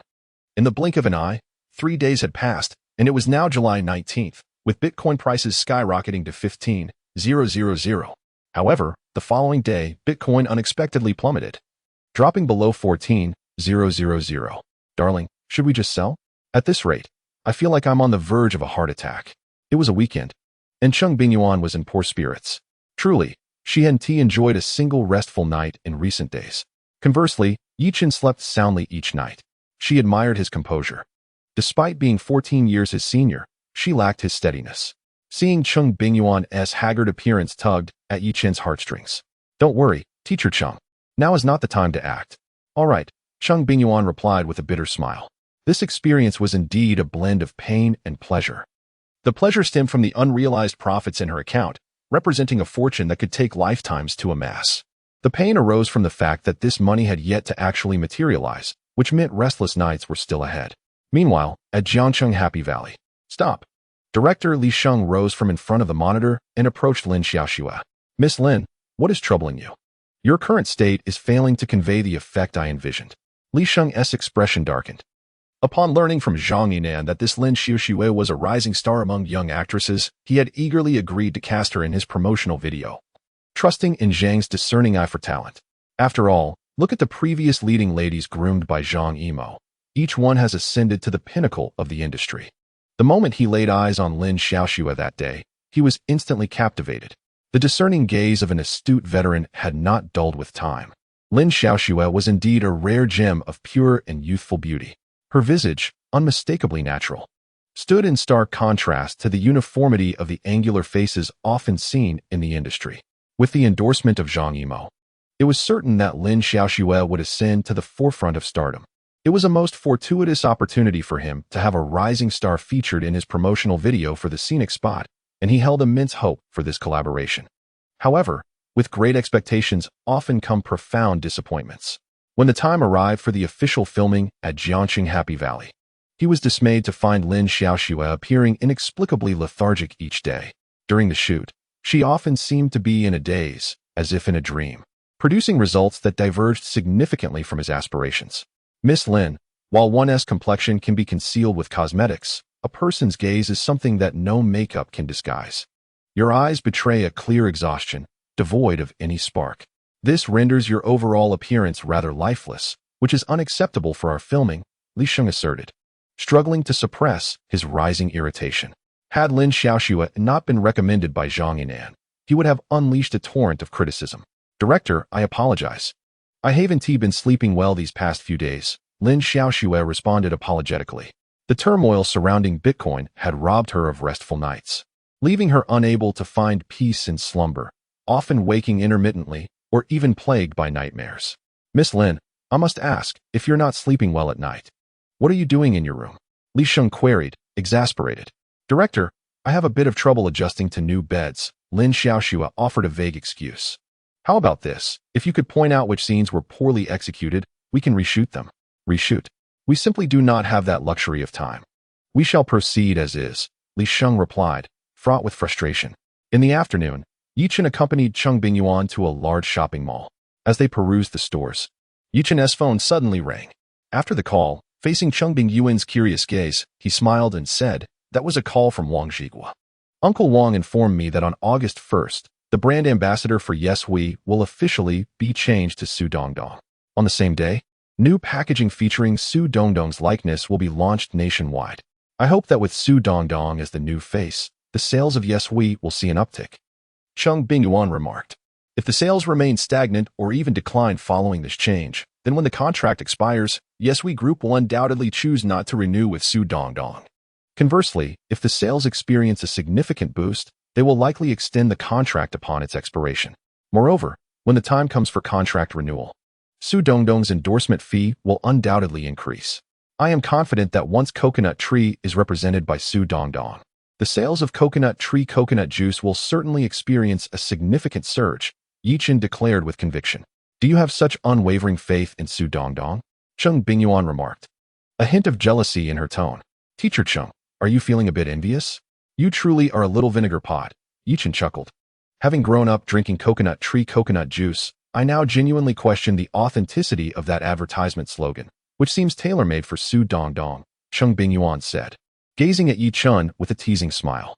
Come on, confess, did Su Dongdong inspire you to come up with that slogan? Teacher Cheng, what do you think we should have for dinner tonight? Don't try to change the subject. Chapter 66, The True Island Residence Villa? On July 19th, Bitcoin surged past $15,000. Cheng Bingyuan, cradled in Yechen's arms, glanced at the real-time trading price of Bitcoin on Huobi and couldn't help but take a deep breath. She looked at Yechen and said, Darling, shouldn't we sell now? Let us wait a bit longer. There's still room for growth, Yechen replied with a smile. This is incredibly nerve-wracking. My heart is racing, and I feel a bit anxious, Cheng Bingyuan confessed. Don't scare me. Teacher Cheng, shall I rub your chest for you? On the morning of July 21st, Yechen, still in slumber, was awakened by Cheng Bingyuan. Darling, Bitcoin has just risen to $16,000. Didn't you predict that this wave would peak at 17,000? We're only 1,000 away from your prediction.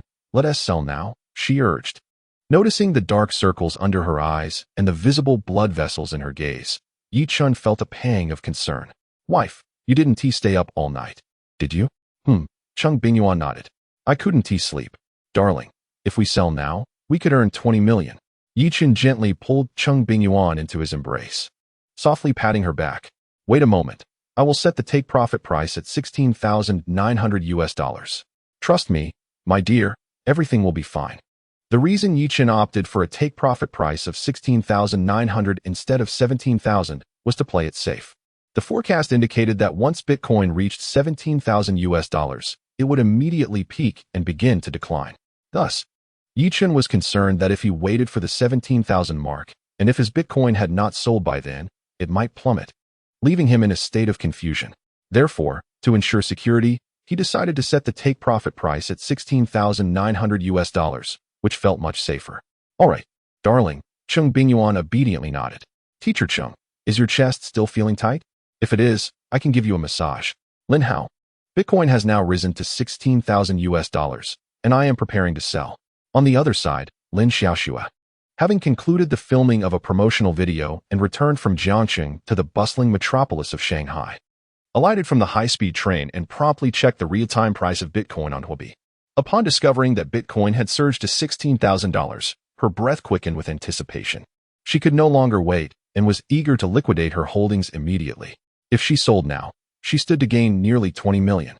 Dear sister, you are fully aware that Bitcoin is poised to reach $20,000. It has only just risen to 16,000, and you are already rushing to sell. Isn't this merely an act of defiance against financial prudence? Lin Hao remarked. Yet, I am genuinely anxious. I have not had a peaceful night's sleep in days. And if this continues, I feel my mental state will unravel, Lin Xiaoxue confessed. Dear sister, I must say, your psychological resilience leaves much to be desired. What is there to be anxious about? I am filled only with exhilaration. With this wave, I stand to earn hundreds of millions. Truly an astounding fortune, Lin Hao declared. You must exercise patience. Opportunities to earn effortlessly like this come but once in a lifetime. If you hastily sell your Bitcoin now, I would be at a loss for words. We can afford to clash with anyone or anything, but we must never turn against money. Do you understand? Fine. I understand now. I shall refrain from liquidating my assets, Lin Xiaoxue replied. Indeed, that is the correct decision, Lin Hao smiled. The Shimao Xishan Villa is nestled within the serene Xishan National Forest Resort in Shanghai.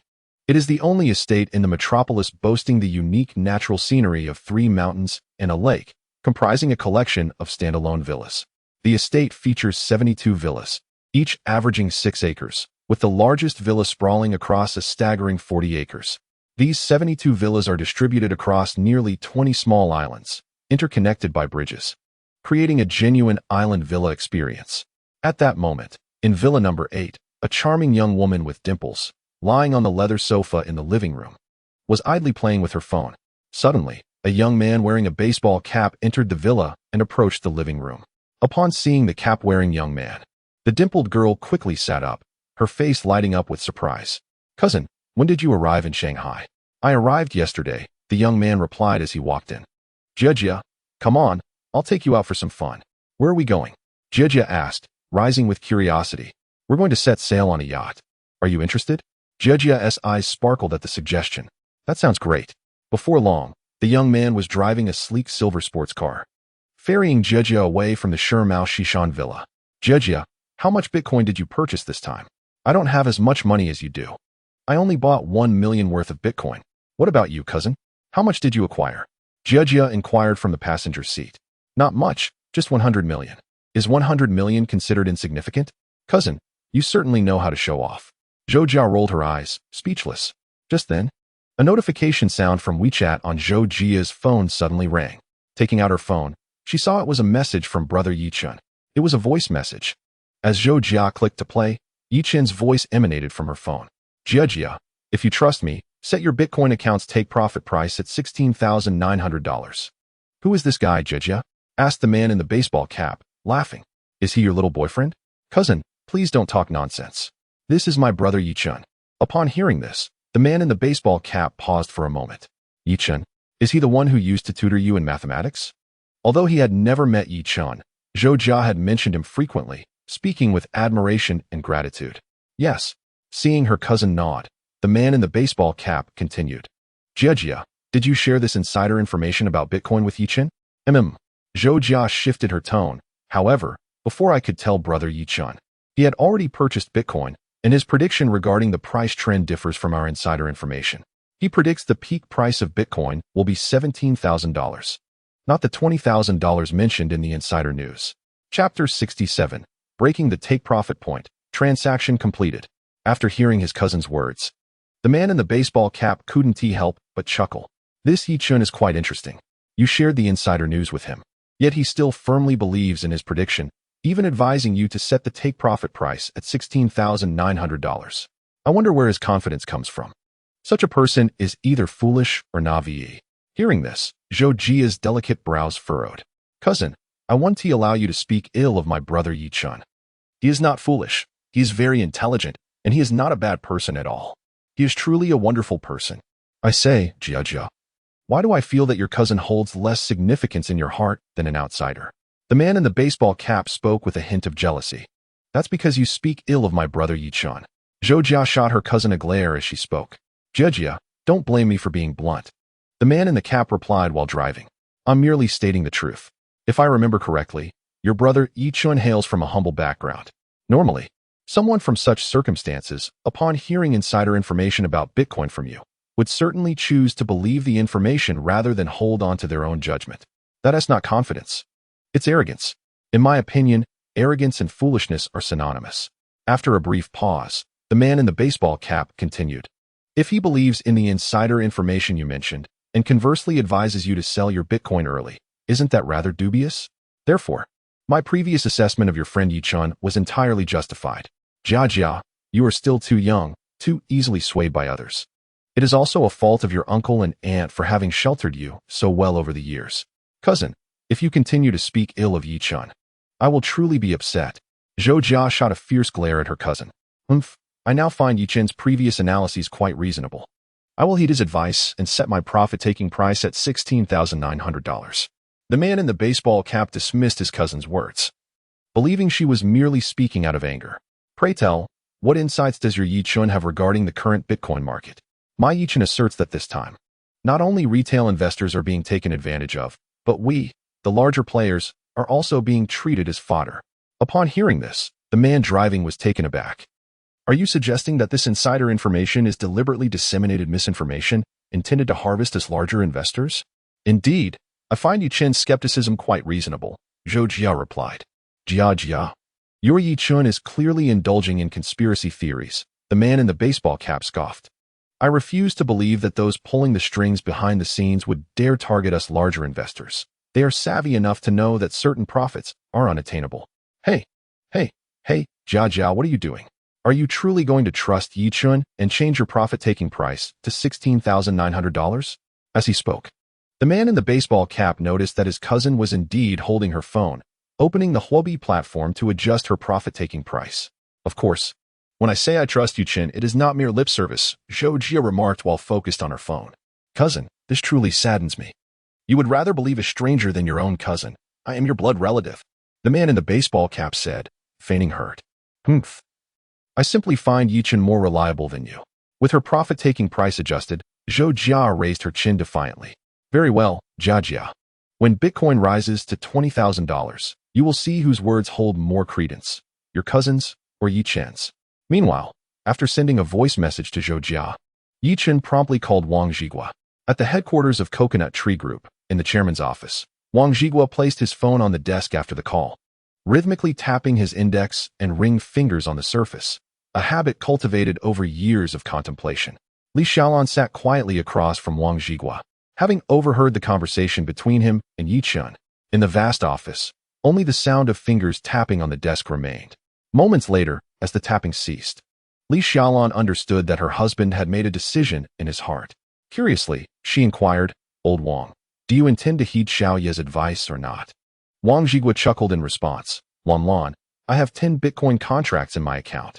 I plan to adjust the take-profit price for half of the contracts to the $16,900 suggested by Xiao Ye, while keeping the remaining half unchanged. Li Xiaolan nodded approvingly. That sounds quite reasonable. On July 22nd, well past 2 in the morning, Yechen and Cheng Bingyuan remained awake, anticipating the imminent sell signal for Bitcoin. Although Yechen had set a take profit, theoretically there should be no unexpected occurrences. Yet, he yearned to witness the fruition of this wave of profits personally. Unbeknownst to them, the clock struck 3:04. The price of Bitcoin surged to over $16,800, nearing the take-profit threshold. At this moment, both Cheng Bingyuan and Yechen felt a wave of anxiety wash over them. Cheng Bingyuan was particularly jittery, pressing her hand against her chest as if to calm her racing heart.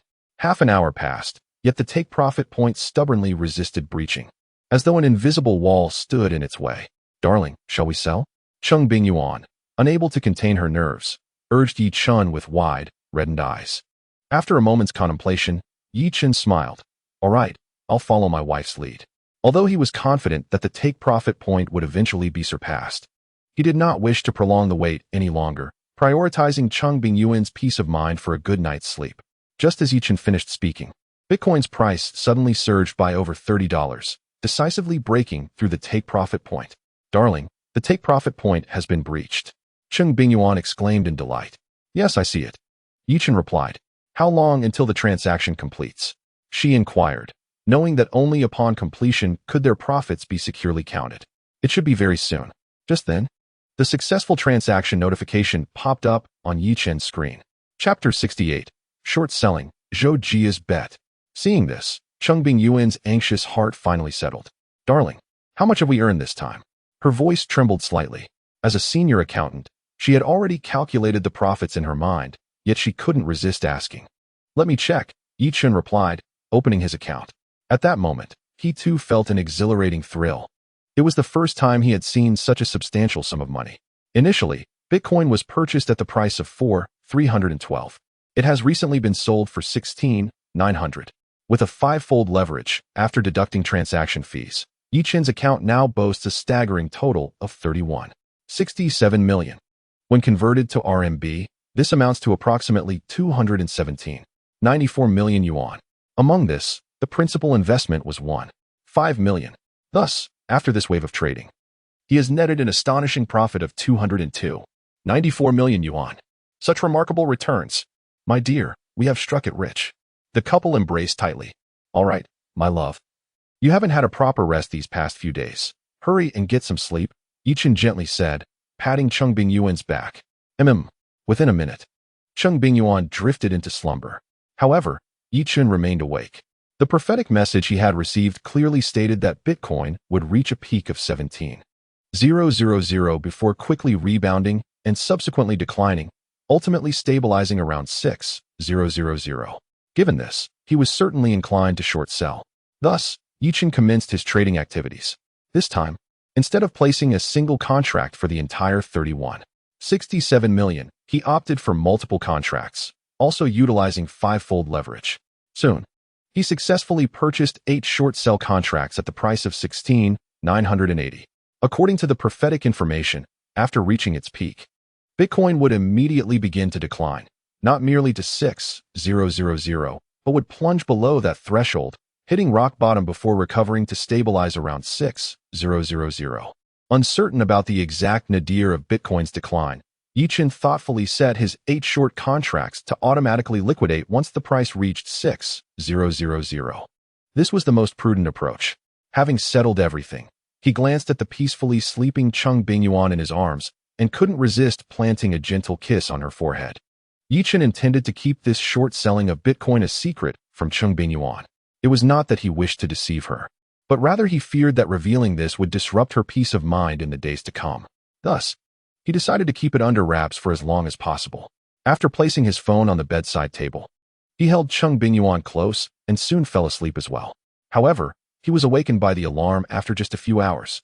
It was time to rise and go for his morning run. As a married man, he was committed to maintaining self-discipline for his own happiness and that of his beloved teacher. Changing into his workout attire, Yechen headed downstairs to jog around the community. After several laps and a good sweat, his phone suddenly rang. Pulling it out, he saw it was a call from Zhou Jia. While continuing his run, Yechen answered the phone. "Brother Yi, you are truly remarkable. What is going on?" "Brother Yechen, are you not aware? Just past 4 in the morning, Bitcoin surged to $17,000, but subsequently began to plummet, and it has now fallen below $16,000. Your predictions regarding Bitcoin's market trends have been remarkably accurate. I am truly in awe of you." Zhou Jia's admiration for Yechen was palpable. "Has it dropped to 16 so swiftly?" Yechen expressed his surprise. The speed at which Bitcoin declined surpassed his expectations. Indeed, Brother Yechen, your insights are extraordinary. You forecasted that Bitcoin would peak at 17,000 before rebounding. And that is precisely what has occurred. Upon hearing the sound of a car horn over the phone, Zhou Jia paused. Brother Yechen, are you outside? Not at home. Yes, I'm out for a run, Yechen replied. Running? Out so early for a jog. You truly are disciplined, Brother Yechen. Zhou Jia remarked with a sudden chuckle. But then again, for a married man like you with such a beautiful wife, discipline is indeed necessary. By the way, Brother Yechen, don't just focus on running. After your run, do some squats and pelvic floor exercises for even better results. All right, Brother Yechen. I shall hang up now. Hearing the beeping sound in his ear, Yechen shook his head and smiled. These girls today are quite knowledgeable. On the other end, after ending the call, Zhou Jia promptly dialed another number. How is it going, cousin? Isn't my brother Yechen impressive? Zhou Jia's tone brimmed with pride. He predicted Bitcoin would rise to 17,000 and then reverse, and now it has indeed rebounded. Now do you see how remarkable my brother Yechen is? Jia, the fluctuations in Bitcoin are entirely normal. This drop is merely temporary. It will surely rebound, eventually reaching $20,000. Hearing her cousin's words, Zhou Jia pouted in defiance. It definitely won't rebound. It will rebound. Zhou Jia, with a glint of mischief in her eyes, provocatively replied, Cousin, would you dare to make a bet with me? A bet? What are the terms? Her cousin inquired, intrigued. We'll wager on whether Bitcoin will recover. If it does, you win. If it doesn't, I win. That sounds interesting. What shall be the stakes? Cousin, if I win, you must lend me your exclusive black card from the Cheng Bingyuan club for a while. What do you need that for? Her cousin initially paused, then quickly realized, Jia, you're not thinking of giving my black card to your brother Yechen, are you? That black card held little significance for his cousin, but in the hands of an average person, it would be of immense value. Cousin, as for the purpose of my request for your black card, that is no concern of yours. Simply tell me, do you dare to gamble with me? Zhou Jia continued to provoke. Jia, do not employ reverse psychology on me. Since you wish to wager, I, your cousin, shall certainly engage wholeheartedly. Zhou Jia's cousin replied with a smile. Now, the question arises. If you, my dear cousin, were to lose, what would I gain? Well, cousin, should you emerge victorious, I shall refrain from sharing the photos of your clandestine meeting with a certain well-known female internet celebrity with my aunt, Zhou Jia said with a mischievous grin. Chapter 69. Bitcoin has indeed plummeted. Upon hearing this, Zhou Jia's cousin immediately lost his composure. Just as he was about to respond, a notification sound from his WeChat interrupted him. Cousin, I have sent you the photo. The person in it should be you, right? You even remembered to wear a mask. Showcasing quite a strong sense of safety awareness, Zhou Jia remarked innocently. Upon opening WeChat and seeing the photo, Zhou Jia's cousin turned pale. The background of the image was a five-star hotel in the bustling metropolis. Although he was photographed from the side and wearing a mask, someone unfamiliar with him would likely not recognize him. However, if his cousin were to send this photo to his mother, she would undoubtedly identify him at first glance. After all, who could forget the child she carried for 10 months? I must say, Jia, this is rather unkind of you. I took you out on a yacht trip yesterday, and yet you resorted to stalking and secretly photographing me. Are you perhaps a perverse voyeur? Bah. You are the one who is the perverse voyeur. I happened to pass by while shopping with Ling Ling last night and stumbled upon you. You can only blame your unfortunate luck, Zhou Jia replied. Cousin, what do you think of this wager? If you win, I will completely delete this photo from my phone. Wait, something doesn't quite add up, Zhou Jia's cousin said over the phone. If I lose the bet, not only must I relinquish my Cheng Bingyuan club card to you, but you will also not delete the photo and will send it to my mother. This is utterly unfair. Cousin, weren't you just boasting about your confidence? Are you now worried about losing? Zhou Jia chuckled. At this, Zhou Jia's cousin offered a somewhat sheepish smile. Well, it's better to be cautious than to be regretful. All right, let's amend the terms. If I win the wager, you shall lend me your Cheng Bingyuan club black card, and in return, I will not send that photo to my aunt. Does that sound fair? All right, Jia, it is settled then, Zhou Jia's cousin readily agreed. Having just returned home from his workout, Yechen was greeted by Cheng Bingyuan emerging from the kitchen and embracing him. Yechen, you are truly remarkable. Bitcoin has indeed followed your prediction, beginning its descent after soaring to $17,000.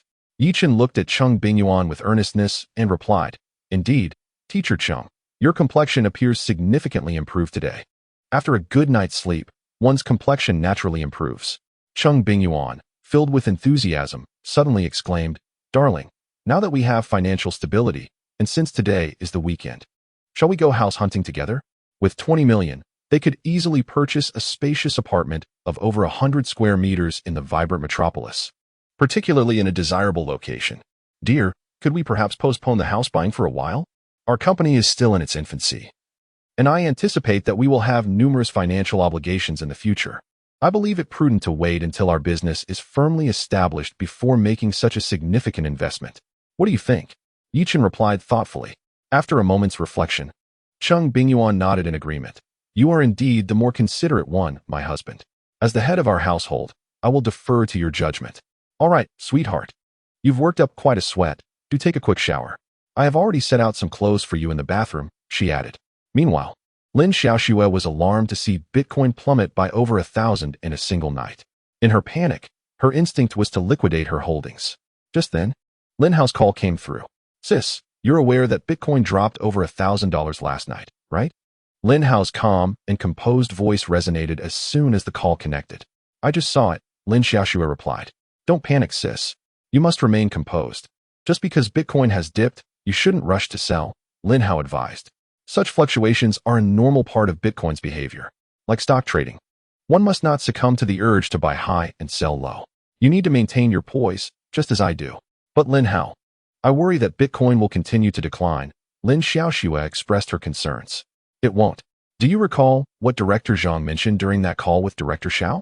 He predicted that Bitcoin would eventually soar to $20,000. Given Director Zhang's stature, he surely has insider knowledge to support such a claim. So, why should we be worried?" Lin Hao reassured her. "Sis, if you liquidate your assets now, you could miss out on 4 to 5 million in profit." After struggling internally with her brother's words, Lin Xiaoxue finally conceded. "All right, then I will hold off on selling." "That's the spirit. I was worried you'd panic after seeing the dip and decide to sell, which is why I called you," Lin Hao chuckled. On the other side, after finishing his shower, Yechen and Cheng Bingyuan were seated together in the dining room, enjoying dumplings they had made together, filled with shrimp.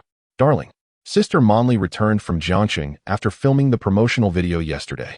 Let's invite her over for dinner tonight," Cheng Bingyuan suggested after scrolling through her cousin's social media. "Sounds good," Yechen replied, and just as he finished speaking, his phone rang. Caller ID, Wang Zhigua. "Hello, Uncle Wang," he answered. "Xiao Yi, you truly predicted it. After Bitcoin surged to $17,000, it indeed rebounded from its nadir. It has since fallen by over $1,000. Impressive, Xiao Yi," Wang Zhigua said with a smile. "Uncle Wang, do you recall my other assessments regarding this wave of Bitcoin fluctuations when I dined at your home last time?" "Of course, I remember. You expressed skepticism about the unseen manipulators behind this, suggesting they aim to reap profits not only from retail investors, but also from larger players like myself." "Precisely," Yechen replied. "Uncle Wang, if you still have any long contracts that you have not liquidated, I advise you to sell them promptly. If my suspicions prove accurate, Bitcoin is likely to continue its downward trajectory, and the extent of the decline could be significant. By the time others realize, it may become challenging for you to find buyers if you wish to clear your positions." With a shift in tone, Yechen added with a smile, "Of course. It's also possible that I am overthinking this, and the insider information you received is indeed valid, leading Bitcoin to soar to $20,000. Well, Xiao Yi, I will give your words serious consideration." Upon hearing this, Yechen chose not to pursue the topic further. Some matters are best left at a subtle hint. Wang Zhigua, a titan in the business world, certainly possesses his own discernments. The two then exchanged a few more casual remarks before concluding their call. In the office of Yeso Group, Wang Zhigua sat at his desk, rhythmically tapping his right index and ring fingers on the surface. Opposite him sat Li Xiaolan. After a lengthy pause, Li Xiaolan gazed at her husband and asked, "Old Wang, have you made up your mind?" "Yes," Wang Zhigua nodded. "The company is establishing a new factory in Kunshan and urgently requires a substantial cash flow. Therefore, it would be prudent not to take this risk. It is best to liquidate now. Should Xiao Ye's predictions hold true, we, too, could become collateral damage in this venture, resulting in a significant financial loss." He had invested a total of 20 million yuan in Bitcoin. Following Yichen's advice, he had set the take-profit price for 5 long contracts at $16,900. He withdrew 10 million in principal during this wave, realizing a profit of over 100 million. Currently, 5 contracts remained in his account, with a principal of 10 million. Wang Zhigua glanced at the screen and noted that Bitcoin's real-time price had dropped to approximately $15,600. If Yechen's assertions were accurate, and Bitcoin continued to decline significantly, setting his sell price at $15,600 would likely result in a difficult transaction. After considering this, Wang Zhigua set the sell price at $15,000 and placed his 5 contracts on the market. Once this was completed, he focused intently on his phone, awaiting the results. Within a minute, all 5 contracts were successfully executed. Despite not yielding as much as the early morning surge, this round still garnered an impressive profit of over 95 million. Old Wang, if Xiaoye's prediction holds true, why not consider taking a short position? Lin Xiaoxue suddenly suggested. That is indeed a possibility, Wang Zhigua replied with a smile. Let us allocate 20 million to short it. He refrained from investing the entire 200 million earned from this venture, opting instead for a more cautious approach by committing only 20 million. This decision was based on 2 considerations. Firstly, his Yesho group is currently in the process of establishing a new factory in Kunshan, which requires a cash flow of around 700 to 800 million. Presently, there is insufficient liquidity in the company's account, making this 200 million earned in the digital currency market particularly vital for bridging the financial gap. The inherent risks associated with Bitcoin are substantial, and it is prudent to avoid unnecessary gambles, especially since this sum directly impacts the timely completion and operation of the Kunshan factory, which is critical for the company's future development. Such matters should not be taken lightly. Secondly, investing over 200 million in a short position on Bitcoin could attract unwanted scrutiny due to the substantial amount involved. However, a more modest investment of 20 million would not stand out in the vast Bitcoin trading market, thereby reducing the likelihood of being monitored and enhancing safety. The following day, on the morning of July 23rd, Bitcoin surged by $500. What do you think, sis? I told you the drop yesterday was merely temporary. Look, it's on the rise again, Lin Hao remarked, reclining on a massage table at a high-end club in Shanghai, enjoying the services of an attractive female therapist while conversing with his sister. Yes, I'm glad I took your advice and didn't liquidate everything yesterday, Lin Xiaoxue replied with a smile. However, by the afternoon, Bitcoin began to decline once more, plummeting to $14,000 by the end of the day. On July 24th, the price of Bitcoin experienced a severe drop, falling below $11,000. By July 25th, it had plummeted to a 4-digit price, sinking to over $9,000. At this point, those in possession of insider information began to realize something was amiss, recognizing that they too might have been treated as mere fodder. Consequently, these large investors, including Lin Hao and Lin Xiaoxue, started to liquidate their holdings of Bitcoin. In the prevailing circumstances, no one would be foolish enough to step forward as a buyer. Smaller retail investors could manage to sell their assets by setting their selling prices significantly lower than the current market rate. However, for larger investors, the substantial quantities of Bitcoin in their accounts made it unlikely for ordinary players to qualify as their buyers. Those with such capabilities are all astute individuals. It is inconceivable that they would emerge as other scapegoats at this juncture. Everyone is acutely aware that stepping forward now to take on such a role equates to being nothing more than naive fodder. At this moment, Lin Hao and his sister Lin Xiaoxue were utterly panicked. What should we do, Lin Hao? I have set the selling price at $7,000, yet it remains unsold. Lin Xiaoxue was as anxious as an ant on a hot skillet. Sister, I feel the same. I have lowered my selling price to $6,000, but still, no one is willing to buy. At this point, Lin Hao had lost his previous composure, even exhibiting more anxiety than his sister. There was no room for calmness. One must understand that in order to amass more capital to invest in Bitcoin, he had sold his BMW just over a month after purchasing it and had even disposed of the family's sole property. His grandmother had even relinquished her retirement savings to him.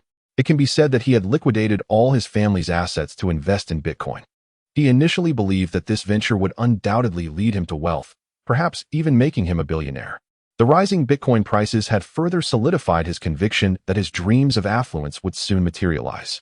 However, the recent plummet in Bitcoin prices, both in speed and magnitude, had taken him completely by surprise. By the time he realized the situation and sought to sell, it was already too late. What are we to do now, Lin Hao? Lin Xiaoxue, fraught with anxiety, was also consumed by regret. She had contemplated liquidating her holdings several times, only to be dissuaded by her brother. Now, the situation had worsened. Bitcoin had dipped below 10,000 and continued its downward spiral. The entire Bitcoin market was rife with despair, and in this atmosphere of panic, she found it impossible to sell her Bitcoin holdings. Had she heeded her own instincts and liquidated earlier, she could have reaped over 20 million. Now, she was engulfed in regret. How could I possibly know what to do? Lin Hao lamented, his face drawn. Sister, you are fortunate. Your principal investment was only 1,550,000, while I have invested 7,600,000. I sold both the house and the car, and currently, my grandmother and I are residing in a hotel. If this venture fails, we will be left without a place to live. Sister, with Bitcoin plummeting so drastically, I cannot even bear to inform my grandmother. How could the insider information from Director Zhang possibly be false? We have been severely misled. Chapter 71. To purchase a scenic flat? At that moment, Wang Fong arrived at the Guoxin Century Seaview sales office. Upon witnessing the bustling and vibrant sales hall, she could not help but click her tongue in astonishment. It appears that there truly are many affluent individuals in this city. It is worth noting that Guoxin Century Seaview is yet another premier development meticulously crafted by Zhongjiang Real Estate, and it is a rare gem among riverside properties. Currently, the average price of residences in Guoxin Century Seaview has soared to an astounding 150,000 yuan per square meter. Despite such exorbitant prices, a multitude of prospective buyers still flock to view the apartments. One can distinctly sense the inadequacy of the sales staff, as it has been quite some time since she entered, yet no sales representative has come to attend to her. Wang Fong remains unfazed and approaches the model display to examine the layout. In the past, she would never have dared to contemplate purchasing such an expensive property. However, circumstances have changed. Her cherished grandson informed her that the recent surge in Bitcoin could yield profits exceeding 200 million yuan. With such wealth at her disposal, acquiring a riverside luxury apartment in Guoxin Century Seaview seems almost effortless. Seizing the opportunity to alleviate her boredom, she decided to visit and inspect the layouts. Having dedicated her life to Zhongjiang Real Estate, she never imagined that after retirement, she would one day return to purchase a property developed by the very company she served, especially a riverside luxury abode. This journey can certainly be regarded as a triumphant return for Wang Fong, a testament to her grandson's success. Wang Jie? Suddenly, a voice filled with astonishment emanated from behind her. Turning around, Wang Fong was taken aback to see a middle-aged woman clad in professional attire. Luan, she exclaimed. Wang Jie, it truly is you. I thought I had mistaken the person. Luan replied with a smile. When she first joined the company, it was Wang Fong who guided her, making her something of a mentor. After Wang Fong's retirement, they had lost touch over the years. Glancing at Lu Wan's name tag, Wang Fong remarked, "Well done, Xiao Lu. You've become a sales manager, a leader now. That's thanks to your excellent tutelage." Wang Jie, Lu Wan replied. By the way, are you here to view properties? Upon receiving a nod from Wang Fong, Lu Wan continued. Do you have a particular layout in mind? I believe this one is quite appealing. Following Wang Fong's gesture, Lu Wan's gaze faltered momentarily, and then, uncertainly, she inquired, Wang Jie, are you referring to that spacious flat? Indeed, that one, Wang Fong affirmed. The property prices in the bustling metropolis have been on a relentless rise, outpacing the national average. Now that her grandson has attained considerable wealth, it is only natural for her to seek a grand residence. Such a large flat, positioned near the Huangpu River, undoubtedly possesses significant potential for appreciation. Upon Wang Fong's acknowledgement, Lu Wan was taken aback.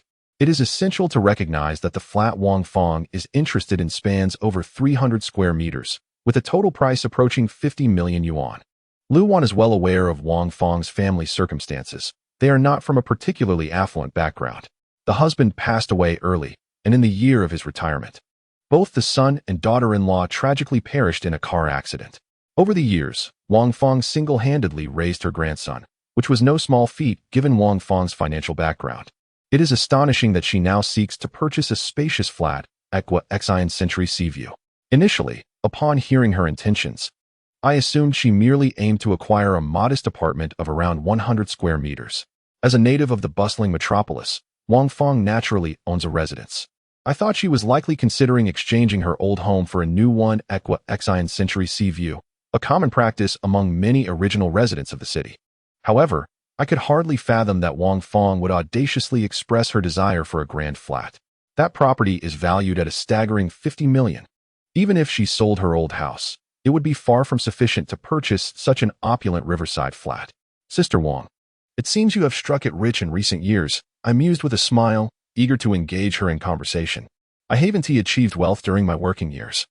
In retirement, certainly one changed that, Wang Fong replied, then shifted the topic. It is my grandson who has recently experienced a stroke of good fortune, amassing billions. A look of pride and joy illuminated her face. Stunned by her words, I exclaimed, billions? Goodness, Sister Wang, what business has your grandson ventured into to achieve such riches? It's Bitcoin, Wang Fong replied animatedly. My grandson predicted a significant rise in Bitcoin when its price was low.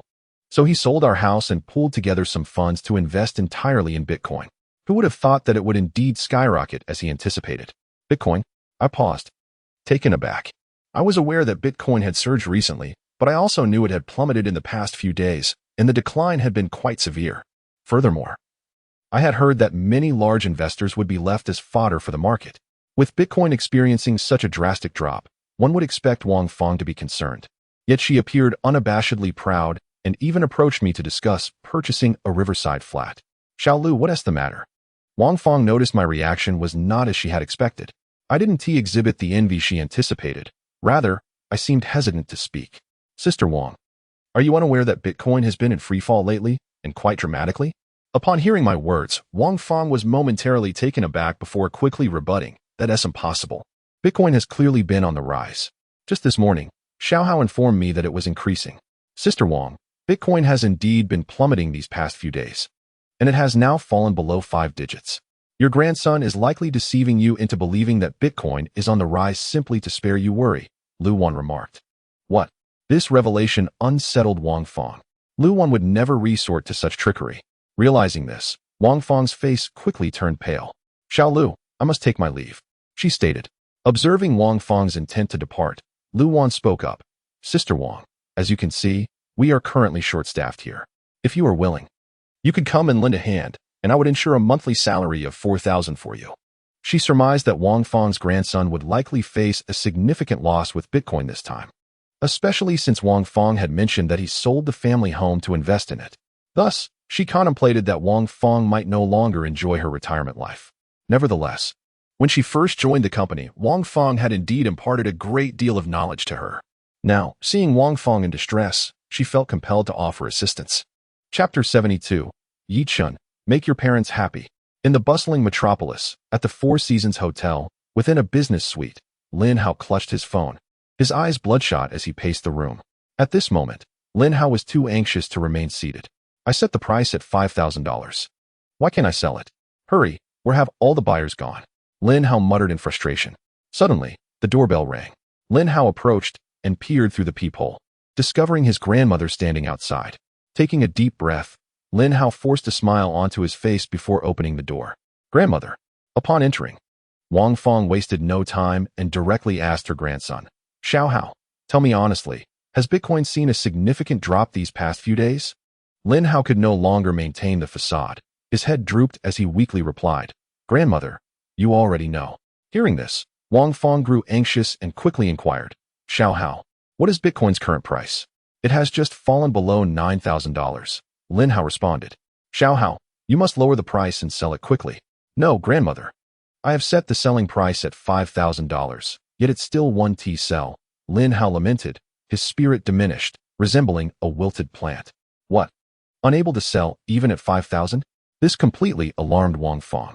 Xiaohao, if 5,000 won't suffice, let us adjust it to 4,000. Just wait a moment. If it still doesn't sell, I will lower it to 4,000. Lin Hao gritted his teeth, his face etched with reluctance. Just days ago, Bitcoin had been soaring, reaching $17,000. How could it have suffered such a tremendous fall in just 2 or 3 days? Alas, it seems I was simply too greedy. Had he known, he should have liquidated his assets when Bitcoin surged to $16,000. Had he done so, leveraging tenfold, he could have amassed nearly 200 million. Greed is a perilous vice, and he deeply laments his choices. If only time could be reversed. At that moment, Yechen was seated in his office, conversing with his mother over the phone. "Son, have you not yet found a house?" Lin Xiaoxue made this call specifically to inquire about Yechen's housing situation. "Mom, it's not that simple," Yechen replied, somewhat helpless. The hearts of parents are indeed filled with concern. Even though he had graduated and started his own family, in the eyes of his parents, he would always remain their child. His mother frequently called to ask if he had purchased a property. "Son, is it that the down payment is insufficient? If so, just let us know. Your father and I will transfer the funds to you in a few days." In Lin Xiao's perspective, after so many days, her son's failure to secure a house likely stemmed from a lack of funds. Although their family finances were tight, she and her husband would not hesitate to borrow from relatives and friends to gather the necessary down payment for their son. For them, owning a home was essential for Yechen to truly establish himself in the bustling metropolis, no longer merely an outsider. "Mom, I have enough money. In fact, I've already identified several properties. I am currently comparing prices, and I assure you I will finalize a purchase within 10 days. Upon hearing her son's words, Lin Xiao's face lit up with a smile. "That is wonderful. By the way, son, do you know Zhangji?" "Zhangji? Isn't he the son of the wealthiest man in Sherdai?" Yechen inquired. If his memory served him correctly, Zhangji was indeed the son of Zhang Dongzhu, the richest man in Sherdai County. Exactly. Zhang Dongzhu is incredibly wealthy. He bought his son a riverside mansion in the metropolis for over 20 million. Lately, my social media feed has been flooded with photos of that luxurious property. Mom, there's no need to envy them. Who knows? Perhaps one day your son will also possess a riverside mansion in the metropolis, Yechen said with a smile. At that moment, he had already resolved that once his funds were liquidated from the Bitcoin market, he would purchase a riverside mansion, not just for himself, but to bring pride and joy to his parents. At this juncture, Yechen took the phone from Lin Xiaoxue and grinned. "Son, if one day you manage to buy a riverside mansion in the metropolis, I'll walk sideways in public." "Sideways? Do you think you're a crab?" Lin Xiaoxue retorted, her voice exasperated yet playful over the phone. After chatting with his parents a little longer, Yechen ended the call and began to hum a tune in his office. After each conversation with his parents, Yechen felt an extraordinary sense of joy. Shortly thereafter, his phone chimed again. Upon answering, the voice of Wang Zhiguo resonated through the receiver. "Xiaoyi, Bitcoin has plummeted dramatically these past few days, and once again, you predicted it accurately. Remarkable." Yechen chuckled softly, responding, "Uncle Wang, it's merely a stroke of luck." "Luck? In this world, how much luck can there truly be?" Wang Zhiguo continued, "Xiaoyi, I must sincerely thank you. Your timely advice spared me from becoming yet another victim in this market. The establishment of a new factory by Yechen Group in Kunshan required substantial cash flow, and had he lost an additional 20 million in the Bitcoin market, it would have severely strained the company's financial chain." The thought of this sent a shiver down Wang Zhiguo's spine. Thankfully, Yechen's warning had guided him. Adopting a mindset of cautious optimism, he chose a conservative approach, which ultimately saved him from ruin and even yielded significant profits, thereby averting a crisis for his company. "Uncle Wang, there's no need for such formality," Yechen replied. "Haha, perhaps I am being a bit dramatic. Xiaoyi, when I return to Shanghai, you must come over for a meal. We ought to enjoy a drink together." Wang Zhiguo laughed. "Absolutely. By the way, Xiaoyi, I recall you mentioning that Bitcoin would experience a significant drop. After liquidating my holdings, I shorted the market. What do you think is a suitable profit-taking price now?" Wang Zhiguo inquired. Yechen had gained immense confidence in his predictions regarding Bitcoin's market trends, which was the primary reason for Wang Zhiguo's call. "Around $6,000. Yechen replied. "Of course, I believe the price will dip below $6,000 before experiencing a slight rebound, ultimately stabilizing around that figure." "Understood, Xiaoyi. I will set my profit-taking price to $6,000. Chapter 73. The transaction completed. Profit exceeds 200 million. On July 26th, Bitcoin fell below $7,000. That day, several media outlets reported on individuals who had gone bankrupt due to Bitcoin, tragically taking to the rooftops. The Bitcoin market was rife with despair. Retail investors fared slightly better, especially those who had been privy to insider information. Their faces were etched with worry. They realized that the most severely affected were not the retail investors, but themselves, the large stakeholders. The so-called insider information had merely served as a finely crafted scythe, specifically designed to harvest them. The following day, Wednesday, at approximately 10:30 in the morning, Yechen sat in his office, fixated on his phone.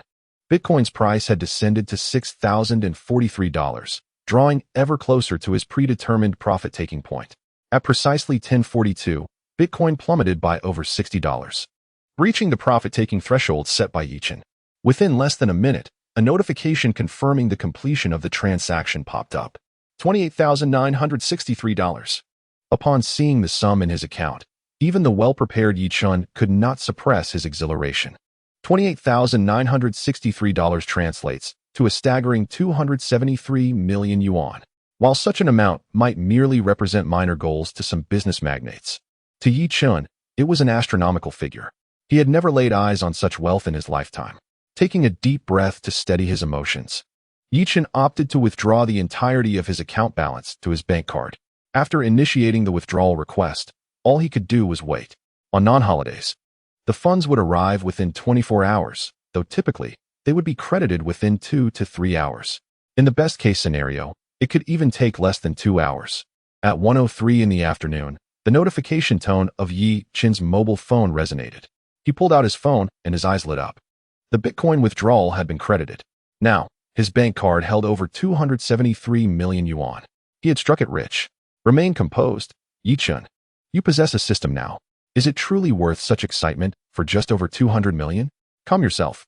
Meanwhile, Lin Xiaoxue's complexion turned ashen. It was over. He couldn't even sell at $4,500. He had initially bought Bitcoin at $4,315, leveraging it tenfold. If Bitcoin continued to decline, he would undoubtedly face liquidation, losing everything. The thought filled Lin Xiaoxue with despair. The $760,000 he had invested in the Bitcoin market represented his family's entire fortune. If he lost it all, he and his grandmother would be left without a roof over their heads. Don't worry, Xiaohao. Money can be earned again. You are still young. Don't let despair consume you. Cheer up. Your grandmother believes you will become a great star and earn substantial wealth, said Wang Fong, her heart aching at the sight of her beloved grandson's despondent expression. Grandma, this time it seems I will truly face liquidation and lose everything. It's all my fault for being too greedy. I should have liquidated earlier, Lin Xiaoxue lamented, filled with regret. Xiaohao, do not blame yourself. This is not your fault. If anyone is to blame, it is Zhang Yimou. He claimed Bitcoin would ultimately rise to $20,000. Who could have guessed that such a renowned director would also fall victim to deception? You were merely ensnared by his words, so this cannot be laid at your feet. Wang Fong reassured him. After receiving comfort from his grandmother, Lin Xiao's spirits lifted slightly from their previous depths. He regained his spirits and said, Grandma, I am no longer disheartened. I shall regard this failure as a trial in my life. It will facilitate my growth. Once I become a great star, the money lost will be mere trifles to recover. Seeing her beloved grandson uplifted, Wang Fong responded joyfully, Yes, my dear, I believe you can certainly achieve that. In my eyes, Xiaohao, you have always been the best. Grandma, where do you think we will live in the future? Lin Xiaoxue asked with a hint of gloom. Becoming a superstar is a matter for the future. At present, he faced a pressing reality. Where to reside? Their sole family home had been sold, making return impossible. The hotel offered a pleasant environment and comfort, yet financial constraints loomed large. Before his grandmother could respond, Lin Xiao's eyes suddenly sparkled. Wait, Grandma. I have decided where we can live. Where? Wang Fong instinctively inquired. Of course, we shall live at my sister's place. Lin Xiao replied with a smile. Cheng Bingyuan has already moved out to live with Yechen. Now, that apartment is occupied solely by my sister. One person living there or three. It is still the same. By moving in, we shall save on rent. However, upon hearing this, Wang Fong shook her head vehemently. No, I refuse to live with Lin Xiaoxue. The moment I see your sister's face, I am reminded of that woman. When her precious son married that woman, she had vehemently opposed it. Yet, unable to sway her son, she could only watch helplessly as that woman became her daughter-in-law. Living together thereafter, she found the woman increasingly unbearable. 8 years ago, her beloved son perished in a tragic accident. A sorrow that also led her to believe that it was that woman who had brought about his demise. Furthermore, her granddaughter Lin Xiaoxue bore an uncanny resemblance to that woman. Every time she saw Lin Xiaoxue, it was as though she were gazing upon the woman herself. Grandma, that seems excessive. My sister has done nothing wrong, Lin Xiao said helplessly. Xiaohao, it was your mother who insisted on going on that vacation. You know how it ended. Your father was a victim of your mother's actions. Your sister resembles that woman who caused my son's death in both appearance and temperament. She does not embody the Lin family spirit at all. I refuse to see her face, so Xiaohao, even if I must sleep on the streets, I will not live under the same roof as your sister. Wang Feng declared resolutely. All right, Lin Hao sighed. But Grandma, if we do not move in with my sister, we will have to rent a place outside. Currently, I am blacklisted by Bingyuan Media and cannot secure a single commercial performance, thus earning no income. Do not worry, Xiaohao. My retirement pension is over 3,000 a month, which will certainly cover the rent. Wang Feng remarked. Moreover, yesterday my grandmother visited the Yechen Century Seaside sales office and encountered one of my former apprentices. Now my apprentice serves as the sales manager there, and the properties at Yechen Century Seaside are selling remarkably well. They are short-staffed and overwhelmed with work, so my apprentice asked me to come help out, offering me 4,000 yuan for a month as assistance. Since my grandmother is currently unoccupied and still quite spry, it would be beneficial for her to lend a hand. With the additional 4,000 yuan, combined with her retirement pension, it would suffice for our daily expenses. Chapter 74, A New Collaborative Opportunity. Grandmother, I am truly unfilial. You are already retired and should be enjoying your golden years at home, yet now you must seek work. Lin Hao felt a pang of guilt. In his sister's eyes, their grandmother harbored a severe bias towards males, rendering her an inadequate matriarch. However, in Lin Hao's heart, she was, without a doubt, the finest grandmother in existence. Throughout his life, whenever there was something delightful, she would always think of him first. Don't worry, Xiaohao. Grandma is merely doing some light chores there. It's not strenuous.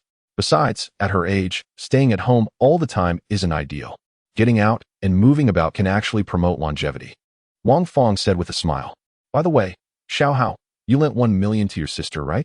You mustn't forget to reclaim that money. And be sure to include interest, she continued. Lin Hao replied, Grandma, she doesn't have any money at the moment. Rest assured, when she is financially stable, she will definitely repay the 1 million to me. Xiaohao, you mustn't blame Grandma for saying this, but your sister is like a jinx. The troubles you faced with Yechen were a result of her breakup with him, which cast a shadow upon you. Furthermore, regarding the Bitcoin incident, you only learned of that insider information because you accompanied your sister to meet Zhang and An. Had you not gone that day, you certainly would not have suffered any losses. Wang Feng stated. Xiaohao, have you not noticed that ever since you grew closer to your sister, you have been plagued by misfortune? She truly is a jinx. Grandmother, you must never speak such words in front of my sister. She has already signed with Zhang Yimou's studio and will soon receive significant support from him. Emerging as a new generation's leading lady, I will rely on her connections in the entertainment industry, so please avoid saying anything that might create distance between us. Lin Hao earnestly cautioned. Grandma understands. Your grandmother is not foolish, she replied. At 4:30 in the afternoon, Yechen arrived at Moda University to pick Cheng Bingyuan up after her workday. As there was still some time before she finished, Yechen sat in the car, engaging in a game of Do Di Zhu.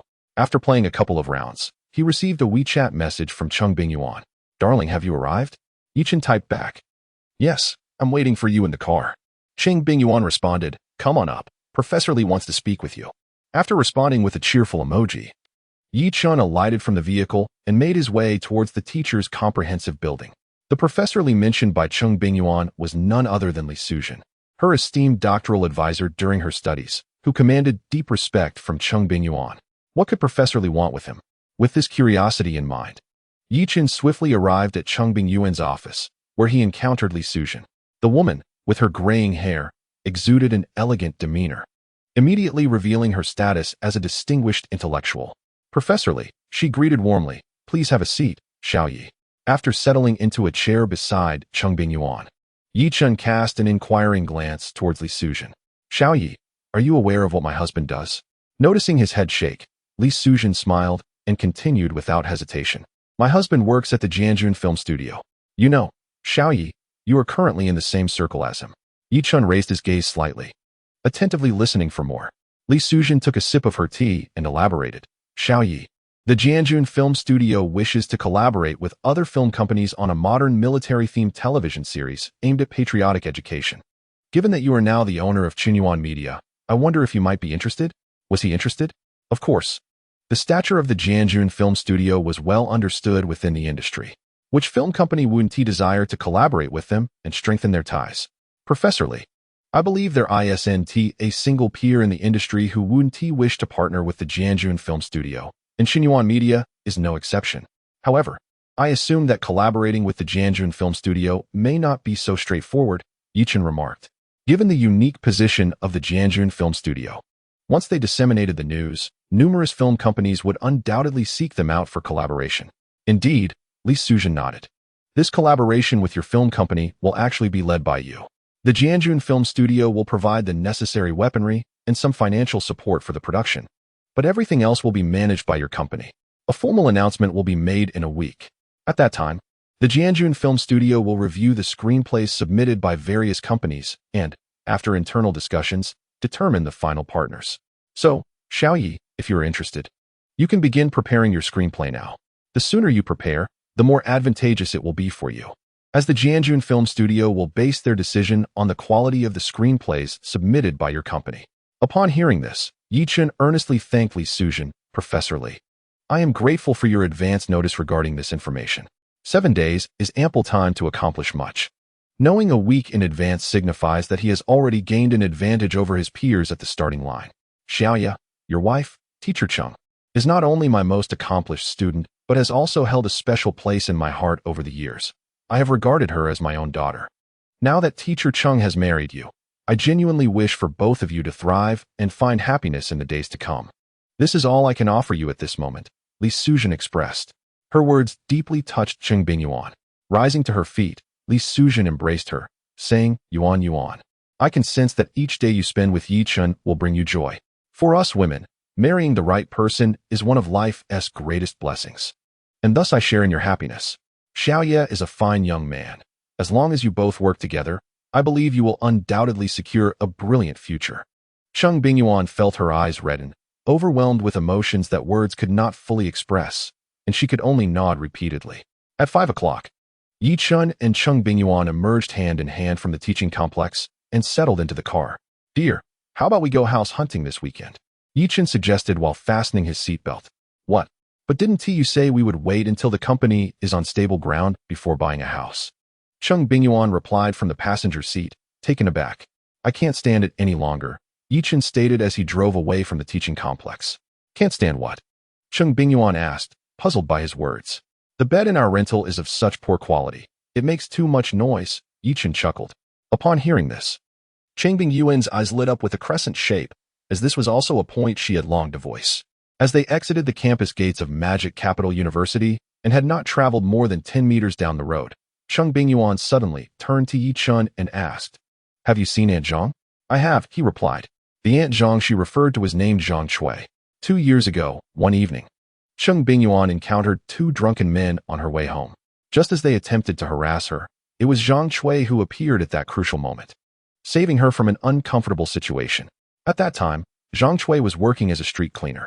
Later, through Cheng Bingyuan's introduction, Zhang Chui became a janitor at Magic Capital University, a position she has held ever since. Now, Zhang Chui, still in her uniform, was about 30 meters ahead on the curb, waving to hail a taxi. However, the taxi, occupied with passengers, did not stop. It is quite challenging to catch a cab near the campus at this hour. Husband, Aunt Zhang has always taken the bus to work, but today she took a taxi without even changing her clothes. It seems she must be in a hurry to get somewhere. Let's give her a ride, Cheng Bingyuan suggested. Soon, Yechen maneuvered the red Golf to a stop beside Zhang Chui. Cheng Bingyuan lowered the passenger window and called out to Zhang Chui, Aunt Zhang, where are you headed? We can give you a lift. No, it's all right, Teacher Cheng. You all go ahead. I can take a taxi myself. The unassuming Zhang Chui replied, wishing to avoid imposing on others. Get in, Aunt Zhang. It's hard to catch a taxi at this hour, Yechen chimed in. Well, if you insist. After a moment's hesitation, Zhang Chui settled into the back seat. Aunt Zhang, where are you going? Cheng Bingyuan, sitting in the front passenger seat, turned to inquire. To the theater. It's quite a distance, Teacher Cheng. I truly appreciate your help, Zhang Chui said. Aunt Zhang, why are you still being so formal with me? Really? Cheng Bingyuan replied with a hint of annoyance. By the way, is it your son who has a play today? Zhang Chui nodded. Yes. Half an hour later, Yechen drove to the Motive Theater. Here you go, Zhang Chui said, pulling out a crumpled 50 yuan note to hand to Yechen before exiting the car. Aunt Zhang, what are you doing? Please take your money back. If you keep this up, I might stop calling you Aunt Zhang. Cheng Bingyuan feigned irritation. Seeing this, Zhang Chui reluctantly returned the money. Since we're here, shall we go in and watch the play? Yechen suggested with a smile. Sounds good. Thus, the three of them purchased 3 tickets at the box office and entered the theater together. The Moda Theater was quite spacious, capable of accommodating over 500 people for a performance. However, with the rapid advancement of the internet, fewer individuals attend live theater nowadays. Out of the 500 seats, nearly 2/3 remained vacant. At 6:30, the play Monument officially commenced. Teacher, which one on stage is Aunt Zhang's son? Yechen whispered to Cheng Bingyuan, who sat beside him. The one playing the role of the street is Aunt Zhang's son, Duan Yihong. Upon hearing Cheng Bingyuan's response, Yechen quickly identified Duan Yihong on stage. He had an unremarkable appearance. In the current landscape of the domestic film and television industry, it is exceedingly challenging for an actor like Duan Yihong, ordinary in looks and lacking any connections, to make a name for himself. Graduating from the performance department of Zhongyang Drama Academy, Duan Yihong certainly possessed acting skills. In fact, his performance was commendable. It should be noted that any actor capable of gracing the stage for a play must have solid acting abilities, as the performance style of theater differs significantly from that of film and television. In the realm of film and television, should an actor falter in their performance, the director may call for a retake, granting them the opportunity to refine their portrayal, be it once, twice, or thrice. However, in the world of theater, performances are executed in a single, uninterrupted take, leaving no room for do-overs. Thus, to tread the boards of a stage demands a considerable level of skill from an actor. In other words, those brave enough to grace the theater stage invariably possess commendable acting abilities. At 7:30, the curtain fell on the play Monument, and the audience began to disperse. Outside the theater, Yechen inquired of Zhang Chui, Aunt Zhang, does Duan Ge currently have any representation? Zhang Chui responded. He previously signed with a company, but 3 months ago, the contract expired, and they did not renew for Xiaohong. Teacher Cheng, Xiaoyi, you may head back. I will accompany Xiaohong later, Zhang Chui added. Yechen smiled. Aunt Zhang, let us have a meal together afterward. I have some matters I wish to discuss with Duan Ge. Upon hearing this, Cheng Bingyuan cast a surprised glance at Yechen, already forming a conjecture regarding the nature of his conversation with Duan Yihong. Meanwhile, backstage within a solitary fitting room, a young man emerged, phone in hand, engaged in a conversation. Teacher Duan, I am truly sorry. They are the investors, and as a mere casting director, I cannot afford to offend them. We will have to find another opportunity to collaborate. All right, Teacher Duan, I have other matters to attend to, so I will hang up now, he concluded. Duan Yihong had intended to say more, but he was met with the sound of the call disconnecting. With a bitter expression, he lowered his phone and trudged outside. Could it be that his future in the performing arts was confined solely to this theater? A sense of discontent washed over him. He was passionate about acting and aspired to grace the silver screen, dream of fame, and ascend to the ranks of leading actors. Only by achieving such status could he secure more prominent roles and earn sufficient income to alleviate his family's burdens. Over the past 3 months, his father's medical expenses, exceeding 8,000 a month, had left him gasping for breath. He resolved to grant himself 1 more year. If there were no signs of progress in his acting career within that time, he would be compelled to abandon this path and seek employment elsewhere. After all, he had parents to support. Dreams often crumble under the weight of reality. Mom, Teacher Cheng, Duan Yihong exclaimed upon exiting the theater, spotting his mother and Cheng Bingyuan. His gaze then fell upon Yechen. You must be Teacher Cheng's husband, correct? He recalled his mother's mention of a marriage match this year, which paired Cheng Bingyuan with one of her students, and it seemed that this was indeed the man in question. Chapter 76. Bitcoin plummets below $4,000. Account liquidated. Yechen smiled and nodded. Hello, Brother Duan. My name is Yechen. I just watched the Monument and you performed exceptionally well. Thank you. It was evident that Duan Yihong was a man of few words. The contrast between his demeanor on and off the stage was striking. On stage, his eyes were filled with passion, while off stage, they appeared vacant, giving the impression of someone just awakening from slumber, still in a daze. Xiaohong. It was Xiaoya who drove me here. Upon hearing this, Duan Yihong quickly turned to Yechen and Cheng Bingyuan, saying, Teacher Cheng, Yechen, you haven't had dinner yet. Have you? Let's go eat together. Yechen replied with a smile. Sure, I actually have some matters I would like to discuss with you, Brother Duan. Duan Yihong was taken aback. This was their first meeting, and he wondered what Yechen could possibly want to discuss with him. Although curious, he refrained from asking. There were several restaurants adjacent to the theater, and the four of them chose a modest local eatery nearby. Once in the private room, as the dishes arrived, they began to eat and converse. "Brother Duan, I just heard from Aunt Zhang that you are currently independent in the entertainment industry, still forging your own path. Is that correct?" Duan Yihong remained silent, but nodded slightly. Observing this, Yechen continued, "Have you ever considered signing with a film and television company?" At this point, Cheng Bingyuan understood Yechen's intentions, confirming her initial suspicions. "I would like to sign with a film company, but Yechen, you may not realize that actors like me, who lack fame, are not particularly handsome, and have surpassed 30 years of age, are typically turned away by such companies," Duan Yihong replied with a bitter expression. His struggles were compounded not only by his age and lack of renown, but also by his introverted nature. "Brother Duan, what if I told you that I could help you find a film company willing to sign you?" Upon hearing this, Duan Yihong perked up. "Which company?" "Qinyuan Media," Yechen replied. Duan Yihong struggled to recall the name, feeling unfamiliar with it. It seemed to be either a newly established company or one lacking credibility. "Brother Duan, you might not be familiar with Qinyuan Media, but you must have heard of Chuanxiu Films," Yechen continued. Duan Yihong nodded. "I know Chuanxiu Films." "Yechen, is there a connection between Qinyuan Media and Chuanxiu Films?" "Chuanxiu Films was recently acquired by me and has since been rebranded as Qinyuan Media," Yechen explained. Duan Yihong was taken aback by this revelation. After dinner, Yechen first drove Zhang Shui and her son Duan Yihong home before embarking on his journey back with Cheng Bingyuan. "Husband, it seems you have a penchant for capable actors," Cheng Bingyuan remarked with a smile while seated in the passenger seat. "You are absolutely right, in my heart. Talented actors are like promising stocks, worthy of my early investment," Yechen replied. "By the way, Cheng, do you have your ID card with you?" "Of course. I always keep my ID in my wallet." "Why do you ask, dear?"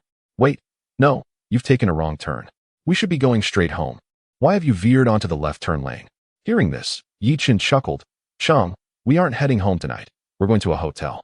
The bed in our rental is of poor quality." The following day, July 28th, Thursday, Yechen's first order of business upon arriving at the office was to summon Zhang Honghu to his office. "Old Zhang, please reach out to renowned screenwriters in the industry, particularly those skilled in military themes, and see if they have any modern military scripts available. If we find a quality script, we must secure it, even at a high cost. The military film studio will officially announce its plans in a week. For Qinyuan Media, time is money." Upon hearing Yechen's instructions, Zhang Honghu expressed his surprise. "Yi, is the company planning to produce a modern military film?" Seeing Yechen nod, Zhang hesitated for a moment before speaking up. "Yi, producing military-themed films in the current domestic market seems rather thankless. Firstly, the production costs are substantial, and secondly, due to the numerous military technicalities involved, the filming difficulty is heightened. One misstep could result in a subpar film. Few in our industry are willing to tackle such themes these days." "Old Zhang, just do as I say," Yechen replied, dismissing the need for further explanation. "Understood." Yi, Zhang Honghu acquiesced, realizing that as an employee, he had expressed his concerns and, if the boss chose not to heed them, there was little he could do. "Old Zhang, you are to oversee this matter personally. There can be no delay. The sooner, the better, understood?" Yechen emphasized seriously. "Yes, Yi." In the afternoon, Duan Yihong arrived at Qinyuan Media to sign a contract. "Duan, here is the contract. Please take a look," Yechen said, handing over the prepared agreement to Duan Yihong. Yechen had prepared a 3-year contract for Duan, this time without a system prompt. He would not directly offer a senior contract as he had with Zhang Sungwen. Although Duan Yihong possessed remarkable acting skills and Yechen held high hopes for him, whether Duan would achieve fame remained uncertain. After all, many capable actors in the industry struggled to find success despite their talent. Even some talented actors, despite receiving substantial support from their affiliated companies, find themselves trapped in an inexplicable curse of obscurity. Certain aspects of life defy logic. After reviewing the contract, Duan Yihong expressed no dissent and promptly signed it on the spot. Thus, Duan Yihong became a contracted artist under Qinyuan Media. On this very day, Bitcoin plummeted below $5,000. Lin Hao and his sister Lin Xiaoxue had nearly abandoned all hope. They were acutely aware that a catastrophic liquidation awaited them, having leveraged their investments tenfold. On July 29th, a Friday, Bitcoin fell below $4,000. The liquidation had occurred. As they gazed at their phones, the last flicker of hope for Lin Hao and Lin Xiaoxue vanished. Their faces paled slightly, particularly Lin Hao, whose eyes were tinged with red. It is crucial to note that he had sold the only house his family owned, along with his car. Additionally, he had incurred significant online debt, believing that this venture into Bitcoin would yield him over 200 million. Now, not only had he earned nothing, but he also bore debts exceeding 1 million. Chapter 77. Time to buy a house with my wife. While Lin Hao wallowed in solitude, sipping despondently on liquor, his phone suddenly rang.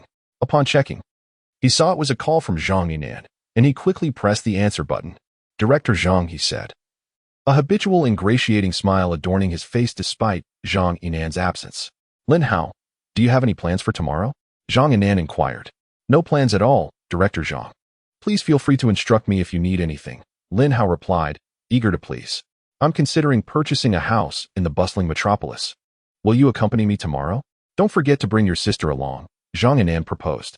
He had long resided in the capital, but had increasingly traveled to the metropolis for filming due to the expansion of its film industry in recent years.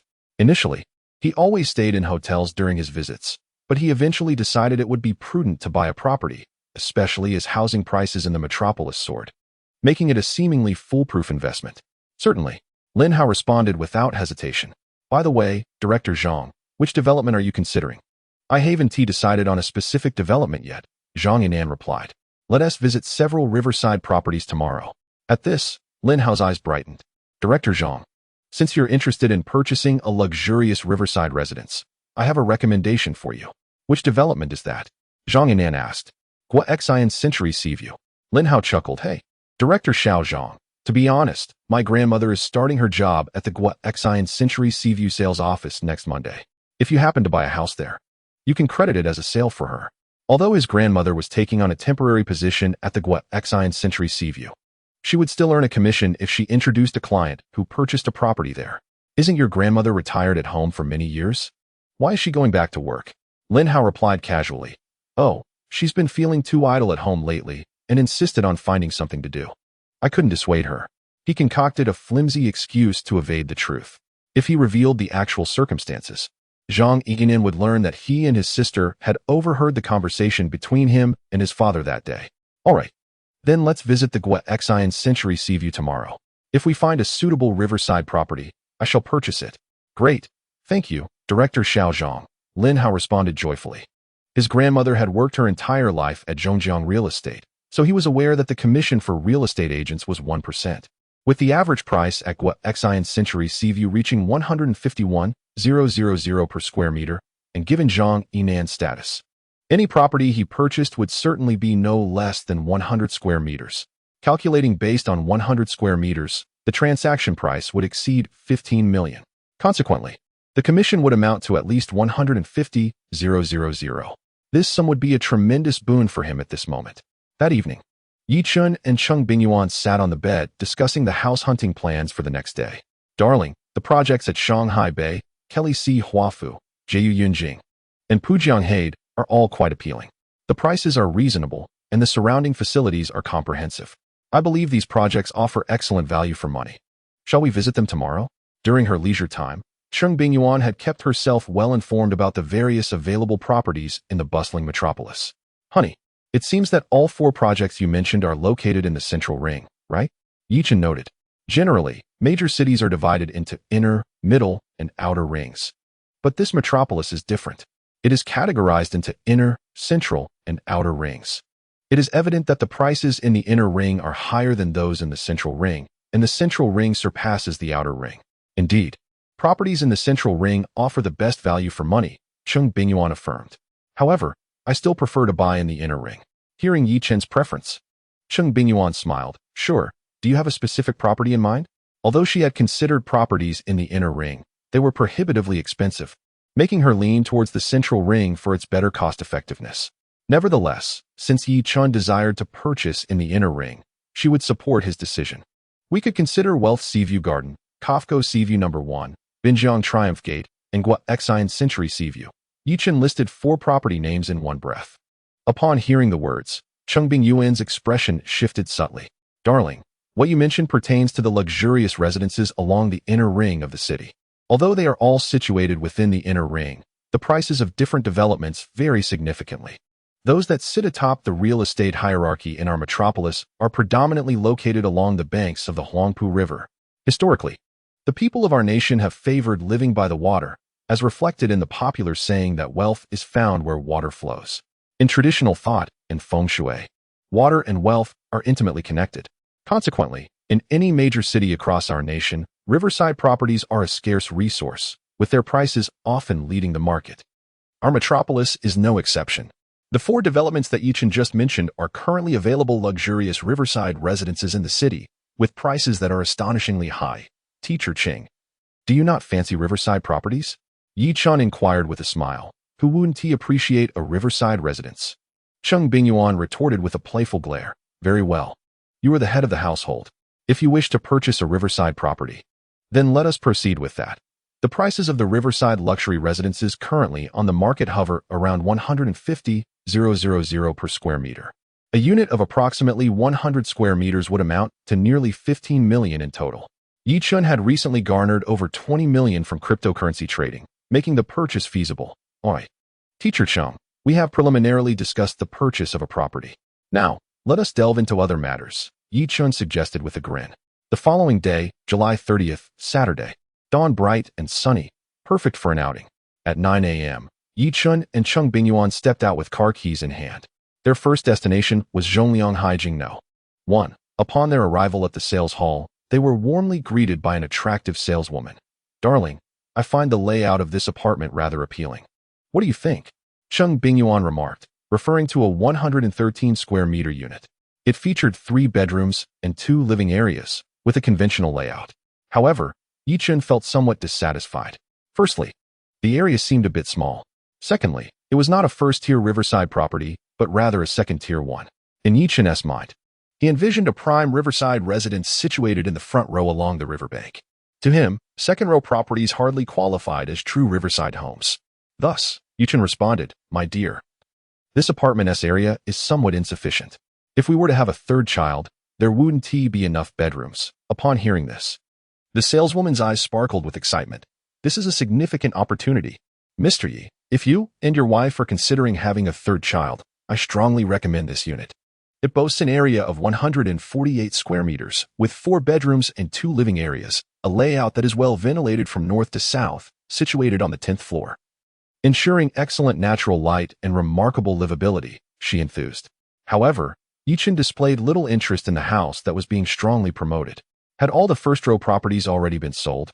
Yechen remained particularly fond of the frontline Riverview residences. Only those situated in the first row offered an unobstructed view of the Huangpu River upon opening the window. The properties in the second row and those further back were obstructed by buildings in front, rendering the river invisible from within the home. Although the Zhongliang Haijingno 1 development is indeed a luxury riverside estate, only the first-row houses can genuinely be considered true Riverview luxury residences. I'm afraid, Mr. Yi, that all our first-row Riverview properties have been sold out, she informed him. The average price of the Zhongliang Haijing No. 1 was around 1 million. Yet the price for the first-row Riverview homes had already surpassed 1.6 million. Nonetheless, once the sales opened, the first-row Riverview houses were swiftly snatched up. I shall explore other developments, Yechen declared as he took Cheng Bingyuan's hand and departed the sales hall, leaving behind the visibly reluctant saleswoman. She had indeed been catering to a significant client, yet all first-row Riverview properties at Zhongliang Haijing No. 1 were gone. With such striking looks and considerable wealth, he was the epitome of a high-flying gentleman, likely a second-generation rich heir. It was regrettable that such a handsome young man was already married, and his wife was right beside him. Otherwise, she would have certainly sought to obtain his contact information. Upon exiting the sales hall, noticing Cheng Bingyuan's hesitance, Yechen smiled and inquired, What is the matter, Teacher Cheng? Is it uncomfortable to keep your thoughts to yourself? Husband, you desire a first-row Riverview property and a larger area. Calculating it all, the profits you made in the Bitcoin market may not suffice for a full payment. Are you considering a mortgage? Cheng Bingyuan questioned. Let us take the property the saleswoman just strongly recommended as an example. With an area of 148 square meters and a price of over 1 million, plus deed tax and various additional fees. The total cost for that property would amount to approximately 23 million. This already exceeded the profits her husband had earned from trading Bitcoin. No mortgage. We will purchase it outright, Yechen asserted confidently. Really? Outright? But we don't have enough funds, Cheng Bingyuan replied, somewhat bewildered. Who said we lack sufficient funds? Yechen retorted, pulling out his phone to access his mobile banking app, displaying the balance to her. Upon seeing the long string of numbers on the screen, Cheng Bingyuan's eyes widened in astonishment. Over 270 million. Husband, how do you possess such a fortune? She exclaimed, her gaze fixed incredulously on Yechen. That night, after selling Bitcoin, I made a strategic short sell, and as you know, Bitcoin plummeted afterward. Thus, from these two transactions, I garnered this substantial amount. Yechen said, my dear, it was never my intention to keep this from you. You have been suffering from insomnia for several consecutive nights, and your mental state was rather poor. I feared that sharing this with you would only exacerbate your worries and deprive you of sleep. Well then, Cheng Bingyuan replied, her brows arching with excitement. Does that mean we are now billionaires, my husband? You are truly remarkable. Over 2 billion. In less than a month. You have earned an amount that would take an ordinary person multiple lifetimes to accumulate. Isn't it obvious that your husband is extraordinary? You must have known it all along. Yechen chuckled. Yechen, if you keep driving like this, the teacher will confiscate your driver's license, Cheng Bingyuan teased, narrowing her eyes with a smile. Confiscate my license so you can drive, right? Yechen quipped as he opened the driver's door of the golf car and settled into the seat, while Cheng Bingyuan took her place in the passenger seat. What is wrong with me driving? I am quite adept at it, she stated earnestly while fastening her seatbelt. That is indeed true, Teacher Cheng. Your driving is quite steady, although you do have a tendency to speed, Yechen remarked with a grin. Their next destination was the Wealth Seaview Garden, where several prime Riverview apartments were still on the market, around a dozen, primarily modest units of about 100 square meters. However, there were 3 larger units, each approximately 150 square meters, boasting 4 bedrooms and 2 living rooms. Madam, the price I have offered is indeed quite reasonable. Prime Riverview apartments are in high demand. We have numerous clients visiting daily. If you miss out today, this apartment may be reserved by another client by tomorrow. The saleswoman insisted. Could you possibly lower the price a bit, Manager Han? Although this apartment is in the first row, the view of the Huangpu River outside is rather mediocre, and I believe it does not warrant the price you are asking, Cheng Bingyuan countered, but the saleswoman remained steadfast. Dear, let us check out the neighboring Binjiang Triumph Gate, Yechen suddenly suggested, having remained silent until now. Cheng Bingyuan was keen on the 153 square meter apartment, which, despite being a luxurious Riverview residence in the front row, had a rather lackluster view of the Huangpu River compared to those already sold. Yechen was already somewhat dissatisfied with this particular unit, and the saleswoman's unwillingness to negotiate further only added to his irritation. Since there were still 2 other developments to explore, they decided to visit those next. All right, husband, Cheng Bingyuan agreed, no longer wishing to engage in further negotiations with the saleswoman. Noticing that Yechen and Cheng Bingyuan were about to leave, the saleswoman remained unperturbed, stating, Mr. Yi, the few remaining Riverview apartments at Binjiang Triumph Gate have views of the Huangpu River that are even less impressive than the one your wife has shown interest in. Different individuals possess varying standards for assessing the heights of scenic views. After delivering a remark, Yechen promptly departed with Cheng Bingyuan. Nana, do accommodate them a bit on the pricing. It would be unfortunate to lose this deal, a female colleague of Han Nana advised as she approached her. This deal is secure, Han Nana confidently asserted. The luxurious riverside residences at Zhongguang Haijing No. 1 have already sold out. As I just mentioned, the few remaining first-line riverside properties at Binjiang Kaixuanmen do not compare to the one they are interested in. Moreover, at Guixin Shiji Haijing, there is only one super spacious flat of 343 square meters left. While it indeed offers a breathtaking view of the Huangpu River, it is exorbitantly priced. Starting at 60 million. That couple just now found our property too expensive. How could they possibly afford that grand flat? Thus, after their exploration, they will inevitably return to us. Chapter 79. Purchasing a home with my wife Honey. It's almost 1 o'clock. Let us grab a bite before heading to Binjiang Kaixuanmen. Yechen remarked as he glanced at the time after exiting the wealth management sales office at Haijing Garden. Sure, I'm feeling a bit hungry too, she replied. At that moment, within Villa No. 8 at Shimao Shishan Villa, a young man wearing a baseball cap stared at his phone with a pained expression. Damn it. I've been liquidated. He had invested 100 million in Bitcoin, only to be treated like fodder. How absurd. As a capital investor, I've always profited at the expense of others, yet this time, I've become the one being harvested. Haha, liquidated. Indeed, Zhou Jia chuckled from beside him. I say, Jia, I've just lost 100 million. You could at least console me instead of reveling in my misfortune, her cousin retorted, feigning hurt. Well, you brought it upon yourself by disparaging my brother Yechen. Now you see how formidable he is, don't you? Zhou Jia replied, lifting her chin with a proud expression. Cousin, I genuinely wish to meet Yechen. I can't fathom how an outsider holds a higher place in your heart than your own cousin, he remarked. Not at all, cousin. In my heart, you will always be my dear cousin.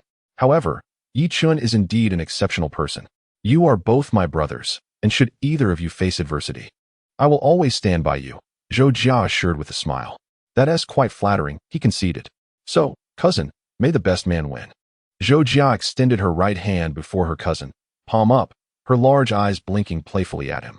Upon witnessing the scene, the young man, adorned with a baseball cap, retrieved a black wallet from his trouser pocket. He then extracted a card, distinguished by a golden ancient garden architecture motif, and handed it to Zhou Jia with the words, Your cousin is not one to accept defeat. Here you go. Zhou Jia received the black card with great delight, exclaiming, Thank you, cousin. Cousin, are you planning to give this Bingyuan card to that Yechen? The young man inquired with a smile. Indeed, Zhou Jia responded, her eyes sparkling. Cousin, is that all right? If I say no, will you not give it to your brother Yechen? Humph, this black card is currently in my possession. Thus I hold the right to its use. At this, Zhou Jia's cousin appeared somewhat speechless. Then why do you even ask if it's all right? Isn't that a redundant question? I ask out of courtesy. After all, I am a polite child, Zhou Jia replied with a grin. Polite, yet not overly so. Meanwhile, Yechen and Cheng Bingyuan, after finishing their meal, drove directly to the sales office of the Binjiang Triumph Gate. Shortly thereafter, a female sales representative arrived in an Audi to escort Yechen and Cheng Bingyuan to view properties. The Binjiang Triumph Gate development and the sales office were not situated far apart, merely 2 kilometers away, easily reached in 5 minutes by car. The first property the sales representative showed them was a 149 square meter riverside apartment boasting a river view. While the layout was appealing, the view of the Huangpu River was rather mediocre, leaving Yechen dissatisfied. Consequently, the sales representative led them to another riverside property. As Yechen was inspecting the apartment, his phone suddenly rang. He glanced at the screen and saw it was Zhou Jia calling. Yechen, her melodious voice, reminiscent of a lark, greeted him as soon as he answered. What's the matter? Humph, can't I call you if there's nothing urgent? I'm busy. If there's nothing pressing, I shall hang up. Bring your sister-in-law out tonight. I shall treat you dinner. Yechen paused, puzzled by the unexpected invitation. Why the sudden desire to take us out for a meal? I wish to see my sister-in-law. Is that not permissible? All right then, a free meal is an offer one cannot refuse. Yechen, I will send you the address of the restaurant shortly. With that, Yechen ended the call. Dear, who was that? Cheng Bingyuan inquired curiously. Zhou Jia. She wants to treat us to dinner tonight. I'm uncertain what she is up to, Yechen replied. We shall find out when we go tonight. Cheng Bingyuan remarked with a smile. As their conversation concluded, the female sales representative resumed her earlier dialogue, saying, Mr. Yi, Mrs. Yi, from the balcony. You can directly behold the expansive view of the Huangpu River. What do you think of this property's river view? It is indeed more appealing than the view from the previous property, Cheng Bingyuan stated. The river view from this apartment is indeed impressive. However, I am not fond of the layout. Yechen remarked, the 4 bedrooms are clustered together on one side. This design is, in my opinion, a significant flaw. The layout of an apartment cannot be deemed categorically good or bad, as preferences vary like the proverbial carrots and greens. He places a considerable emphasis on privacy, hence his discontent with the arrangement of the bedrooms. What do you think, Teacher Cheng? In response to Yichen's gaze, Cheng Bingyuan smiled. I was just about to voice a similar critique. At precisely 3:03 p.m., Yechen and Cheng Bingyuan departed from the Binjiang Triumph Gate. Darling, if we find nothing appealing at Guoxin Century Seaview, let us proceed with the purchase of that last apartment, Cheng Bingyuan suggested, referring to the final property they viewed at Binjiang Triumph Gate. It is a 145 square meter luxury residence along the riverside, with a conventional layout and a decent view of the river. Most importantly, The price is considerably more reasonable compared to the earlier Wealth Seaview Garden. All right, Yechen nodded. Although the riverside luxury apartment Cheng Bingyuan mentioned fell short of his ideal vision, there were no superior options available at the moment. He hoped the Guoxin Century Seaview would offer a delightful surprise. At 3:13 p.m., Yechen arrived outside the sales office of Guoxin Century Seaview. Goodness! The parking lot is completely full, he mused while searching for a parking space. It was to be expected, as Guoxin Century Seaview, being a newly launched development, was experiencing a surge in business. Cheng Bingyuan commented. After a short while, Yechen spotted a departing vehicle and swiftly maneuvered into the newly vacated spot. Upon exiting the car, the pair headed directly towards the sales office of Guoxin Century Seaview. At that moment, Li Wan, the sales manager for the Guoxin Century Seaview project, was in the lobby directing her sales team to attend to clients. Suddenly, a middle-aged man with a Mediterranean appearance and a pronounced beer belly sauntered in. Xiao Ranen, a client has arrived. It's your turn to attend to them, Li Wan instructed her in turn. Xiao Ranen. Understood. Just as Xiao Ranen was preparing to respond, a heavily made-up woman with fox-like eyes interjected, Manager Li, allow me to attend to this client. Upon hearing this, Xiao Ranen couldn't help but frown. The sales staff were supposed to attend to clients in order, and it was her turn. Yet, Qi Miao Miao's interference was clearly an attempt to cut in line. After a moment's consideration, Li Wan nodded at Qi Miao Miao. All right, Miao Miao, you may go. As the top salesperson under her supervision, it was only fair to grant her certain privileges. Thank you, Manager Li, Qi Miao Miao replied cheerfully as she left. Years of sales experience told her that the Mediterranean middle-aged man was likely a potential high-value client. Before leaving, Qi Miao Miao provocatively cast a glance at Xiao Ranen. She harbored no fondness for the newcomer, Xiao Ranen. The reason was simple. Xiao Ranen's beauty surpassed her own, inciting jealousy and irritation. Witnessing a client who should have been her responsibility, being whisked away by Qi Miao Miao, Xiao Ranen felt a surge of indignation yet refrained from voicing her displeasure. After all, who could contest with the top salesperson? Just then, Li Wan's voice resonated again, announcing the arrival of another client. Xiao Ranen, it's your turn. Understood, Xiao Ranen replied, her gaze drifting towards the entrance of the sales hall. To her astonishment, she froze. Chapter 80. Buying a house with my wife isn't that Yechen and Teacher Cheng? What are you dazed about, Xiao Ranen? Hurry up.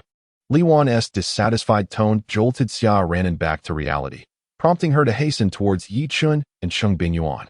So many people, Cheng Bingyuan exclaimed, unable to contain her admiration upon witnessing the bustling activity in the sales hall. Wife, look over there. If you buy a house now, you can participate in a lottery. The grand prize is a Mercedes-Benz, specifically the Shadow Wing Edition. Following Yechen's pointing finger, Cheng Bingyuan's eyes fell upon a towering advertisement proclaiming the house-buying lottery. With the grand prize indeed being the Mercedes-Benz Shadow Wing Edition, boasting an official retail price of 24,588,000 yuan. Behind the advertisement stood a formidable black Mercedes SUV, exuding an aura of dominance, unmistakably the vehicle mentioned in the promotional material. Teacher Cheng, Yechen, a melodious female voice called from behind them. Turning around, Cheng Bingyuan was momentarily taken aback by the sight of a woman dressed in professional attire. She quickly recovered and smiled. Ranen, you work here? Yes, Xiao Ranen replied, her expression dimming. Teacher Cheng, I feel I have brought disgrace upon my alma mater. Graduating from Magic City University, now selling houses here. It was indeed a tale difficult to narrate without embarrassment. Don't say that, Ranen. Work knows no hierarchy, Cheng Bingyuan reassured her. What a coincidence to run into you. Xiao Ranen, Yechen remarked. Unable to suppress her eye roll, Xiao Ranen retorted, Yechen, I mentioned in the group just a few days ago that I joined Zhongjiang Real Estate and am now selling houses at Guoxin Century Seaview. Did you not know? I forgot, Yechen admitted, the reminder triggering a flicker of recollection. He seemed to recall Xiao Ranen mentioning her new position in the class group. In response, Xiao Ranen bestowed upon him a significant eye roll. How disheartening it was to realize that despite 4 years of harboring feelings for him, her presence was so easily overlooked. Teacher Cheng, did you and Yechen come today to view properties? Xiao Ranen had not forgotten the nature of her work. Indeed, Cheng Bingyuan nodded with a smile. All right. Then, Teacher Cheng, Yechen, I shall now escort you to the model area to see if any of the available layouts pique your interest, Xiao Ranen stated. Very well. Thus, Under Xia Ranan's guidance, the three of them arrived at the model area together. Teacher Cheng, I would like to recommend a particular layout to you, specifically, the 108 square meter unit featuring 3 bedrooms and 2 living rooms, with a north-south orientation and an appealing interior layout. This model is currently our most popular offering, Xia Ranan announced. However, throughout her introduction, Yechen's gaze remained fixed not on the unit Xia Ranan described, but rather on the prime riverside properties in the front row. A quick glance revealed that all but one of the riverside properties were sold, but suddenly, one particular luxury riverside residence caught Yechen's attention. It was the only remaining unit available for sale in the Guixin Sultry seaside development. The 343 square meter super penthouse model was displayed before him, and as he gazed upon its detailed simulation, Yechen's eyes sparkled with intrigue. He found the layout of this expansive penthouse exceedingly appealing. Yechen, what has captured your attention? Xia Ranan could not help but inquire, noticing his distraction from the unit she had introduced. Xia Ranan, let us visit that penthouse in person, Yechen suggested, pointing towards the 343 square meter unit. Although the model was enticing, he believed it imperative to view the actual property. Following the direction of Yechen's finger, Xia Ranan initially appeared stunned, then uncertainly asked, Yechen, are you referring to that penthouse? Yechen nodded affirmatively. Witnessing this, Xia Ranan was taken aback. Yechen actually wishes to see the real estate of the super penthouse. What could he be contemplating? Yechen, are you merely curious to view the penthouse? Or do you genuinely entertain the idea of purchasing it? Xia Ranan inquired. If I like it, I shall buy it, was Yechen's straightforward reply. This response struck Xia Ranan like a thunderclap. Yechen, this penthouse is currently priced at an astonishing 171,000 per square meter. In our Guixin Sultry seaside development. Aside from this 343 square meter super penthouse, all other units have already been sold. The reason this grand penthouse remains unsold is not due to any inferiority, but rather its exorbitant price. At 171,000 per square meter, the property tax alone exceeds 2.3 million. The total value of this penthouse has surpassed 60 million yuan. Such a high price is enough to deter many affluent buyers. However, it appears that Yechen has developed an interest in purchasing it, perhaps still lacking a clear understanding of the overall value of this magnificent penthouse. She is aware that Yechen and Cheng Bingyuan have received a marriage happiness fund of 10 million through a big data marriage matching service. Yet, 10 million is insufficient even for the down payment of this splendid penthouse. While Yechen is certainly aware of what Xia Ranan is pondering, she is too indifferent to provide an explanation. With a smile, Yechen inquired, what is the matter, Xia Ranan? Is it because its price reaches a staggering 171,000 per square meter that I am not permitted to view the property in person?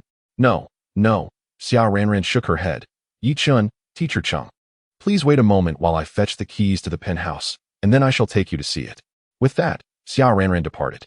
Meanwhile, Qi Miao Miao returned to the service desk. Upon noticing the displeased expression on Qi Miao Miao's face, Li Wan instantly grasped the outcome. What is the matter, Miao Miao? Did that Mediterranean chubby fellow show no interest in purchasing the property? Indeed, Qi Miao Miao replied, her countenance reflecting disappointment. I truly misjudged him. I initially thought he was a potential major client, only to discover through our interaction that he was merely a runner, here to deliver an ID for a client. Upon hearing this, a fellow saleswoman chuckled. These days, there are indeed many peculiar characters. A mere errand runner, yet he dresses in a suit and polished shoes, striding with the aura of a big shot. It is no wonder you misjudged him, Miao Miao. By the way, where is Xia Ranan? Has she gone to attend to clients? Qi Miao Miao suddenly inquired. Yes, but it seems she is returning here now, suggesting that the young couple she was attending to may not be genuinely interested in purchasing a property. Hearing Li Wan's words, Qi Miao Miao's expression lightened somewhat. Fortunately, Xia Ranan was also dealing with a faux client. Had Xia Ranan been attending to a sincere client and successfully sold a property, Miao Miao would have felt quite disheartened. It is worth noting that the Mediterranean middle-aged man she had just attended to should have been handled by Xia Ranan.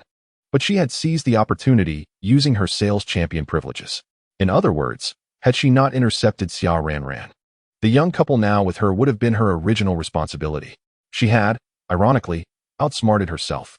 However, it now seemed that Xia Ranan was also engaged with a false client, which brought her a slight sense of balance. Just then, Xia Ranan returned to the service desk. Manager Li, please hand me the keys to the penthouse. My client wishes to view the property. Upon hearing this, Li Wan was momentarily taken aback, then exclaimed in astonishment. Xiao Ranran, are you saying that young couple intends to visit the magnificent penthouse in person? Yes, Xiao Ranran nodded affirmatively. At this moment, the expressions of several female sales agents in the vicinity were marked by astonishment. The total price of that opulent flat exceeded 60 million yuan. Though some clients had previously inquired about this lavish property, they had all ultimately retreated upon hearing the exorbitant price. Yet now, someone had expressed a desire to view the apartment. Was this an indication of intent to purchase? The gazes of several female agents towards Xiao Ranran shifted significantly. Could it be that Xiao Ranran's fortune was truly that favorable? If she successfully sold this flat, she would earn nearly 600,000 in commission. For those with commendable performance, their annual earnings hovered around this figure. Most individuals struggled to reach such heights in a year. If the newly arrived Xiao Ranran were to earn such a commission from a single sale, it would surely incite envy among her peers. At that moment, Qi Miaomiao's expression was particularly telling. According to the usual protocol, she was supposed to attend to this client. Yet they had now expressed interest in viewing the extravagant apartment.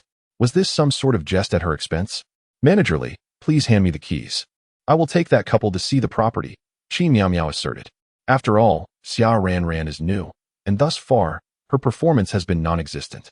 Given her lack of experience, I find it difficult to believe she can provide the level of service required for these clients. To ensure this significant transaction does not slip away, I believe it would be more appropriate for me to handle the couple. Upon hearing this, Li Wan displayed a contemplative expression. Qi Miaomiao's reasoning was not without merit.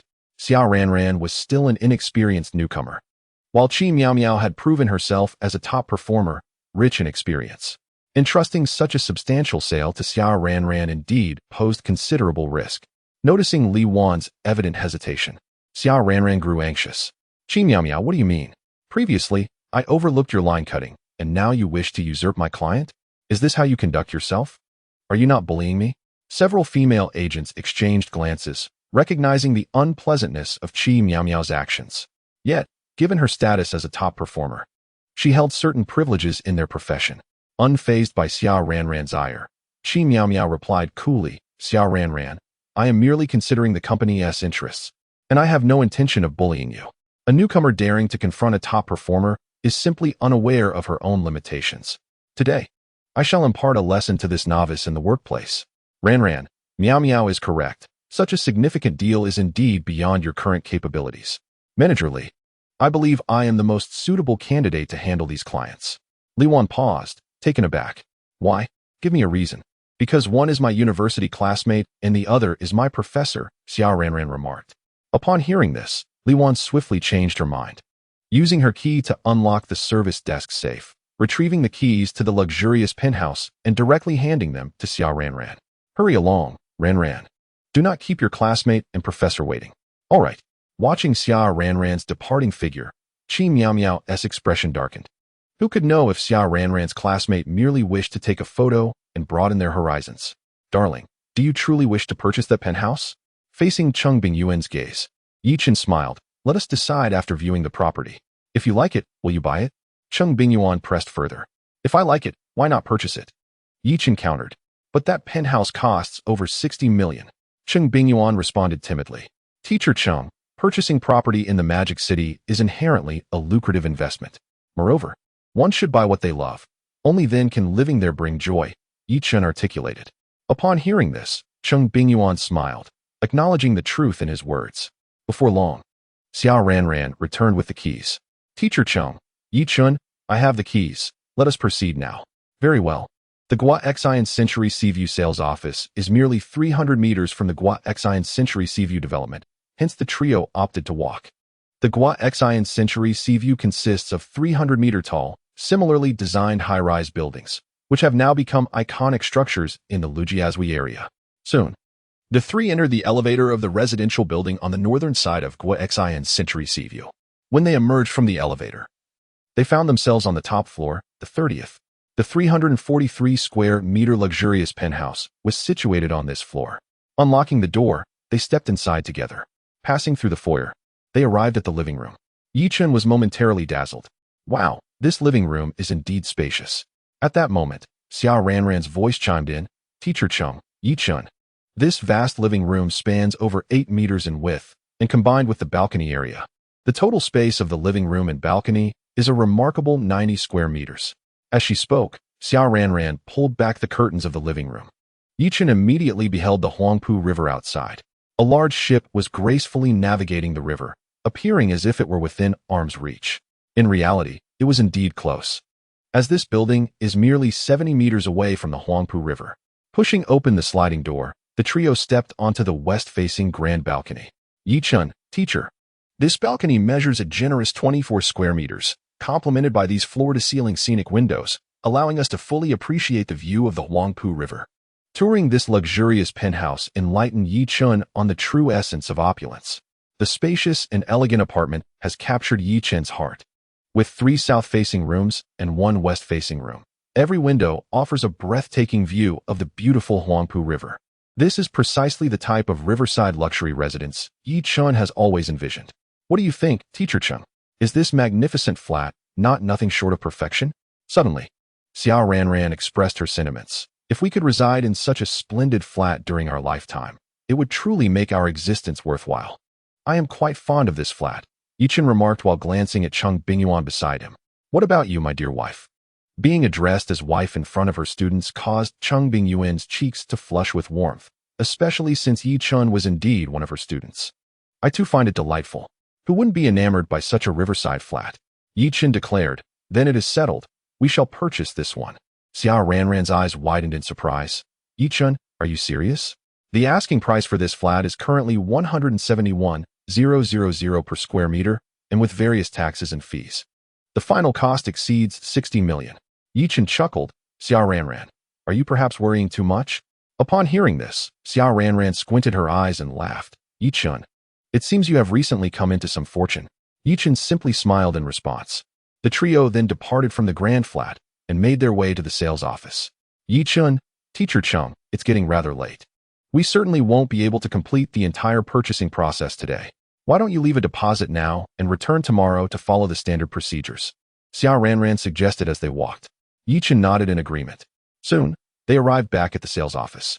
Upon learning that Yechen intended to purchase the 343 square meter luxury flat, all the sales staff, except for Chi Miao Miao, looked upon Xiao Ranran with envy. This was a monumental deal, with nearly 600,000 in commission tantalizing them. Chi Miao Miao, however, was dismayed to the point of near despair, as she was originally supposed to attend to the young couple according to the proper protocol. Her misjudgment had inadvertently cost her a significant sum. Just as Yechen was about to sign the purchase agreement after paying a 2 million deposit, his phone rang unexpectedly. Although the number was unfamiliar, he chose to answer. Hello, is this Mr. Yechen? A sweet voice greeted him as soon as the call connected. Yes, who is this? Hello, Mr. Yi, I am Han Nana, the sales consultant from Fortune Seaside Garden. Ah, Miss Han, what can I do for you? Yechen inquired. Mr. Yi, regarding the property you were interested in, I have just secured a greater discount from our management on your behalf. May I ask if you have time to come by? It was only after a prolonged wait for Yichen's return that the increasingly anxious Han Nana decided to make the call. I apologize, Miss Han, but I have already purchased a residence at Guixin Century Seaside. Upon hearing this, Han Nana was thoroughly alarmed. Mr. Yi, did you not wish to acquire a prime riverside property? To my knowledge, aside from a singular luxurious flat, all other first-line riverside residences at Guixin Century Seaside have been sold out. Mr. Yi, a home is a lifelong sanctuary. It is imperative that we choose a dwelling that resonates with our hearts. As a successful individual, settling for less is not an option for you. Therefore, I implore you to consider our offerings. The first-line riverside property you have your eye on has considerable discounts that I have negotiated with our management. Han Nana presumed that Yechen had settled for a secondary riverside property at Guixin Century Seaside, hence her insistence. Miss Han, I have not compromised. I have indeed purchased the grand flat at Guixin Century Seaside. I must attend to other matters now, so I will end this call. With that, Yechen terminated the conversation. On the other end of the line, as the disconnect tone echoed in her ear, Han Nana's expression turned rigid. The fact that Yechen had acquired the sprawling 343 square meter flat at Guixin Century Seaside left her stunned. How could he possess such wealth? This was a significant miscalculation on her part. Initially, She had believed that Yechen would peruse other developments but would ultimately return to her wealthy seaside garden. Little did she foresee his substantial financial means, allowing him to purchase the grand flat at Yechen Century Seaside. Just moments ago, her manager had inquired about the status of this transaction. She had assured her superior that the deal was secure. Now, if her manager discovered that she had mishandled this opportunity, she could expect not only reprimands, but also a potential downgrade in her performance evaluation for the month. The thought of this transformed her expression into one of despair. At Yechen Century Seaside, Yechen swiftly completed the purchase agreement. "Manager Li, I will take my leave now," said Xia Ranran to Li Wan. Given that it was her grandfather's 70th birthday, she had requested to leave early that morning. "Very well. But do not forget that you are expected to return by 6:30 tomorrow morning," Li Wan reminded her. The general manager of Zhongjiang Real Estate was scheduled to inspect their operations, so she had informed everyone during the morning meeting that they were to arrive early to ensure the sales office was in impeccable condition. "Manager Li, I will remember," Xia Ranran assured her. Thus, Yechen, Cheng Bingyuan, and Xia Ranran rose together to depart. "Mr. Yi, Mrs. Yi, allow me to see you out," Li Wan offered as she escorted Yechen and Cheng Bingyuan to the entrance of the sales office. "Xia Ranran, where is your home? Let me give you a ride." At Gangcheng Yuding.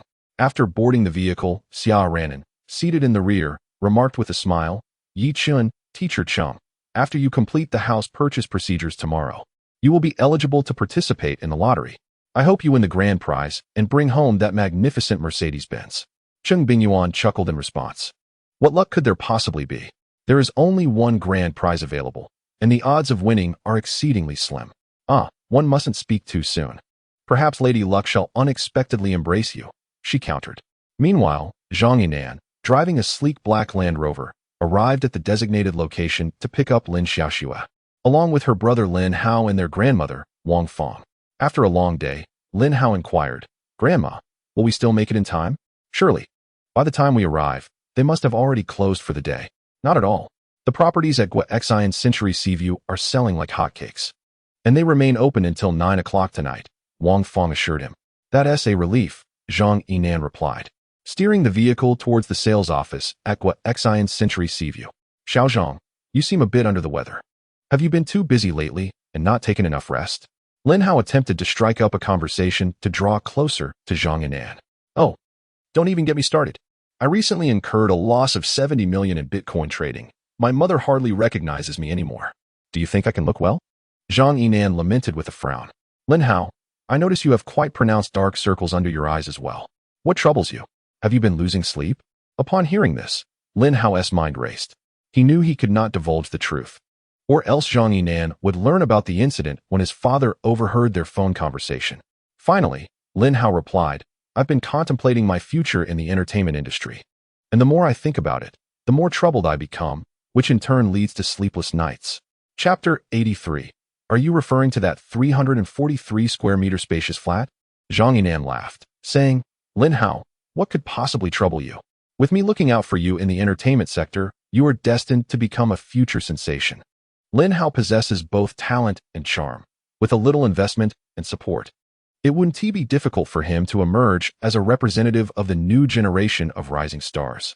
Becoming a top-tier celebrity is certainly not beyond the realm of possibility. Upon hearing Zhang Yinan's words, Lin Hao's face brightened with joy, and he pledged, "Xiaozhang, I sincerely thank you in advance. If I do achieve success, I will never forget your kindness and will repay you. It's a minor matter." Zhang Yinan responded with a nonchalant smile. "Miss Lin, I can't help but notice that you seem a bit downcast, as if burdened by worries," he observed. "Not at all," Lin Xiaoxue replied. "I've simply been feeling a bit idle at home lately. I much prefer the bustling life outside." Zhang Yinan discerned the hidden implications in Lin Xiaoxue's words and replied with a smile. "Miss Lin, I believe this leisurely time is quite precious for you, and you should cherish it. As the new generation of muse that my father is keen to promote, you will soon find yourself quite busy. Our Zhang Emo studio is currently selecting suitable and high-quality resources for you. When the announcements come, Miss Lin, you will certainly have your hands full." Upon hearing this, Lin Xiaoxue's mood brightened considerably. "Director Xiaozhang, I am not afraid of being busy or tired. Sister, I genuinely envy you," Lin Hao expressed, his words resonating with sincerity. Having been in the industry for nearly 2 years, he had yet to make a name for himself. Despite having commendable qualities, he lacked the backing of capital to elevate his career. Although Chuanxiu Film and Television had tilted some resources in his direction, the company had been struggling increasingly each year, leaving them unable to secure any worthwhile projects. The resources they did manage to obtain were nothing more than subpar offerings. What use were such inferior resources? Thus, the past 2 years had been squandered due to the ineffectiveness of Chuanxiu Film and Television. Had he signed with a more formidable production company at the onset of his career, he might have already risen to fame by now. In stark contrast, his sister had caught the eye of the esteemed director Zhang Yimou even before her debut and secured a contract with his studio right from the start. It is worth noting that Zhang Yimou, as one of the top directors in the country, possesses an extensive network within the entertainment industry. Every artist in this circle aspires to be associated with Zhang Yimou's studio.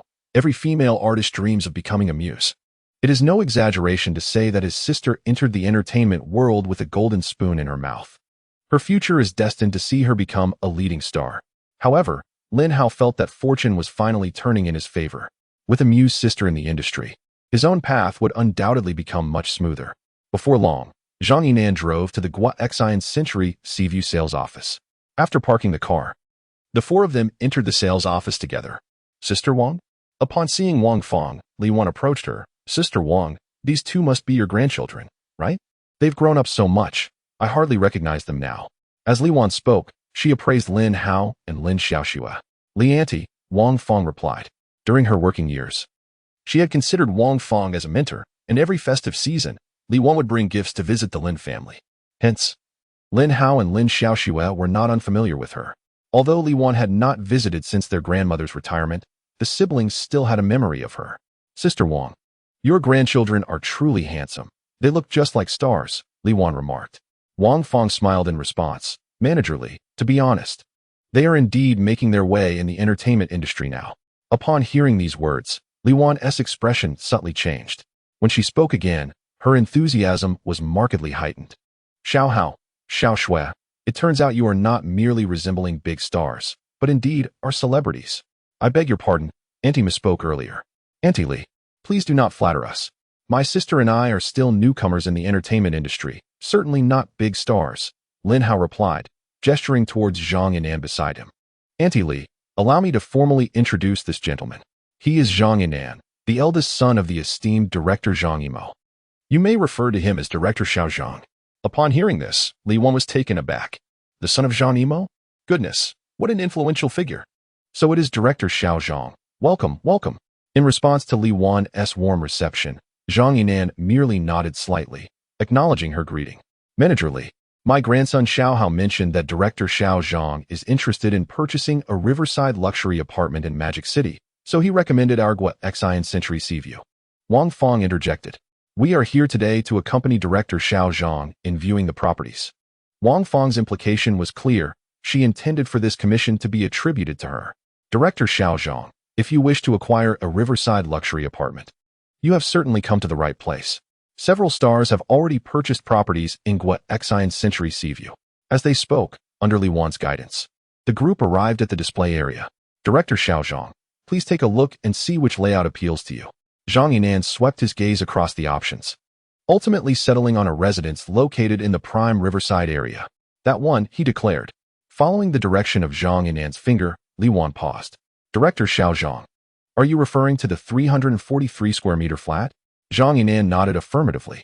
Given his stature, he would only consider a prime riverside property. Anything less was not worthy of his attention. Moreover, at the display, aside from this expansive flat, all other prime riverside luxury apartments had already been sold out. Thus, he had no alternative choices. Yet, primarily, he was enamored with this super flat.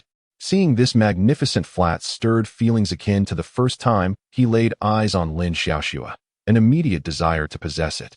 Director Xiao Zhang, your taste is impeccable. Such a large riverside flat is indeed a rarity, Lin Hao remarked, his gaze fervently fixed on the property. If he had the means, he would undoubtedly purchase this flat.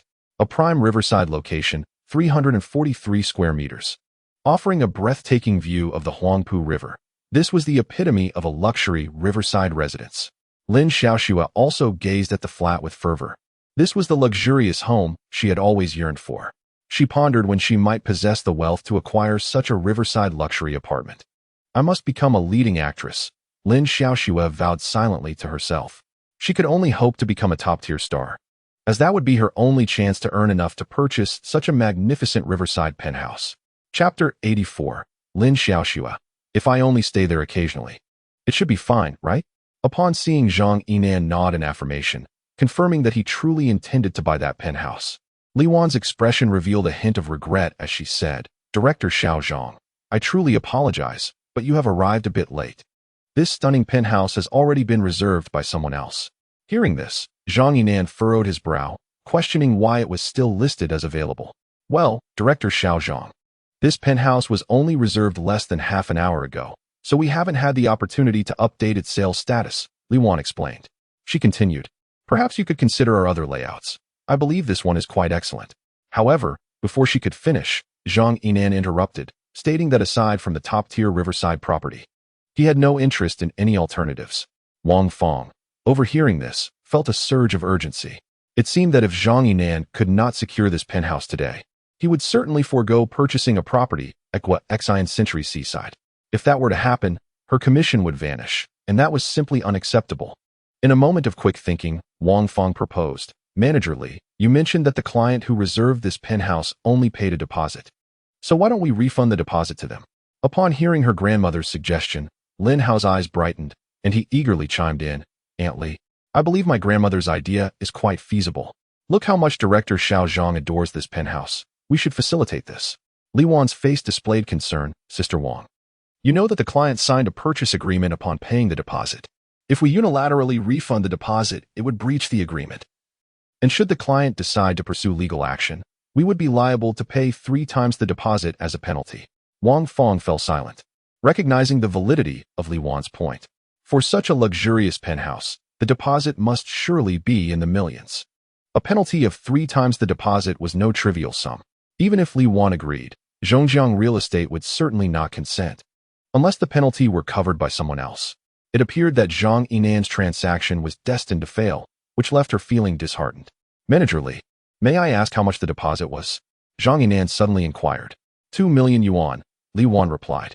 After a brief pause, Zhang Yinan spoke again, Manager Li. How about this? I will personally cover the 6 million yuan penalty, and in return, you sell me this penthouse. He was indeed enamored with this exquisite property. Goodness. Director Xiao Zhang truly exuded opulence, Lin Hao thought, seizing the moment to flatter him.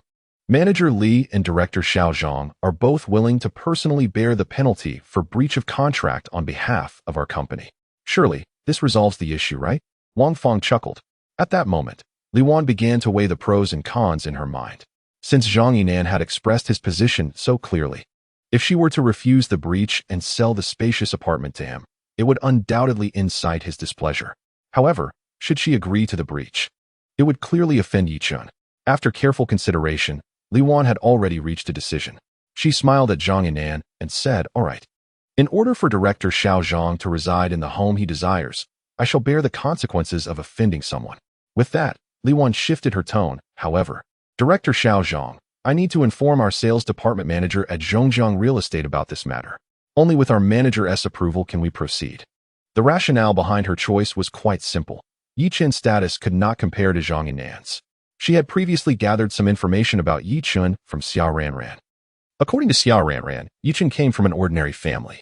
In terms of background, he was certainly inferior to Zhang Yinan, whose father was the esteemed director Zhang Yimou. Given this, it would be more prudent for her to do Zhang Yinan a favor. Subsequently, Li Wan moved to a quiet corner to make a phone call. Approximately 5 minutes later, she returned to Zhang Yinan, smiling. Director Xiao Zhang, our manager has approved it. Here is the plan.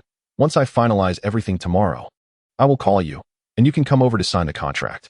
Upon hearing this, Zhang Yinan nodded with satisfaction. All right. Thank you, Auntie Li, Lin Hao grinned. The selling price of this spacious apartment is 171,000 per square meter. With a total area of 343 square meters, the overall price approaches 60 million. Including deed tax and additional fees, it certainly exceeds 60 million. With this transaction, her grandmother would earn nearly 600,000 in commission. This sum would be a tremendous boon for both him and his grandmother. How could he not be delighted? 10 minutes later, Zhang Yinan drove away from the Guaxian Century Seaview sales department. He first dropped Wang Fong and Lin Hao back at their residence, and then drove Lin Xiaoxue home. Xiaoxue, once I purchase that spacious apartment tomorrow, if you're willing, you can move in any time. You know, as a director, I often travel with the crew, spending little time in the city. It would be a waste for the apartment to remain empty, so it's better if you move in. On the way, Zhang Yinan suddenly remarked. Lin Xiaoxue felt a flicker of interest upon hearing his words. After all, such a riverside penthouse is the luxurious abode she has always yearned for. However, Lin Xiaoxue ultimately suppressed the flutter in her heart. No, I am quite content with my current living situation.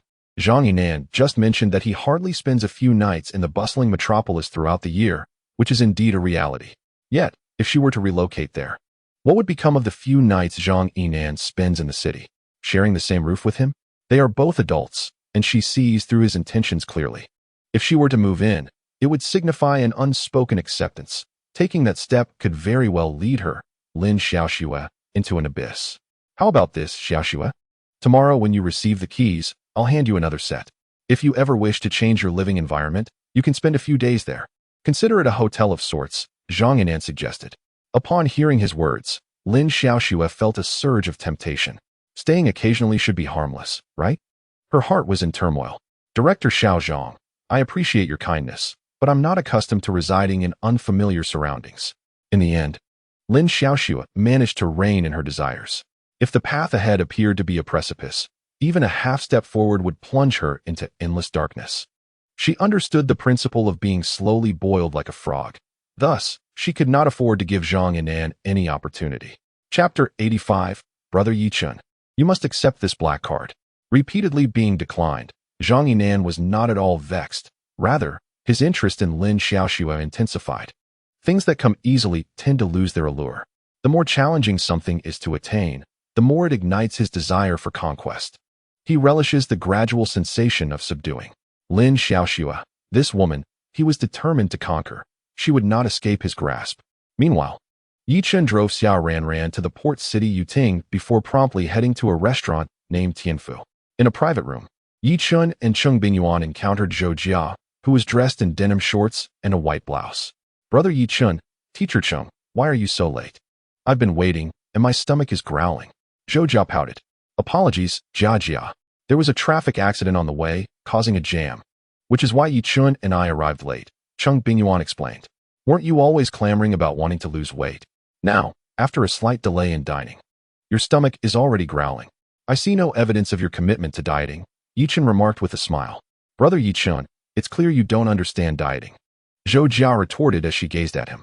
Scientific dieting means having regular meals 3 times a day, do you get it? Yechen smiled slightly. All I know is that over the past 2 years, it seems you haven't lost any weight. Upon hearing this, Zhou Jia rolled her eyes and remarked. Brother Yechen, you truly excel in conversation. Yechen, maintaining a serious demeanor, replied, flattery aside, conversing has always been my forte. Jia, you are not at all overweight. Why do you wish to lose weight? Teacher Cheng inquired. Don't be deceived by my slender appearance.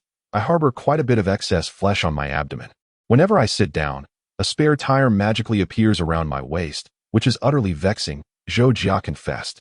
In response, Cheng Bingyuan suggested. If you desire to trim your waistline, you should regularly engage in sit-ups, planks, and high knees. These exercises are quite effective for slimming the stomach. My dear, I am certain Zhou Jia knows which exercises are beneficial for her waistline. I suspect she merely shouts the slogans loud and clear, yet when it comes to actual practice, she only puts in half-hearted effort. Yechen chuckled. Teacher Cheng, honestly, can you endure Brother Yechen's banter? Zhou Jia asked with genuine curiosity. He isn't usually like this in front of me, Cheng Bingyuan replied, casting a disapproving glance at Yechen. Yechen, please refrain from intentionally provoking Jia. My dear, I am not deliberately irritating her. Do you comprehend what her earlier reaction signifies? Yechen rhetorically questioned himself. It indicates that I struck a nerve, prompting her to become flustered and indignant. Teacher, see? Brother Yechen is always getting on my nerves, Zhou Jia lamented. After a brief interval, the dishes were served, and the trio began to eat. Eventually, after satisfying his hunger, Yechen set down his chopsticks and took a napkin to wipe his mouth. Observing Zhou Jia still busily consuming her meal, He could not help but exclaim, "Zhou Jia, are you still eating? What's wrong?" She retorted, while simultaneously picking up a piece of braised pork to her lips. "You wish to lose weight, yet are indulging in such a feast at night? You should be aware that my appetite is quite substantial, yet during this period, Zhou Jia has not eaten any less than I, who is indulging excessively. I typically eat this much at night," Zhou Jia defended herself. Upon hearing this, Yechen was rendered speechless. "You are consuming so much at night. And you call this losing weight? Brother Yechen, did I not just tell you? Scientifically, losing weight requires maintaining regular meals 3 times a day. Regularity, you understand?" Zhou Jia asserted, before pouring herself another bowl of soup and drinking it eagerly. Yechen and Cheng Bingyuan exchanged glances as, in less than 5 seconds, the bowl of seaweed and egg soup was emptied. After putting down her bowl, Zhou Jia let out a satisfied belch and declared, "I am full."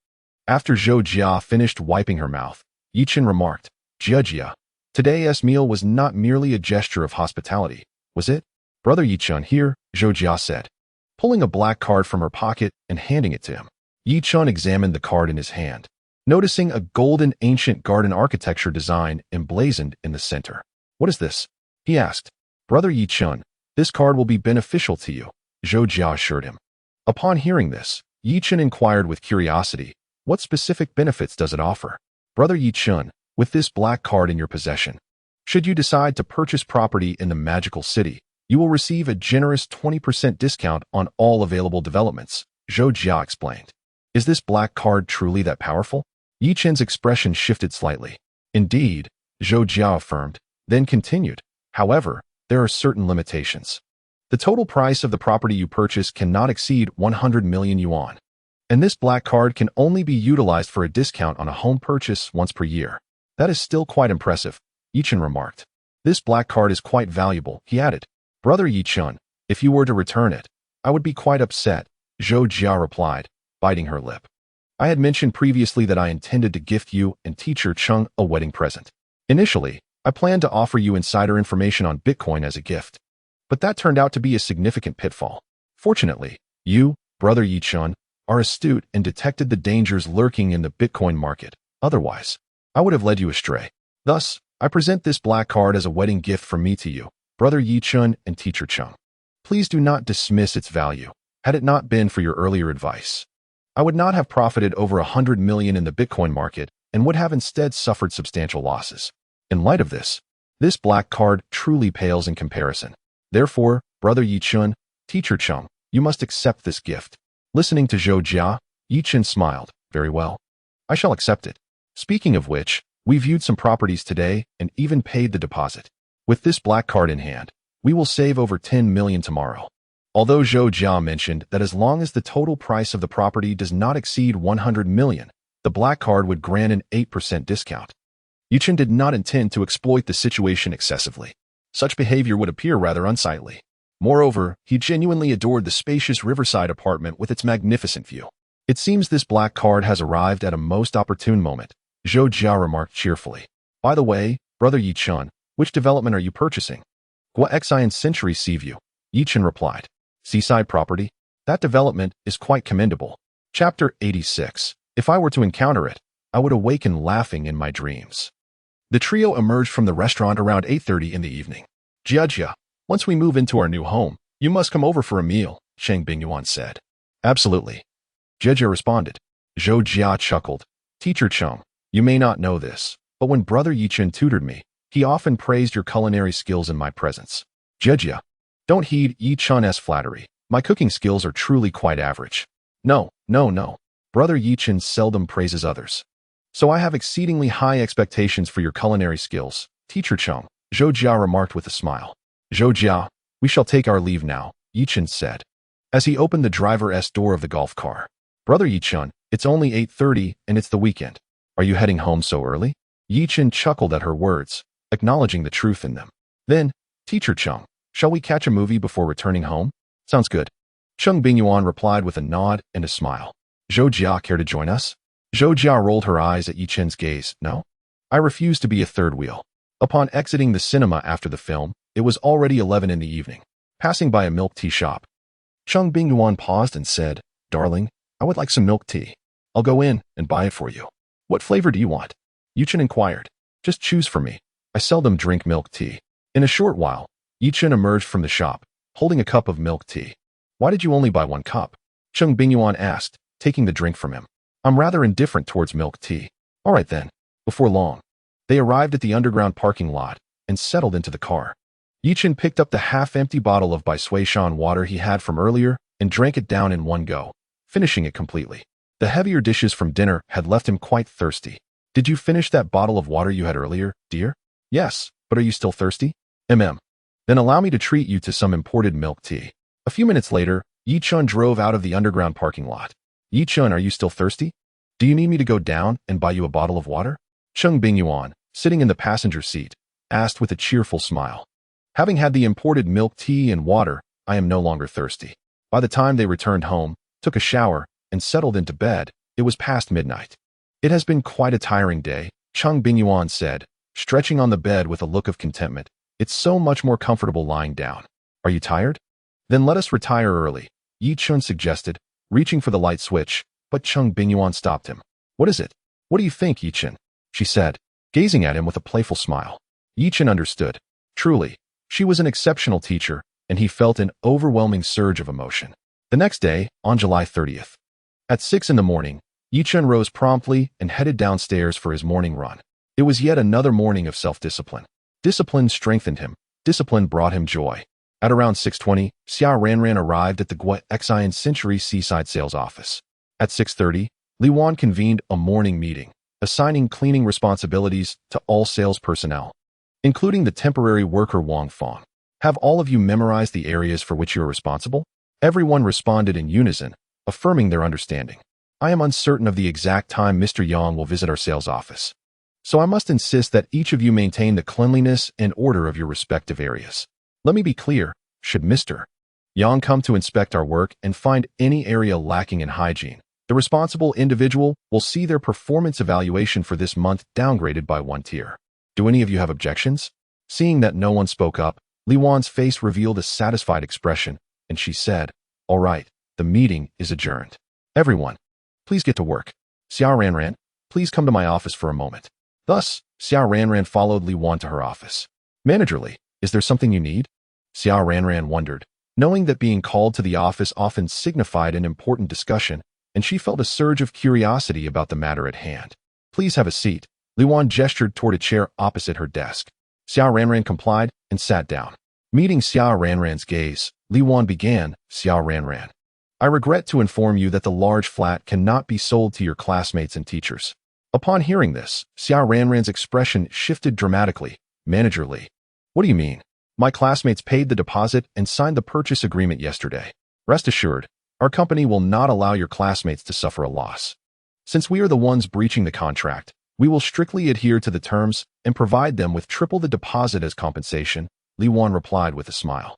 In fact, your classmates have stumbled upon a significant windfall of 6 million in breach compensation. Manager Li, that is not quite the way to put it. As the saying goes, money cannot buy happiness. My classmates can afford a large flat worth 60 million. Do you think they would be overly concerned about a 6 million breach penalty? Xiao Ranran retorted.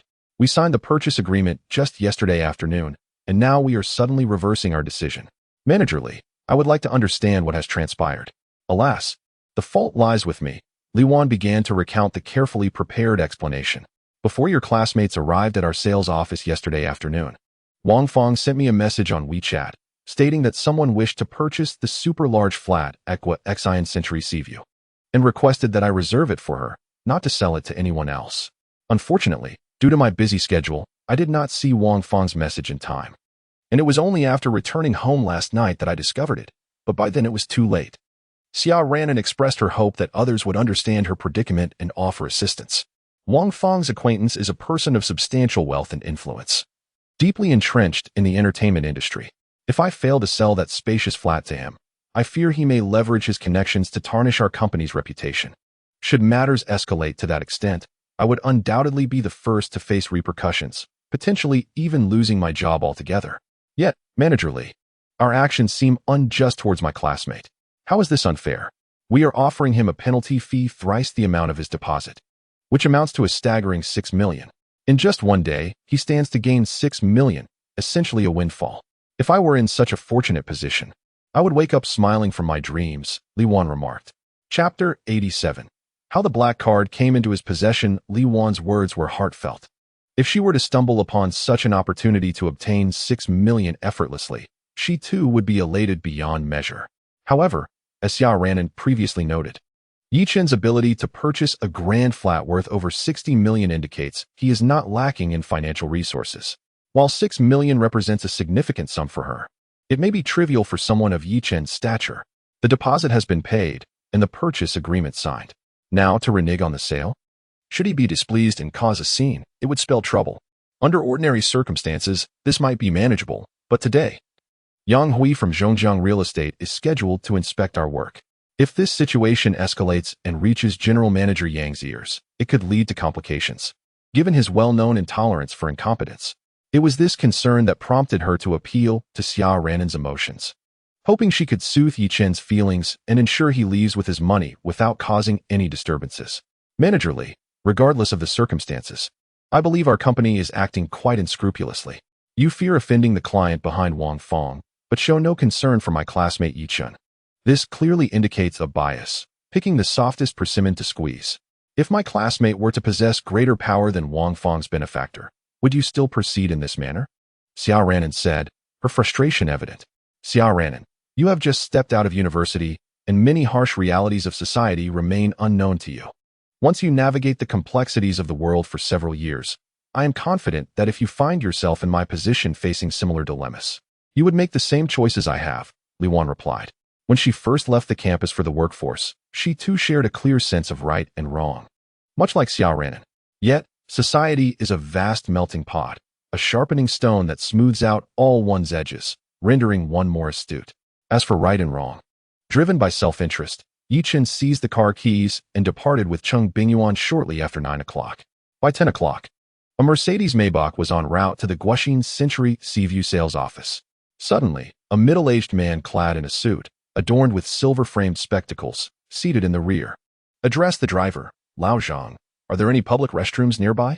Just a short distance ahead, there is a restroom, Mr. Yang. Are you in need of a convenience? The driver inquired while navigating the road. Indeed, Yang Hui nodded affirmatively. Understood, Mr. Yang, the driver responded. Yang Hui then rummaged through his pockets, only to discover the absence of tissues. He turned to his secretary beside him and asked, Xiao Lu, do you have any tissues on you? His secretary, a young man, felt his own pockets and replied apologetically, I'm sorry, Mr. Yang. I left in a bit of a rush today and forgot to bring any tissues. With that, Lu Yunjie promptly asked the driver, Zhang Gu, surely there must be tissues in the car? Regrettably, we ran out last night. I had intended to buy some this morning to replenish the stock, but it slipped my mind, driver Lao Zhang explained. How about this, Mr. Yang? You go ahead, and I'll procure some tissues nearby and deliver them to you immediately. Yang Hui glanced out the window, furrowing his brow. This road seems rather secluded. I doubt there are any shops in the vicinity. Mr. Yang, we should arrive at the Guoxin Century Seaview sales office in approximately 15 minutes. Do you think you can hold on? Lao Zhang queried. Hearing this, Yang Hui shook his head. In that case, it seems we have no choice. Please do what you must, and I'll wait a little longer at the restroom. Zhang Gu, does that restroom not provide free toilet paper? Secretary Lu Yunjie inquired. I've used that restroom before, and they do not supply free tissues, primarily due to the infrequent passage of vehicles along this stretch, he replied. Upon hearing this, Yang Hui spoke up. Lao Zhang, please activate the hazard lights and pull over. There's a vehicle behind us. I'll flag it down and inquire if they have any tissues. Understood, Mr. Yang. With that, driver Lao Zhang activated the hazard lights and parked the car by the roadside.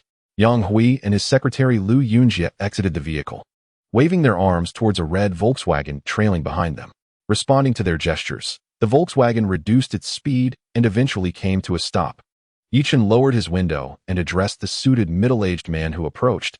What seems to be the matter? Is your car malfunctioning? Yang Hui shook his head, responding, No. Our vehicle is functioning well. However, I find myself in discomfort and wish to inquire if you have any tissues on board. Certainly, I can provide some for you. Upon hearing this, Yang Hui promptly expressed his gratitude, saying, Thank you, young brother.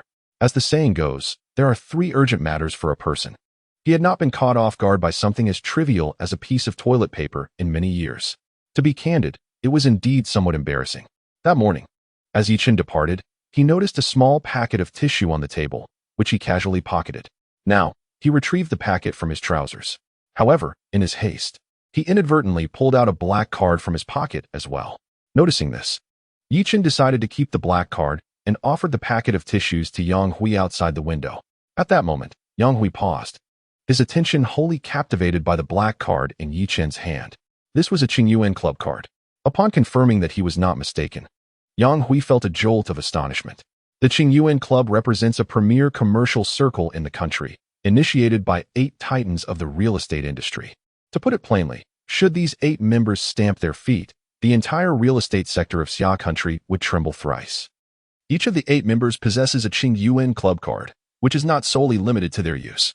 The owner of a black card has the privilege to lend it to others. Anyone bearing a Cheng Bingyuan club card who wishes to purchase property in the upscale districts of Modu can enjoy a 20% discount, alongside VIP treatment.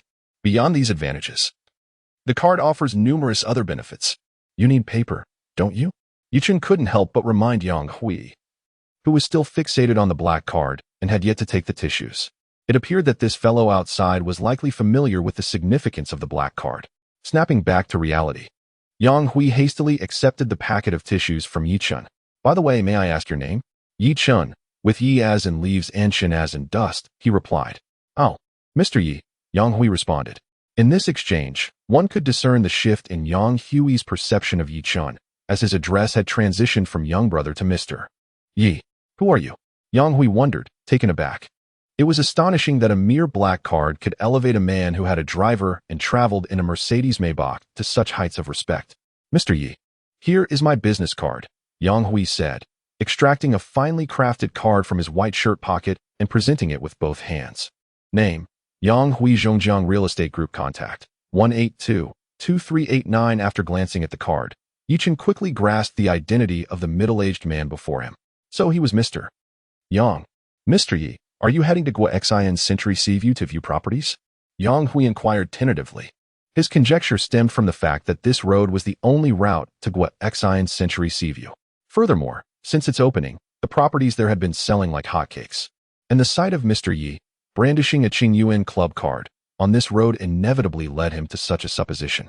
Yes, indeed, Yechen nodded. What a coincidence, Mr. Yi. I happen to be going to Yechen Century Seaview as well. Please proceed ahead. I will catch up with you shortly, Yang Hui remarked. By the way, Mr. Yi, let us exchange contact information. Certainly. After sharing their contact details and exchanging pleasantries, Yechen departed directly in his car. Approximately 15 minutes later, Yechen arrived at the sales office of Yechen Century Seaview. After finding a parking space, he exited the vehicle with Cheng Bingyuan and entered the lobby of the sales office. Teacher Cheng, Yechen, Xiao Ranran, who had been awaiting their arrival, promptly approached them. Ranran, can we finalize the contract now? Cheng Bingyuan smiled at Xiao Ranran as she reached them. Teacher Cheng, let us discuss this in the VIP room. It is too noisy here. All right. The 3 swiftly made their way to the VIP reception room. As the door closed, Yechen instantly felt the world around him quieten. The lobby had been bustling with people, and upon entering, the cacophony had caused his head to throb.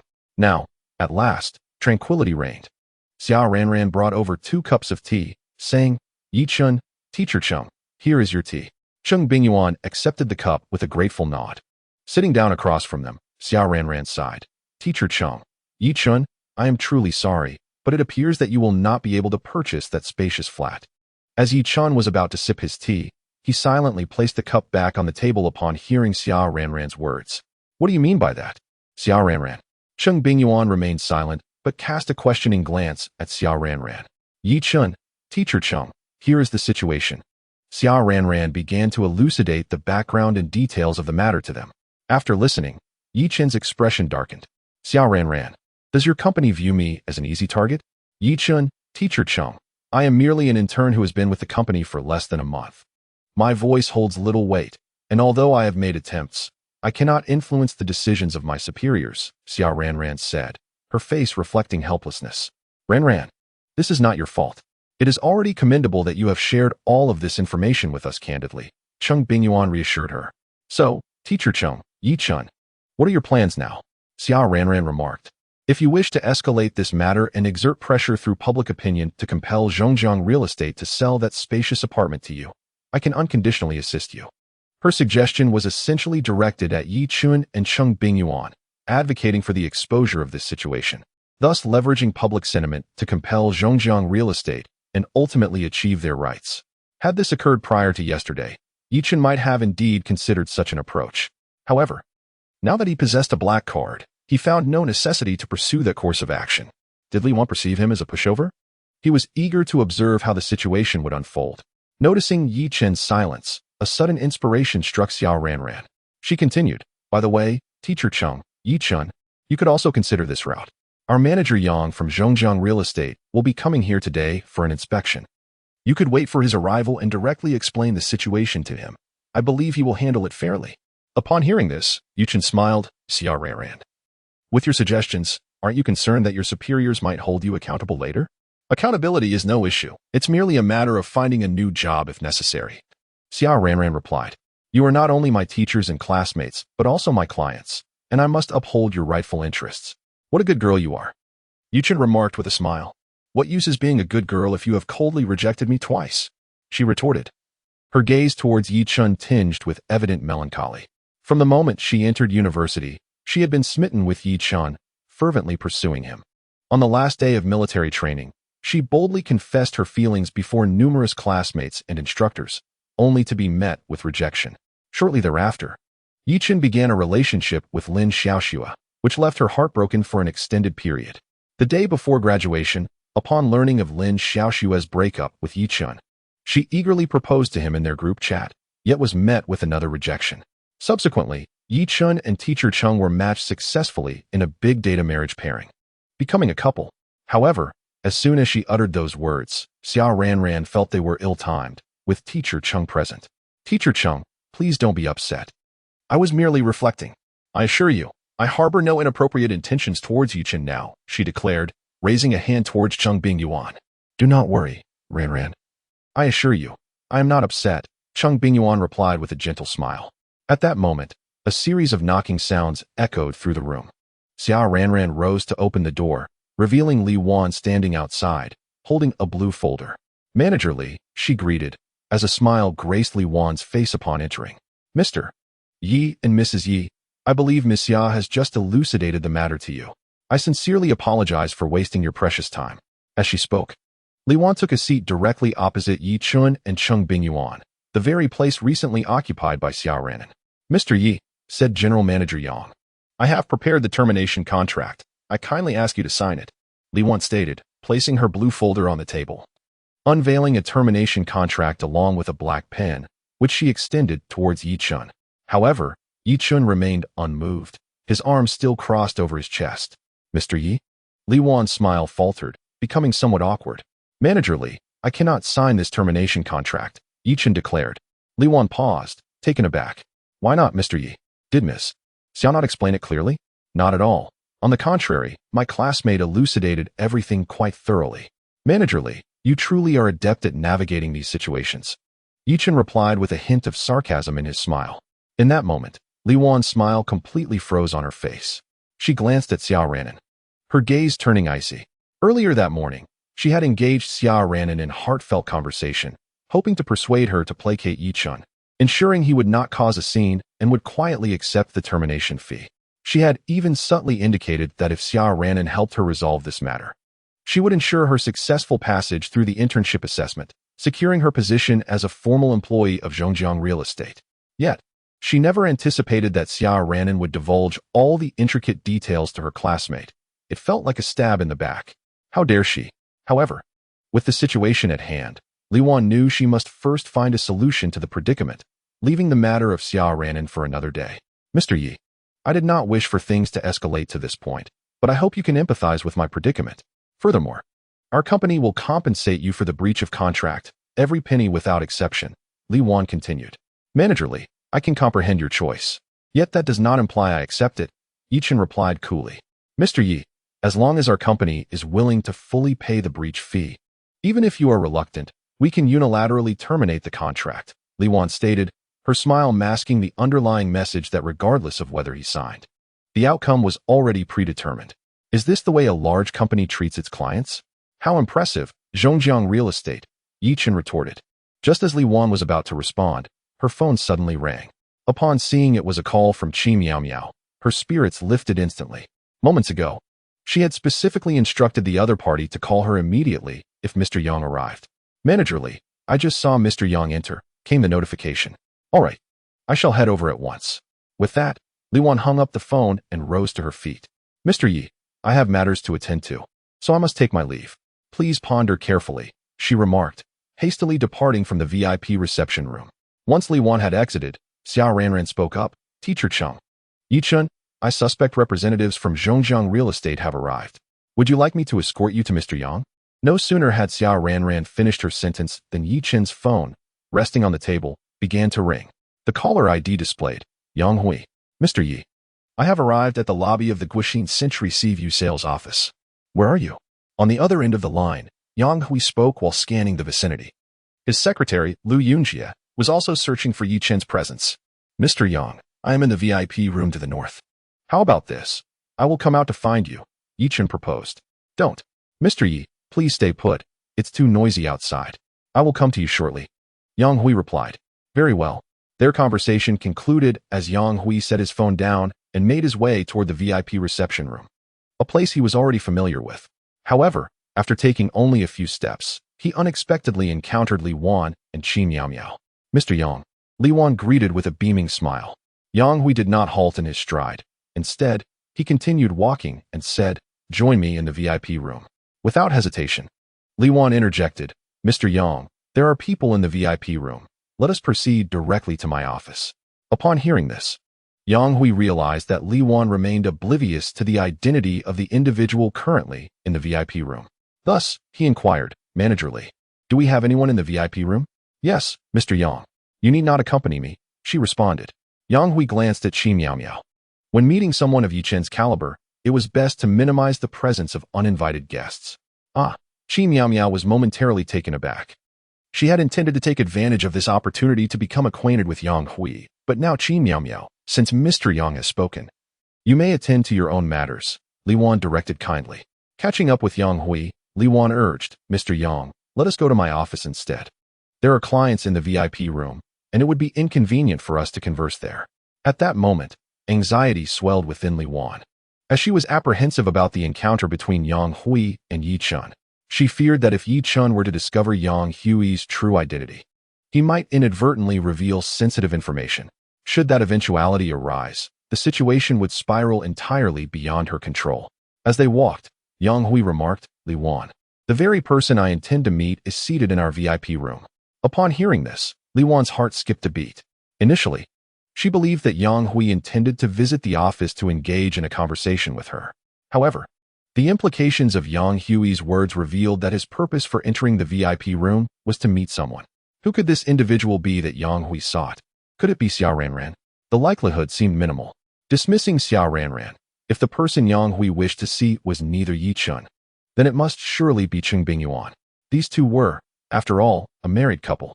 Upon this realization, Li Wan's heart raced uncontrollably. Mr. Yang, are you going to meet Mr. Yi? Li Wan inquired. Li Wan, when you encounter Mr. Yi, you must refrain from addressing him by his name, Yang Hui responded. The fact that Yang Hui referred to Yechen as Mr. Yi caused Li Wan's left eyelid to twitch incessantly. It was well known that Yang Hui was a prominent figure within the Zhongjiang Real Estate Group. Who, then, was Yechen that merited such respect? Moreover, when Yang Hui spoke of Mr. Yi, a distinct tone of reverence permeated his words. This was truly astonishing. Regarding Yichen's identity, Li Wan had gleaned information from Xiao Ranran the previous day. He was merely an ordinary university graduate from a modest background.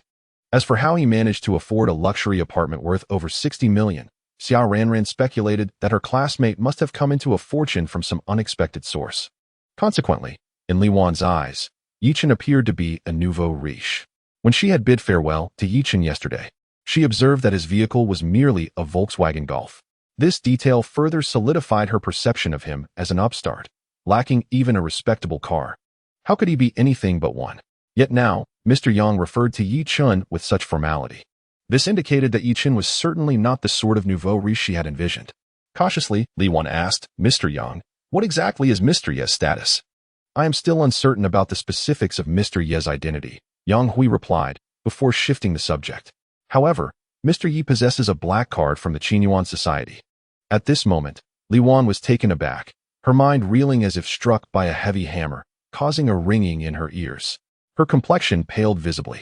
The Qingyuan Society represented the apex of the real estate industry in Xia country, with its 8 members being leaders of trillion-yuan property companies. The black card of the Qingyuan Society symbolized their elite status, while Yechen was certainly not among those 8. The mere possession of such a card was indicative of his extraordinary standing. If Yechen were truly an ordinary upstart, would a real estate magnate from the Qingyuan Society bestow their black card upon him? It is improbable that an influential figure would bestow a black card upon Yechen without a certain degree of intimacy. Reflecting upon this, Li Wan was overwhelmed, feeling as though all the objects around her were spinning incessantly. Lu Yunjia, secretary to Yang Hui, noticed Li Wan's disconcerted state and inquired, "Manager Li, is everything all right? Are you feeling unwell?" "My head is rather dizzy. It is likely due to having skipped breakfast," she replied. As they spoke, the trio arrived at the entrance of the VIP room. "Can you manage?" Yang Hui asked Li Wan. Upon her nod, he proceeded to knock on the door. Shortly thereafter, the door swung open, revealing Xia Ranran. "Manager Li," she greeted. Upon catching sight of Yang Hui's face, Xia Ranran was taken aback. "President Yang." Nodding slightly, Yang Hui stepped inside. "Mr. Yi." "President Yang." Yechen rose to shake Yang Hui's hand. "And this is?" Yang Hui's gaze fell upon Cheng Bingyuan, who stood nearby. "President Yang, this is my wife," Yechen introduced, and Cheng Bingyuan gracefully added, "Hello, President Yang, my name is Cheng Bingyuan. So, she is Mrs. Yi." Watching the cordial exchange among them, Xia Ranran was utterly bewildered. What was happening? How did they know Yechen? Moreover, their demeanor towards him was imbued with such warmth and even a hint of respect. "Mr. Yi, Mrs. Yi, please take a seat." "President Yang, you too," Xia Ranran urged. Thus, apart from Xia Ranran and Li Wan, the 4, including Yechen, settled into their seats. Regaining her composure, Xia Ranran hastily poured tea for everyone from the thermos. "Mr. Yi, which property in Guoxin Century Seaview have you and your wife set your sights on?" Yang Hui inquired, his attention suddenly drawn to the contract for termination resting on the table before Yechen. "What is this?" "President Yang, I expressed interest in a magnificent flat in Guoxin Century Seaview yesterday, submitted a deposit, and signed the purchase agreement. However, I have received notification today that your company intends to terminate the contract, and the flat will no longer be sold to me." Upon hearing Yechen's words, Yang Hui felt a sudden jolt in his chest and turned to Li Wan, his voice low and serious. "Manager Li, what is going on?" Li Wan, pale and hesitant, struggled to articulate a coherent response. Observing her demeanor, Yang Hui surmised that the issue stemmed from their company, causing his expression to darken. "What exactly is happening? Speak quickly." "President Yang, the situation is as follows." Li Wan, steeling herself, began to elucidate the entire matter. After listening to Li Wan's account, Yechen realized that the individual attempting to usurp his property was none other than the director, Zhang Yinan. Previously, after acquiring Chuanxiu Film and Television, the other party had sent Lin Xiaoxue and Lin how to persuade him to sell the company to them. "Li Wan, you are utterly disregarding the company's regulations." Yang Hui's expression was quite grim. If this incident had occurred to an ordinary person, it might have been forgivable, but who is Yechen? He is the holder of the prestigious black card from the Qingyuan Society. It is worth noting that the Qingyuan Society is a top-tier circle that the chairman of Zhongjiang Real Estate has long sought to enter but failed. "General Manager Yang, I was in the wrong." Li Wan dared not defend herself, lowering her head in acknowledgement of her mistake. "I will address this matter with you later." Casting a cold glance at Li Wan, Yang Hui turned to Yechen and spoke with genuine regret. "Mr. Yi, I sincerely apologize on behalf of Zhongjiang Real Estate for the unpleasant experience this incident has caused you and your wife." "You are being overly formal, General Manager Yang," Yechen replied. "To express our contrition, Zhongjiang Real Estate is willing to gift you an underground parking space." After a pause, Yang Hui continued, "Additionally, regarding the grand prize of the current home-buying lottery, the specially edition Mercedes-Benz Shadow Wing parked in the lobby, I will arrange for our staff to ensure that you, Mr. Yi, become the winner of this first prize." Upon hearing Yang Hui's words, Yechen could not help but admire the magnitude of the gesture. The underground parking space at Guaxin Century Seaview was something he had initially intended to purchase. Spanning 18 square meters, the price per square meter was 80,000, bringing the total for the parking space to a staggering 144 million. The official base price of the Mercedes-Benz Shadow Wing was an astounding 24,588 million. Thus, the combined value of the parking space and the Mercedes-Benz Shadow Wing approached 4 million yuan. However, Yechen understood that this lavish display of generosity stemmed solely from the black card he possessed. General Manager Yang, this may not be appropriate, he remarked. Mr. Yi, I am aware that with your status, you may find such offerings trivial, yet I hope you will accept them graciously, Yang Hui replied. Since you put it that way, I shall graciously accept, Yechen responded with a smile. Observing this exchange, Cheng Bingyuan could not help but smile as well. Just this morning, Yechen had mentioned his intention to purchase a parking space. Now, it appeared he would not need to buy either the parking space or the car. At this moment, Xiao Ranran gazed at Yechen with curiosity and a hint of admiration. What kind of person was Yechen? To have General Manager Yang bestowing both a parking space and a car upon him? In Xiao Ranran's eyes, Yechen was now shrouded in an air of mystery. Despite his humble background, how had he transformed so dramatically in less than a month since graduation? Liwan, what are you still dawdling for? Hurry and assist Mr. Yi with the property purchase procedures, Yang Hui instructed. Of course, Liwan promptly replied.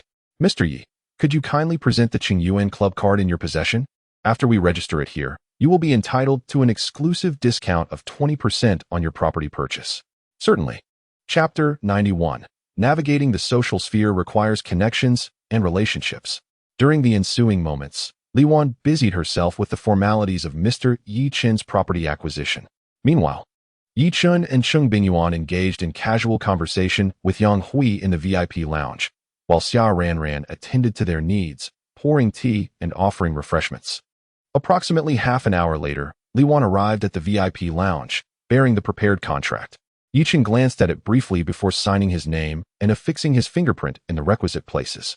The expansive flat measures 343 square meters, with a price tag of 171,000 per square meter. After applying the 20% discount, the total cost amounts to 46,648 million yuan. The deed tax is set at 3% of the property price, totaling 1,399,44 million yuan. The complementary garage is valued at 1,44 million yuan. Although the garage is a gift from Zhongjiang Real Estate, the deed tax remains the responsibility of Yechen, as it is payable to the state. The tax rate for the garage is 1%, resulting in a total of 14,400 yuan. The complimentary Mercedes-Benz Shadow Wing has an official guide price of 4,588 million yuan. Similar to the garage, the vehicle is also a gift from Zhongjiang Real Estate. However, the vehicle purchase tax must be borne by him. The vehicle purchase tax for this special edition Mercedes-Benz Shadow Wing is approximately 210,000 yuan, with insurance costs around 80,000 yuan. Subsequently, Zhongjiang Real Estate will handle all the procedures, including tax payment and obtaining a temporary license plate for the vehicle, thus sparing Yechen the need to attend to these matters personally. After accounting for various additional fees, Yechen transferred a total of 35 million yuan to Zhongjiang Real Estate's corporate account. In an instant, his bank account balance swelled to just over 178.99 million yuan. At that moment, in the sales office lobby, a message displayed on the large screen caused quite a stir. Congratulations to Mr. Yechen for winning the grand prize, a Mercedes-Benz Shadow Wing. The crowd erupted in excitement. Wow, someone truly won it. My Shadow Wing, I'm absolutely devastated. Mr. Yechen's luck is astonishing. Envious murmurs filled the air. Wang Feng, who was sweeping the floor, paused upon hearing the commotion and glanced up at the central screen. Yechen, her granddaughter Lin Xiaoxue's ex-boyfriend, shares the same name. Could they possibly be the same individual? No, that is unlikely. The Yechen she knows comes from a modest background. How could he afford a luxury residence in Guaxin Century Seaside? Surely, it must be a case of a shared name. After all, across the nation, there are likely thousands of individuals named Yechen. In the VIP lounge, Yang Hui glanced at the time and looked up at Yechen, saying, Mr. Yi, it is nearly noon. Shall we go out for lunch? Yechen nodded in agreement. Certainly. Xiao Ranran, let us proceed together. In their recent conversation, Yang Hui had already discerned that Xia Ranan was a university classmate of Yechen. Oh, how wonderful. Xia Ranan felt somewhat flattered. However, she also understood that Mr. Yang had invited her to dine out purely out of regard for Yechen. Subsequently, the group rose and made their way outside. Yet, just a few steps beyond the VIP room, Yang Hui abruptly halted, a hint of embarrassment crossing his face as he addressed Yechen. My apologies, Mr. Yi. I suspect I may have eaten something that disagreed with me this morning. I must excuse myself for a moment. I shall wait for you outside, Yechen replied. Very well. Thus, Yechen, Cheng Bingyuan, and Xia Ranan parted ways with Yang Hui and his secretary, continuing onward. Before long, the trio arrived at the sales department lobby. They were soon spotted by Wang Fong, who was not far away. Yechen, Cheng Bingyuan. Wang Fong was taken aback. Wang Fong had been close friends with Cheng Bingyuan during Lin Xiaoxue's mother's lifetime, hence she recognized her. Yechen had been in a relationship with Lin Xiaoxue for 4 years. During their sophomore year, when Lin Xiaoxue was hospitalized due to kidney failure, Wang Fong, despite her reservations about her granddaughter, had visited her. Throughout that time, Yechen was almost always by Lin Xiaoxue's side in the hospital. Thus he had also crossed paths with Wang Fong. Therefore, upon seeing the two, Wang Fong immediately recognized them. However, her expression shifted dramatically when she noticed Xia Ranan accompanying them, laughing and chatting. As Xia Ranan was a salesperson there, it appeared that Yechen and Cheng Bingyuan had come to purchase a property. Could it be that the owner who won the grand prize was indeed this Yechen? Chin. Wang Fong approached a nearby saleswoman named Yechen, broom in hand. What is it, Wang Jie? Chin. Is that Yechen here to buy a property from us? Wang Fong inquired, pointing towards Yechen's retreating figure as he exited the sales department lobby. Indeed. Yechen responded. Wang Jie, that Yechen is quite affluent. He has purchased the 343 square meter super luxury flat. Since Li Wan had not publicly announced her intention to breach the contract and resell the flat to Zhang Yinan, the ordinary sales staff were not yet aware of this development. Upon hearing Yechen's words, Wang Fong's heart raced. What? Are you saying Yechen intends to buy that super luxury flat? Yes, he has already paid the deposit and signed the purchase agreement yesterday. He has come today to finalize the contract. As Yechen spoke, she suddenly expressed her envy, remarking on how fortunate that teacher was to marry a student over a decade younger, relishing in the prosperity of such a union. When would such good fortune come her way? At that moment, Wang Fong was left in a state of bewilderment. It must be noted that the total price of that luxury flat exceeded 60 million. How could the ordinarily humble Yechen possibly afford such an extravagant purchase? Indeed, this couple has been bestowed with a substantial marriage happiness fund of 10 million as part of this year's grand data marriage pairing. However, did Yechen not expend that very sum on acquiring Chuanxiu film and television? Where, then, does he find the means to purchase a luxurious riverside flat exceeding 60 million? Even if he opts for a loan, the down payment alone would require over 10 million. Where could Yechen possibly acquire such funds? This defies logic. It seems that Yechen must have recently come into a windfall, Wang Fong pondered to herself. Even if he had indeed struck it rich, what of it? He would merely be a nouveau riche. Besides, did not Zhang Yinan effortlessly snatch away the flat he intended to buy? In the end, would he not still be relegated to purchasing a modest apartment? At this moment, Wang Fong surmised that upon realizing he could not acquire the grand flat, Yechen had settled for a different property. Just then, her phone suddenly rang. Upon seeing it was her beloved grandson calling, she hurriedly answered. Grandma, has the matter with Director Zhang's property been resolved? It should be soon, Wang Fong replied. Do you know who the person was that paid the deposit for that grand flat yesterday? Who? Lin Hao inquired, intrigued. It was your sister's ex-boyfriend, Yechen. Upon hearing this, Lin Hao was taken aback, his eyes widening in disbelief. Yechen? Grandma, you must be joking. No, it's truly Yechen. I just saw him. Along with Cheng Bingyuan. How could he afford such a lavish riverside flat? Wang Fong speculated. Perhaps he has come into a fortune.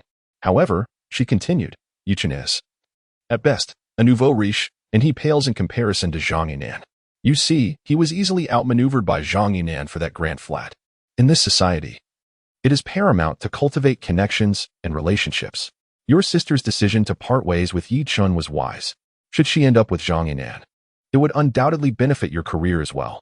Chapter 92. Yechen, who exactly are you? Where on earth did Yechen acquire this unexpected wealth? Lin Hao's tone carried a hint of envy. To possess enough funds for that opulent flat is not merely a small fortune, but rather a considerable one. Nevertheless, upon hearing the latter part of his grandmother's remarks, Lin Hao felt somewhat reassured. She was indeed correct. In today's world, one must rely on connections and background. Even if Yechen had struck it rich, he remained just a nouveau riche. If one accepts the role of a nouveau riche with humility, life can still be lived well. Yet, Yechen, in his folly, has sought to acquire a film and television company. A mere nobody aspiring to carve a path in the entertainment industry, such aspirations are nothing short of delusional. He has traversed this industry for over a year and knows all too well the depths and complexities of this realm. In the absence of connections and a solid background, Yechen's journey within this realm is undoubtedly more arduous than it was in the past. Having recently acquired a sudden windfall, it is likely that this fortune will soon be entirely consumed by the operations of Cheng Bingyuan Media, leaving scarcely a ripple in its wake. At that moment, Wang Feng's voice resonated through the phone once more. "All right, Xiao Hao, I must put this aside for now. Li Wan has arrived. I will inquire whether she has contacted Xiao Zhang." Understood. After hanging up, Wang Feng approached Li Wan with a smile. However, as she neared, an unsettling feeling gripped her heart. Something seemed amiss. Why did Li Wan's expression appear so drawn, as if she were owed millions? A sense of foreboding enveloped her. "Manager Li, has something happened?" Wang Feng asked cautiously. "Wang Feng, do not come in tomorrow," Li Wan replied, her face devoid of emotion. Wang Feng was taken aback. Why not? As Li Wan's semi-mentor, she had always been treated with respect, often referred to as Sister Wang. Yet now, Li Wan's demeanor had shifted dramatically. She no longer addressed her with a title of respect, but simply by her name. Moreover, she was instructed not to come in tomorrow. What was going on? "I have matters to attend to," Li Wan said curtly, clutching several folders as she turned her back on Wang Feng and strode out. This was all Wang Feng's fault. Had she not brought Zhang Yinan yesterday, Li Wan would not have incurred Yechen's ire. Now, she was left to wonder how President Yang would address this situation. A cloud of anxiety loomed over Li Wan's countenance.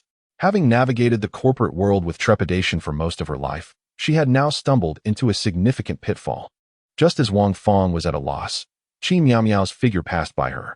Seeing this, Wang Feng hurriedly pursued her. "Miao Miao, Manager Li seems to be in a foul mood. Do you know what transpired?" Qi Miao Miao, the top salesperson, enjoyed Li Wan's favor, and their rapport was notably strong. Perhaps she could glean some insight.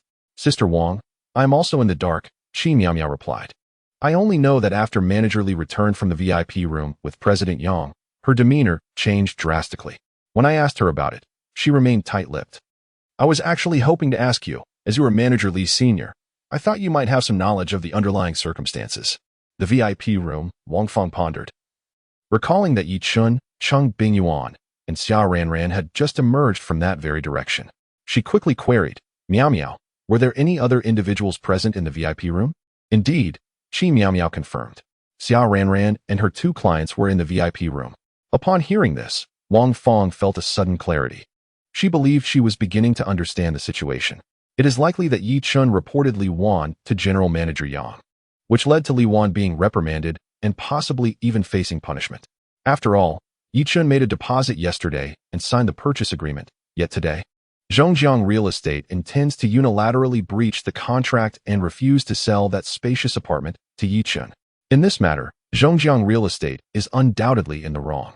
Yang Hui, as a representative of Zhongjiang Real Estate, would certainly side with Yechen when addressing his complaints, as a public scandal could have a detrimental impact on the company's reputation.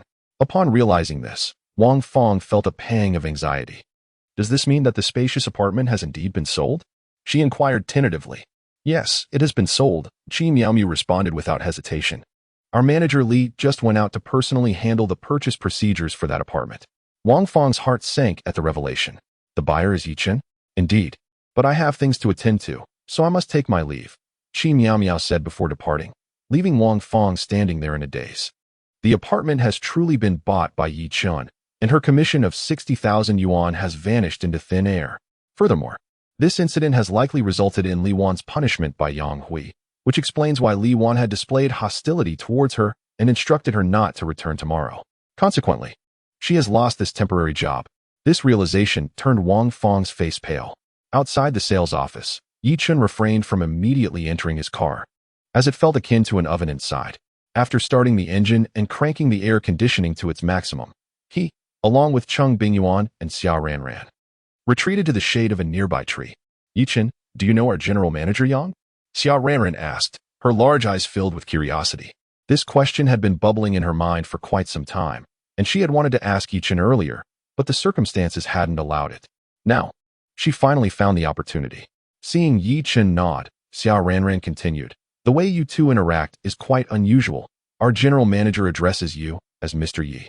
Yechen, who exactly are you? Yechen chuckled at her inquiry. Xiao Ranran, we've been classmates for 4 years. Do you not know who I am? I used to think I knew you well, but now I genuinely find you inscrutable, Xiao Ranran replied. Our general manager refers to you as Mr. Yi, gifts you a garage and a car, and even offered you a 20% discount on that spacious apartment. It's simply unimaginable.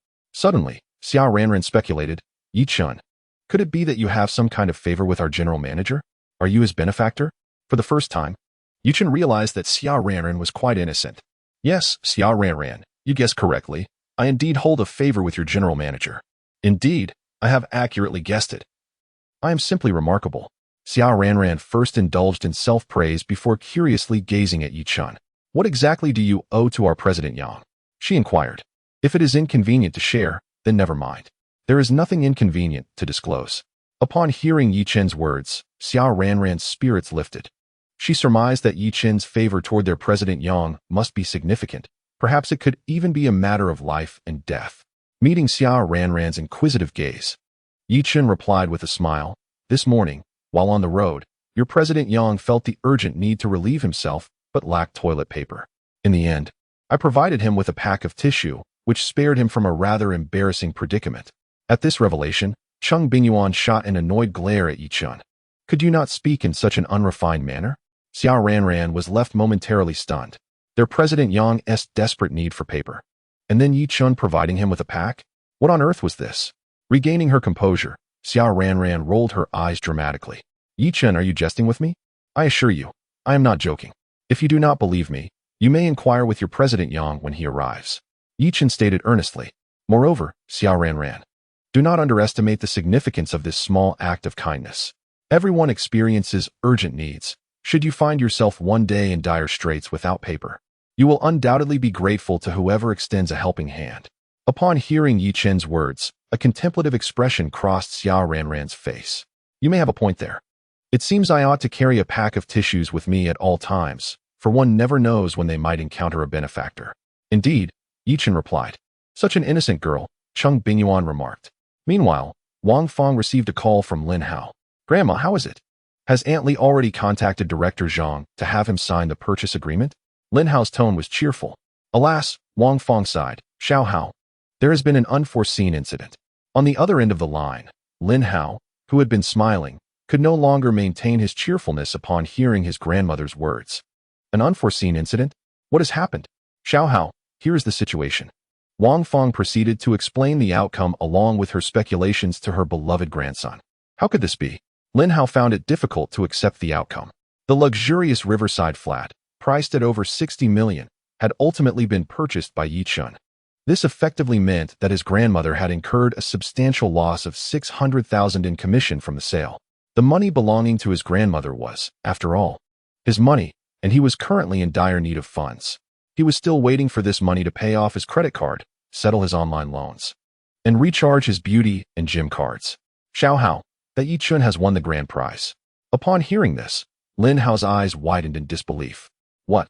Yechen won that luxurious Mercedes-Benz Shadow Wing? Goodness, how could he be so fortunate? In that moment, jealousy transformed Lin Hao's expression, causing his eyes to redden. Which man does not yearn to possess such a magnificent vehicle? Moreover, this was the special edition of the Mercedes-Benz, the Shadow Wing. Its official base price was significantly more than that of the regular version, exceeding 500,000. The first prize had but a single slot, and now it had been claimed by Yechen. His luck was indeed extraordinary. In stark contrast, Lin Hao had been plagued by a string of misfortunes lately, seemingly cursed. If only he had a luck charm, he would surely have wished to siphon some of Yechen's fortune. Xiao Hao, luck is fleeting, you need not envy him. Wang Fong remarked. Grandma believes that once Yechen comes into sudden wealth, he may become arrogant. You must understand that the recent breach by Zhongjiang Real Estate will cost him 6 million in penalties, money that will feel like a windfall to him. If it were me, I would gladly accept that 6 million and purchase a modest home. Yet, Yechen refuses the money, insisting on acquiring that expansive 343 square meter riverside flat. He is still young and in the midst of his entrepreneurial journey, too focused on enjoyment. A truly mature man, before achieving success in his ventures, should allocate his finances wisely rather than indulge in extravagance. Thus, Xiaohao, I maintain that Yechen, having gained a bit of wealth, has become arrogant. With his current mindset, he is unlikely to achieve anything significant. Even if fortune smiles upon him this time, I suspect it won't be long before he squanders it all. After listening to his grandmother's words, Lin Hao's previously distorted face, marred by jealousy, gradually returned to normal. Grandma, your insights are indeed profound. That Yechen has only recently acquired Chunxiu Film and Television. His company's survival is still uncertain. Yet, he chooses to indulge in a 60 million riverside mansion. Truly the demeanor of a nouveau riche. If it were me, I would conserve such funds for the operation of my business. One must be mindful of their current standing. Does Yechen truly deserve to reside in such opulence? Thankfully, my sister has broken off her relationship with him. Otherwise, she would surely be burdened with his debts. A man without foresight, who seeks only immediate gratification, will ultimately fail to achieve greatness. Despite his words, it would be disingenuous to claim he did not envy Yechen. After all, that riverside flat worth over 60 million was a dream he longed to inhabit. Xiaohao, the way you think reflects your maturity and growth, Wang Feng said with immense pride. Her precious grandson was bound to achieve great things in the future. Outside the sales office of Guoxin Century Seaside, Mr. Yi, Mrs. Yi, I apologize for keeping you waiting, Yang Hui said to Yechen and Cheng Bingyuan as he emerged. You are being too modest, Mr. Yi. After all, nature calls, Yechen replied. Mr. Yi, I have already made a reservation at the restaurant. Shall we proceed there now? Very well. In a short while, a Mercedes-Benz Maybach and a Volkswagen Golf departed in tandem from the Guoxin Century Seaview sales office. Upon returning to the sales office after lunch, the clock had already advanced past 3 in the afternoon. Meanwhile, when Lin Xiaoxue learned from her brother that the spacious 343 square meter flat had been purchased by Yechen, she was momentarily taken aback. Where did they acquire such wealth? Sister, I am uncertain at present, but it is evident that he has recently come into a windfall. However, please do not let your thoughts wander into doubt regarding your decision to part ways with Yechen, Lin Hao cautioned over the phone. Just look at Yechen. As soon as he comes into money, he begins to indulge himself without a second thought, oblivious to whether his venture, Bingyuan Media, can sustain itself. He is still in the nascent stages of his entrepreneurial journey, yet he squanders money frivolously, revealing the traits of a newly affluent individual. Sister, had you not broken up with Yechen, you might be enjoying a comfortable life alongside him for the time being. Yet in the long run, remaining with him would undoubtedly lead to an unfavorable outcome. Thankfully, you have already parted ways. Speaking of which, Lin Hao shifted the conversation. By the way, sister, since Yechen has unexpectedly come into some wealth, perhaps you could consider borrowing money from him. You should settle those credit card debts and online loans sooner rather than later. Otherwise, the interest will compound, and the longer you wait, the greater the burden of repayment will become.